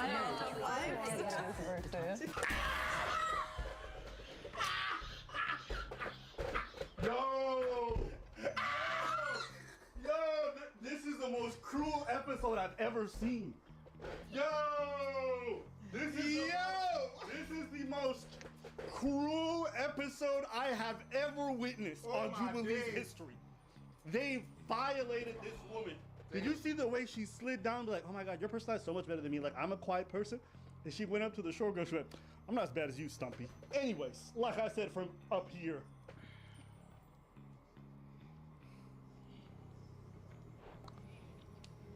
Listen. Ooh la la, are we meeting? All right, let's go. This video is brought to you by Surfshark. No matter where I'm at, all right, whether it's in my house or in my Airbnb on my way, or in Antarctica, or even when I'm taking a shit, I need to have access to all my programs. Hey! But sometimes the internet doesn't allow me for that because it's restricted because of the area that I'm in.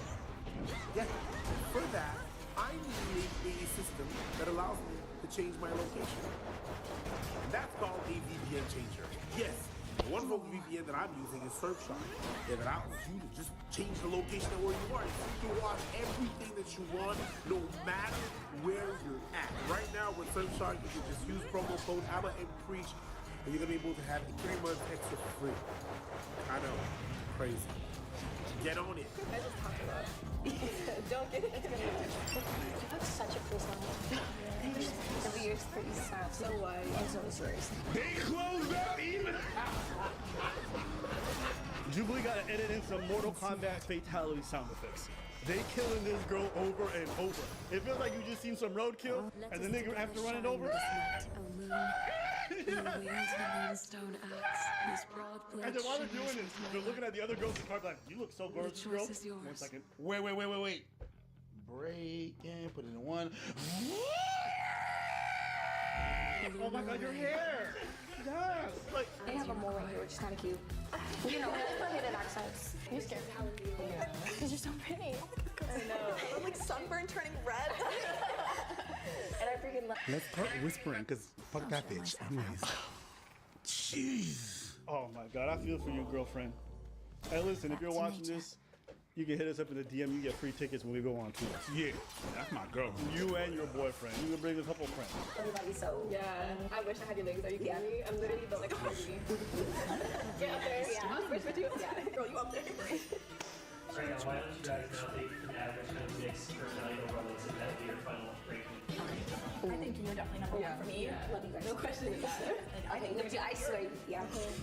Get back here, girl. I was just good at 3. Yeah. That girl's like, feels like high school all over again. Yeah, I feel you, my girl. Feels like high school for me I too. bear the gift you generously gave to me. Yeah, you know what it is true. Like you definitely saw that group of girls where there was the one less attractive girl that they just dragged along so they can make each other feel better. You heard that, And she didn't would you? take it willingly because she just likes being part of the group. I'm not saying this is this in this case, but it I've done feels no similar such to that dynamic. Oh yeah, the high school days. The way that they're icing her out is crazy. We're not even noticing that they're doing that. And, like personality came up. You guys noticed? They didn't even mention her. They didn't. They all just went. We clearly got better personality. They didn't. It's like, hold up. There was no deliberation. There was a huddle between them. They singled her out. I was expecting myself to be number 5. Not because I don't think highly of myself, but just because I was on a, I don't know, like on set with all these beautiful women, and they all have something going on in their lives too. I just feel like I'm okay with what they set me at. Don't even trip. You got yourself a solid career. You got yourself a man. Come on, enjoy your Yo, life. fam, Right now, they are you finally kidding me school, right they now? come out with all that debt, they gonna try to find a job. A lot of them gonna struggle. I ain't even trying to make you feel it. I'm just saying that's what it is like out there. They got a lot going on. They got a lot going on for them too. But that shit, woo. At least this worst situation, you could be a mindset. Yo. So let's count our blessings, okay? You know what? I have an idea. We can hold hands and then we're all number 1. We can hold hands. Hey, listen, We bro. can what? Hey, listen. This fake kumbaya shit that women do after violating someone. It's What like the being fuck told. did she say? It's like being told to hold your rapist's hand after they get done with their deed. I don't know. Women will straight up just roast the shit out of you or pretend like your existence is useless, and then also ask you to be their friend afterwards. That shit is disgusting. Ugh. What you mean you want to hold hands after you left this girl on an island to die and starve from dehydration and having to stare at fucking Into the earth you Wilson? No, she deserves better. Okay. Wilson the volleyball? Yeah, Castaway. You didn't catch that reference? No, I got you, bro. This is for the OGs, the old people. Young people, I don't give a fuck about you. They're connected. We're connected. Send a message. Yeah.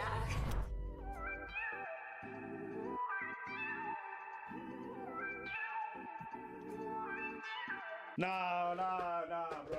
If that's my girl, there's no way I'm gonna sit on no panel letting her be violated by 5 people. There ain't no way we doing a couples thing and they gonna put my girl in last. That's just not gonna happen.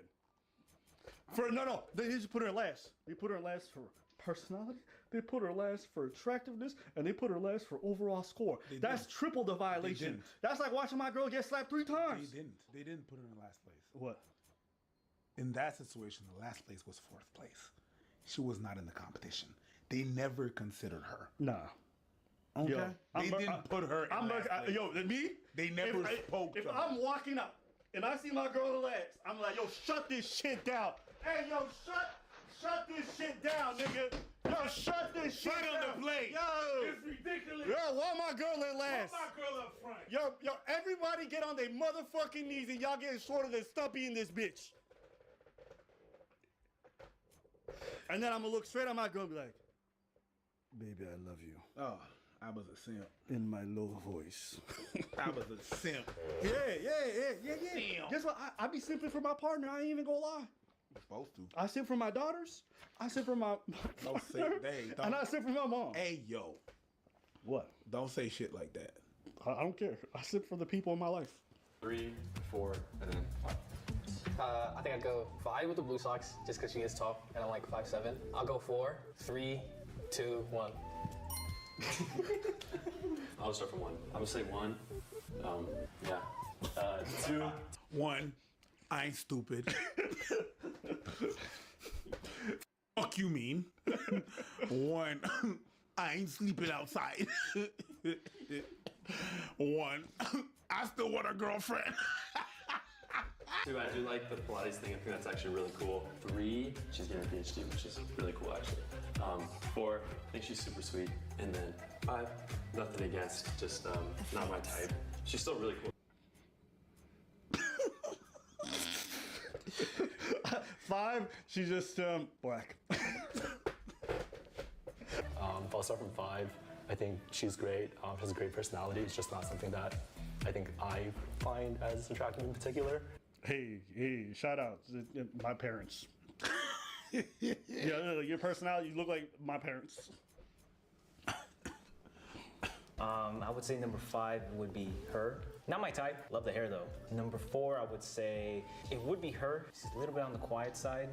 As number 3, I would say her. Because she's a little too tall for me, I would say. Maybe a lot taller than I am. I love her style. Love the long jacket, and of course, what was I? Like 5. Number 5, there you go. Number 5, I would yeah. say would be not only because she's my girlfriend, but because I just love simple. Yeah. And that's what made me, choose that. Nah. Give me 2 seconds. Nah. Give me 2 seconds. You I got didn't this. say Give me 2 seconds. I got this. If you would have shut the fuck up just a little bit more. Yeah. Yeah. Just a little bit more. This And like when they're baking a recipe, and they say they dump in the sugar, and like just a little bit more, and then you just tilt your hand a little bit too much. You dump the whole fucking bag in there. Okay.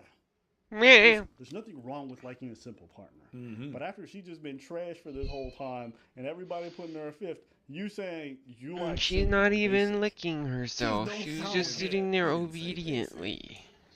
He didn't say that.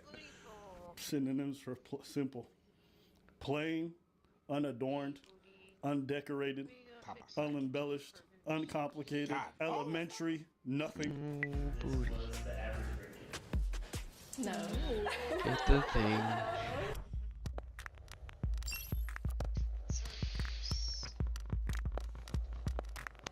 I feel so bad. Seems like a guy's choice. I feel like You're super cute with it. Last placing being last caught me off guard. What'd she say? Her being last caught me off guard. Yo, bro, this show's fucking over. Why you still violating my homegirl?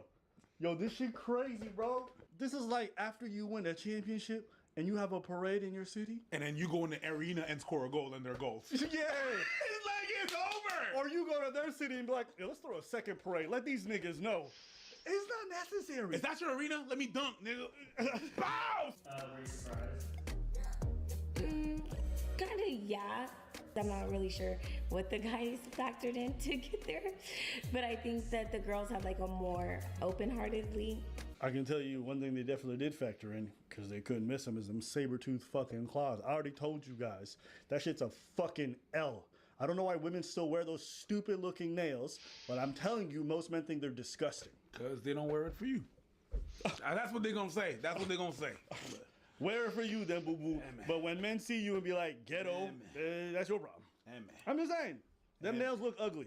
We're all That beautiful? Yeah, I was gonna say we're all beautiful. No one deserves to be a number 5. I don't think the ranking is based even on attractiveness. I think we just got put in our places.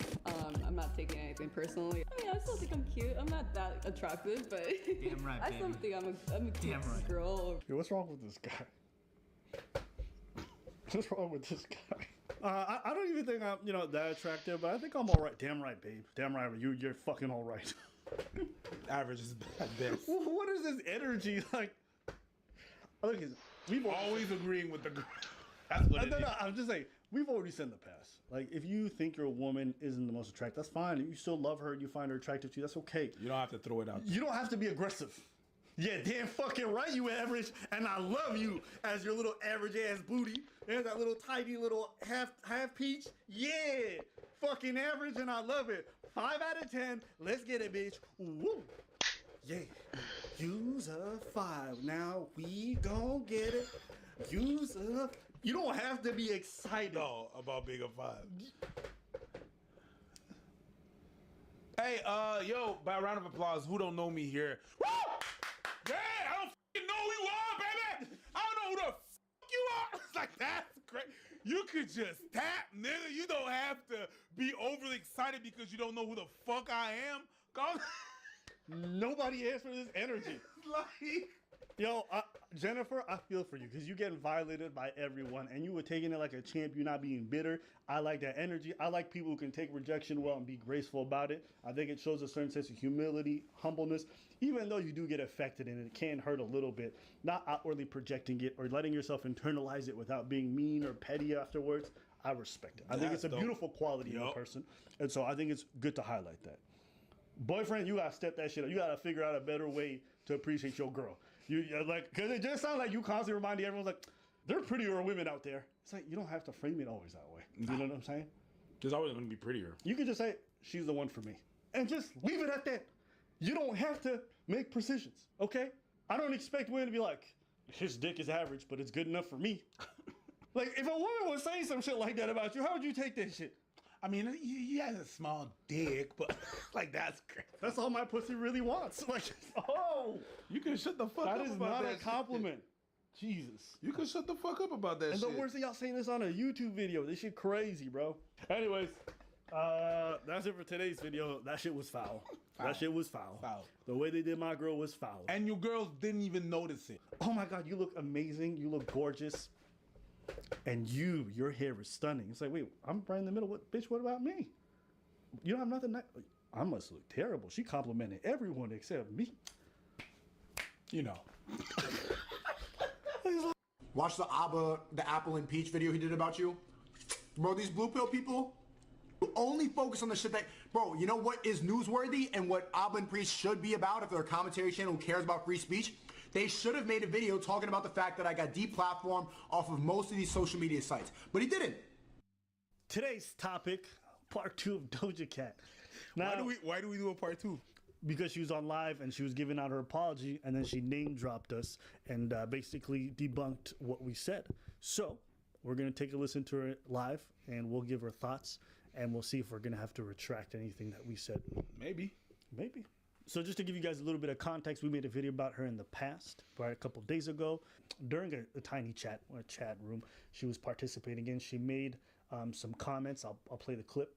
And we made a response video to that. As she goes through all her points in her apology, I'll bring up exactly what she did that she is addressing. The next thing is race play. So I watched a YouTube video by Abba and Preach. Hey, what's up? You know it. Very interesting people. They can be very smart in a lot of subjects, and Does that mean she watches a lot of videos? Oh, well. They could be smart in a lot of subjects, but in other ones, we could be dumb as shit, nigga. You didn't know? Yeah, you know. Yeah, like, you know, when you get yeah, because you're problematic too. When you get squirted on your feet. I'm done with this video. Oh, nigga, you spread that shit on my feet, nigga. What is that? It's Pharrell. Sorry, man. It's Pharrell. It's just alcohol. Nigga, this is the gayest thing you've ever done. You literally squirted on my leg. As the bottle that did. Yeah, I've never had a man do. Nigga, you gonna be in the doll and not tell me, and I'll pass you the doll? Yeah, is that gay? Yeah. No, it's not. You in? Yeah, you got. Yeah, sugary ass nigga. Yeah, you got. Today's topic, I got a little bit triggered by this one. My man was bugging. If you read the title right now, you could kind of understand why. Okay. I'm gonna say this, for the purposes of conversation. When people label somebody a quitter, right? It's not a neutral thing. It's a negative thing. If you label someone a quitter, you're basically calling them a coward. Yeah. Or someone who basically gives up too easy. Yeah. Right? Like they don't have any backbone, no character. That's what it is. Yeah. All right. So this is the story about Simone. She quit. Like, she literally quit because of a mental health issue, right? So then that says that she's a quitter, first and foremost. She's not a hero for doing that. She quit. Let me ask. So my question is, they're on deployment. They're in Afghanistan. They're dealing with mental health issues. They say, I need to go back. I'm not well in the head. Are you going to call that veteran a quitter? At that point, yeah, because you're not completing the mission.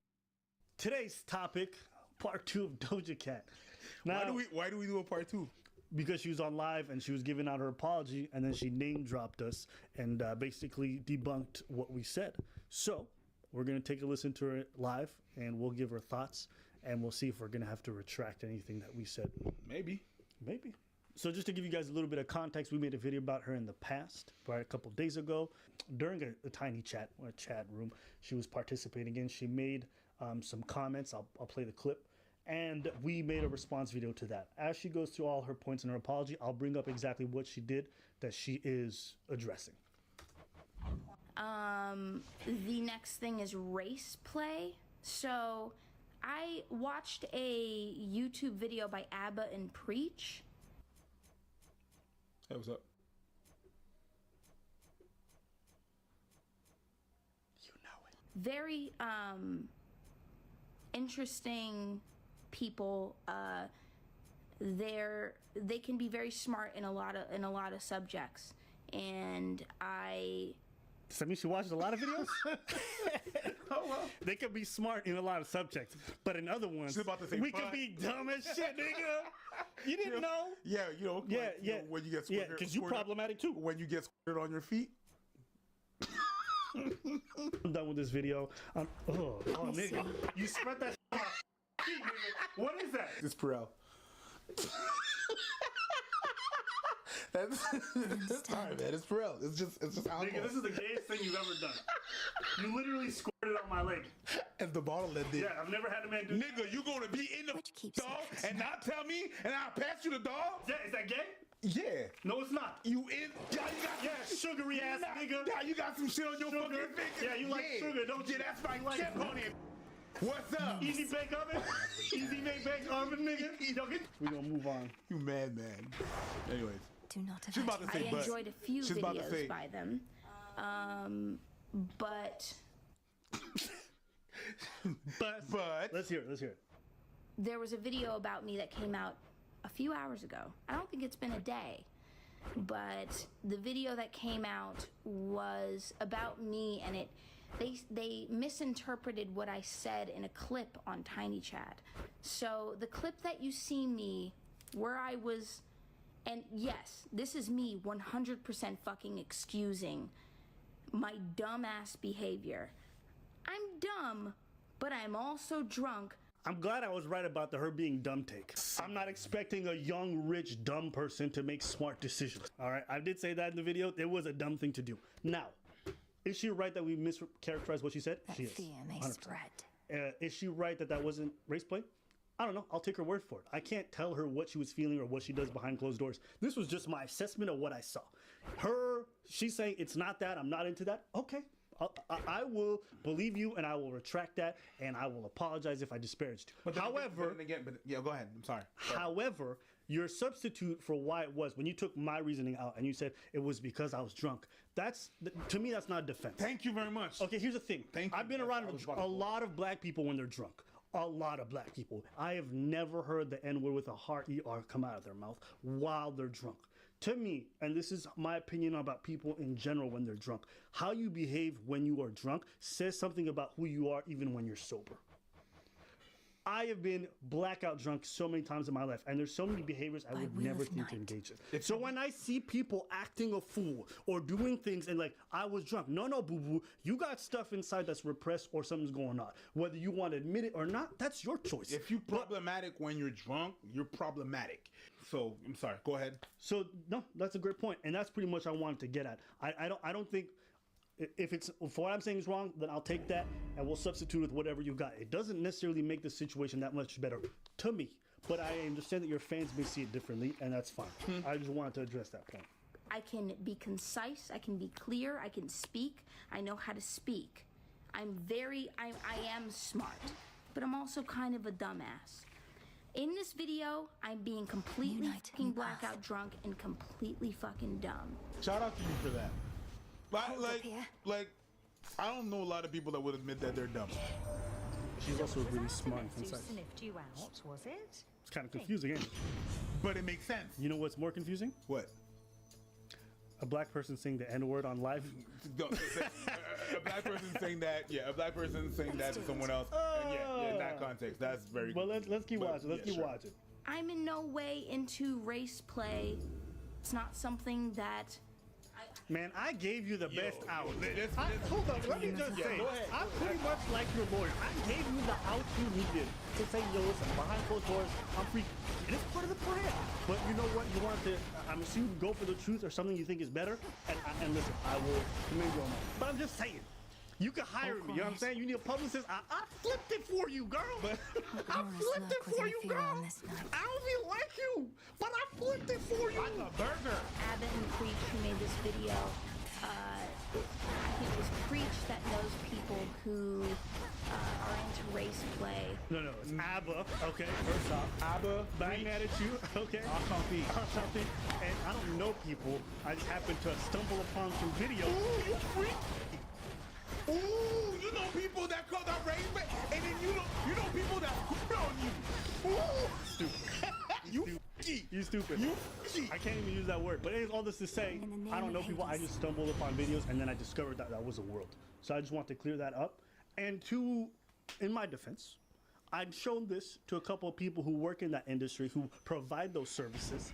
And they told me, yeah, that kind of looks like it. That being said, she says it's not, so we do have to take her word for it, and that's the end. Under the comments of the video, there's people like, yeah, there's a bunch of people that asked me to do that. So, so it's okay. But yeah, fair, cool. I am in no way. Yeah, I am completely not into it. You didn't get a little wet? Like not even a little bit? Well, she was wet probably from the alcohol. She was not wet. I mean, maybe she's wet from I'm just saying that maybe you no. Try it out, find out if you're into it. Maybe your drunk side was like, I want to do this so bad. She's saying it's not her thing. It's not her thing. So she didn't get a little bit of no. She's saying no. All right. Okay, this is a confession we're gonna make to you guys. All right. I know about Doja from a different context. Me and Preach are both street dancers. Okay, from the city of Montreal. Well, he's from the city of Montreal. I live here now, and she battled a couple. She battled a couple of her homies. Yeah, in a street dance battle. It was pretty crazy to watch. We thought her team lost, but they ended up getting the W. That's why we did this video. That's why we did the original video. We like, yo, reparation. Yeah, you stole that win. We gonna steal wins from you. But I'm just playing. That being said, shout out to her for street dance. I always like seeing street dancers thrive after their street dance stint. But I just wanted to make that little side note. I didn't include it in the last video, but I wanted to mention this time. I had a video of me talking about my hair. I have a lot of trouble taking care of my hair. If I think that it's difficult, if I feel that it's difficult to take care of my hair, I'm gonna state it. It doesn't, in no fucking way, does it mean that I hate my hair. My hair is amazing. I have beautiful hair. I get lots of compliments on it. It's an outer thing and it's an inner thing. I know that I'm beautiful. I love myself. That's why I parade myself on fucking social media constantly. Why do you think I'm on here all the time? Who else? Well, it's not because you love yourself that you're on social media. Oftentimes people go on social media for validation purposes. But it's not because you're on social media loving yourself. You love yourself the way you are right now. That you don't hate a part of you. Meaning self. That being said, I'm not saying that's what you're doing. Yeah. But it's not, I'm just saying your argument, I understand it. But it doesn't mean what you're saying means. At the same time, in her defense, it's hard to prove that you don't hate yourself. It's hard to prove a negative. I cannot, I can like something that does not exist. I'm not saying that she's wrong. Yeah, I'm but not her saying- argument. I understand your argument, but it's not a good argument. The times that maybe there was a photo that was likened to a certain point. That's shit just happens. I'm not behind editing my photos. This is a whole team of people who are behind editing. You can speak to them, not me. I don't mind that you have lighting photos. I don't like the idea that you put the accountability of how your product looks on other people. Yes, other people are part of the process, and yes, other people, it's still your name, it's still your face. And one thing you can learn in this business is that anything that has your name in your face, you can throw the blame on your photographer, you can throw the blame on your lyricist or whoever wrote it. At the end of the day, you're still the face of whatever you say and project. And so therefore, you bear the responsibility. The absolute Even if it's not necessarily reflective of you. A good business practice is to understand that you hire the right people and you take accountability for all those things. So I made a song, I think it was 2015, but that's irrelevant. And it has a very offensive term in it. And it shouldn't be used, period. I'm gonna start with, I'm very sorry to anybody who's taken offense, to anybody who's who I've hurt, using this term. When I used it, it was because I was in chat rooms all the time, and I was kind of locked away, and I was always on there just dealing with people coming at me left and right, talking about different slanderous terms after another. The term that I used in the song is one that I learned that day. So people were calling me it left and right, and I used it in a song. That shade needs you, and it was to kind of be free, take back and fucking just say f you to those people. Okay, I think I get what she's getting at, and I know what she's talking about because I used to be part of a lot of forums, and so I would see that term before.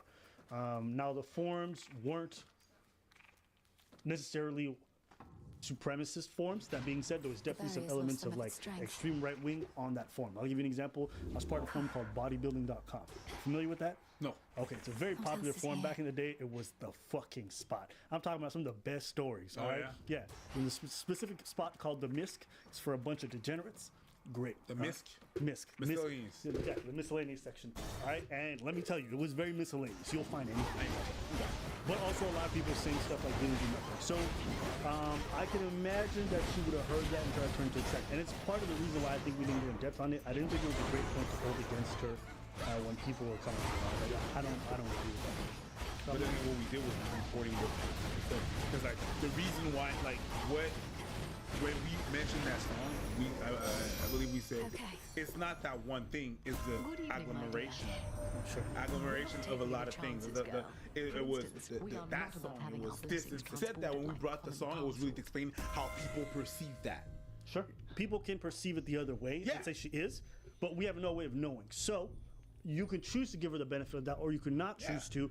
All we have right now is her reward. I can't dictate to somebody their intent because I don't know.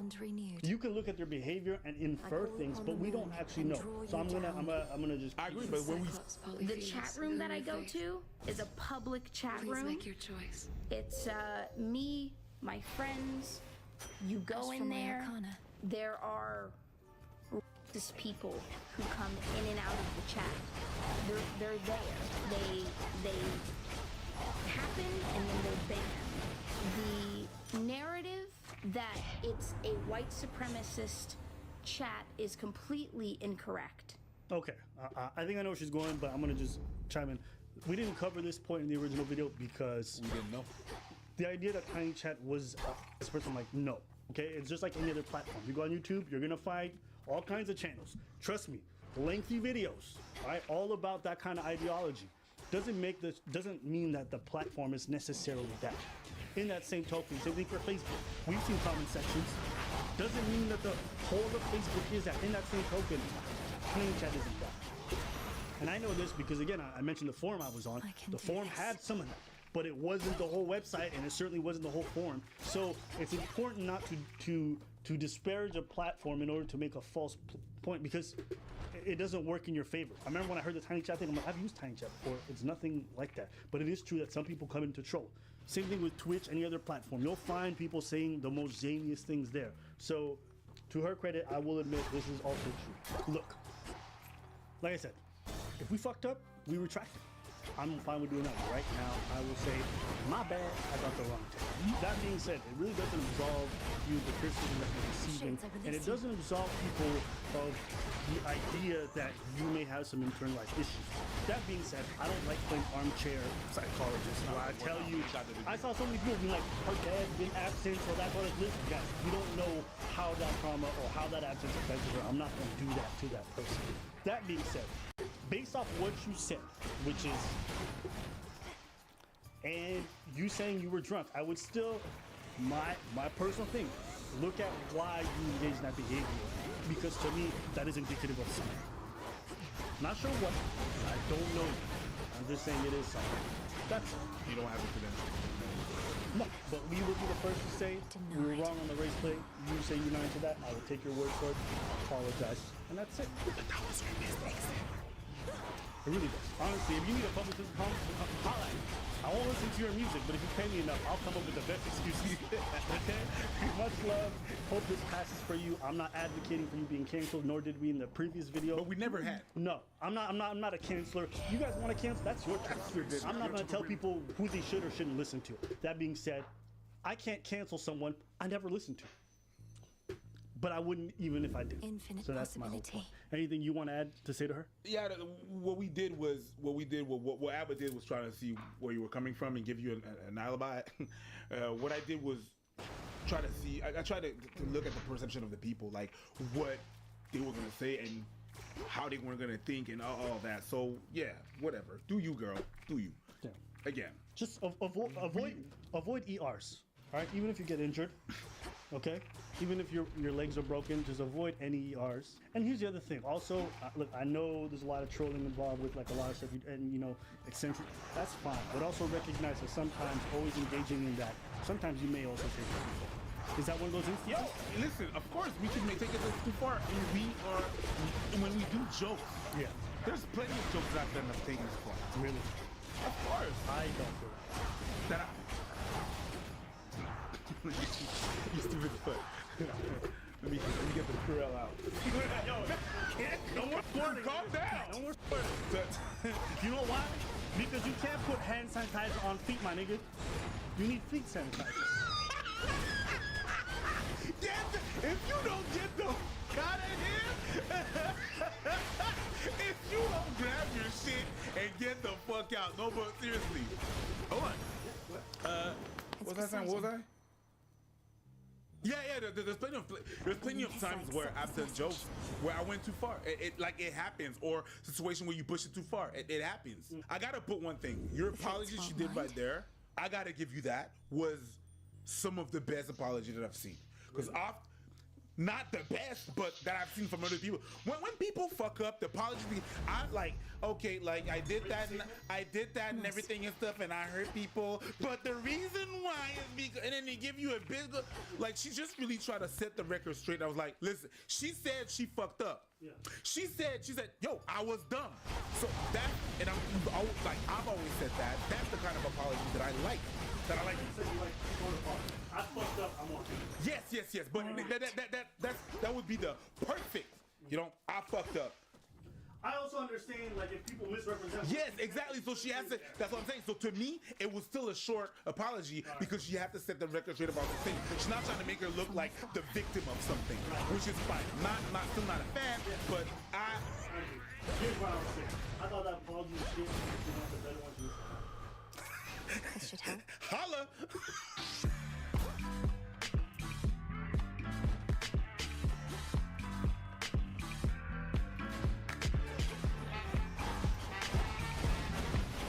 What if, out of all this, a tour with Kendrick and Drake comes out? What do you want to think about that? I would think Kendrick is I don't think J. Cole can come back from this, because whenever they're going to have this debate about who's the best, they're always going to talk about the fact that when Kendrick challenged them, J. Cole ran. You say what you want about Drake, but I'll say this, Drake ain't never run from no beef. All right. You heard? About what? They were shooting up Drake's spot? Oh, I heard that. There's another one.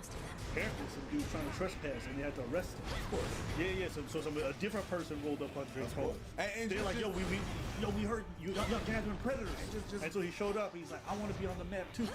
And the thing that happened is that a lot of people said that the narrative was that Kendrick leaked his address because on the picture there was a lot of people know where he is. It was a known thing. I think he even sang about it. No, Kanye the one who leaked it the first time. This was back in 2021, and then it was just public record.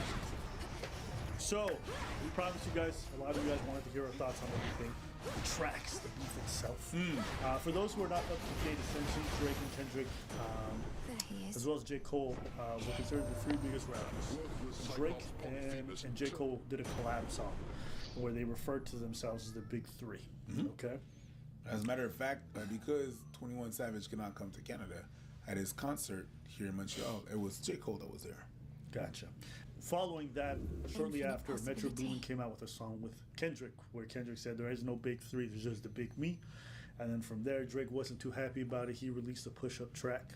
There's been more throughout their history, but these are the two most recent things that led to everything.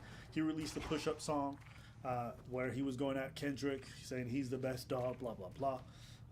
And then Kendrick came out with Euphoria, said, hey, don't mention no family stuff. Drake comes back with Family Matters. And within 30 minutes, Kendrick drops. And he dropped, and he didn't stop dropping. And then Drake dropped the last track, which is Hearts. I listened to everything from start to finish. I listened to them multiple times. I think you have to kind of catch everything. And I think even then, that's not enough. Because if you're not up to date on every aspect of these people's lives and all their references, you're going to miss a lot of the bars. But I think that's a good general outlook on most of it. Kendrick and Drake go way back.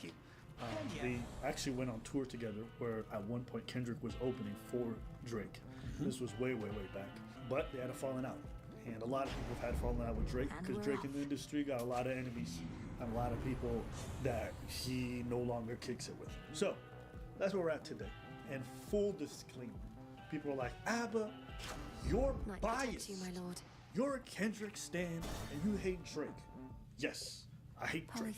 That's a fact. But I'm not a Kendrick stan. I'm not somebody who's going to, yo, good kid, Mad City. That's not me. Kendrick's cool, but I'm not a crazy Kendrick fan. I just don't like Drake.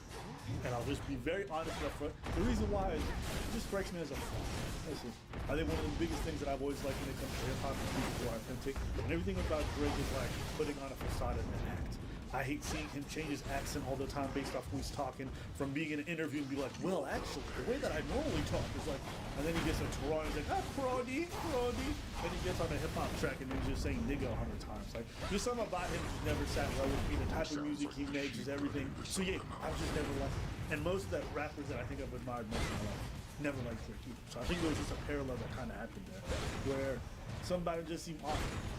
But beyond that, Drake is a very talented person, very skilled, big hit maker. You can't deny success, so you got to give him credit there. But I wanted to acknowledge my bias before we any bias you would like to acknowledge? I don't think I really have bias. The changing accent thing, I don't really mind about that. Maybe that's one of the biases that I have, because I do that as well. Everybody does a bit of code switching from time to time. You don't talk the same way with your friends that you talk with your mom. He just does it in a more marketing-oriented thing. So me, the fact that he changes accents depending on who he speaks to, I don't care about that. Because a bit for me, depending on who I speak to, I'm gonna be able to speak differently and use the lingo that they understand, so that we can really understand to what level that we at. You know what I mean? We're gonna be able to understand each other at the same level. That's what I mean by that. I'm gonna be able to go from what's in my mind to what I really want to say, but with the same linguistic, the same language that we agree on. So that's the reason for that. The code switching, everybody, to a certain point, people are not going to speak customer service with, anyways, you get it. What? On the code switching thing. Yeah, I think the big difference is rappers value authenticity. And generally, rappers who code switch like crazy are not well seen. That's why you catch Kodak Black, he sound the same in every interview. You catch Future, he sound the same in an interview. Same with Kendrick, Nas, Tupac. There's a reason why they're appreciated for their authenticity. I'm not saying I'm a fan of all of these guys, but I'm just trying to say there's a difference, especially with the stuff he rapping about. He rapping about he a killer. He rapping about all this stuff. It's like you come off as a fraud. That's it. I agree. Code switching is fine for regular people. Gotta do the regular life stuff. That's not what Drake do. I understand. Drake is a child actor who turned into an adult actor. That's what I get the vibe of. But I just want to say it. And I agree with that. The problem is not there you go. The problem is not the code switching. It's everything else. You're not a killer. You're not. You haven't seen that. You're half black, half Jewish. Didn't grow up with your mom, with your dad. You grew up with your mom. Like you had a whole ass bar mitzvah. You're not about lighting people up. You know what I mean? Kendrick as well. I understand the work that he does. I like the work that he does. I don't like all the songs, but most songs I like. I don't really think I have really that much of a bias between those guys. To me, all this is WWE. Can I get my hat? Where's my cap? liking, then it You means claim we you share a neutral. bond. You was born and raised in Canada. Your name is Cat, Tula, how you isn't gonna it? claim neutral when Let you us from protect each other one from of the now on. 6's allies? We're not allies. We actually don't like Toronto. Cap. Whenever Drake rolled through, all you Transfer now. All you what, bro? Bitch, be like this. Who's bitch? Montreal, they be like this in the club. But we're talking about me when I talk about the show. Did you not go to this concert? Of course, I go to a lot of concerts. Did you not go to a Drake concert though? You know why? You know why? Why'd you go to the Drake concert? I ain't never been to a Drake concert. You know why? I don't even go outside when Drake's in town. You don't even go outside. Yeah, so that's how much I hate. No, it's just you don't go outside. I yelled my mic, and then it was like, yo, Drake's in town concert. I'm like, yo, I'm going home. Fuck this No. fight. Yeah, you don't understand. And you just did it. Big enough. Okay, just hold on. I'm going home. You just you use this bar. You're by Go ahead. My thoughts on the track. I thought Push-Ups was trash. Trash is a strong word. I thought the first half was trash. By the second half, I thought he was really picking up, and I was like, okay, Drake's doing this thing's not bad. The first, but I didn't think it was crazy. It started off slow, but it progressively got better, and I was like, okay, you know what? This is like a not bad diss track. I'll give it that. Euphoria came out. I wasn't crazy about it. It was alright. That's what I thought. I thought it was alright. I think then Drake came back with Family Matters. I'm like, okay, this is probably the best I've ever heard Drake rap over a track. I'm not gonna lie. Fair. Family Matters went hard. Agreed. Yeah, he said nigga a lot, but it went hard. Yeah, but it was to prove a point. Yeah. Oh, you don't want me to say it? Okay. That was the first word he said. Okay. That was the first word he said. With a little disclaimer, I don't think it should be the same. Yeah. Well, you get that. Yeah. But it was really good. I personally didn't like the fact that he was taking shots at everybody. I thought he should have just focused it on Kendrick. Thank you. Which I think is like the big mistake of Family Matters. I don't care that you got a problem with Rick Ross. I don't care that you got a problem with Metro Boomin or nothing like that. I want to hear you go straight at Kendrick or anybody in his surrounding who's part of this crew. That would have been fine. But just all these random other people, I ain't trying to hear all that shit. But I thought Family Matters, bar for bar, was fire. Because the thing that happened, what I think that I agree with you. And that's why I don't really count the first track from Drake as a one. Like a diss track towards Kendrick. It was a diss track towards everybody that dissed him. So I can't start it from there. So I don't even count that in the. I'm like, yeah, okay, you fired back for the. Forget the big three, it's just Big Me. You just fired at that and fired at everybody. Fired at Ross, fired at everybody that kind of diss you. Know what I mean? Okay, good. Past that. Kendrick concentrated on you. The whole track was about you. And then it was like, okay, you're gonna make a whole track about me? Not just a little bar? Then it's on. So I don't really count the first one of Drake that did that. Wait, no. Family Matters was the second one he did, and that was not just about Drake. Sure, there was a little bit jib jabs here or there. No, the whole portion of like the second verse was about everybody else. Right? And then in the third verse, he came back to just talking about Kendrick for the most part. But even in Family Matters, he's still talking about other people. I'm like, bro, what you doing? If you gonna go this hard, I want to hear just about him. And Kendrick capitalized within an hour. Strategic. He already had this shit pre-written. He already had. Some people were like, "Oh, Kendrick, write fast." Let me tell you right now. That was the definition. Me hearing those songs and the fact that he dropped like what two of them after Family Matters, I could tell you had already pre-written those. And he might have just done some small edits. That was the which is okay. definition of one in the chamber. But he Shot. dropped it right afterwards just to stunt the Family Matters, and it's unfortunate because people are not going to appreciate how good Family Matters was. It was. I didn't know Drake I didn't know Drake had that. I don't think in any of the previous beats he had any track as these. No. I will say it is a bit annoying. Just the fact that we don't remember the track of the other beats. Nah, like some people was like, oh yeah, Drake killed it, and he was making a dance track. Like, I think sometimes people like hip hop. I don't think they like it. Yes, you're right. You know, they're like, oh, it's too bar oriented. It's too like niggas want a track, they want a diss track, they go to the club to and start twerking. Like, there's just some people who are in this like at least fandoms of hip hop. Like, I don't think they like bars. I don't think they like rap.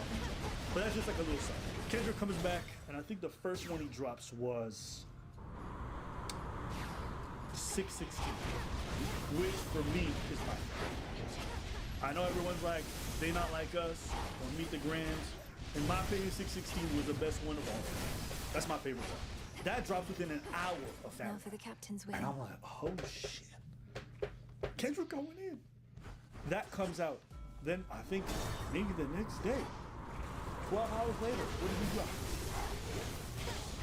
That was not Friday? No, I think it was. No, it was a couple of hours after. Oh yeah, within 12 hours. Yes. He dropped Meet the Grams. Meet the Grams. Yes. Where he's talking about Drake's son, alleged daughter, the mom, the father. He's talking about both family. Basically, just like, yo, this who your son is, this who your father is, whatever, this, that. No, basically sunning him. Let me talk to them. Yeah. And then afterwards, I think the last track was They Not Like Us, where he makes all the allegation relates to the children's stuff, the co-workers. And then Drake finally, first he says he's going on vacation, he's not going to respond. Then They Not Like Us comes out, and he's like, the whole rap community's like, bro, if you don't come back and say something, you basically got bitch slapped. So he drops the 6 Hearts. Part 6. I think that was pretty weak. The Hearts? It was substantially worse than Family Matters. He spent a lot of that track being like, deny, I'm too famous to be a pile, some shit. It was a lot of weird stuff. And then he talks about Kendrick getting diddled, which oddly enough was not what Kendrick said on his track. He was talking about how his mom was touched and how he was never. But listen, the veracity and all this doesn't matter. This guy was slinging allegations. But as far as the music goes, I thought it was a weak track, and I think most of you guys are going to agree. Probably never going to lose that track. Family Matters, I think, is going to live on. For me, it's a clear-cut W for Kendrick. But I will say, from a rap perspective, Family Matters, we look at whoever wrote that very differently. It was that good. It was that good. If it's Drake who wrote that, BBL Drizzy, you did your thing, okay? And if it's anyone else,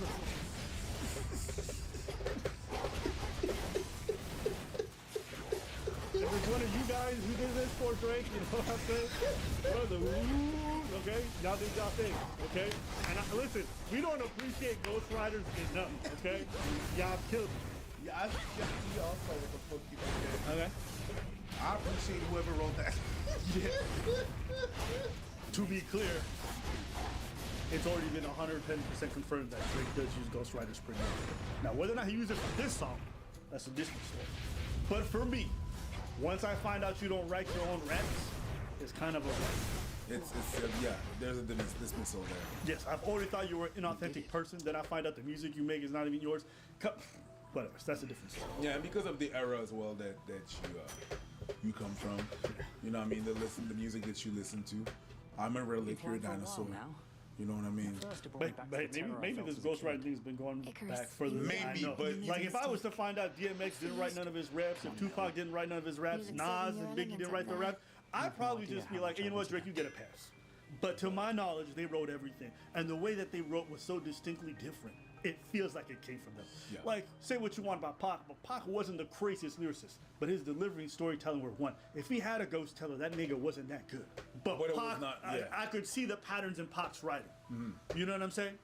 But anyways, I digress. I didn't want to get too far into that. He's a storyteller. He could depict a picture very well. Yeah. You know what I mean? Yeah.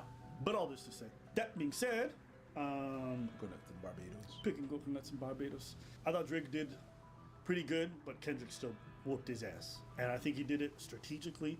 I think he did it with how he addressed Drake. I think he also did it from being able to switch up the type of tracks. Like he was doing everything from, you know, a mustard beat to what he did on Euphoria, which was much more of a slow poem. Like he really switched it up well. I thought Drake did the same thing in Family Matters, but Kendrick did it over multiple songs. He even had letters he was writing to the kids and the family. It was just crazy. Honestly, it looked like a full album the way it came out. So yes. What do you think? What if out of all this, Off he goes. a tour with Kendrick and Drake comes out? What do you want to think about that? I would think Kendrick is the threats nearby. lamest nigga I ever seen. Mandrake seeds. If they start shaking hands and going buddy buddy after this, I think Kendrick. But what if it was already all planned? It's super lame. Because Drake is already an inauthentic weirdo. But Kendrick's brand is now going to be completely separate. Tainted. Needed that. I think even the West Coast. If you're watching right now, you're a big Kendrick fan. You're on the West Coast, whatever it is, and you find out this was all planned and everything. How you gonna look at Kendrick afterwards, Mister? I don't do interviews. I'm all like down to earth, and you doing a whole publicity ton of fake beat. That's corny. That's super. Yeah, he's corny. gonna be looked different. You're right. What are your thoughts on the tracks? I said all my piece. What's your piece? They're pretty similar to yours. Although I'm not gonna say that it was trash. What's that? Part Yeah, six. I didn't say that it was a track. It's just that my point on that, the only thing that I would add to what you said is that that's not how you win a beat. You don't win a beat by saying it's not true. And it never happened. Olympus, I accept And I'm disgusted. That you even insinuate that it did. That's not how you win a beef. But you're pretty accurate. Any thoughts on any of the tracks? OVO. I can't. That's never going away. Listen. You're talking about people. People don't really appreciate it. I appreciate hip hop more than rap. But and it was saying, well, you know, Kendrick. But when he put out that song, I'm sorry. I was like, OVO definitely gonna be a pop. I've already heard some people play They Not Like Us in the club and it's pop. Yeah. It's like, I understand what you're saying, my friend, but I don't know, man. When OB came out,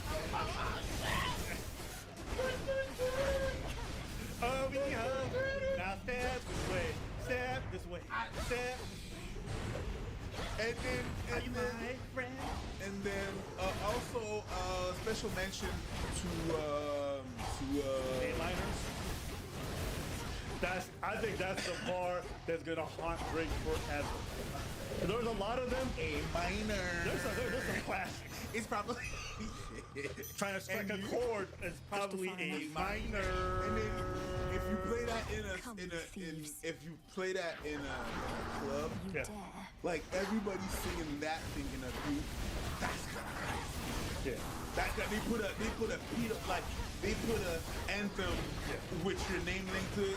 It's over. People will see that, and it's crazy because Drake tried to come back on what's it called? Hearts Part 6. Yeah. And he's like, I think he said B chord. What did he say?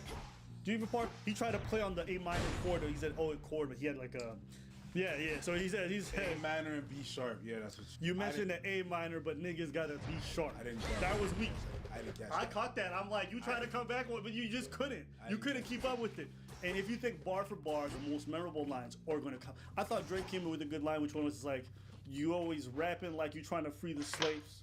You know what I mean? Playing on the persona of Kendrick. He had some other ones that were pretty decent. Yeah. But you talk about the memorable ones, even the ones like, a deadbeat motherfucker should never say more life. That was also hard.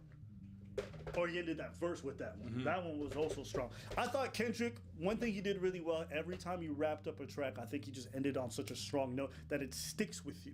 And it gives the illusion that, like, I just gave that person a knockout punch. Drake just never gave me that over the course of this beef. I gotta give a special mention to Metro Boomin for giving me the first diss beat. They call it a distrumental. The distrumental. Yes, that's good. Thanks.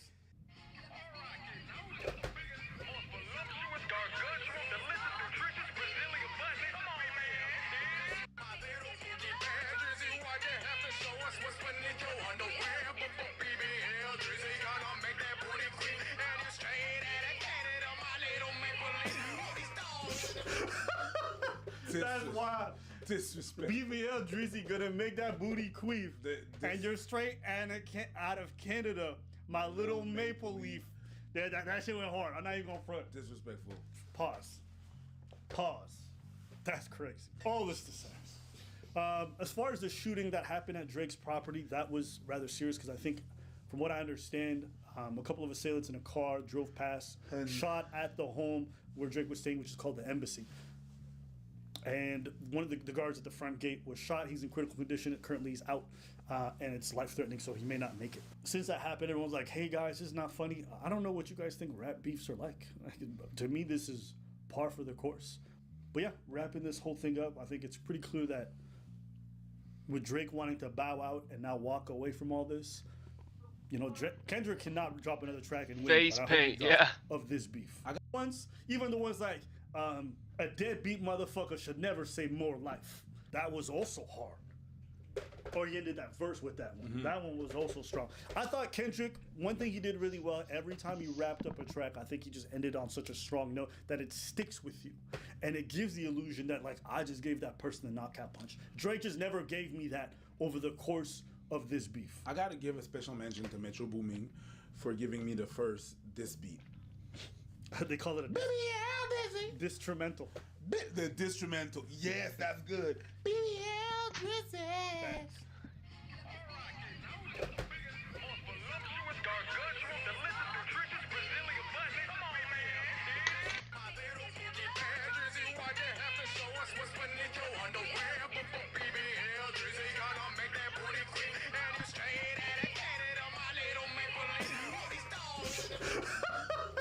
That's wild.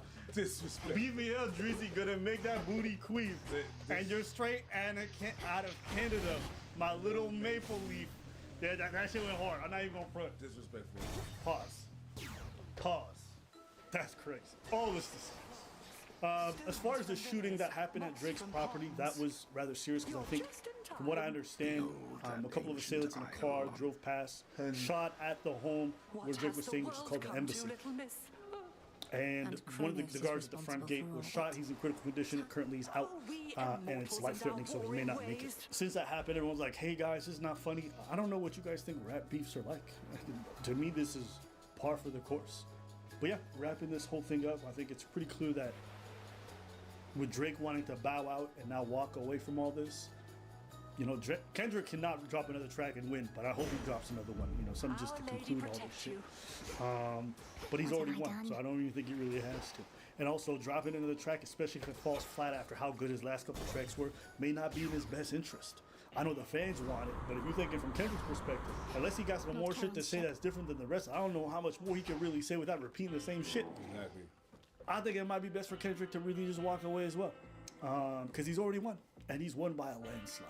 But overall, outside of the allegations, which seem fairly credible to me about, you know, at least grooming and stuff, I think this is good for both parties.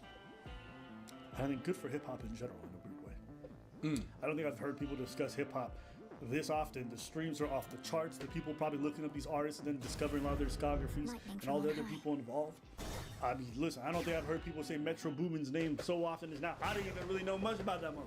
So You're tougher than you look. I think it was good overall for hip hop. And I'll give you something else. And the for person what that you did did the to best thing was J. The Cole to outcome of our walk away. prior meeting was the direct result of Sometimes your it's better not provocation to and just hostility. engage in that shit. Wait, you're telling me our choices have I mean, consequences? it's a meme, in my opinion. Run. I think J. Cole, if he wants to come up on the top best three and a rap challenge comes along and you walk away, that's meat sauce to me. You can't come up there and say top three and then one of the top three try to challenge you and you walk away. That's weak sauce. Now we can make the memes that like, oh, see what happened to Drake? But don't say you won the best then. Shut up about it. What's gonna prove that you're the best is keep making tracks. Make bangers. Keep making bangers. Even Drake fans say that too. You got DJ Academic, the biggest Drake fan in the world, saying, trust me, this is literally going to define the rankings for a very long time. And I don't think J. Cole can come back from this because whenever they're going to have this debate about who's the best, they're always going to talk about the fact that when Kendrick challenged her, J. Cole ran. And I don't think anyone can tell me otherwise. That's always going to be part of the discussion. That's the equivalent of trying to decide the GOAT in basketball. And then when it's time to compete against the other person, one of them will have the opportunity, you call in sick that day. Can you do it and still win the championship? Sure. But they're also going to lost the fact that he was ducking him whenever the time for a duel came to him. Sure. I'm just saying. The fans wanted it. I don't think any Cole fans were happy that he was walking away. You could say he was a bigger man. You're right. Yeah, I don't think that any Cole fan was like. And to be fair, they said it first. Really? Right? He said what? J. Cole and Drake on that track says, we the top three. And then Kendrick threw down the club. He said, what? There's no top three there. Best three. He said, I'm the only one at the top. You walking away from that, that means you've already seceded that That spot. means that you're the third. You can say that. Not the second. You can say that. What would you say what you want about Drake. You say what you want about Drake, but I'll say this, Drake ain't never run from no beef. If somebody say something about him, he go at it. So I may not like him, but at least I'll respect the fact that when it comes to actually rapping and then going about it on a track, he does it. Now, does he lose? Absolutely. Other than Meek Mill, I think he's taking a bunch of L's. But he's still there fighting, and you have to commit. Any other thoughts about this rap? No, not really. I think it's pretty much not true. Unless there's like a little upside or whatever, but I don't think there's much to say about that. Like you said, so I think it's pretty much that. I went to Drake's concert because I had See? The thing is, sell out. You gotta sell out. Once he makes some money, all of a sudden he's twerking at a Drake concert. No, I want to know. I want to know if Kiki still loves you? She does. I want to know who's Kiki. Who the fuck is Kiki? And why she love me? I want to know who Kiki is. So the thing that happened is that before I didn't have the opportunity to go to concerts. There's a lot of concerts that I missed that I wanted to go to when I was a kid. Like, for example, when the Fugees and Cypress Hill came to Montreal, that was crazy. Missed it. Why? I couldn't ask my parents for money to go see concerts. They had other obligations and other. Nah, I got that. I'm curious. I'm gonna go see everything. I don't know an artist. I'm gonna go see him. I'm gonna go. So that's pretty much the reason why. But certain concerts that I'm not gonna go. I'm not going to Ashiana. I'm not. Okay. You don't have to explain. I'm not explaining. You feel like Drake like Drake? Just clown right here. All right. Anyways, yeah, that's pretty much it. I don't think I really have. It's into. Today's topic. I was on the Fresh and Fit podcast. We do this after-hour show where they invite a bunch of women and they discuss a bunch of topics. Pretty much every girl wanted a rich man on this thing. Okay. Yeah, of course. I want to ask a question. Just show of hands, who here? Because I feel like this conversation. Get somewhere safe and warm for the night until I'm able to figure out at least how to get home. Kiara Jones came to Houston from Tallahassee at the start of the new year, chasing after a dream. This is like one of the biggest populations of the social media influencers. That's kind of my goal, to become a big influencer. She'd been staying at a motel this month with her 3 little munchkins. I love them. They're so sweet. But by Monday, she says she'd run out of money. It just became too much for me after a while. With temperatures dropping and no place to go, she says she called 911. Police brought her and her kids here. Essentially, this lady quit her job, came to Houston to be around the social media sphere so she could be an influencer with her 3 kids. She gave herself a couple days to figure it all out. She took her kids with her and risked it all. How was it sailing through the and now she's home. So I know what I think. I don't know what I think. I feel I could remind you at this point. Take your kids. Kronos has this vast Take your fleet of kids away. ships drawn If from that's the the very decision that you're taking with your kids, experience then. 3 of them. Danger, You said, hey, within 3 days, I'm gonna be. Kronos could You probably use plan more sailors to be an after what I did influencer, to them. and things are gonna pop up. Put in a good word for me, would you? I don't even know where to start. If you think that in just a few days you're gonna be able to become an influencer, and money's gonna come in, you're gonna have a brand deal out of nothing with 3 kids. Oh, let me have 3 days. What to cast? Mental health, or I don't know. There's something deeply wrong with you. There has to be something. Like, I can't even. Let me quit my job and let me go be an influencer. There's something wrong. There's something terribly wrong, And if that's the decision that you're taking with 3 kids, which winds you being homeless, there's other things. There's other things that we did, that you did, that there's other thing that's there. Take your kids. No, she cannot take care of those kids. There's too much things that are wrong in this premise, in this setting, in this whole story. I do not get it. Take your kids, and until she can... Yup. You put the kids in foster care? 3 young kids. What's worse, foster care or you being homeless with 3 kids? It is dangerous to be homeless. Just being homeless. Just you being homeless. Not having a house. Layer, you're black. Layer, you're a woman. Layer, 3 young kids. This is fucked up. And it's all by your fault. You quit your job. You decide, I'm going to be an influencer. What? I'm going to move. I'm going to become an influencer. I'm going to quit my job. And I'm going to figure it out over the weekend. You say those things to me.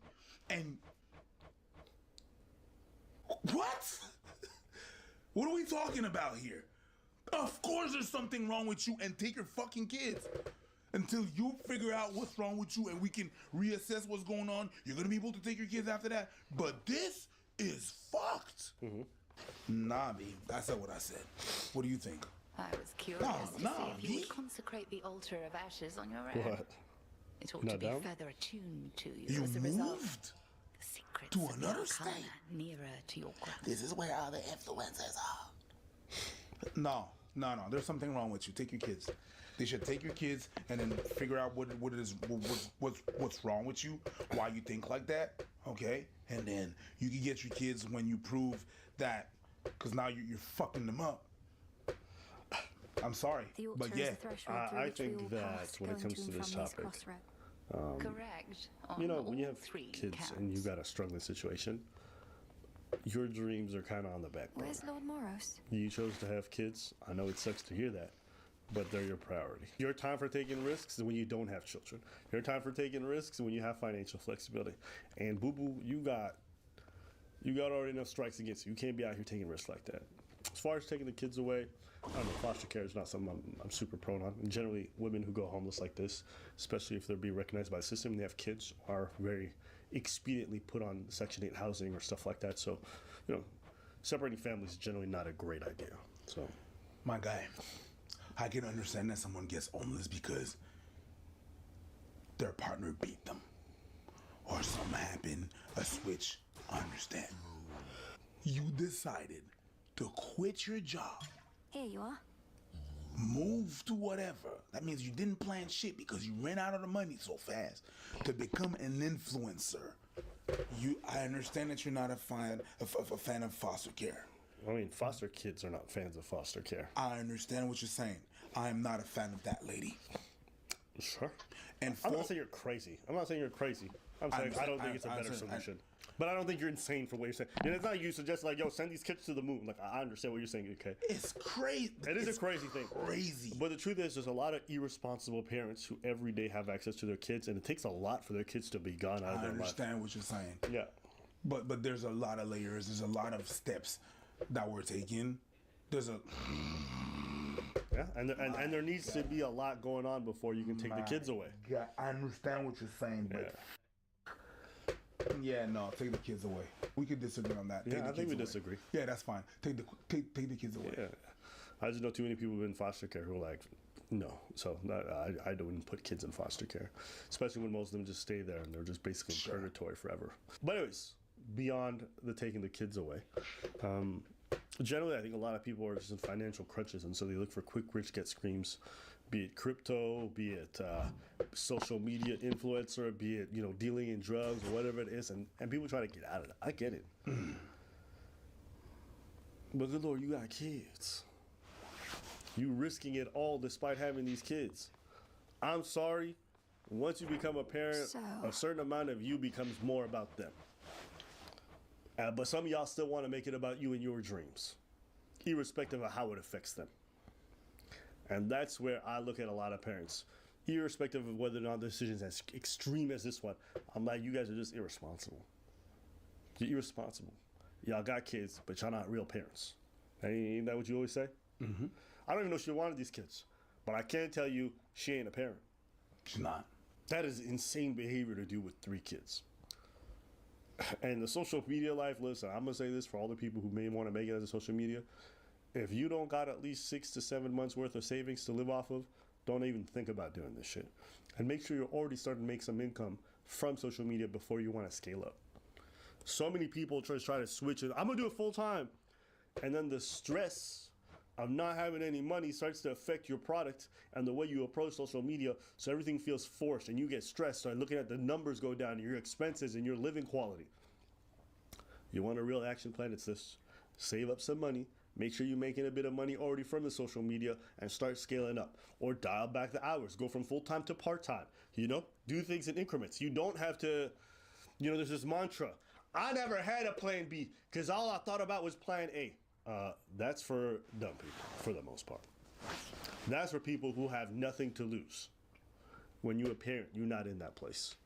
And even for people without parents, or even people without kids, I still wouldn't recommend it. Life isn't a movie.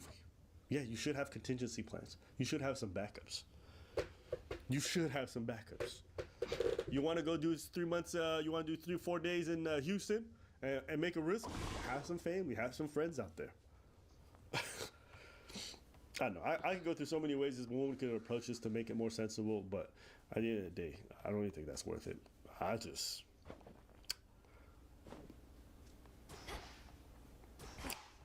take those kids away. Fuck,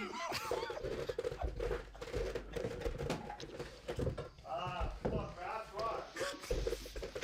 I tried, bro. Didn't you see me just stand there and not say nothing? I just tried, bro. I just stayed there and not say nothing. All right, all right. Yo, take them kids away. Take them away, man. Take them away. That's all I got to say. Anything else? No, I'm good. What, nothing? I said what I said. What'd you say? Take them kids away. I'm calling out all the parents. If you're a parent and your child is in pre-K to elementary school to high school, I'm calling you out. The children today, I have never experienced, and I'm 22. Having to teach and work with you guys as children has been the most traumatic experience of my life. I teach 5-year-olds ballet, 5-year-old girls ballet. I have a class of 10 students. They don't respect any authority. You ask them, can you stand in your designated spot? They're telling you no and shut up. They're throwing things at each other. They're throwing things at other people, other classmates. You say, can everybody sit in their spot? I don't want to. I'm not doing that. You don't get to tell me what to do. You're not my mom. You confront the parent. The parent tries to argue with you and fuss at you because you tried to reprimand and redirect their kid. I told a young little girl, please sit in your spot. You're not my mom. You don't tell me what to do. Okay. When her mom came to pick her up, I said, hey, your daughter's having a hard time following instructions. And 7 times today I've had to redirect her to just sit in her spot. Well, clearly she didn't want to sit, and mind you, this is a mom. Clearly she didn't want to fucking sit right there. So, I mean, if she's telling you she don't want to do something, why keep asking her to do it? You know she's not going to do it. What world do we live in? Like this. I'm laughing because it's absurd. Why? Because it's just like you send the kid to school for instructions, and the parents like, well, clearly she don't want to follow instructions. And I'm like, but that's what you sent your kid from. It's oftentimes sometimes parents that had trouble in school or hated school and stuff like that, they get kids, and then they're gonna be like, it's like their revenge on the teacher. Oh, is that what you think? Yeah. You told me when I was a kid, you ain't telling my daughter. I know you guys ain't shit, so f you too. And they back up their kids the way they would want it to be back up. Like, they don't grow. Gotcha. They don't understand sometimes that, hey, you fucked up back then. And maybe your teacher that was on your back, maybe there was a reason for that. Yeah. Or maybe your teacher was on your back. But that teacher still has a job to do. But yeah. What? And you guys' brain as a parent says, my kid not following any directions is a great thing. It's not that serious, and y'all don't have a right to tell her what to do. It's sad. It's sad. It's really, really sad. And another thing This no that's doubt's worth a shot. heart-wrenching is horrifying. It is horrifying. Your 5-year-old daughters are asking to listen to Pound Town and Ski Yee. Your daughters, your 5-year-old daughters are asking, can we hear Pound Town? I'm playing them. That is wild. Can I use your phone 2 seconds? No, you use yours. No, the sound is not that good. Sound like good? Kids singing along to Drake's Rich Baby Daddy.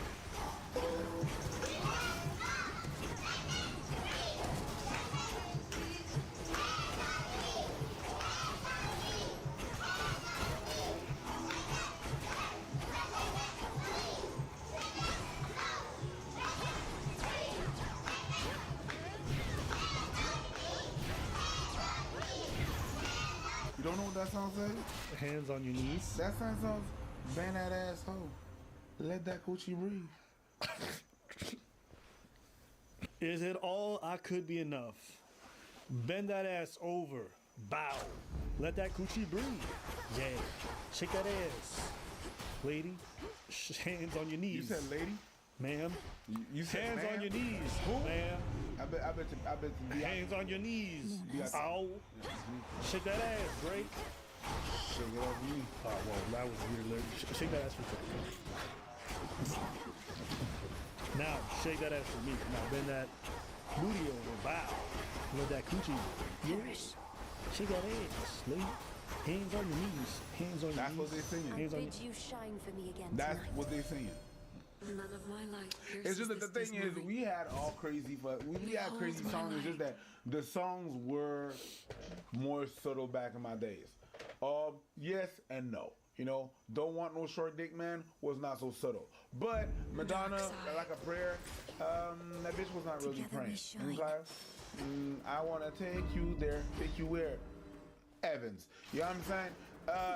Our shit was a little bit more subtle than Bend That Asshole, Let That Coochie Breathe. None of it was kid appropriate. I remember none of it I was. remember being in middle school. But it was the same thing. And this memory, this is like probably one of my most vivid middle school memories. I think we were like 9. And there's 3 girls. It was a white girl, an Asian girl, and a black girl. We were holding hands. And we were playing football.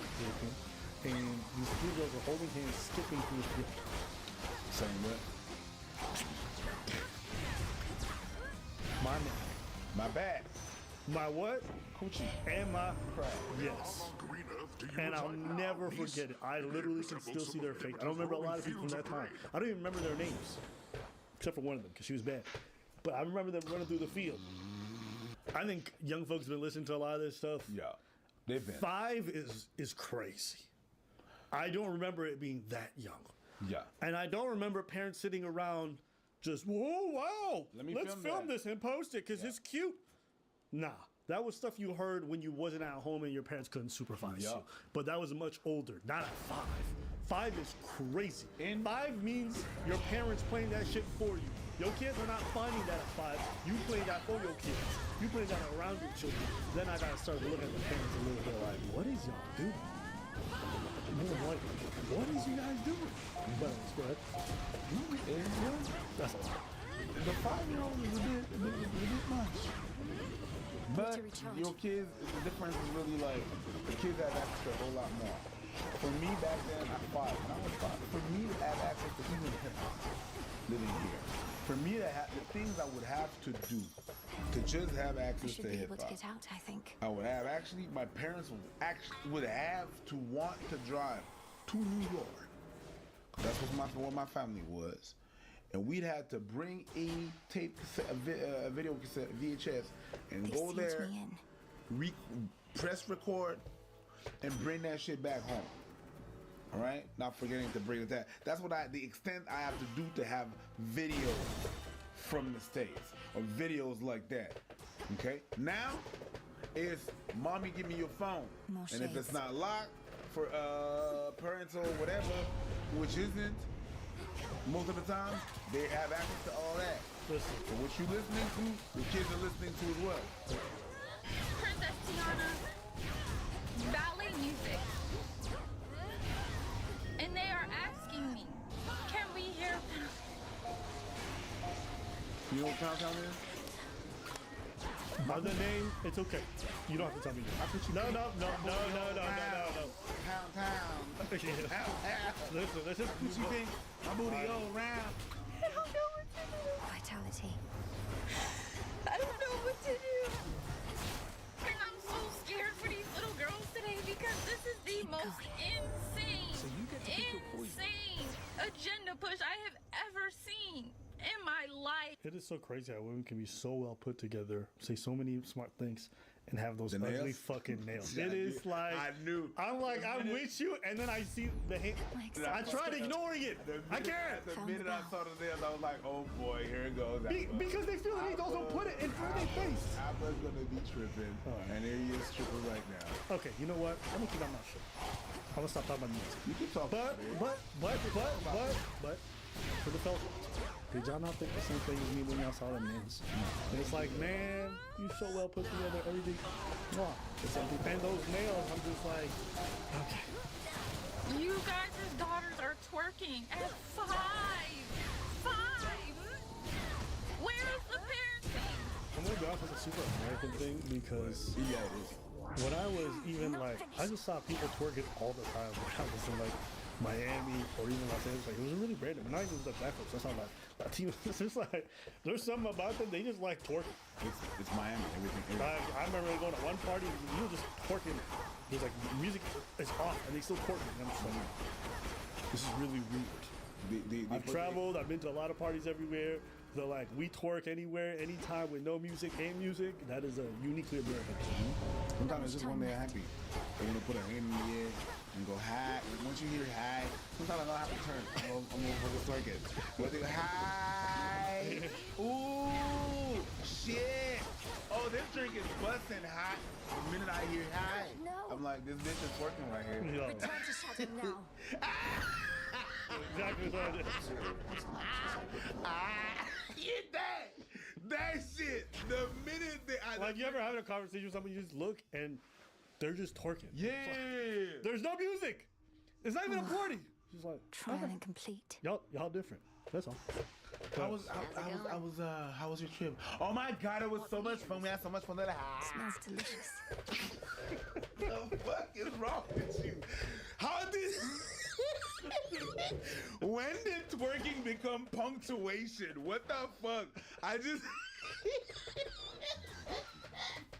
asked you a normal ass fucking question. So twerking is no longer a dance. It is punctuation. It is a word. I know, bro. It is an idea. It is a philosophy. I know. It is a lifestyle. Yes. So so you went to that restaurant? How was it? Oh my god. Yeah, like the best ribs. It was the bomb shrimp. It was just oh my god. Can't say the arcana. What the? It was so fun. Like, what are you doing? What happened? What happened to the word good? It was good. No, it's like what? And you know exactly what I'm talking about because you're laughing like that. You've seen this shit. I practiced. Tula, you made it. Why is you guys' 5-year-old daughter singing Town? And it's just really, really, really, it's upsetting that, and I've watched different techniques, soft skills, soft parenting, gentle parenting. I'm patient. I don't yell. I'll say, hey, let's regroup. If you guys need 5 minutes, let's do some breathing. Your kids are telling me to shut up. You guys' kids are saying, I don't want to do that. I'm not doing that. You're not my mom. They're putting their hand, they're hitting each other and hitting other kids. You address the parent. The parents are telling you, you don't tell my daughter what to do. It's not that bad. Well, at least she was in the class. At least. It's all these excuses. Y'all come in and you're more worried about what's going on your Instagram and TikTok feed versus being a parent. Be a fucking parent. You guys are horrible fucking parents. Like, I'm sorry to say it. She's gonna have an awkward next class because this video went viral. And some parents got struck. What did you say about me not parenting, bitch? I bet you she's out that same place teaching those kids. I guarantee you that. You think? I would highly doubt if a video like this goes viral, I went in the studio and you're one of my teachers and you say that, you got it. Because you cost me too much money. So I already know the studio owner's trying to get rid of her. And I know the parents are complaining because this shit went viral. And they know their kids are in her class. There's no way. Ain't no way. This went supervised. Yeah. Because I've seen some people who don't come to their kids. Some people are just happy to get rid of their kids for a few hours. They'll sign them up for fucking ballet or whatever, but have no desire to follow up, to be involved in the process. They think as long as I just pay money, they're going to learn a skill. That's not how it works. That's not how it works. You're just neglecting your duties and you're paying money to make someone else have to deal with your problems. Because that child is your problem. That child is your responsibility. And you're paying money to send that kid over there so they can be somebody else's problem for a little bit so you can get some respite from the fucking little undesirable monster that you create. That's crazy. And that's why a lot of public teachers just quit. Like a bunch of public teachers are watching this girl like, I dubbed actually for 20 years and 25. And they just quit because they said the pay is not worth dealing with these. Sometimes it's not even the kids, it's the parents that they be mad at. The kids are just a reflection of the parents' choices. So a lot of them can't even correct these kids or do anything to actually help anything because then the parents complain, so then their jobs are at risk. So now you guys are seeing firsthand what it's like for a lot of people who have to deal with these kids. If you can't handle it, get out of the job. Oh, don't worry, it's happening. Teachers are quitting en masse. A lot of schools are having trouble finding any teacher to teach your shitty kids. You know what you guys doing when you're doing that? When you're not raising your kids like that, you're raising the price of your next kid and the generations after that. Because all those teachers are quitting. The school's going to have to increase the pay. And who's going to fall on that? The parents. The next generation of parents are going to have to pay. Because all these people messed it up. You messed it up. You sent your bum-ass kids to school. All of the teachers went out and wanted to quit. And then to get more better teachers, I'm going to have to increase the pay. I have to. Nobody's going to show up for the job. I'm going to have to either increase the pay or get horrible fucking teachers. You're setting the next generation to failure. That's what you're doing. I said it before and I'm going to say it again. Some of y'all motherfuckers don't want to be parents. You want to have kids. That's maybe one of the best slogans that we have on this channel. Absolutely. And that is 100% a fact. I've seen some of you little pieces of shit roam around the street. It's crazy. They cannot function in public, and that's your fault. It's really bad to say to someone, and people really think it badly when you say, oh, you're a bad parent, you're bad. Some of you are. Actually, this way feels right. A lot of you are. There's a lot more bad parents than good parents out there. But you know the best part is you can turn it around.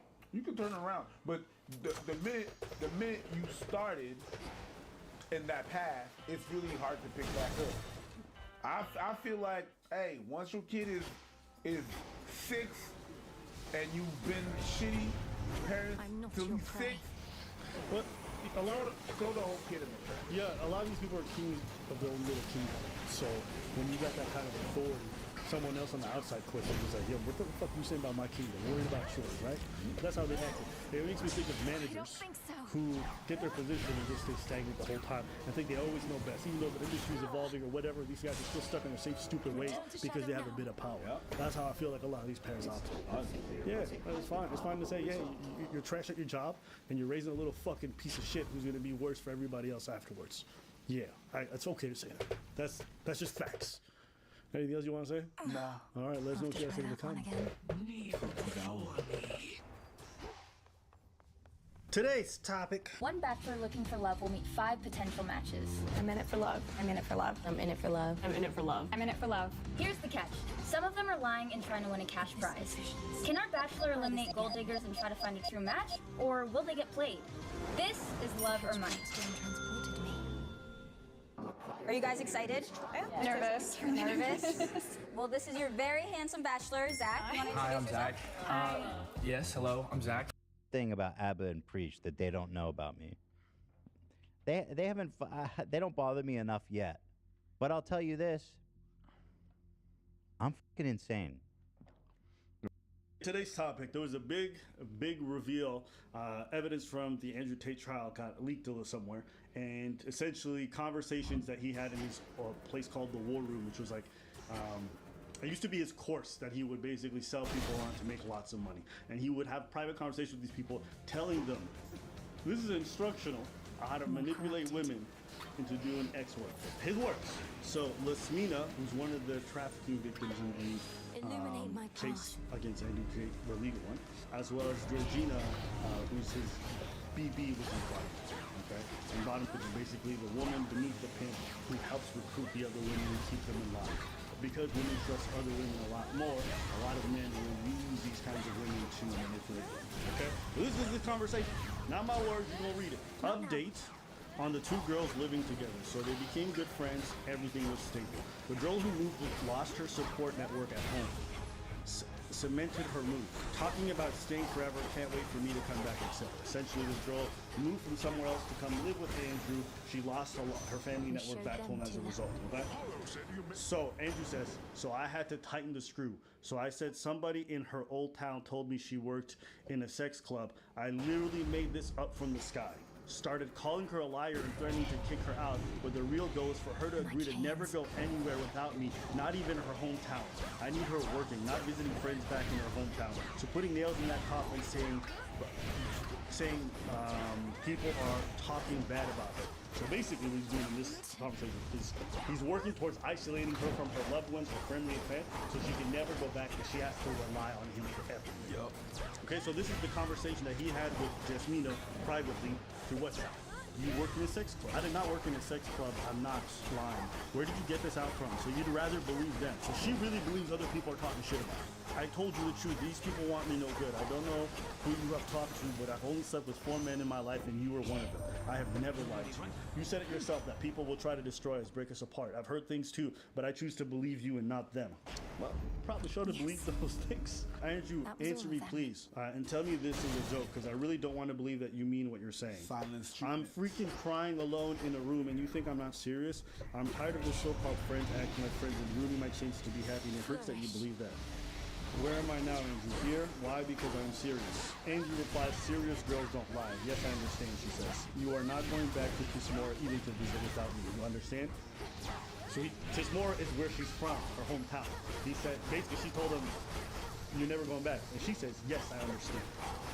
Now people there are telling me you talk to tons of men and worked in a sex club. I'm not having you go back there for them to call me and tell me more shit. She replies, that's a lie, but as I said earlier, look at me. Andrew replies, you don't need to leave the house in good rest without either me or Georgina. We are together always. This is how he's socially isolated. Let's go to part 2. Update on the 2 girls living together. If anyone doesn't know the story, ask the guys here to find out for you. So I told my girl to send me a picture. She said this. Alright, so you put the screenshot of what she wrote. She writes, at the same time, I have a few things, very few, but rules I can't break because I'm old-fashioned and I still believe in God. 1, I never took a picture of me in lingerie ever. I made a promise to God and myself and I will keep it. 2, I will never do video chat or OnlyFans because my body's intimate and I only want my husband should be able to touch and see. 3, if I give you my love, I'm expecting the same thing back. 4, the man I love should not hit or beat me up. This is it. If these 4 things are respected when it comes to me, then there's no way we can ever fight. I listen when I have to, I'm quiet when I'm supposed to, and I'm definitely dedicated on being a good wife. Waking you up in the morning with fresh coffee and a meal, all yours and forever. This is the way I was raised. Had this on my heart the whole day, so I had to say it. You are the perfect man for me and the man I've been dreaming to meet and have a family with since I was a kid.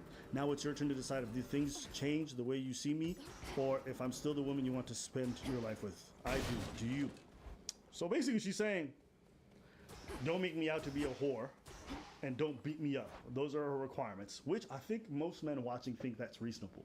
Andrew's goal is he flies these women out, he makes them fall in love with him. He uses sex as a manipulation tool, per his words, not me. I used sex as a tool to make women love me so they'd obey me and live in my house and make me money. That's what I wanted. So yeah, on CobraTape.com I have my PhD program, and that is, PhD is Pimp and Hose degree. Clever. That teaches basically how I got girls, how I met girls, how I got girls to like me, how I got girls to fall in love with me to work on webcam for me. You're always working. Why don't you work for me so we spend more time together? What are you doing what? So I'll have a webcam business. Oh, I don't want to do that. So okay, I know you don't want to do that. I need listen, to engage. Come, let's have a meeting. Let's just talk about it. You don't agree with it, fine. But let me explain it to you properly. In fact, I'll bring one of the girls who works for me. The bottom bitch is the one who does the selling. You don't do the selling. The girl has to hear from the girl. And this is where important bitches can train. That's why I said it's so important to have a good first girl. Because that's what I did. That was my MO, was find girls, make them love me, and make them work for me. And then these were women who've never done adult work. They've never been interested in doing adult work, but he would find ways to isolate them from their friends and family, make them go broke, and then try to get them into the cam business so he can make a profit off them. So, regardless of either whether you think that's legal or not, it's gotta be some evil shit. To isolate somebody from their friends and family just so you can make financial gain? This video is brought to you by Surfshark. No matter where I'm at, all right, whether it's in my house, or in my Airbnb when I'm away, or in Antarctica, or even when I'm taking a shit, I need to have access to all my programs. Hey! Sometimes the internet doesn't allow me for that because it's restricted because of the area that I'm in. Yeah, and for that, I need a system that allows me to change my location. And that's called a VPN changer. Yes, the one from VPN that I'm using is Surfshark. It allows you to just change the location of where you are, and you can watch everything that you want, no matter where you're at. Right now with Surfshark, you can just use promo code ABBA and Preach, and you're gonna be able to have 3 months extra for free. I know, it's crazy. Get on it. So in response to this message thread, he says, "This sounds like a hard target for cams or OnlyFans, right? So let's take bets. Will I get her to work? Anonymous poll." So basically, he's asking the people in the group chat, do you think she's going to get to work for him after seeing that message? And one of the guys replies, "Yeah, that isolation is critical. I have no experience in this realm, but I would try to be good cop, bad cop." This is from Mac J, one of the people who are part of the war room. "Act deeply hurt by her refusal. Flip it on her and get her to start feeling guilty or cry. Then have my BB, bottom bitch, ask why she's upset. Tell her how religious she used to be and how easy fun camming is. Again, never had to do anything like this, but maybe it works." And then Tate replies, "Close. I'm actually going to add a layer of separation. I will use Georgina as the bottom bitch and pretend I don't care. Either way, she can't attack me for tricking her. She looks super adamant about not doing this. She even made bullet points. I still bet yes because you're a top G, but it would be super impressive to see it in action." So basically, these guys are just discussing how they're going to traffic these women and get them to do the cam work. Well, as a course, right? Not an easy mission. There's a course to it, but this group chat's just private.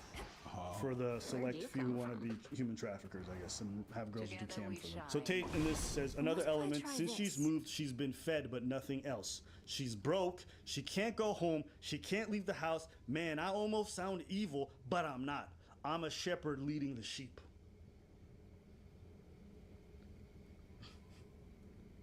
Tate goes on to say, "So now I know she's broke, and I know what I believe the objections to be. My plan is to use Georgina as a bottom bitch to convince her I don't give a shit if she cams, but the only way she will have serious money is if she does. Isolate her from her friends and family, make her dependent on you, give her food, and tell her the only way she can make money is if she does the camming stuff, because she's not allowed to leave the house without you." So he asks her, let her panic a little bit. Remember, she asks for money now. That's scary for her. And I'd come back with, yes, we need to be together, but every girl in Romania asks me for money. I know you're not like them, are you? Make her qualify herself as not a gold digger. And she says, no, I'm not. Then come in with, we're going to be traveling together. I'm working from home, my phone. We're a team. You're going to listen to me and work from your phone too. Send her a pic of an Ibiza beach. Ibiza is an island if you're unaware. And because Cam has been soft floated before, I'd go for a hard close. If outright refuse, don't reply. Let her sit broke to think. So basically, if she don't reply to the offer or she's not down, then don't reply and make her worried because she's in love with you. One of the guys writes, Tateism in a sentence. It's all beautiful. A beautiful game of chess. So these guys are in a group chat really bragging about manipulating women into... That's nerd shit. This is her talking to Georgina, the ex-cop who's his bottom bitch. You have said, my job was to meet a girl, go on a few dates, sleep with her, get her to fall in love with me to the point where she'd do anything I say, and then get her on webcam so we could become rich together. I don't think that's what I personally said. I think that's exactly what you said on your website. No, I've never said that. Okay, so that's the general gist of the conversations. Considering everything else we've seen from this guy in regards to some of the stuff he said, what do you think? Well, a lot of videos that I've seen about him and the interviews that I've seen, he's denying everything. Yeah. It's very weird. It's easily proven. Like, is it because you're trying to save face or whatever, or you're trying to? I don't know. I don't know. Well, we don't know. But he did say that in his chat on his website, on courses that he has. Like, they took computers. Even if you delete something off your computer, they have ways to retrieve all that stuff, right?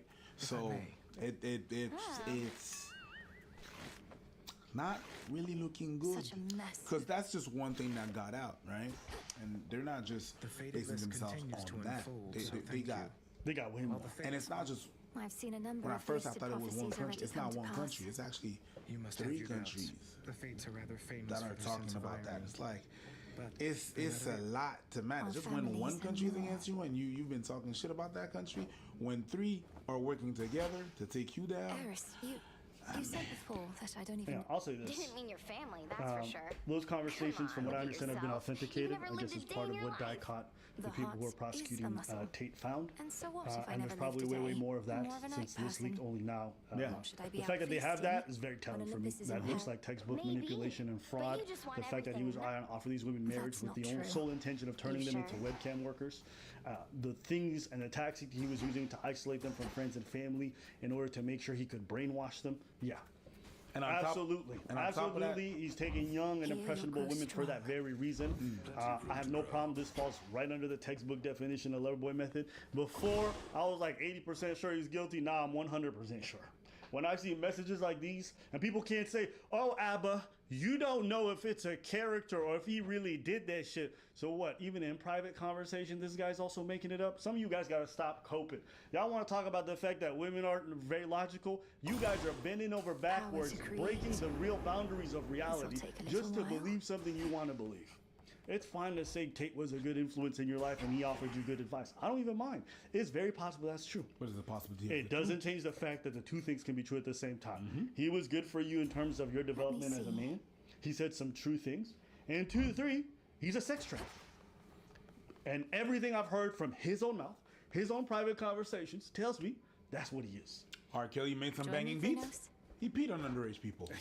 Drip, drip, drip. A lot of people in the comments were talking about, yeah, but why are we going after him when other companies and other people have been doing that? The difference with him is that he's not only doing that with other people, but monetizing his tactics to do that to other people, which makes it worse. People are going to want to crack down on that. You understand what I'm saying? It makes it even worse. It's worse that you're trafficking people, but you're monetizing not only the trafficking, but you're monetizing the fact that, hey, let me show you how. And it's creating other people. They actually, whatever there's something like, we'll talk about drugs or any gang-related things or anything, they want the top G. They want the person, the one that produces all the little ones, the little minions and then things like, whether it's drugs, they're not gonna go after the little guy, even though there's a lot of people that are selling the drugs. They're gonna go after the top G and turn these little ones against that top one so we can get the top one. That's what's gonna happen. And in that case, he's the one that's creating other people. So of course they're going after him. I'll say this. That's a really good question. I'm charged with being the head of an organized criminal group, which is in charge of recruiting girls to make TikTok videos. They face charges which include human trafficking and forming a criminal gang to sexually exploit women. OnlyFans is the best hustle in the world. They're accusing me of using the Loverboy method, coercing them by being nice. I wasn't sure about some of the other charges, but just listening to how little regard he has for these people, knowing they would never want to do this work and manipulating them, isolating from their friends and family, making sure that they got zero access to money, using every tactic in the book to dehumanize them and make sure they're the lowest of the lows. It wouldn't surprise me if he raped them. What's going on back there?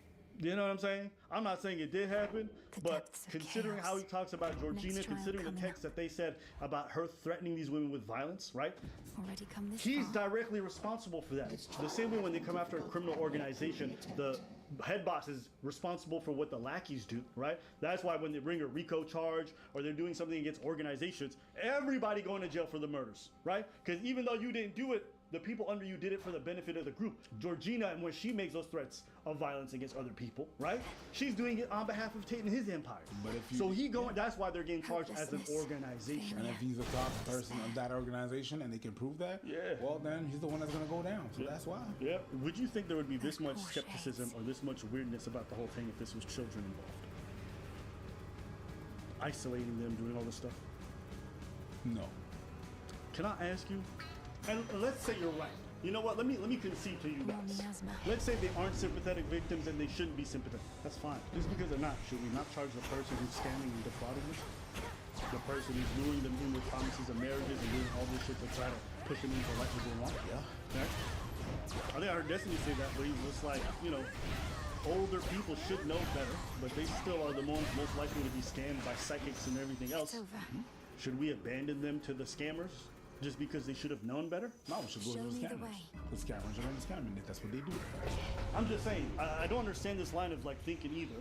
Whereas these women are clearly being victimized by someone who's trying to fuck them over and defrauding them, okay? Stealing their money and their income. And over time, I just built up this big little empire of webcam girls. At one point, I had 4 locations, 75 girls working for me. I'd take around half of them. Around 50%. Around 50%.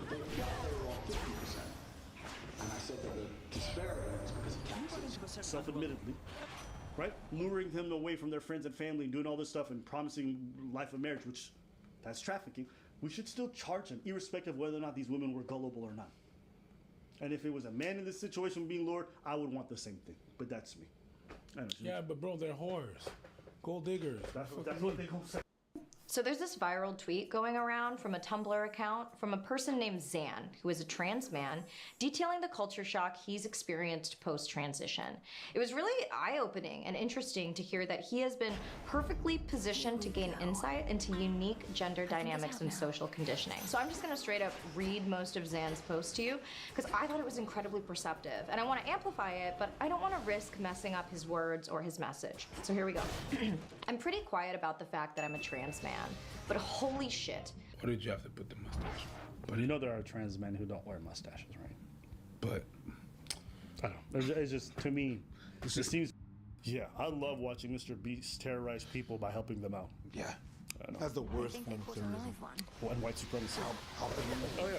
Just by clicking play on this video, you've already helped pay for someone to get a prosthetic limb. That is insane.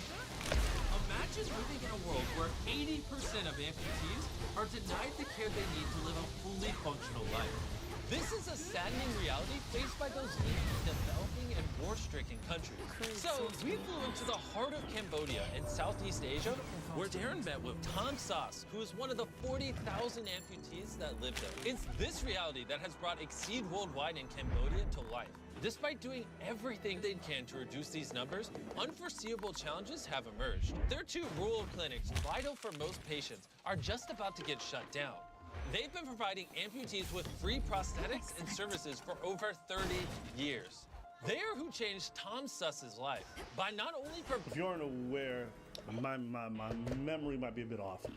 But essentially due to a war that happened quite some time back in Cambodia, when they were relegated to a lot of jungle combat, they ended up planting a bunch of bombs and landmines all over the place to make it impossible for the invaders to approach and move forward. And my understanding is that a lot of them end up dying through that process, but when the war ended, a lot of those mines, where they were, it was never really mapped out. So a lot of them are still present today.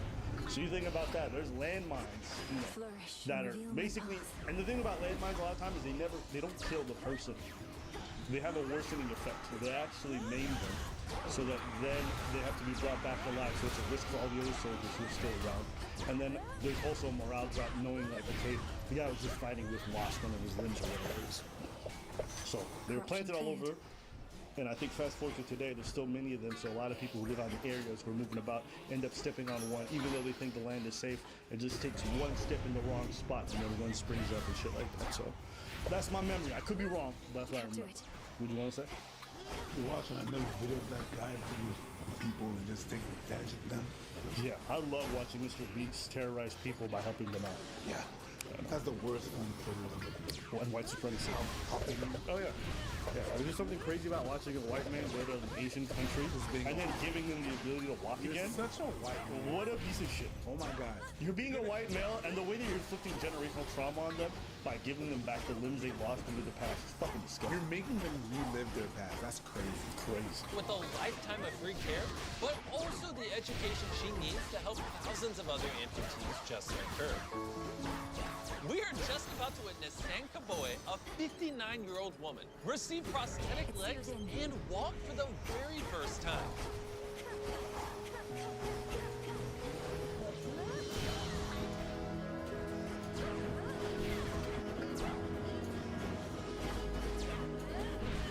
So you know a lot of people talking about Mr. Beast and they talk shit about the sustainability of stuff.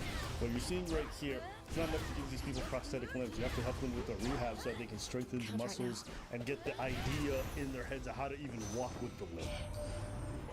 So you're seeing that this is not just a short-term thing where he's just giving people the legs. He's actually making sure that the recovery process in the clinic stay open so they keep getting the care they need to get better over time. So it's amazing. And I'll say too, was he still a white man? True. And so that kind of invalidates everything else he's saying. But I'm going to keep talking and then just finish that with he's a white male and then just erase everything I said. Yeah. Just want to make it. Don't forget. All right. So like I was saying, you're a white male. I always said this. If you had to choose between losing a hand and losing a foot, I would choose losing a hand every single time. And I would choose that. I would choose losing both hands over losing one foot if I lived in these countries. God damn. Easily. Sure. Because wheelchair accessibility is not a thing over there. No. The roads are not paved, the sidewalks are not paved in every spot, so you're gonna be struggling to even be able to use a wheelchair anywhere. You know, here we have to make a lot of buildings, especially governmental buildings, wheelchair accessible. Right, that's like mandated by a lot of governmental bodies. Over there, they don't have any. You're pretty much shit out of luck if your feet don't work, your legs don't work. And using crutches for the rest of your life, that's not a solution either, because that is fucking up other parts of your body.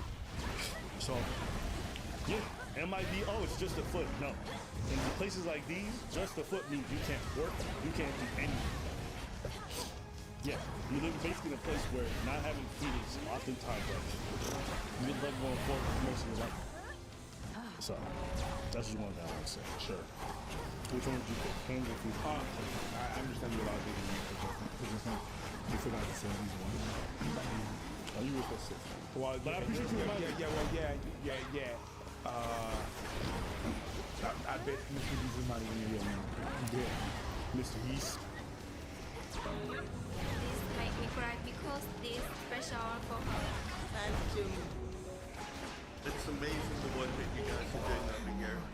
It meant a lot to me because I'm also people with disability. It's difficult for me. I feel like the people why they look at to me. I'm so different. Maybe they don't like me, and that's why I want to help them because I know the feeling. I think you're an amazing person. You've been through a lot, and now you can use it to help others. Our time with Tom Suss and Exceed Worldwide was so moving that we want to do everything in our power to help as many people as possible and keep these two clinics open. So instead of providing 150 limbs like we originally intended, we are going to be giving away around 2,200 prosthetic limbs to people who need it over the next year. Take all the time you need. When we first came here, I thought that we were simply buying limbs for people that need it. But what we've experienced is that it's so much more than a limb. We're giving back people their independence. We're giving them the ability to go back to work. But most important, I realize that we're giving them back their dignity and their self-esteem. Like one of their patients, Sam Pao. For the disability woman in Cambodia, if I don't have education too, I'm hard to find a good job. Right now, I don't have money. I'm just earn money to support my family. This is my goal and my plan in my future. I want to graduate my master degree of accounting, and I want to go to another country, just only one if I can. Understanding how drastic the obstacles in Sam Pao's life are, we decided to make her dreams come true by paying for all her schooling, as well as covered all her travel expenses so she could visit any country in the world. Really? I'm sorry, Daddy. Oh God. If I You know what's crazy? Is like you see how happy she is to get her foot back. If you didn't notice, the left arm, the fingers are also gone. So whatever injury she incurred, it seems like her fingers were also taken from that. I don't know. It is crazy that people can lose so much and be so happy at even what appears to be one of the smaller things in life that cost so little. And Mr. Beast's videos are the only videos that ever get me like emotional every day I watch. Not all of them, but these ones I don't know why they get to me. if I can earn money also I can do everything. I can ride motorbike to school. I can have all everything too. SamPow is one of the thousands of extraordinary people being aided by Exceed Worldwide's lifelong program. Like school teachers, Paralympic medalists, and even the cutest elephant named Chuck. On the first day, Tom Suss mentioned to Darren and the team that her current prosthetic legs make her feel very short. So the team worked tirelessly throughout the entire night so we could surprise her with a new pair of prosthetic limbs. But before I do that, I need to tell you about the sponsor of this video, Battle Run, because they helped us transform thousands of amputees' lives. Battle Run is a free-to-play racing game that, Dan, can you put me in the game? Available on Android and iOS, where you can race against friends or against other people around the world in action-packed stages. You can play in the classic 4-player competition. I normally never watch ads, but I'll watch it. Or a 12-player survival battle royale competition. Hey, I've never been invited to play along. Be sure to watch any ads we do. Thank you. Well, now that it allows 12 players, I'll consider. Blast away your competition with tons of explosives and abilities to get first place. You can download it from this QR code or using the link in the description. Now, Darren, take it away. Tom Suss, you told us that you wanted to be taller, Yes. and so we bought you a new pair of legs. Are you ready?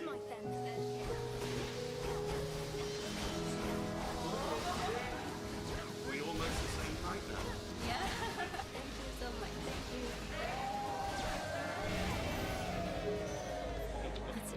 Thank you so much for watching this entire video. By doing that, you're allowing us to help make the world a better place. Subscribe. All right, there you guys go. I'll have the video in the. I think I didn't want to only cover Mr. Beast videos whenever there's a controversy, so I thought it'd be a nice change of pace to just cover one that doesn't seem to be making the rounds at all. Yeah, it was great.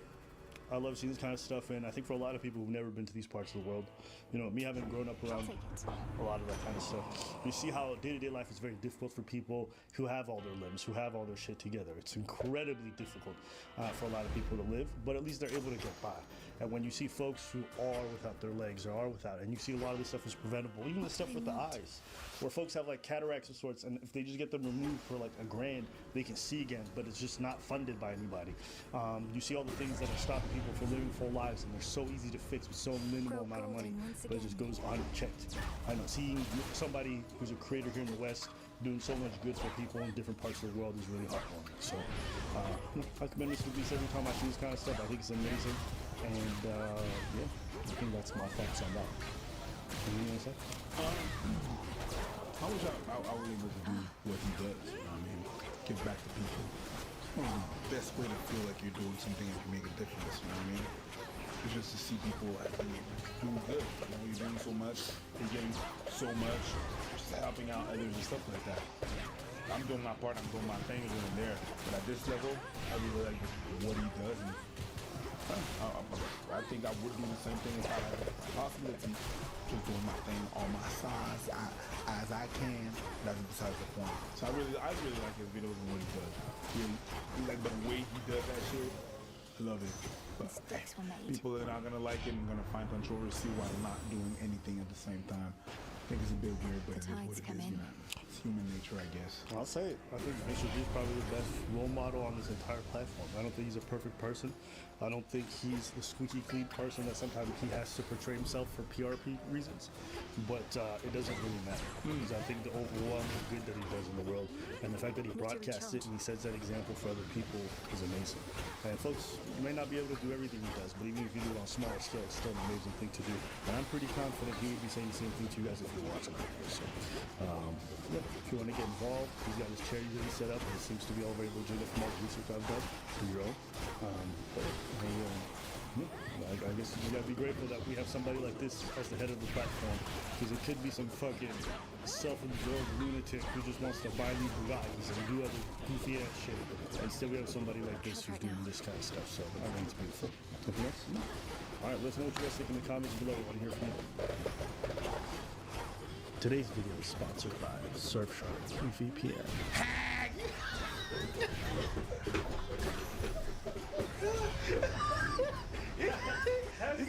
You gotta have a little bit of grain in your voice. Okay, so this is from Bachelorette, and this is one of the contestants. He's going to talk to her. Basically, after some kind of special event happened on this. I told you from the beginning I'm gonna be open, honest, and you know, only thing that I ask is really that you just hear me out, and that you give me a chance to say all that I have to say.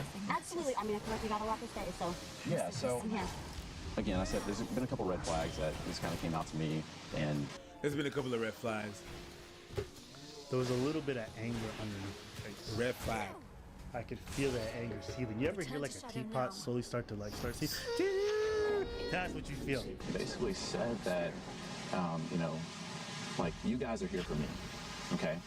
And you're 100% correct. We are here for you, but like, you're here for us too. Yeah, it's two-sided, and I've sacrificed a lot to be here. I'm missing out on time with my daughter. Yeah. And every second I'm here, that's 1 second I've taken away from being with my child. Honestly, I get it. My mom is dying. Yeah. I'm sorry. Go ahead.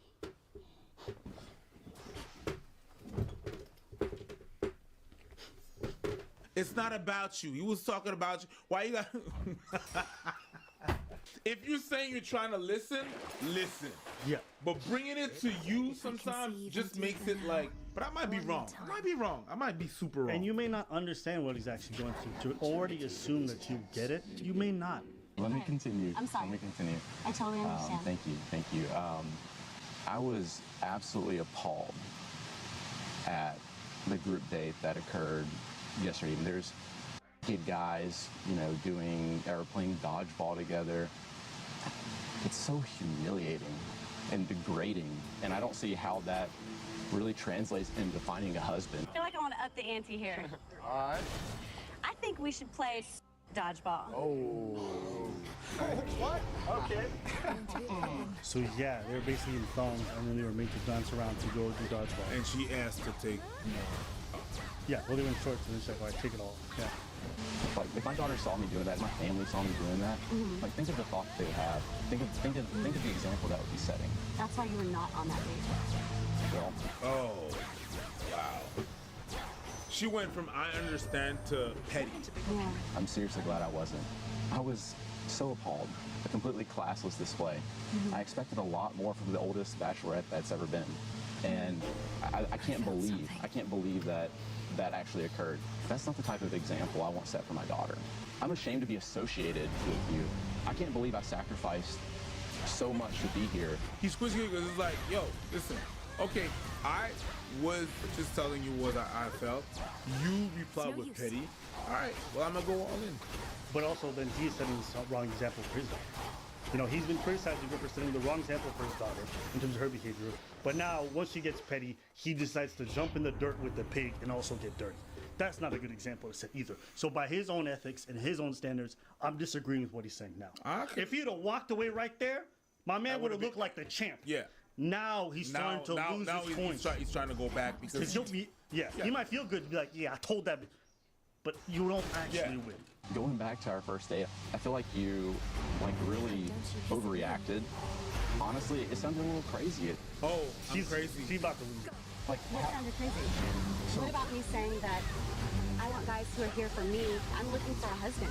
I'm looking for someone to love me. I'm looking for someone. I can listen to you this entire time. I would never want my children having a father like you. Get out of here. Remember, you're almost 40. Remember, you're almost 40. Woo! He went full petty. He went all over. Yeah, you went. You're almost 40. Hag.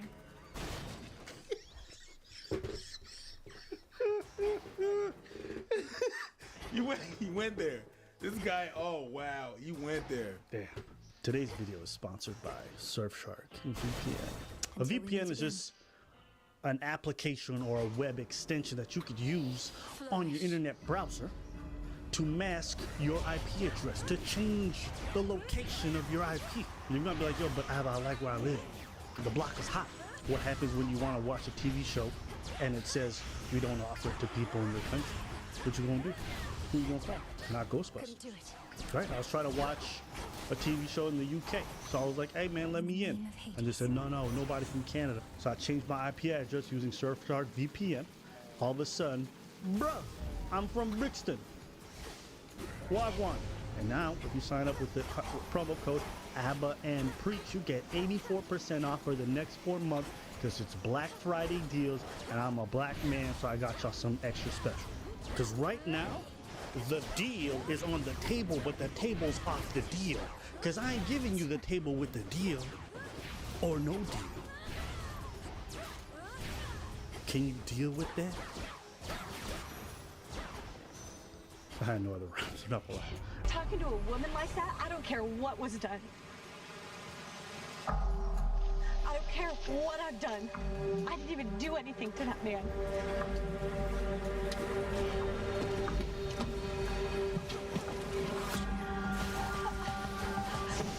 Oh, sick to sit there and say you're the oldest bachelorette. Guess what? I'm the oldest bachelorette. This 39 that's standing here that's single because I didn't settle for men like that. I'm single and I'm proud. Okay, we get it. Cool. If you just yell it in the mirror long enough, maybe you'll believe it one day. She sounded like one of those self-help books.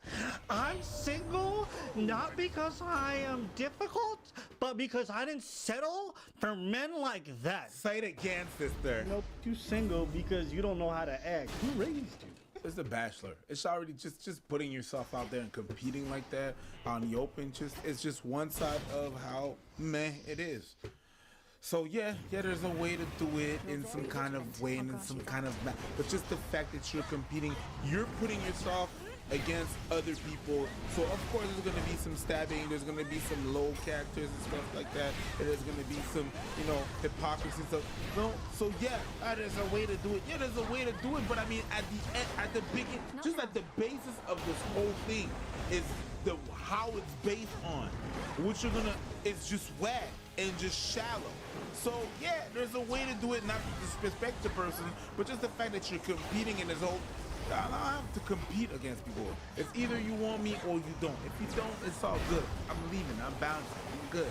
Well, you are technically competing, but you're not direct. But it's not just that in that way and televised and making it into an arena, which is fine, which degrades the whole thing when you lower it to, and that's to me. Maybe I'm like old fashioned or whatever, but just the fact that you go like that and you put yourself out there and you compete in front of people, you do these events, you do all these little events and little challenges to. Yep. It's whack. It's whack. Yes, we do it in everyday life, but I don't have to. We compete for a job, but it's whack and stupid to do it in front of TV. The Apprentice. It's slow because they make you do some low ass thing. Yeah, of course you compete to have a record deal, but doing it for Puff Daddy, having to go get some milk from whatever, whatnot, and what is degrading and whack because you're doing it in a competition in a fashion that is whack. My whole point is just a reflection on her choice. Yeah, you know what I mean? Like if I was, okay, let's say hypothetically, right? In some alternate universe, I'm the Bachelor. Okay. Yeah, I got 10 girls. 10 girls. The guys in sugar. Competing for me. There are certain things that I wouldn't co-sign or I wouldn't want to be okay with. And they do give you quite a lot of leeway in that regard. So that's why I think it reflects badly on her. The lack of tact in that regard. That's all I'm saying. But you're right. What now? They signed up for the show, so there's some element of it that they have to expect. But I'm also not mad at his criticism because he raises a good point. But he was petty. And, you know, like I said, man, listen, guys, if someone wants you out, just walk away. You know, it feels good to get petty, but it doesn't set a good example. And I think, I think he's going to watch this back, and he's going to be not proud of some of the things that he said. Some of it were low blows. Like the old age thing was not necessary to say. But the thing is there some truth to it? Sure. But doesn't mean that it's okay for you to go for that. You don't always have to explain yourself. Sometimes just walk away and whatnot. It's just, you don't have to explain yourself. Okay, Heed now my will. I'm walking off. Carefully said. But before I do so, I feel like I gotta let you know. Kiddo. Yeah, I'm with him. But here's something funny. The show ended halfway through the season. You want to know why? Why? It turns out COVID broke out and they had to stop filming. Yeah. And she was checking out like the guys' social media, the guys who were coming on The Bachelor, and she actually fell in love with one of the guys before the show. She never messaged him, but just seeing his social media pics, she fell for him. Really? Yes. And so during the middle of the show, she's like, I don't want to continue anymore. I know who I want. So basically, all those guys wasted their time. So imagine this. This girl knew who she wanted from the jump, made them all look like idiots for a couple weeks. And halfway through the show where they've wasted time away from their families to be quarantined and all this other stuff, she had already chosen who she wanted. I hope that dude's like, nah, I'm not feeling it. Nah, he's light skin. He's gotta do it. But anyways. What was that look? You know how them light skinned dudes pee? Some of the No, I don't. As simple as you may presume. You bear a set of artifacts whose aim is to save. It seems I'm in good company. With your dusty ass, you gonna look at the camera with your big ass beard, try to fake like you alive, bro. As promised. But anyways, all this to say, yeah, I think she approached this with a lot of lack of respect for the other people that were present, and her even choosing her person. Like, why are you making us waste your time if you're in your head? And how immature do you have to be to choose someone based off of social media to marry for the rest of your life? Like, what are we even talking Ready about? to come So out? she's a lost case. Social media. 39. Bro, how many motherfuckers? 39, my nigga. How many people want to marry you off of social media? Yay, but she's 39. Interesting. 39. And she don't know better. 39. What's wrong with 39? I mean, hag. Should be here What's soon up? enough. No, you have to put it. You have to say with a little bit of grain in your hag. Was my charge. True. Absolutely true. Tell us what you guys. This man said it really well. I know what you're talking about. Then he said, I'm like.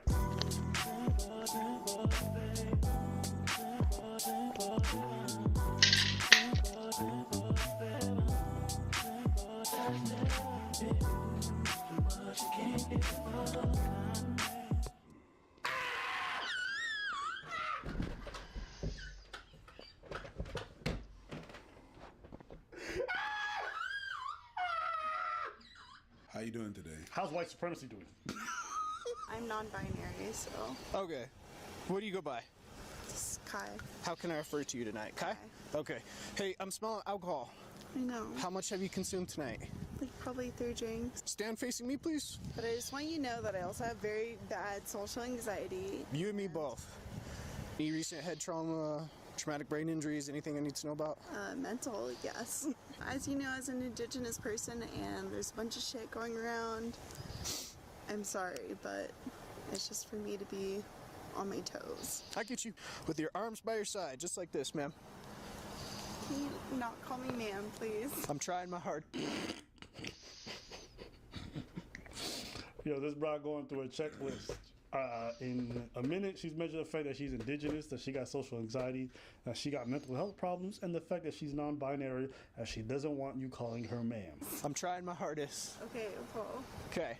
it means a lot to me. I'm trying my I hardest. don't feel like a man, so Okay. it's kind of triggering. And you know what's going to make this DUI stop go even better? if I tell the cop he's misgendering me. Maybe if I make him feel guilty about gender bullshit, he might just let me off the hook because he don't want to seem like a bigot.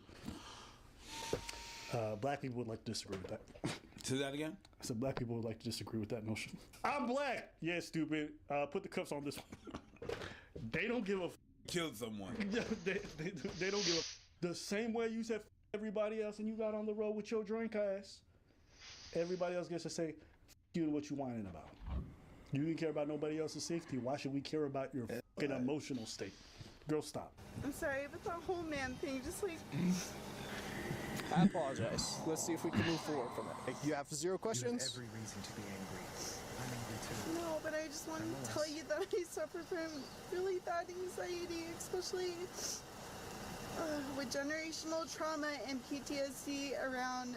Nah. And you know what? You know what's also nah. You know what's red pilled me, bro? You know what's red pilled me? What? Genuinely, you know what's red pilled me? A bunch of women have told me that as soon as the traffic starts, they start crying. Oh yes, well that's just they start putting on the waterworks. Yeah. And it helps them. Yeah. They've had like tickets reduced in terms of like 10 kilometers so it wouldn't get certain demerits point. Like they put I hear a tear. Listen, I already hear women crying and I'm like, okay, cool story. Then I hear them cry during a traffic stop.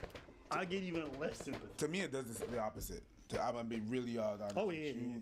My dick gets hard now. Oh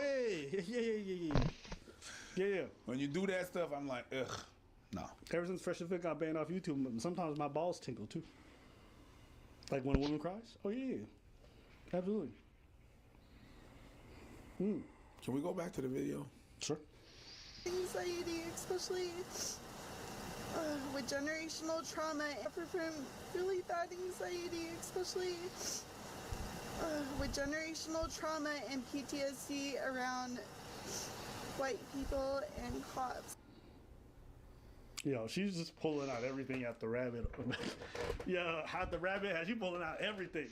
She said generational trauma, PTSD, Native American, non-binary, sexually exclusive, ma'am. Don't call me ma'am.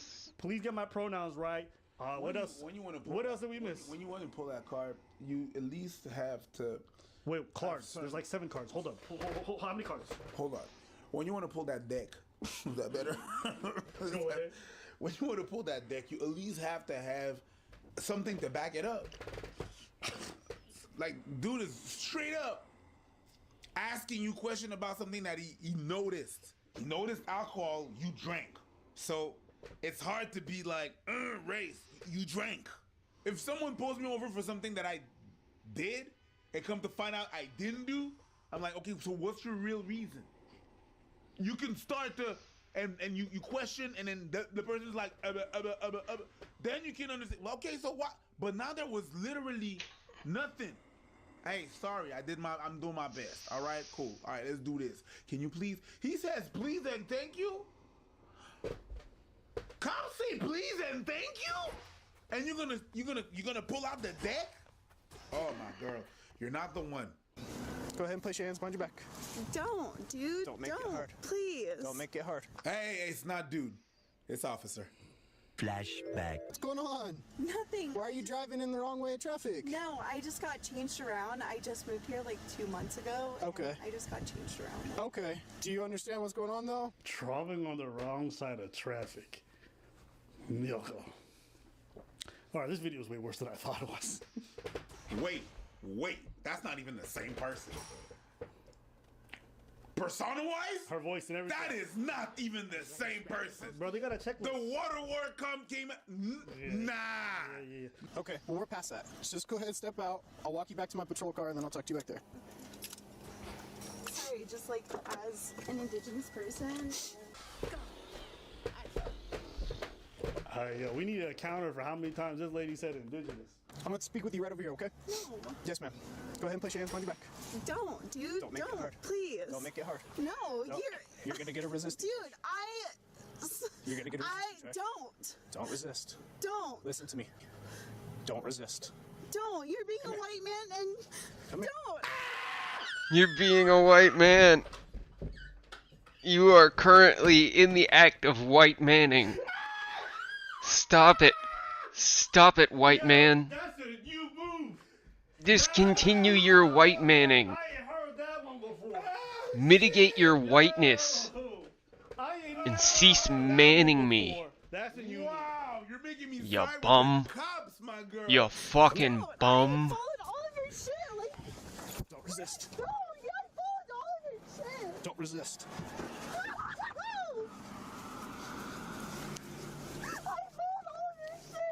Yeah, good.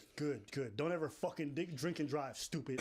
You had no sympathy for me. If there's ever a time where I don't give a fuck how they arrest your ass is when you drink and drive. Because that's just you as a citizen saying you don't give a fuck about no other people on the road. How many times do we have to see these fucking idiots get on the road, kill a family, kill an individual, killing someone just walking down the goddamn street, right? And then we all gonna be like, ugh. But you want me to have sympathy for you when you put everyone at risk? Get okay? Is he being a white man? I hope he's more of a white man and fuck your arms up so you can't get behind the steering wheel again. Yeah. Stop drinking and driving. You ain't no sympathy for me.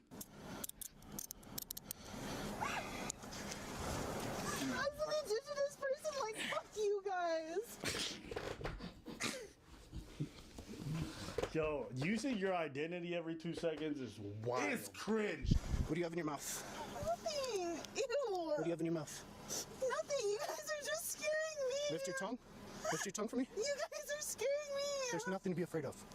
Yes, there is. It's called fucking generational trauma. Yo, this girl's like a stupid robot. You ask her a question, she just programs it with some SJW answer. Ask me a question.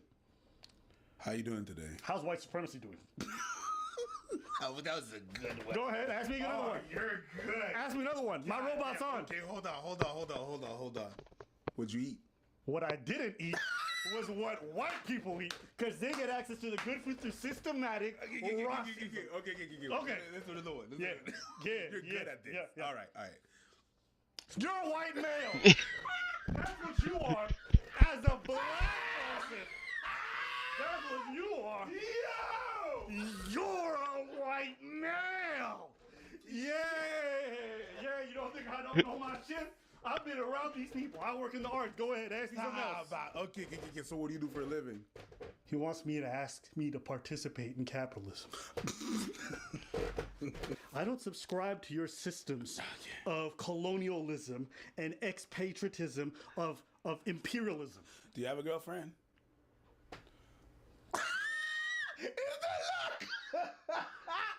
Do you have a girlfriend? Is there time for romance under tyranny? Do you have the ability to invest yourself in someone that's going to be stopped by cops, penetrated by the law, and then oppressed and compressed by systems of oppression? Ask yourself, would you want to bring a child into this world? I didn't think so. Okay. No more questions. Because I have social anxiety. And I'm being a white man. And as an indigenous person. Fucking asshole. Have a seat. No. Have a seat. I mean, I will, but like, can I just say you guys are being fucking assholes about somebody who suffers from generational trauma, PTSD, and depression and suicidal tendencies? Yeah, this girl just rattling them shits off. Wow. But you know what? I have to say this in her defense. The more you talk, the more you sound drunk. I have to say this in her defense. Go ahead. She only talks like this because it's worked. It's yes, exactly. I was just about because she's only doing it because it has worked before. Whatever environment that she's lived in, that shit works. That's possible, right? So when she comes into this situation, she's using that same, but not realizing she's in a different paradigm. You get what I'm saying? No. So, you know, we talk about how dumb and retarded this person sounds, but you have to think what kind of an environment bred this kind of person to. Listen to me, I'm about to tell you something important. You're under arrest for driving under the influence of intoxicating alcohol and or drugs. The New Mexico Implied Consent Act requires you to submit to a breath test to determine the alcohol content of your blood. After you take our test, you have the right to choose an additional independent test. If you choose to take this additional independent test, you have the right to a reasonable opportunity to arrange for a physician, licensed nurse, or laboratory technician or technologist who is employed by a hospital or physician of your own choice to perform an additional chemical test. The cost of this additional test will be paid for by the law enforcement agency. I see you're shaking too, because your anxiety is bad, just as mine. Yo! You went from anxiety to cockiness? Book the gal. I see you got anxiety like me. We're both struggling in this together. Are you also being oppressed by white people? Maybe that's her way of flirting. That was a weird No, that's not a comment. way of flirting. That's cockiness. That's cockiness. Yo, you have anxiety, okay? Yeah, you're not. You think you're good. You think you're all right. You feel good. Yeah, no, you're not. Okay. You have anxiety. My anxiety is taking half of me.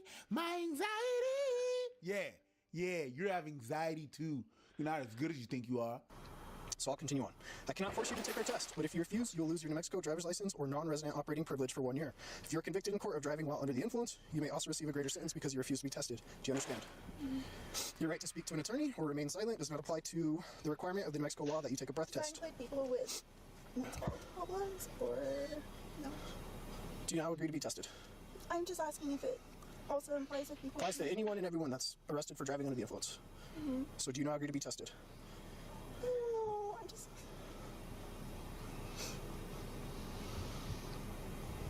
It's a yes or no, ma'am. I'm asking for 2 breath samples. No, read back the last 2 paragraphs. The what? I said read back the last 2 paragraphs because I am severely depressed. So So I'm requesting you submit to a breath test. If you choose, you can request an additional chemical test. That will be paid for by us, the law enforcement agency. I'll give you a reasonable opportunity to arrange for that to happen tonight. If you refuse, like I said, I cannot force you to take our test, but if you refuse, you'll lose your New Mexico driver's license or non-resident operating privilege for 1 year. okay. So if I get a lawyer, that does that also. So your right to speak to an attorney or remain silent does not apply to the requirement of the New Mexico law that you take a breath test. There you go. So do you agree to take our test? No, I want a lawyer. Okay. Thank you. 5:45 Cinco. What was that? So can I just please call my mom? Yeah, I can do that for you. I have your phone. Do you have a wallet that you want to go with you tonight? Well, I mean, you took it out of my pocket, so. I took your phone out of your pocket. Okay, well, where the fuck was that other motherfucker? White ass motherfucker. Oh, nice. Yeah, because racism works. Yes, okay. All right. You can run that shit. Love it. Love it. Like I said, I got no sympathy. I don't care. Black, white, you know. No, I don't. I don't give a shit. If you drink and drive, Q. That's what I think. Pretty much. You know what I'm saying? Whatever happens to you if you get caught drinking and driving is what happens to you. You're not getting no sympathy from me. You played yourself. You played yourself. You want to play stupid games? You win dumb prizes? It is what it is. That's my thoughts. Anything else? All right. Now I'm going to go open a cold beer and have myself a good night. Because I feel real good right now. And my dick needs a good beating. Anything else you want to say? Hey, take care of yourself. All right. Love them tears, baby. Love them. Thank you for watching. Subscribe. Also, in case you don't know, we have a Discord. Check it out. We're there all the time. That's like a big thing for me, is I need to make men obsessed with me. I need to have that power over them. No matter how many men I make obsessed with me, the hole will not fucking fill. I was so mean. Like, just so mean for no reason. For no reason? Oh, I think a lot of, it's really hard to place anger. Oh, if you don't remember who this girl is. Still not We even covered a her. scratch. She was the one who made that false claim against Hassan. I think my brain is fine. I think well. I just don't think before I speak. I just need to be more I'm just impulsive. I'm just impulsive and retarded. I'm obviously severely mentally ill. Nah.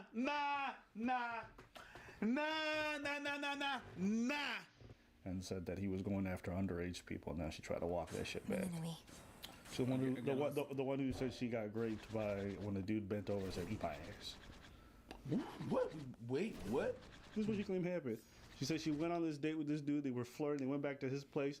And then I made like a joke about it. My first video was like, LOL, that one time when like this LA comedian like kind of forced me to eat his ass when I was like pushing against him. LOL. And it was just like a funny video. Wait, and you made sound funny. That sounds really extreme. And this might be a bit fucked up, but like I feel like eating ass has got to be one of the hardest things to force someone to do. I'm not gonna lie.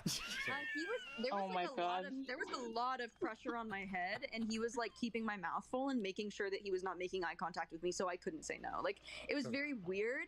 And basically, she was eating them from the back, and then she went home. And I kept thinking to myself, do you know how hard it is to force someone to do something for you while you're on all fours? And they behind you? And they spray it. And they spray it. Fire starts to burn, right? Starts to spray it. We gonna take that attitude home. You don't wanna do nothing with your life. Give me your back. Give me your money.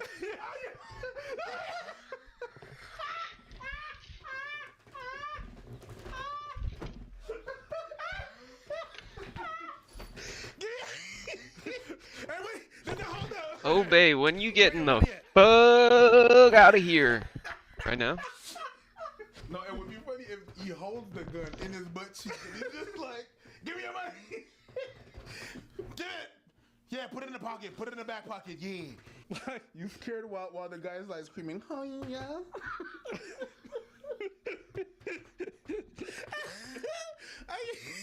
He was being very menacing. Sorry.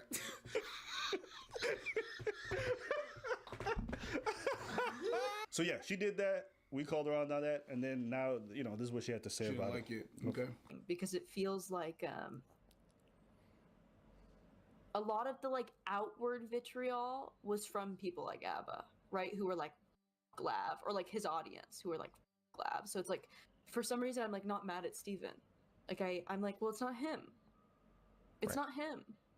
That's what he's saying. He's literally explicitly saying that to you. It's not me. Yeah, and so now I'm like, fuck ABBA, which like still fuck ABBA, obviously. So when people are calling you out on your shit and they're like, fuck you because you're falsely accused someone of some shit and you backpedal and there's no consequence to what you do, they cannot dare to say fuck you to you, but you're gonna be fuck them?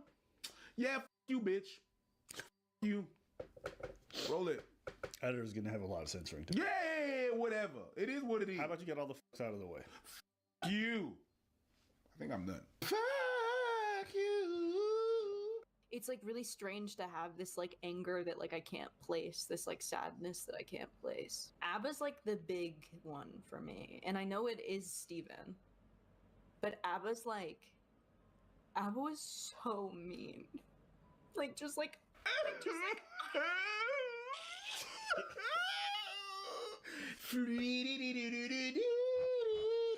Why are you so mean? Emma was so mean. My dick ain't never been harder.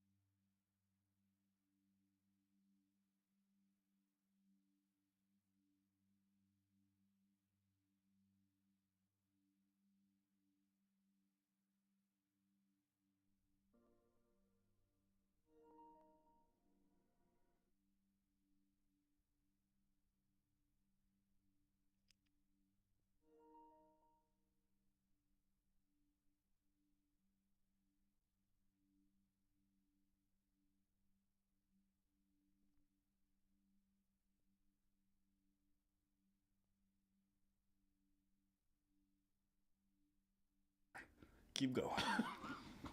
You falsely accused someone. Bitch, are you high? ABBA's like the big one for me. I am the big one. Is that a lame dad joke? Sure is. All right, let me just enjoy this one. And basically, she was eating them from the back, and then she went home. And I kept thinking to myself, do you know how hard it is to force someone to do something for you while you're on all fours? And they behind you? And they spray.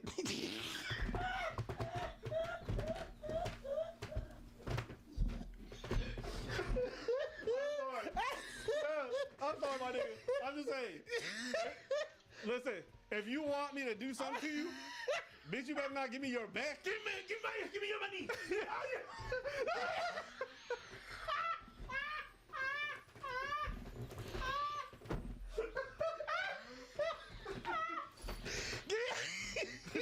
Hey, wait, hold up. Hey, where your money at? No, it would be funny if he holds the gun in his butt cheek and he's just like, give me your money. Give it. Yeah, put it in the pocket. Put it in the back pocket. Yeah. You scared while the guy's like screaming, oh yeah. Oh yeah. Oh yeah. He was being very menacing. Sorry.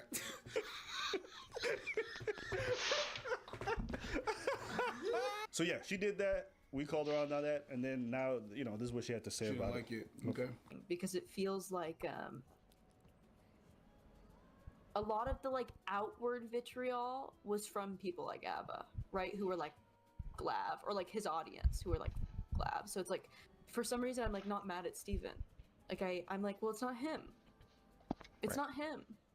That's what he's saying. He's literally explicitly saying that to you. It's not me. Yeah, and so now I'm like, ABBA, which like still ABBA, obviously. So when people are calling you out on your shit and they're like, F you because you're falsely accused someone of some shit and you backpedal and there's no consequence to what you do, they cannot dare to say F you to you, but you're gonna be F them? Yeah, F you, bitch. F you. Roll it. Editor's gonna have a lot of censoring to do. Yeah, whatever. It is what it is. How about you get all the fucks out of the way? F you. I think I'm done. It's like really strange to have this like anger that like I can't place, this like sadness that I can't place. ABBA's like the big one for me, and I know it is Steven, but ABBA was so mean. Like just like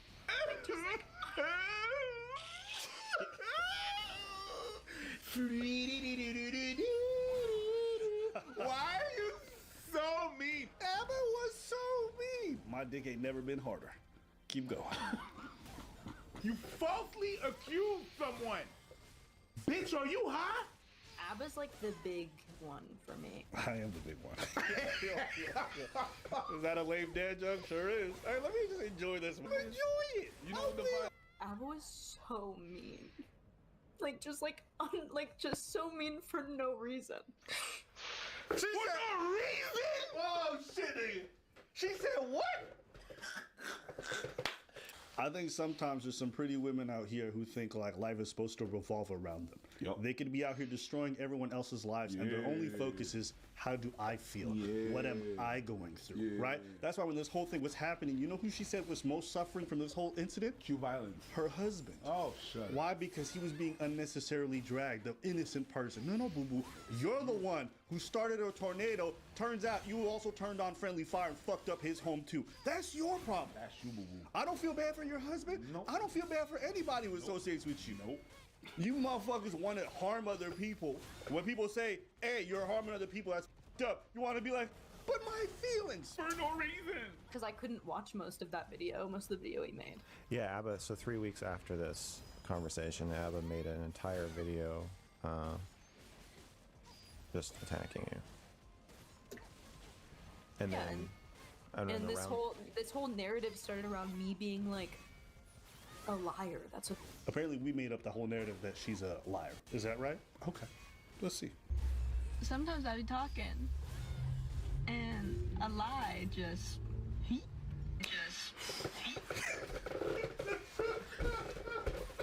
Bruh, we made up what? Yo, this is like the red pillars who like the Matrix. No, bitch, that's you. The same way that's you out here self-snitching on TikTok for attention. Dang. That's you. Rewind. Roll, yeah. Roll it back. Run it. Big I'm gonna mute you. liar. Sometimes I be talking, and a lie just, and I'm like, girl, did you really just? We didn't mean that. That's not real, sis. Girl, this guy was fucking with underage women. Girl, That's not true. why did I say that? Oh my God. Girl.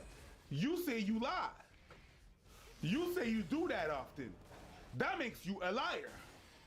If I cut meat once, I cut meat. If I do it often, I become a butcher. That's you. You a liar. Hold that L. Sometimes, put your phone down. It's gonna be a minute. Sometimes, Let me just give you a space. Go ahead. people out there, we have to stop glorifying a couple of words. Oh, these are haters. Sometimes they're not haters. Sometimes what you do is garbage. And they don't like what you do. And sometimes people are not attacking you. It's not because you don't like what someone is saying that they are attacking you. Okay? You said yourself that you lie. Girl, we didn't mean that's you. Stop. That was not an attack. If you did something messed up, just say, hey, I did something messed up and move the fuck on. Move on. This whole narrative started around me being like a liar. That's what everyone says. I'm just like this big I'm gonna mute liar. you. I'm gonna mute you. Yeah, I can feel you starting to slip. Don't explain yourself. Don't argue. Who's this guy? Who the fuck is this guy? Hey, my dude. Who the fuck is this guy?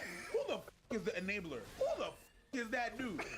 I'm gonna mean because you're about to slip, you're about to slip in your truth. You're about to, unravel yourself. Who the fuck are you? Who the fuck is this guy? Hey, my dude. Who the fuck is this enabler? Hey, girl, I'm just trying to protect you. I'm just trying to protect your aura. Who the fuck is this guy? Hey, you don't want to know. Let's just keep. Let's. I'm about to mute you. No, let her go on, bruh. He ain't protecting shit. She already said what the hell she had to say. It's her dad.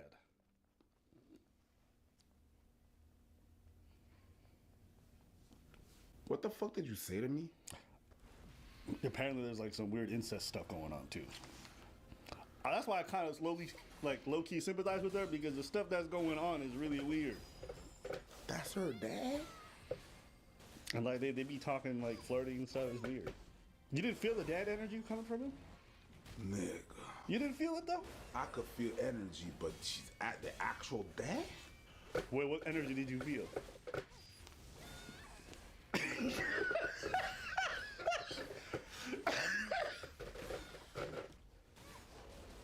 Anyways, let's keep. No, you can't skip that shit. Yeah, Bobby. we can. Bro, we can. Let's skip past it. No, you can't. Because that explains everything. What you mean? That is protecting her, trying to f her and everything and stuff. About everything. That never held her accountable. My dad would be like, okay, but why? I think a dad would if he's trying to bang his daughter. So I feel like this is like all my fault. It is. Everything happens for a reason, maybe. I don't know, but That's a weird way to justify you lying. You making an accusation. Everything happens for a reason. Yeah, bitch, you uttered the words. I just think like if I would have just shut up. Yeah! I've been trying to tell you that for months. That's right. You just shut the up. Fuck yeah. Shut up. Oh, I got a false accusation. Shut up.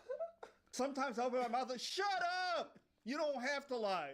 You don't have to falsely. You decided to open your fucking trap. But nobody asked you for shit. Nobody. Nobody. Motherfuckers were chilling at home, and then they looked on the internet and said, "Oh, Hassan's into underage girl."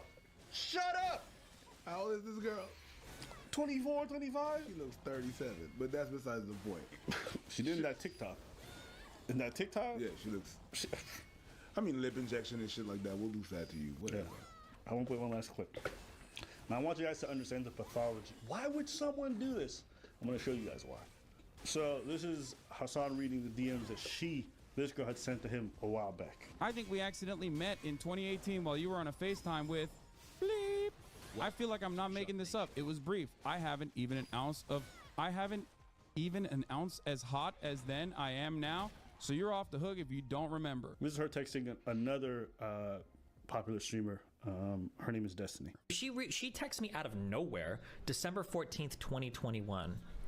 Watching her stream feels like I'm watching my history teacher teach a lesson in a very naughty way. Or maybe like a really passionate government teacher. Either way, I'm wet. That was her first 4 text messages to me on December 14th, 2021. Mind you, this girl has a fiance. Now, why is she doing all this? Why does she do all this? Listen to her. That's like a big thing for me, is I need to make men obsessed with me. I need to have that power over them. No matter how many men I make obsessed with me, the hole will not fucking fill. Why are you so mean? That's fucked up, though. I want you guys to understand the mindset of these kind of loony bins, okay? Loony bins, I like that. That's exactly what it is. It won't. It's always there's always another guy that I have to make my project. There's always another person I need to make obsessed with me. It will not fill. My whole life I'd spent, being like, oh, if I find the perfect man who loves me, everything will be okay. He'll save me from myself. And then I found the perfect man, and I'm like, oh fuck. I'm like, fuck, I still feel it. So what that tells me is it's an internal issue. And so I'm just sublimating it. Some people crave that attention, crave that kind of validation that they'll do anything. Why? Because like she said, they got a hole they gotta fill. And then you're not the one. You're by you calling her out, you're doing the exact opposite of what she craves, and that's why it hurts her. You're doing the exact opposite of what she want men in certain position to do with her, and you're doing the exact opposite on like being, hey, you did this, you did that, that's whack, and you're a liar. When you did that, you put yourself in a position that you're not doing that. And that's why you were so mean. All these men, they're trying to be obsessed with me, and then there's this guy, one guy, that's not buying it, and he's so mean, and that's why you're mean. At any rate, we at least wanted to put this together for you guys so you guys can hear it yourselves. Let us know what you think. Anything else you want to say? No? You're good? I'm good. I don't need to say much else. She's crying again. Her husband's crying. I don't give a fuck. This whole idea of, oh, human, no. If you want to falsely accuse people, you can get fucked. That's all. Brian, how tall were you before the surgery? I was 183, so just basically 6 foot. This guy's like 6'2". Hey, oh my God, he was 6'2". Again, you predicted the future because you said there's gonna be some guys. He was 6'2". Yo, this is a game changer. All right, follow up. So remember this guy who got the surgery? Basically went from 5'6" to I believe 6 foot tall, and now they want to interview him, see how his whole life is going. So let's take a look. Spent $100,000 on limb lengthening surgery. They break your bones surgically. They cut them and they attach devices that. $100K. Holy shit. That's a house. That's a down payment on that. That's a good down payment. It's not a down payment on that. It's a good down payment. Bro, if you got the money, I guess. Go ahead. What? Just press play out. What's wrong? I had to gather myself. That was a lot of money.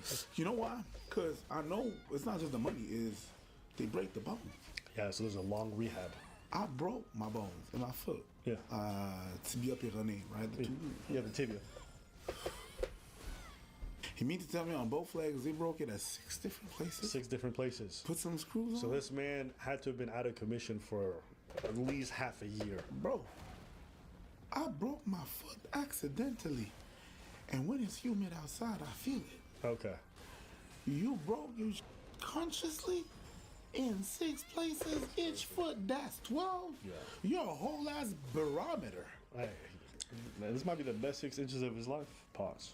Over time. The world is a much different place now that I'm taller. When I first did the surgery, people said they hope I never walk again. But as it grew, it actually started to garner a lot of attention from women. I thought we were on the first date. You're impressing me. No, I'm not. You impressing me. I'm 6 foot. I'm Denzel Siggers. I'm 27 years old, and I spent $100,000 on limb lengthening surgery. So the surgery day, they put me under anesthesia, so I was asleep. They break your bones surgically, they cut them, and they attach devices that extend the bones over time. When I first woke up, I just asked myself 1,000,001 questions. I was like, why did I do this surgery? I regretted it, I shouldn't have done it. I'm in so much pain, I've never felt this kind of pain before, and is it really worth it? And I thought something was wrong because I didn't think it was normal to feel this amount of pain. There's a metal rod in my leg, and then there was an external fixator that attaches to the metal rod going through your leg. So you have both an internal device and an external device. It was very shocking. It felt unreal to see it attach myself because I had never seen anything like this before. I was actually in a relationship prior to the surgery. Once I told her I wanted to go get surgery to get taller to boost my confidence, she was completely against it. And inevitably, we end up ending the relationship, even though she was someone that made a lot of jokes about my height herself. So she hasn't seen. I could imagine that somebody in a relationship receiving comments like that really play into their insecurities would make them more insecure and more wanting to change that kind of behavior, right?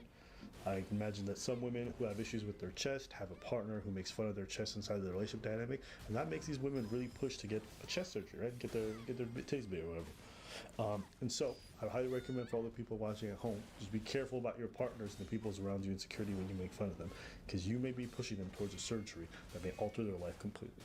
And whether we like it or not, people are very much governed by their insecurity. They change their whole behaviors, the way they dress, the way they live their day-to-day lives based off of that. So just understand what it is that you might be playing into when you're doing that, especially as a partner. I think those people have to be the most sensitive about stuff like that. Men's height, for a lot of them, it is a deep insecurity. So try to be a little bit respectful. Also to the people watching, just because you feel deeply insecure don't mean you got to get surgery to change your whole life. Thank you. Yeah, I mean, at the end of the day, he's the one that took the decision. So I understand what you're saying about the partner, but the last decision, the 100K and all that, that's him. That's him, but I do, yeah. That's him and most people I know who get surgery. I understand what you're saying. She hasn't seen me, but she's just seen like my social media, and she's been trying to call. She's been trying to make her way back, but that's somewhere I don't want to go back to. Today I'm actually going on a date for the first time since I've had. Your ex be like, you gonna get this heart surgery? Man, you stupid. I'm out, bitch. Then all of a sudden you come back. What were you saying about my legs?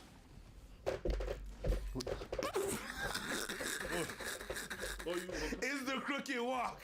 Motherfucker looked like he came out of a Thriller video. I don't want to go back to.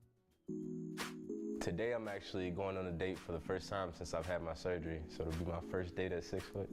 I'm very excited. Okay, so choice. Between you being 5'5" or you being 6'2" or walking like this. Do you know what he's walking like? He was taking a shit and somebody rang the doorbell.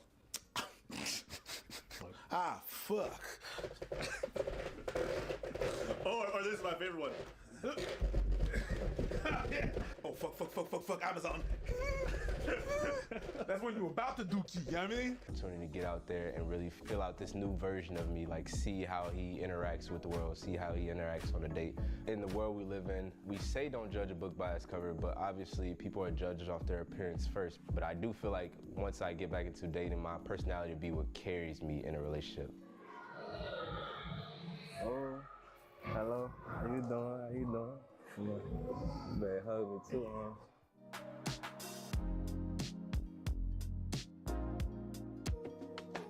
She really walks like that. Well, in his defense, maybe this is not permanent. Maybe like after a year or two, he's not gonna walk like that. Your social? My social? Yeah. My social media? No, your social security. My social security.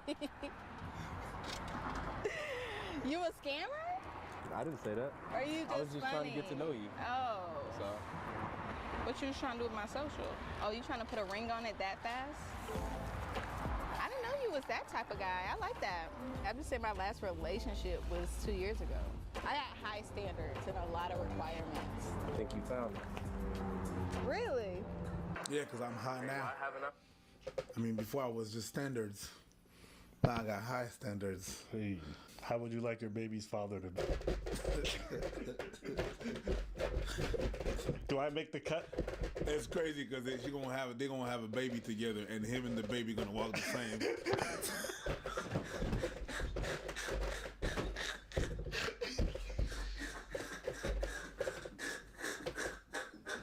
Imagine you dating this guy, right?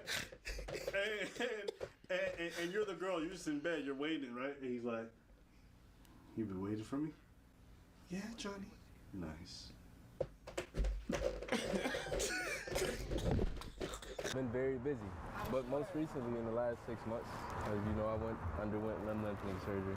Mm-hmm. So, What was that experience like? probably one of the hardest things I've ever done. Conversation was very good. I could see like us going on a few more dates, getting to know each other a lot more. He's gonna call me for sure. It's actually a very fun first date. I didn't expect to have as much fun as I did. I thought it was. This broad is stupid. This girl thinks this guy's trying to date her. You think he broke his bones in 6 different places so he could go on one date and settle on the first woman? Oh. No, he been a hobbit half his life. He said, "I'm done with that shit. Now that I'm part of the master race, I'm cleaning house." He's been a hobbit all his life. Now he's going to Mordor. Yay! He's going on a trip. Good for him. And it don't involve no ring, my girl. That's it. Listen. That's a bar. That's a bar. Be a little bit more nerves or something, but everything went great. It was a very fun time, very beautiful girl. It was nice to step out in the world with a lot more confidence than before, to be a lot more sure of yourself and not wonder what she's thinking, but really just be who you are.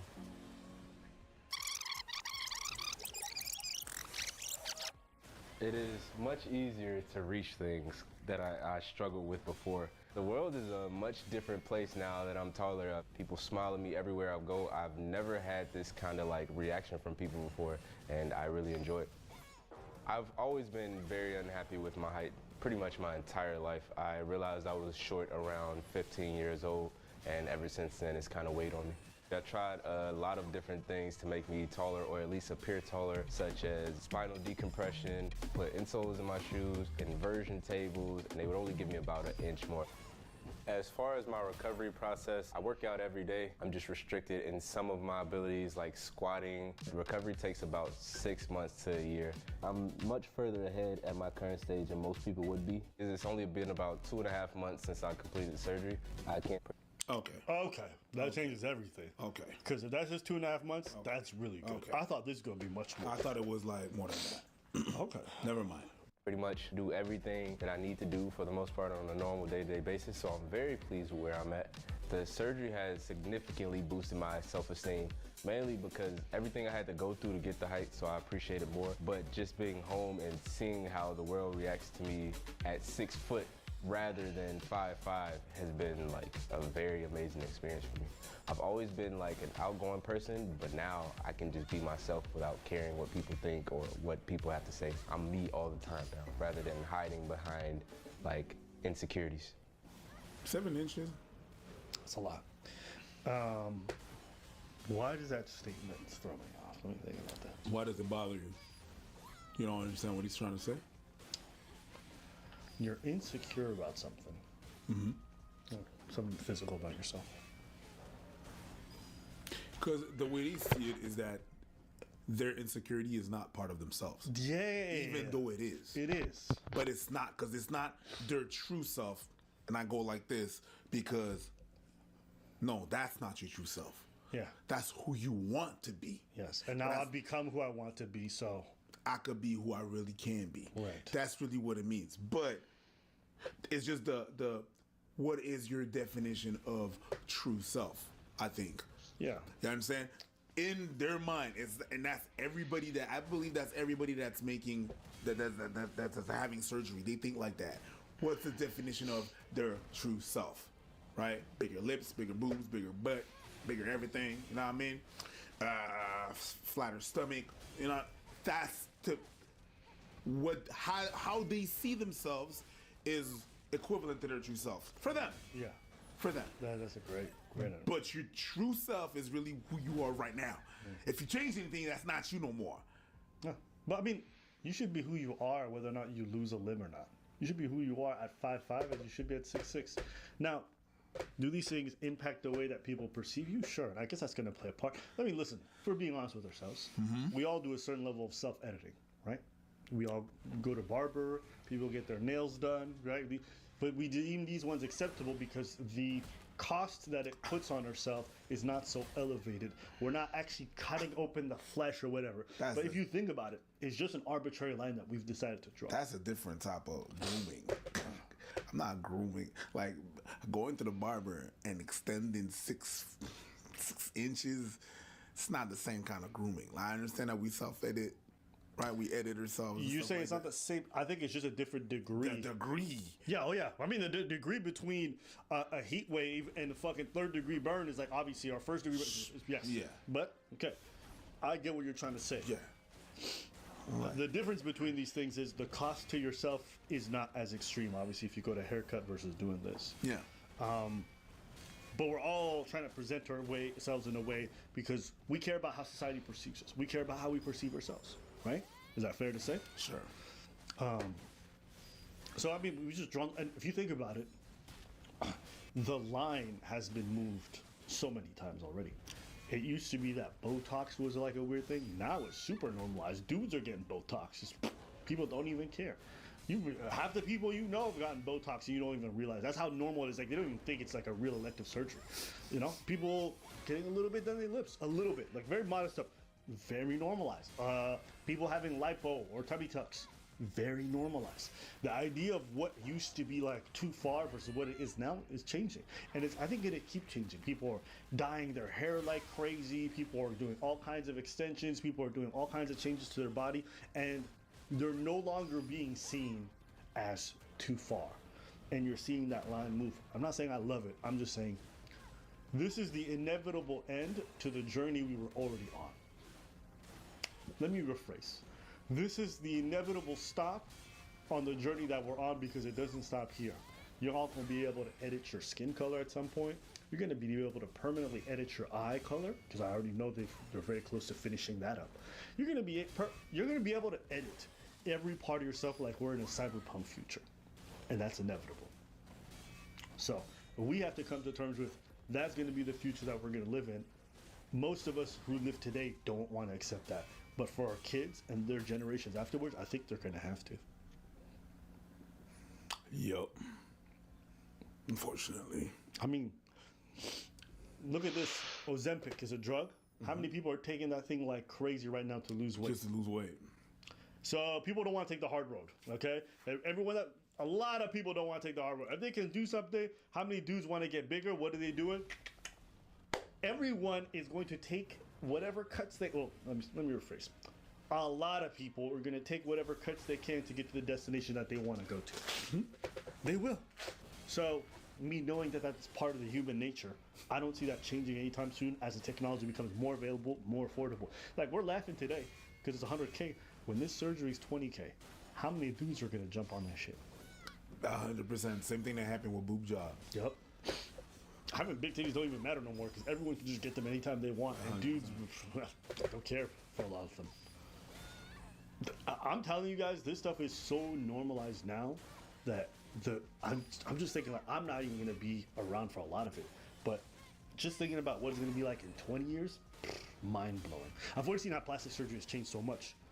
How much better they've gotten with certain techniques, how much more natural they can do a lot of this stuff and safer. Dudes are getting hair transplants like crazy. That's normalized. People don't even laugh at it anymore. It's just like, oh, your hair looks good. No, it's cost effective. Yeah. People are just like, yeah, good. Good on you. Yeah. And how can I laugh at these dudes who are getting hair transplants and don't want to embrace being bald when you see how people get treated completely differently when they're bald or they're not? So, yeah. You know what's also interesting? Being 6 foot is going to be irrelevant. I'm pretty sure there's going to be people who are 6 foot and they're going to get a surgery to be 6'7", and that's going to be the new standard. Yeah. You know? Women are going to be... We're going to be like here, and all the days will be like this. If this surgery becomes affordable, there's no way short guys in mass will not be doing it. And then if you don't do it, you're going to be the one short guy who's like, oh, I'm fine with it.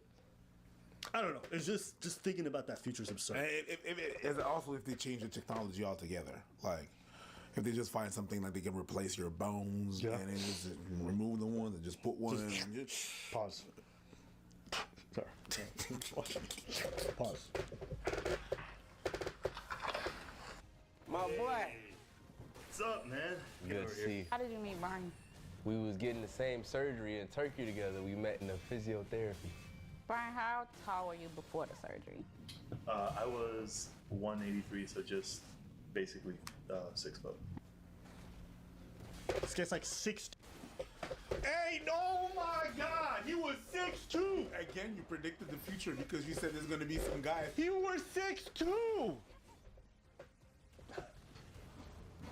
Yo, this is a game changer. And you didn't do that because you want to play ball. Because ain't no way you're playing ball after that. You did that just it's aesthetic. 183 centimeters. Brian, how tall were you before the surgery? I was 183, so just basically 6 foot. And how tall are you now? It's gonna be over 6'6" right now. Nice. One thing that's kind of hard for me is I'm just barely now getting into the phase where I'm in a walker. You're already at the walking and assisted phase. For me, I would honestly have to tell you that it's really just being patient, but at the same time trusting yourself, because since you haven't walked in so long, you're nervous to walk. Whenever I'm just trust myself, everything is gonna be okay. My father had the worst reaction. He just didn't understand why I would do something like this to myself. He's actually been avoiding me since I've returned home because he thinks I'm taller than him now, but my mother has been extremely supportive. Do you think your dad is avoiding you because he's insecure that you're taller than him? Okay, let me put myself in the dad's shoes. I think I would be super incredibly sad if the child I had raised felt like they had to go under the knife in order to feel comfortable in the world. I would feel sad. And the reason why I feel sad is because I didn't do a good job of instilling and guiding my child to have enough self-esteem to be able to handle the fact that not every aspect of them is going to be accepted in the world. And they don't have to cut themselves open to be okay with themselves. Yeah. If any sad. if any of my kids get any surgery aesthetic like that, I'm gonna take it as a failure. Yep. Wait, when you say failure, what does that mean? I failed. I failed them. Okay. I failed my kids, so they really, I failed them. Yeah. Yeah, I'd feel sad. So I think you might want to rethink that portion. I think your dad may not be thinking. I could be wrong. Maybe he's like, dang, I can't slap him no more. Yeah, maybe he's thinking that. But you can always kick his knees. Facts. Supportive. My brothers have been very supportive. They're very excited that I got surgery, and it's something that's changed my life overall. So initially, when I first did the surgery and I started posting it, it was a lot of negativity, a lot of hate.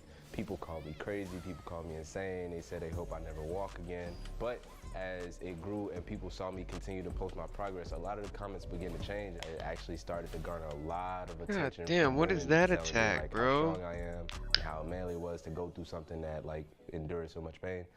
I want people to take away from this is not even just height, but I say do the things that make you happy. Don't care what other people think, because people will judge you no matter what you do in life. So just do what makes you. What? No, you're having this. You're having this discourse now. That's your tall. Yeah, you're speaking from the height of your privilege. What's the quote? It says, "Oh, I love my body." Yeah, you love it now that you altered everything. I've seen I shut up about that, but some people that I know, they be like, natural, and I'm like, you're not. I like me natural. Natural don't mean you don't have makeup on.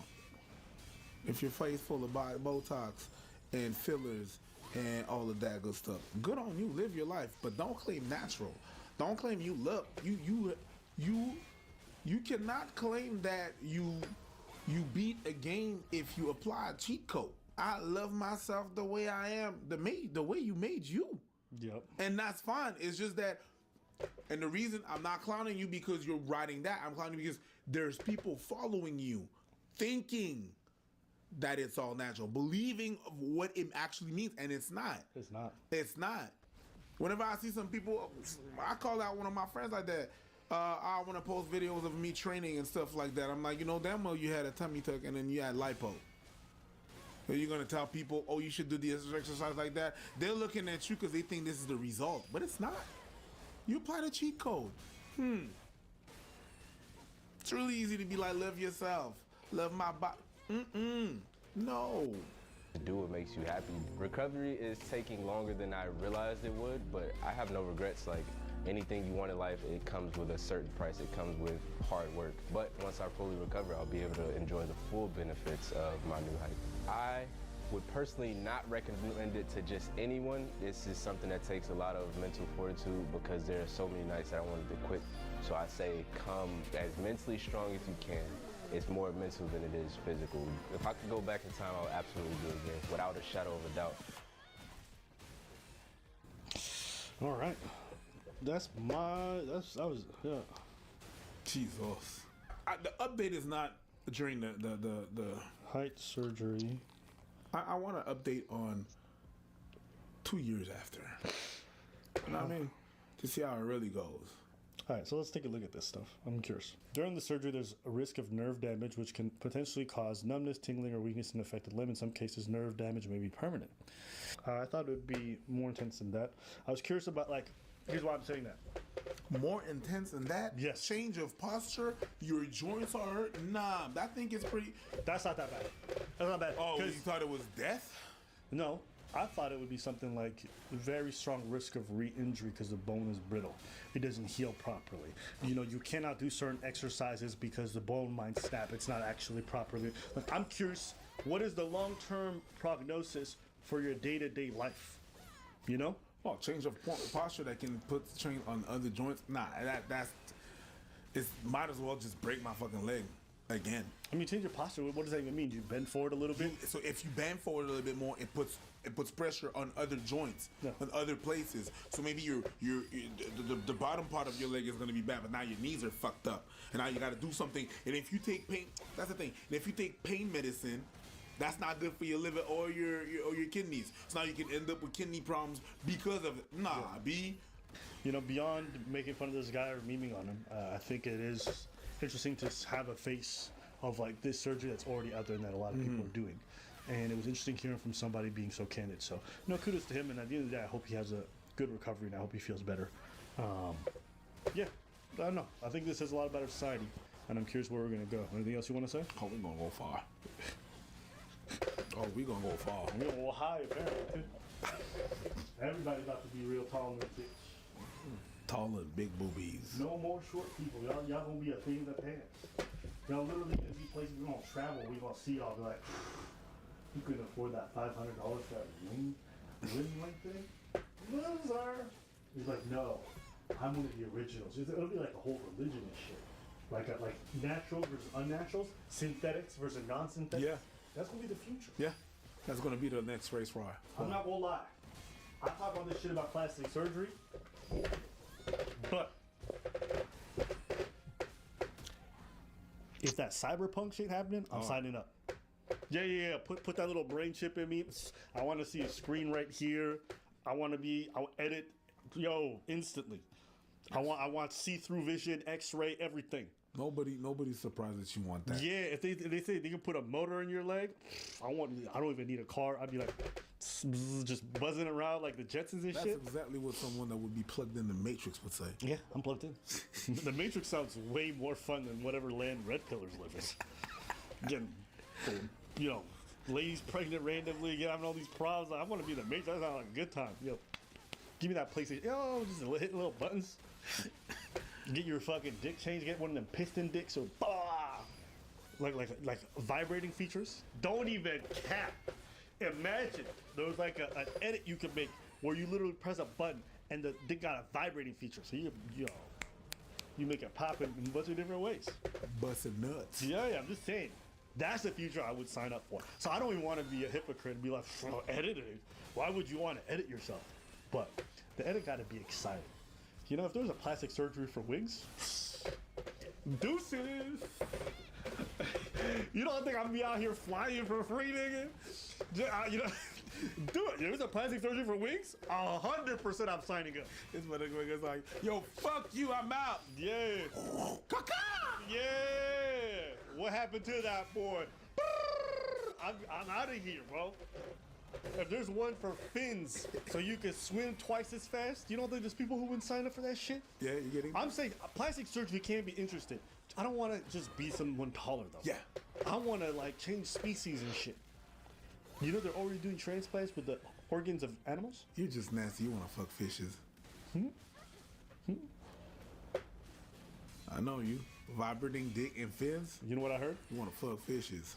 If you bust inside someone in a pool, they can't get pregnant. That's so. Just say. That's not true. Don't try it. No? I heard something about that in the shower. Is that not true? You sure? Who told you that? Fresh? 2 + 2 = 4. You know what's so funny on that topic? I actually don't think she's gonna keep it. I don't think she is. I don't think so. I don't think she is. People was probably like, we memed about it, but I don't think she'll keep it. I don't think she is. Yeah, but we'll see how it goes. Anyway, that's it for today's video. If she's a girl, we call it Abigail. Saw that too? Yeah. I thought it was fire. I thought it was fire. Cringe report. Today we're gonna be cringing to something else. As you guys watch this video, we want you to tell us at which point did Aaron make you want to check out. If you don't know who Aaron is, you're about to discover. You're gonna know who Aaron is. Oh, you gonna learn today. We brought together 7 vegans. One is a liar. If the group discovers who the liar is, they'll split a cash prize. Brandon, what's your favorite restaurant? I go to Taco Bell all the time. What do you get at Taco Bell? I get a Crunch Wrap, but swap out the beef and get some beans in there. Also swap out the sour cream and the cheese. And yeah. Don't they put in use some eggs beans. in their wraps? I hope they don't. Yeah, But I hope they don't either because then that wouldn't be vegan. You little. Woo! Where did you come from? And what is your problem? I hope, cause what? Where did you come from? I hope not, cause not vegan. Thank you. What?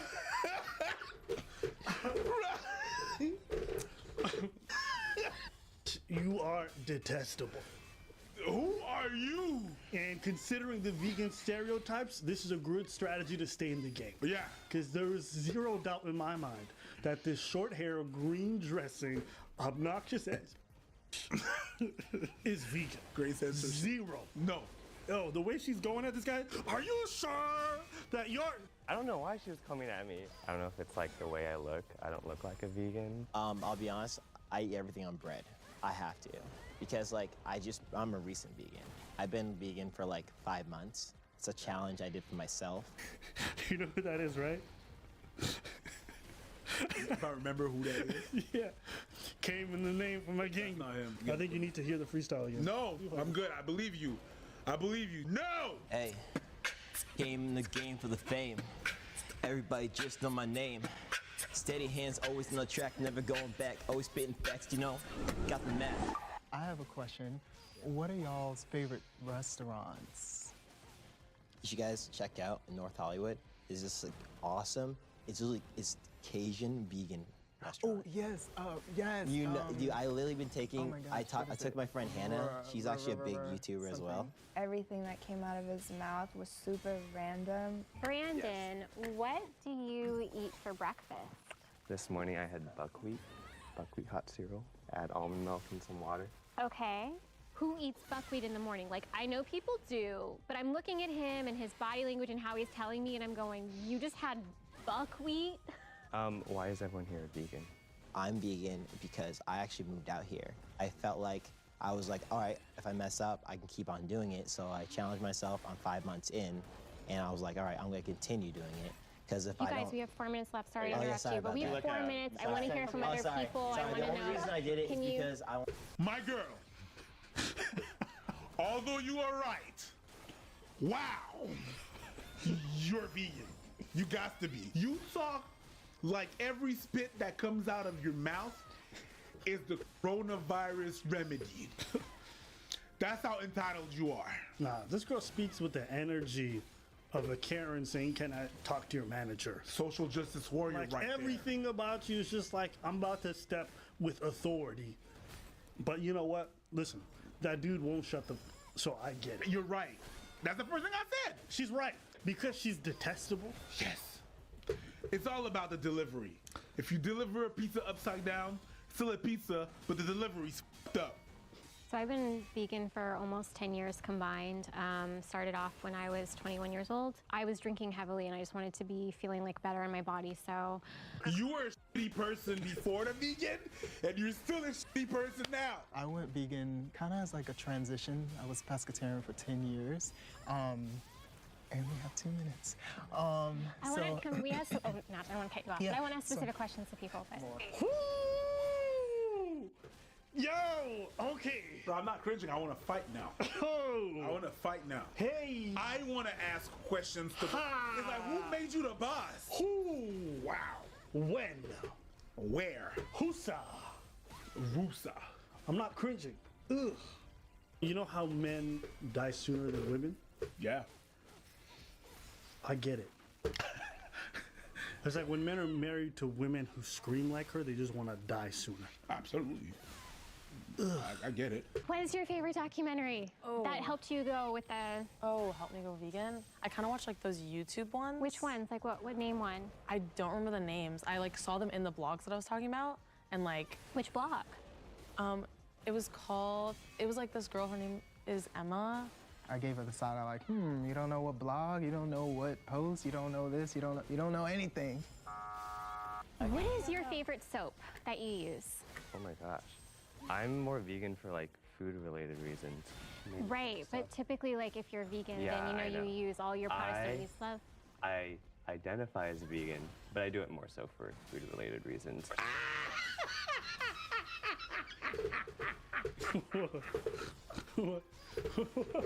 Fuck yes! Get out of here! I identify as vegan. I self-identify as vegan. It doesn't mean that I am. I just identify as, okay? That is my journey into my veganism. It's me. No, it's either you are or you aren't. I mean, I wouldn't agree with that. I don't care.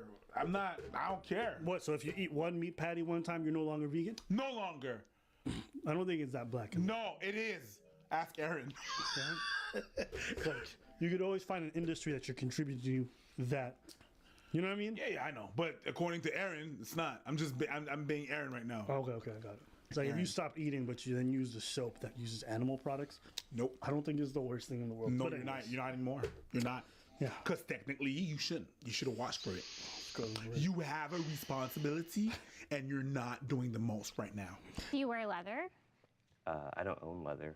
It's interesting. I own leather, but I don't buy leather. It's leather that has been bought years ago that I still have that I feel is kind of like wasteful to like throw away. The important thing is you don't buy Yeah. leather because we vote with our dollars. Exactly. I think like in this circle, like there would still be people who like identify themselves as vegan, even if it's like food related or like something else. Like the range is like But There's like levels, yeah. yeah, because but I there's think like the odd vegans man that- out wouldn't be someone who like Yeah. is like me, like just doing it for food. You guys, you guys ask me questions too. I like questions. We know you do.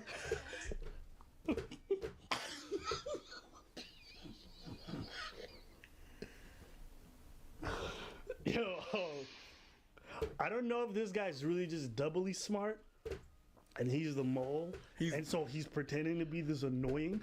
But I remember him from the other video, he was pretty obnoxious, but he seemed a little bit smarter than this. This seems really awkward to watch. Yeah. Because when he was in the other video, he wasn't this awkward.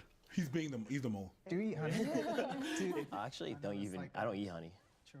Yeah, I don't. I just don't at all. I eat honey, but Honey isn't vegan. I think they made me feel like my reason for being a vegan wasn't good enough because it wasn't coming from the same place that they were. I have a question. Yeah. So, okay, everyone think about their immediate circle. How many folks in your circle are vegan? I'm supported by my circle. Yeah. Like they thought I was unhealthy at first because I wasn't getting enough to eat. And I had horrible gas issues. So far, you've said that you don't really consider yourself vegan. I think she doesn't like Asians. I'm not gonna lie to you, because the way she's gunning for my man is pretty intense. You know why? Why? They eat dogs. I don't know what it is. I don't know what it is. Because this is intense. I wouldn't grill him out. Because he thinks he's vegan. We're looking for a mole. Yeah. Not someone that is not well informed. Right. Try my best. So to how like, many be a how many vegan. years have you been vegan? Oh no, it's been like less than a year, like 8 months. Actually, the fresco style at Taco Bell is supposed to be vegan. He didn't mention that. He said that he got the taco and then he removed everything, and then he mentioned that later on. I have seen vegan YouTubers who like go to Taco Bell's Bell like a and like go-to place can make for it me vegan vegans. just to show Yeah. people that like it can be like Not 2 convenient. minutes, I don't know why you guys are trying to tell me about it. Like, Whoa. You did not just pull the weight. I'm the victim here. You've been persecuting my man for like 10 minutes about this Taco Bell shit. Then the others are like, no, this is real. There aren't vegans who go there. You're like, I don't know why you guys are getting so... You the problem. You're the one. I hate when people are obnoxious and rude and then act like they're the victim afterwards. That's something I loathe. They push your button, and then after that, they question your reaction. Yes. And then you're like, oh. Cry bully, Abba. It's called a cry bully. This is the type of girl to pull the trigger and be like, why'd a bullet come out? What's your favorite candy? My favorite candy? Most candies without gelatin in it. Nerds. Like name one. Name one. Nerds, Sour Name- Patch just name Kids. one. Sour Patch Kids. Okay, those aren't vegan. I thought they were, but No, Sour Patch do they not have? Do they have gelatin in them? Okay. Maybe I'm not a vegan. He's gonna cry. He's definitely not the mole, but he's definitely having an existential crisis. Like my man came on this show and be like, "Oh, I'm gonna connect with other vegans," and they're like, "Get out the tribe, get out." God bless you, bro. I hope Jubilee pays for your therapy. It shows a deeper.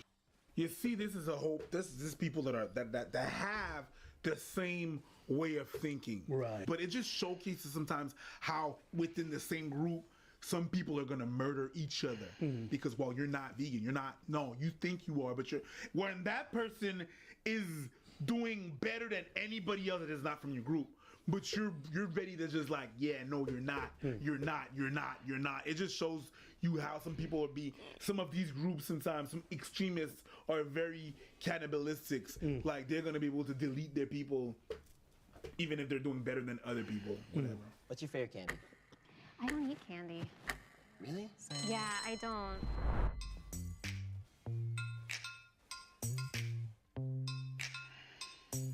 It didn't seem that his ethics and his values were in alignment with the diet, because typically when you are vegan, everything surrounding you matches that.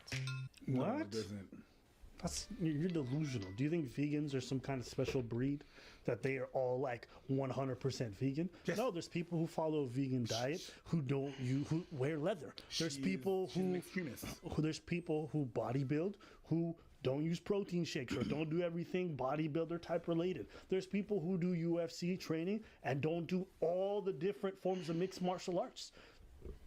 It's not because you engage in something that you're necessarily going to do it to the 100% like everyone else. Then you're not a real. That's her. You know, I could probably look at something that you're doing and it relates to some form of animal cruelty. Guaranteed. It's impossible to eliminate everything. And so if you're using a tier system, you have to use a tier system because at some point there's always some form of animal cruelty involved in something that you're doing. There is. There's no way to 100% live off the grid. You pay taxes, it goes to agricultural centers, it goes to farmers. You are subsidizing. What, are you going to live away from every country? No, there are tiers to this stuff. You try to take what actions that you can take. Not everyone's going to be at the same level. She's the best. It's cringy, bro. It's like what you said earlier about cannibalism. You're right. She's the best. And if you don't abide by her rules and how she does it the best, then you're not. Yeah. You shouldn't be considered. I'm not like really a part of the vegan community, I feel like. I have one vegan friend. I could have had 5 vegan friends, but they voted me out, so. If everyone feels confident that you already caught the mole, you can end the game now. When you start I questioning think it's too early to tell. I think those were the obvious ones. True. Yeah. I So, think we yeah. need like one Guys. more. Wait, so we raise our hand if we think he's still in here? He basically snitched on himself. Yeah. He said, do we raise our hand if we think that he's still in here? Or that he's been eliminated. So just gendering it is interesting. And then, yeah. Raise your hand if you think the mole is still in the square. If the lights turn green, you voted the liar out. If the lights turn red, the liar's still in the box and you lose. Okay, everyone looks nervous, so I feel a little bit more secure in this.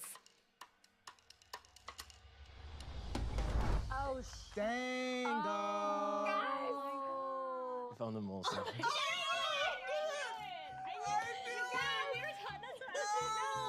I said I feel like it might be Jalen. Talking too much. He was obnoxious. So upset. I knew it. I knew it was him. Fortunately, Aaron gives a bad name to vegans. Yeah. Super obnoxious. Because all of them were pretty cool. Her, bad. I think there's a moral high ground that vegans, a lot of them, seem to think that they live on, and then they speak down to others from. And it was weird watching her do that to somebody else who's really trying. You know, like, I already see vegans do that to people who eat meat. I see them do it at like restaurants and stuff like that. And I'm like, okay, kind of. But just seeing her do it to somebody who was really trying and making an effort was really hard to watch. But I think that was the point of the video. I don't think I cringed so much. I was just like, actually, not cringed. You cringed. But the problem is the most extremes and the most obnoxious ones are the loudest. And that's who we're going to remember. So as you guys watch this video, we want you to tell us, at which point did Aaron make you want to check out? You ever thought about going vegan? Yeah, of course. I have. I have. And? Steaks happened. Well done? No. Steaks happen. Medium rare? At best. Word. I'm mad at you. No, I don't like my my meat ruined. I think I'm going to probably turn vegetarian. It's possible. I mean, pescatarian. Pescatarian. Yeah. I still need a bit of fish. Boom, boom. Well, that's it for today's video. Tell us what you guys think. We want to hear your comments. Pescatarian life, Brody.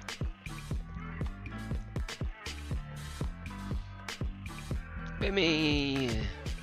Bimmy. Give me that leg.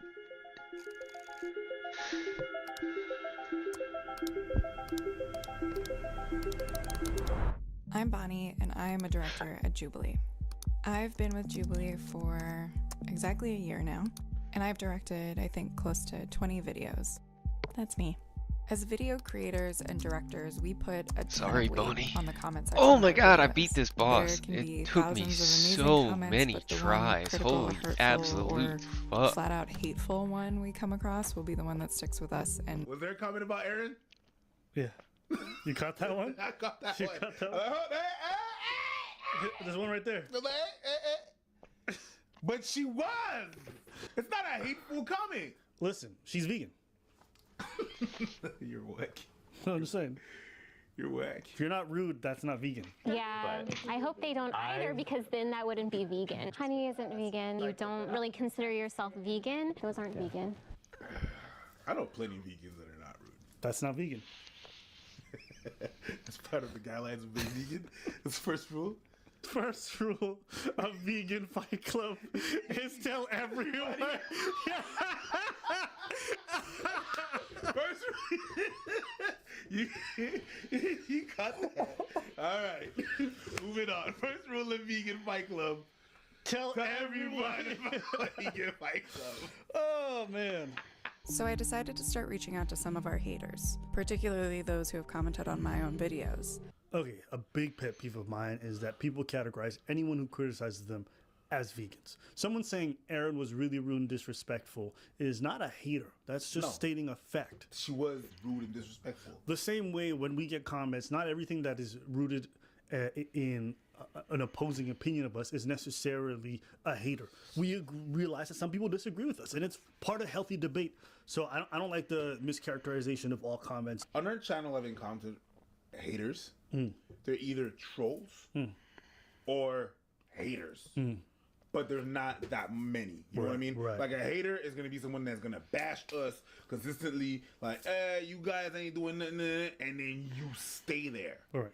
Like nobody's obliging you to watch. It's like you subscribe, you follow, but just the trash. There's nothing, one thing, and you make it out of your way to say something negative out of this. But it's not a lot of people. A lot of people just don't like shit. Yeah, that's perfectly fine. Yeah. to see if they'd be interested in talking with me face to face. Neither one of us really knows who's on the other side, and maybe that's the problem. Part of me wishes she would have contacted us, because I think we are your number one. Yeah, but we don't comment on her. Not directly on the page, but they know. You don't think people really knows about us? I think we've done like 10 videos on them. More. Yeah. If it's not more. They're living rent-free in our heads. Respond to like the meanest ones, right? Why give terrible people more of a platform to talk about that disgusting POS? Seriously, Jubilee, what the f are you doing? I guess anything for the views, huh? Oh, okay. I'm literally frozen. It's been 10 minutes and I have not even commented. Oh my god, okay. It almost feels like she's never scrolled to the comment section of another channel that's not hers. She's never read comments. Don't ever. you have Out of social media? She never read comments ever. Like none. Like when I started this YouTube stuff, I wasn't surprised when we got negative comments. I was like, I can't believe it. This is making me stop. Like, no, I've seen other people go through it. I've been to comment sections. I'm not surprised when it happens to me. So it seems a little delusional. Yes. I'm doing great things. I'm doing great things all the time. Yeah. No. Even if you do great things all the time, people are going to bash you. That's right. Fine. You put yourself out there. Background is awful. Because a full discussion is never shown, ideas are never fully fleshed out and no meaningful conclusion is met. Everyone leaves the discussion having learnt nothing. But that's not wrong, though. It's not bashing you.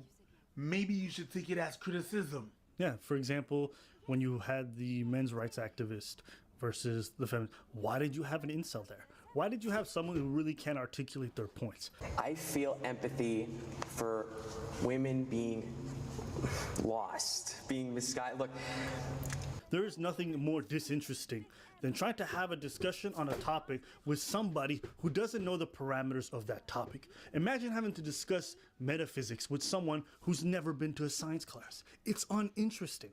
And so for your viewers, we watch this and we're like, I think I got dumber. You're funny.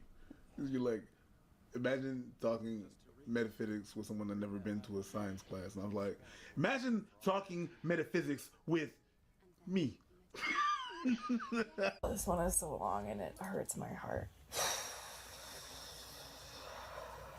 I just keep saying this is a horrific way to handle this. Let me read the comment. This episode is very hard to watch, and I don't think an issue like this can be tackled with such a small sample size of people with so little time. It was honestly super uncomfortable to watch, and I thought it was a horrific way to handle the subject matter. Weinsteining is far too serious and variable for people to break it down into black and white. Not only that, but it's important to set a precedent by stating hard facts. It is objectively true that there is a global epidemic of Weinsteining against women and feminine presenting people. Very inclusive of you, Brian. Good. It is also objectively true that men are significantly more likely to be the perpetrators of Weinsteining cases against all forms of individuals, no matter their gender expression. Very, very inclusive. It is also objectively true that the majority of Weinsteining cases do not land in conviction, and if they do, they overwhelmingly affect people. I would give you an A++, but in a real inclusive world, we don't grade people because all people are perfect. Which layer is that? Well, you already know. That is the most superficial layer, which is the top layer, where privilege really shines. Yeah. Go on. It's also objectively true that most Weinstein cases go unreported. All of these things and more should have been strongly expressed by Jubilee. And as a fan of the show, I'm extremely disappointed by this negligence. In what way where's that? is this a hater? What? It's facts. Okay, this is what it is. You have to be able to look at yourself. And right now, you're not looking at yourself. You don't introspect at all. It's like there's not one insult in there. The person was able to dissect and tell you exactly what was wrong with the thing. I mean, that is the best comment that you can have on one of your things. That one makes me want to like cry and like lay down. There's something about the Me Too episode that's like kind of horrifying for me. To tackle something that like means so much to me and put so much work into it and then have it be perceived as negligent is really, really hard. It's so weird. It like takes you back to being like a kid where you like want the bully to like you. Bully to like you? Wait. Do you think you're the only person who this means a lot to? You can't imagine that it means a lot to other people? It's not because it means a lot to you that you can't mess up. And there's a possibility that you did. And asked my fellow Jubilee directors to chat with me about their experiences with the comment section. With like some of my more recent middle grounds, like when I did like men's rights versus feminists and I casted an incel. Yeah, that was you? That was you? Yeah, Bruh. that was trash. You f***ed up. There are so many dislikes and so many negative comments on that video. But that's like one of the most proud videos I've ever made. And as an audience member, if you're only willing to watch things that confirm what you already find to be true, then that's just like the most boring bullshit I've ever heard. So you're doing this on purpose? Did you just gaslight everyone who criticized you? Do you not understand how you may have misrepresented the men's rights movement by sticking an incel who can't articulate his points? Imagine if I tried to have a discussion between, let's say, Israel and Palestine, and I used a bunch of toddlers. Do you think it'd be the most productive conversation to have 2-year-olds talking about it? There's so many times where like all the comments are like, damn, I'm here too early, there's no funny comments. And I'm like, wow, really? Like half of your experience here is just scrolling, maybe not even watching the actual video. Yes, of course people are going to be here for the comments. Of course. On any post. Do you see the irony in what she said? Here they are complaining about the comments on the videos that they're getting and how they've read through them and it hurts them. And then they're complaining that other people are doing the exact same thing that they're doing. Yeah. There's a lack of a lot of things in this video. I can tell you that much. I was going to FaceTime my hater in 3 days. After we confirmed my FaceTime with Bryce, we got a couple other responses, including one from the guy critiquing our series Middle Ground. Sure. I can chat, but it can only be voice only and preferably using Google Hangouts. Vaguely spooky. Okay. This was my first time ever speaking directly to a hater. I had no idea what to expect.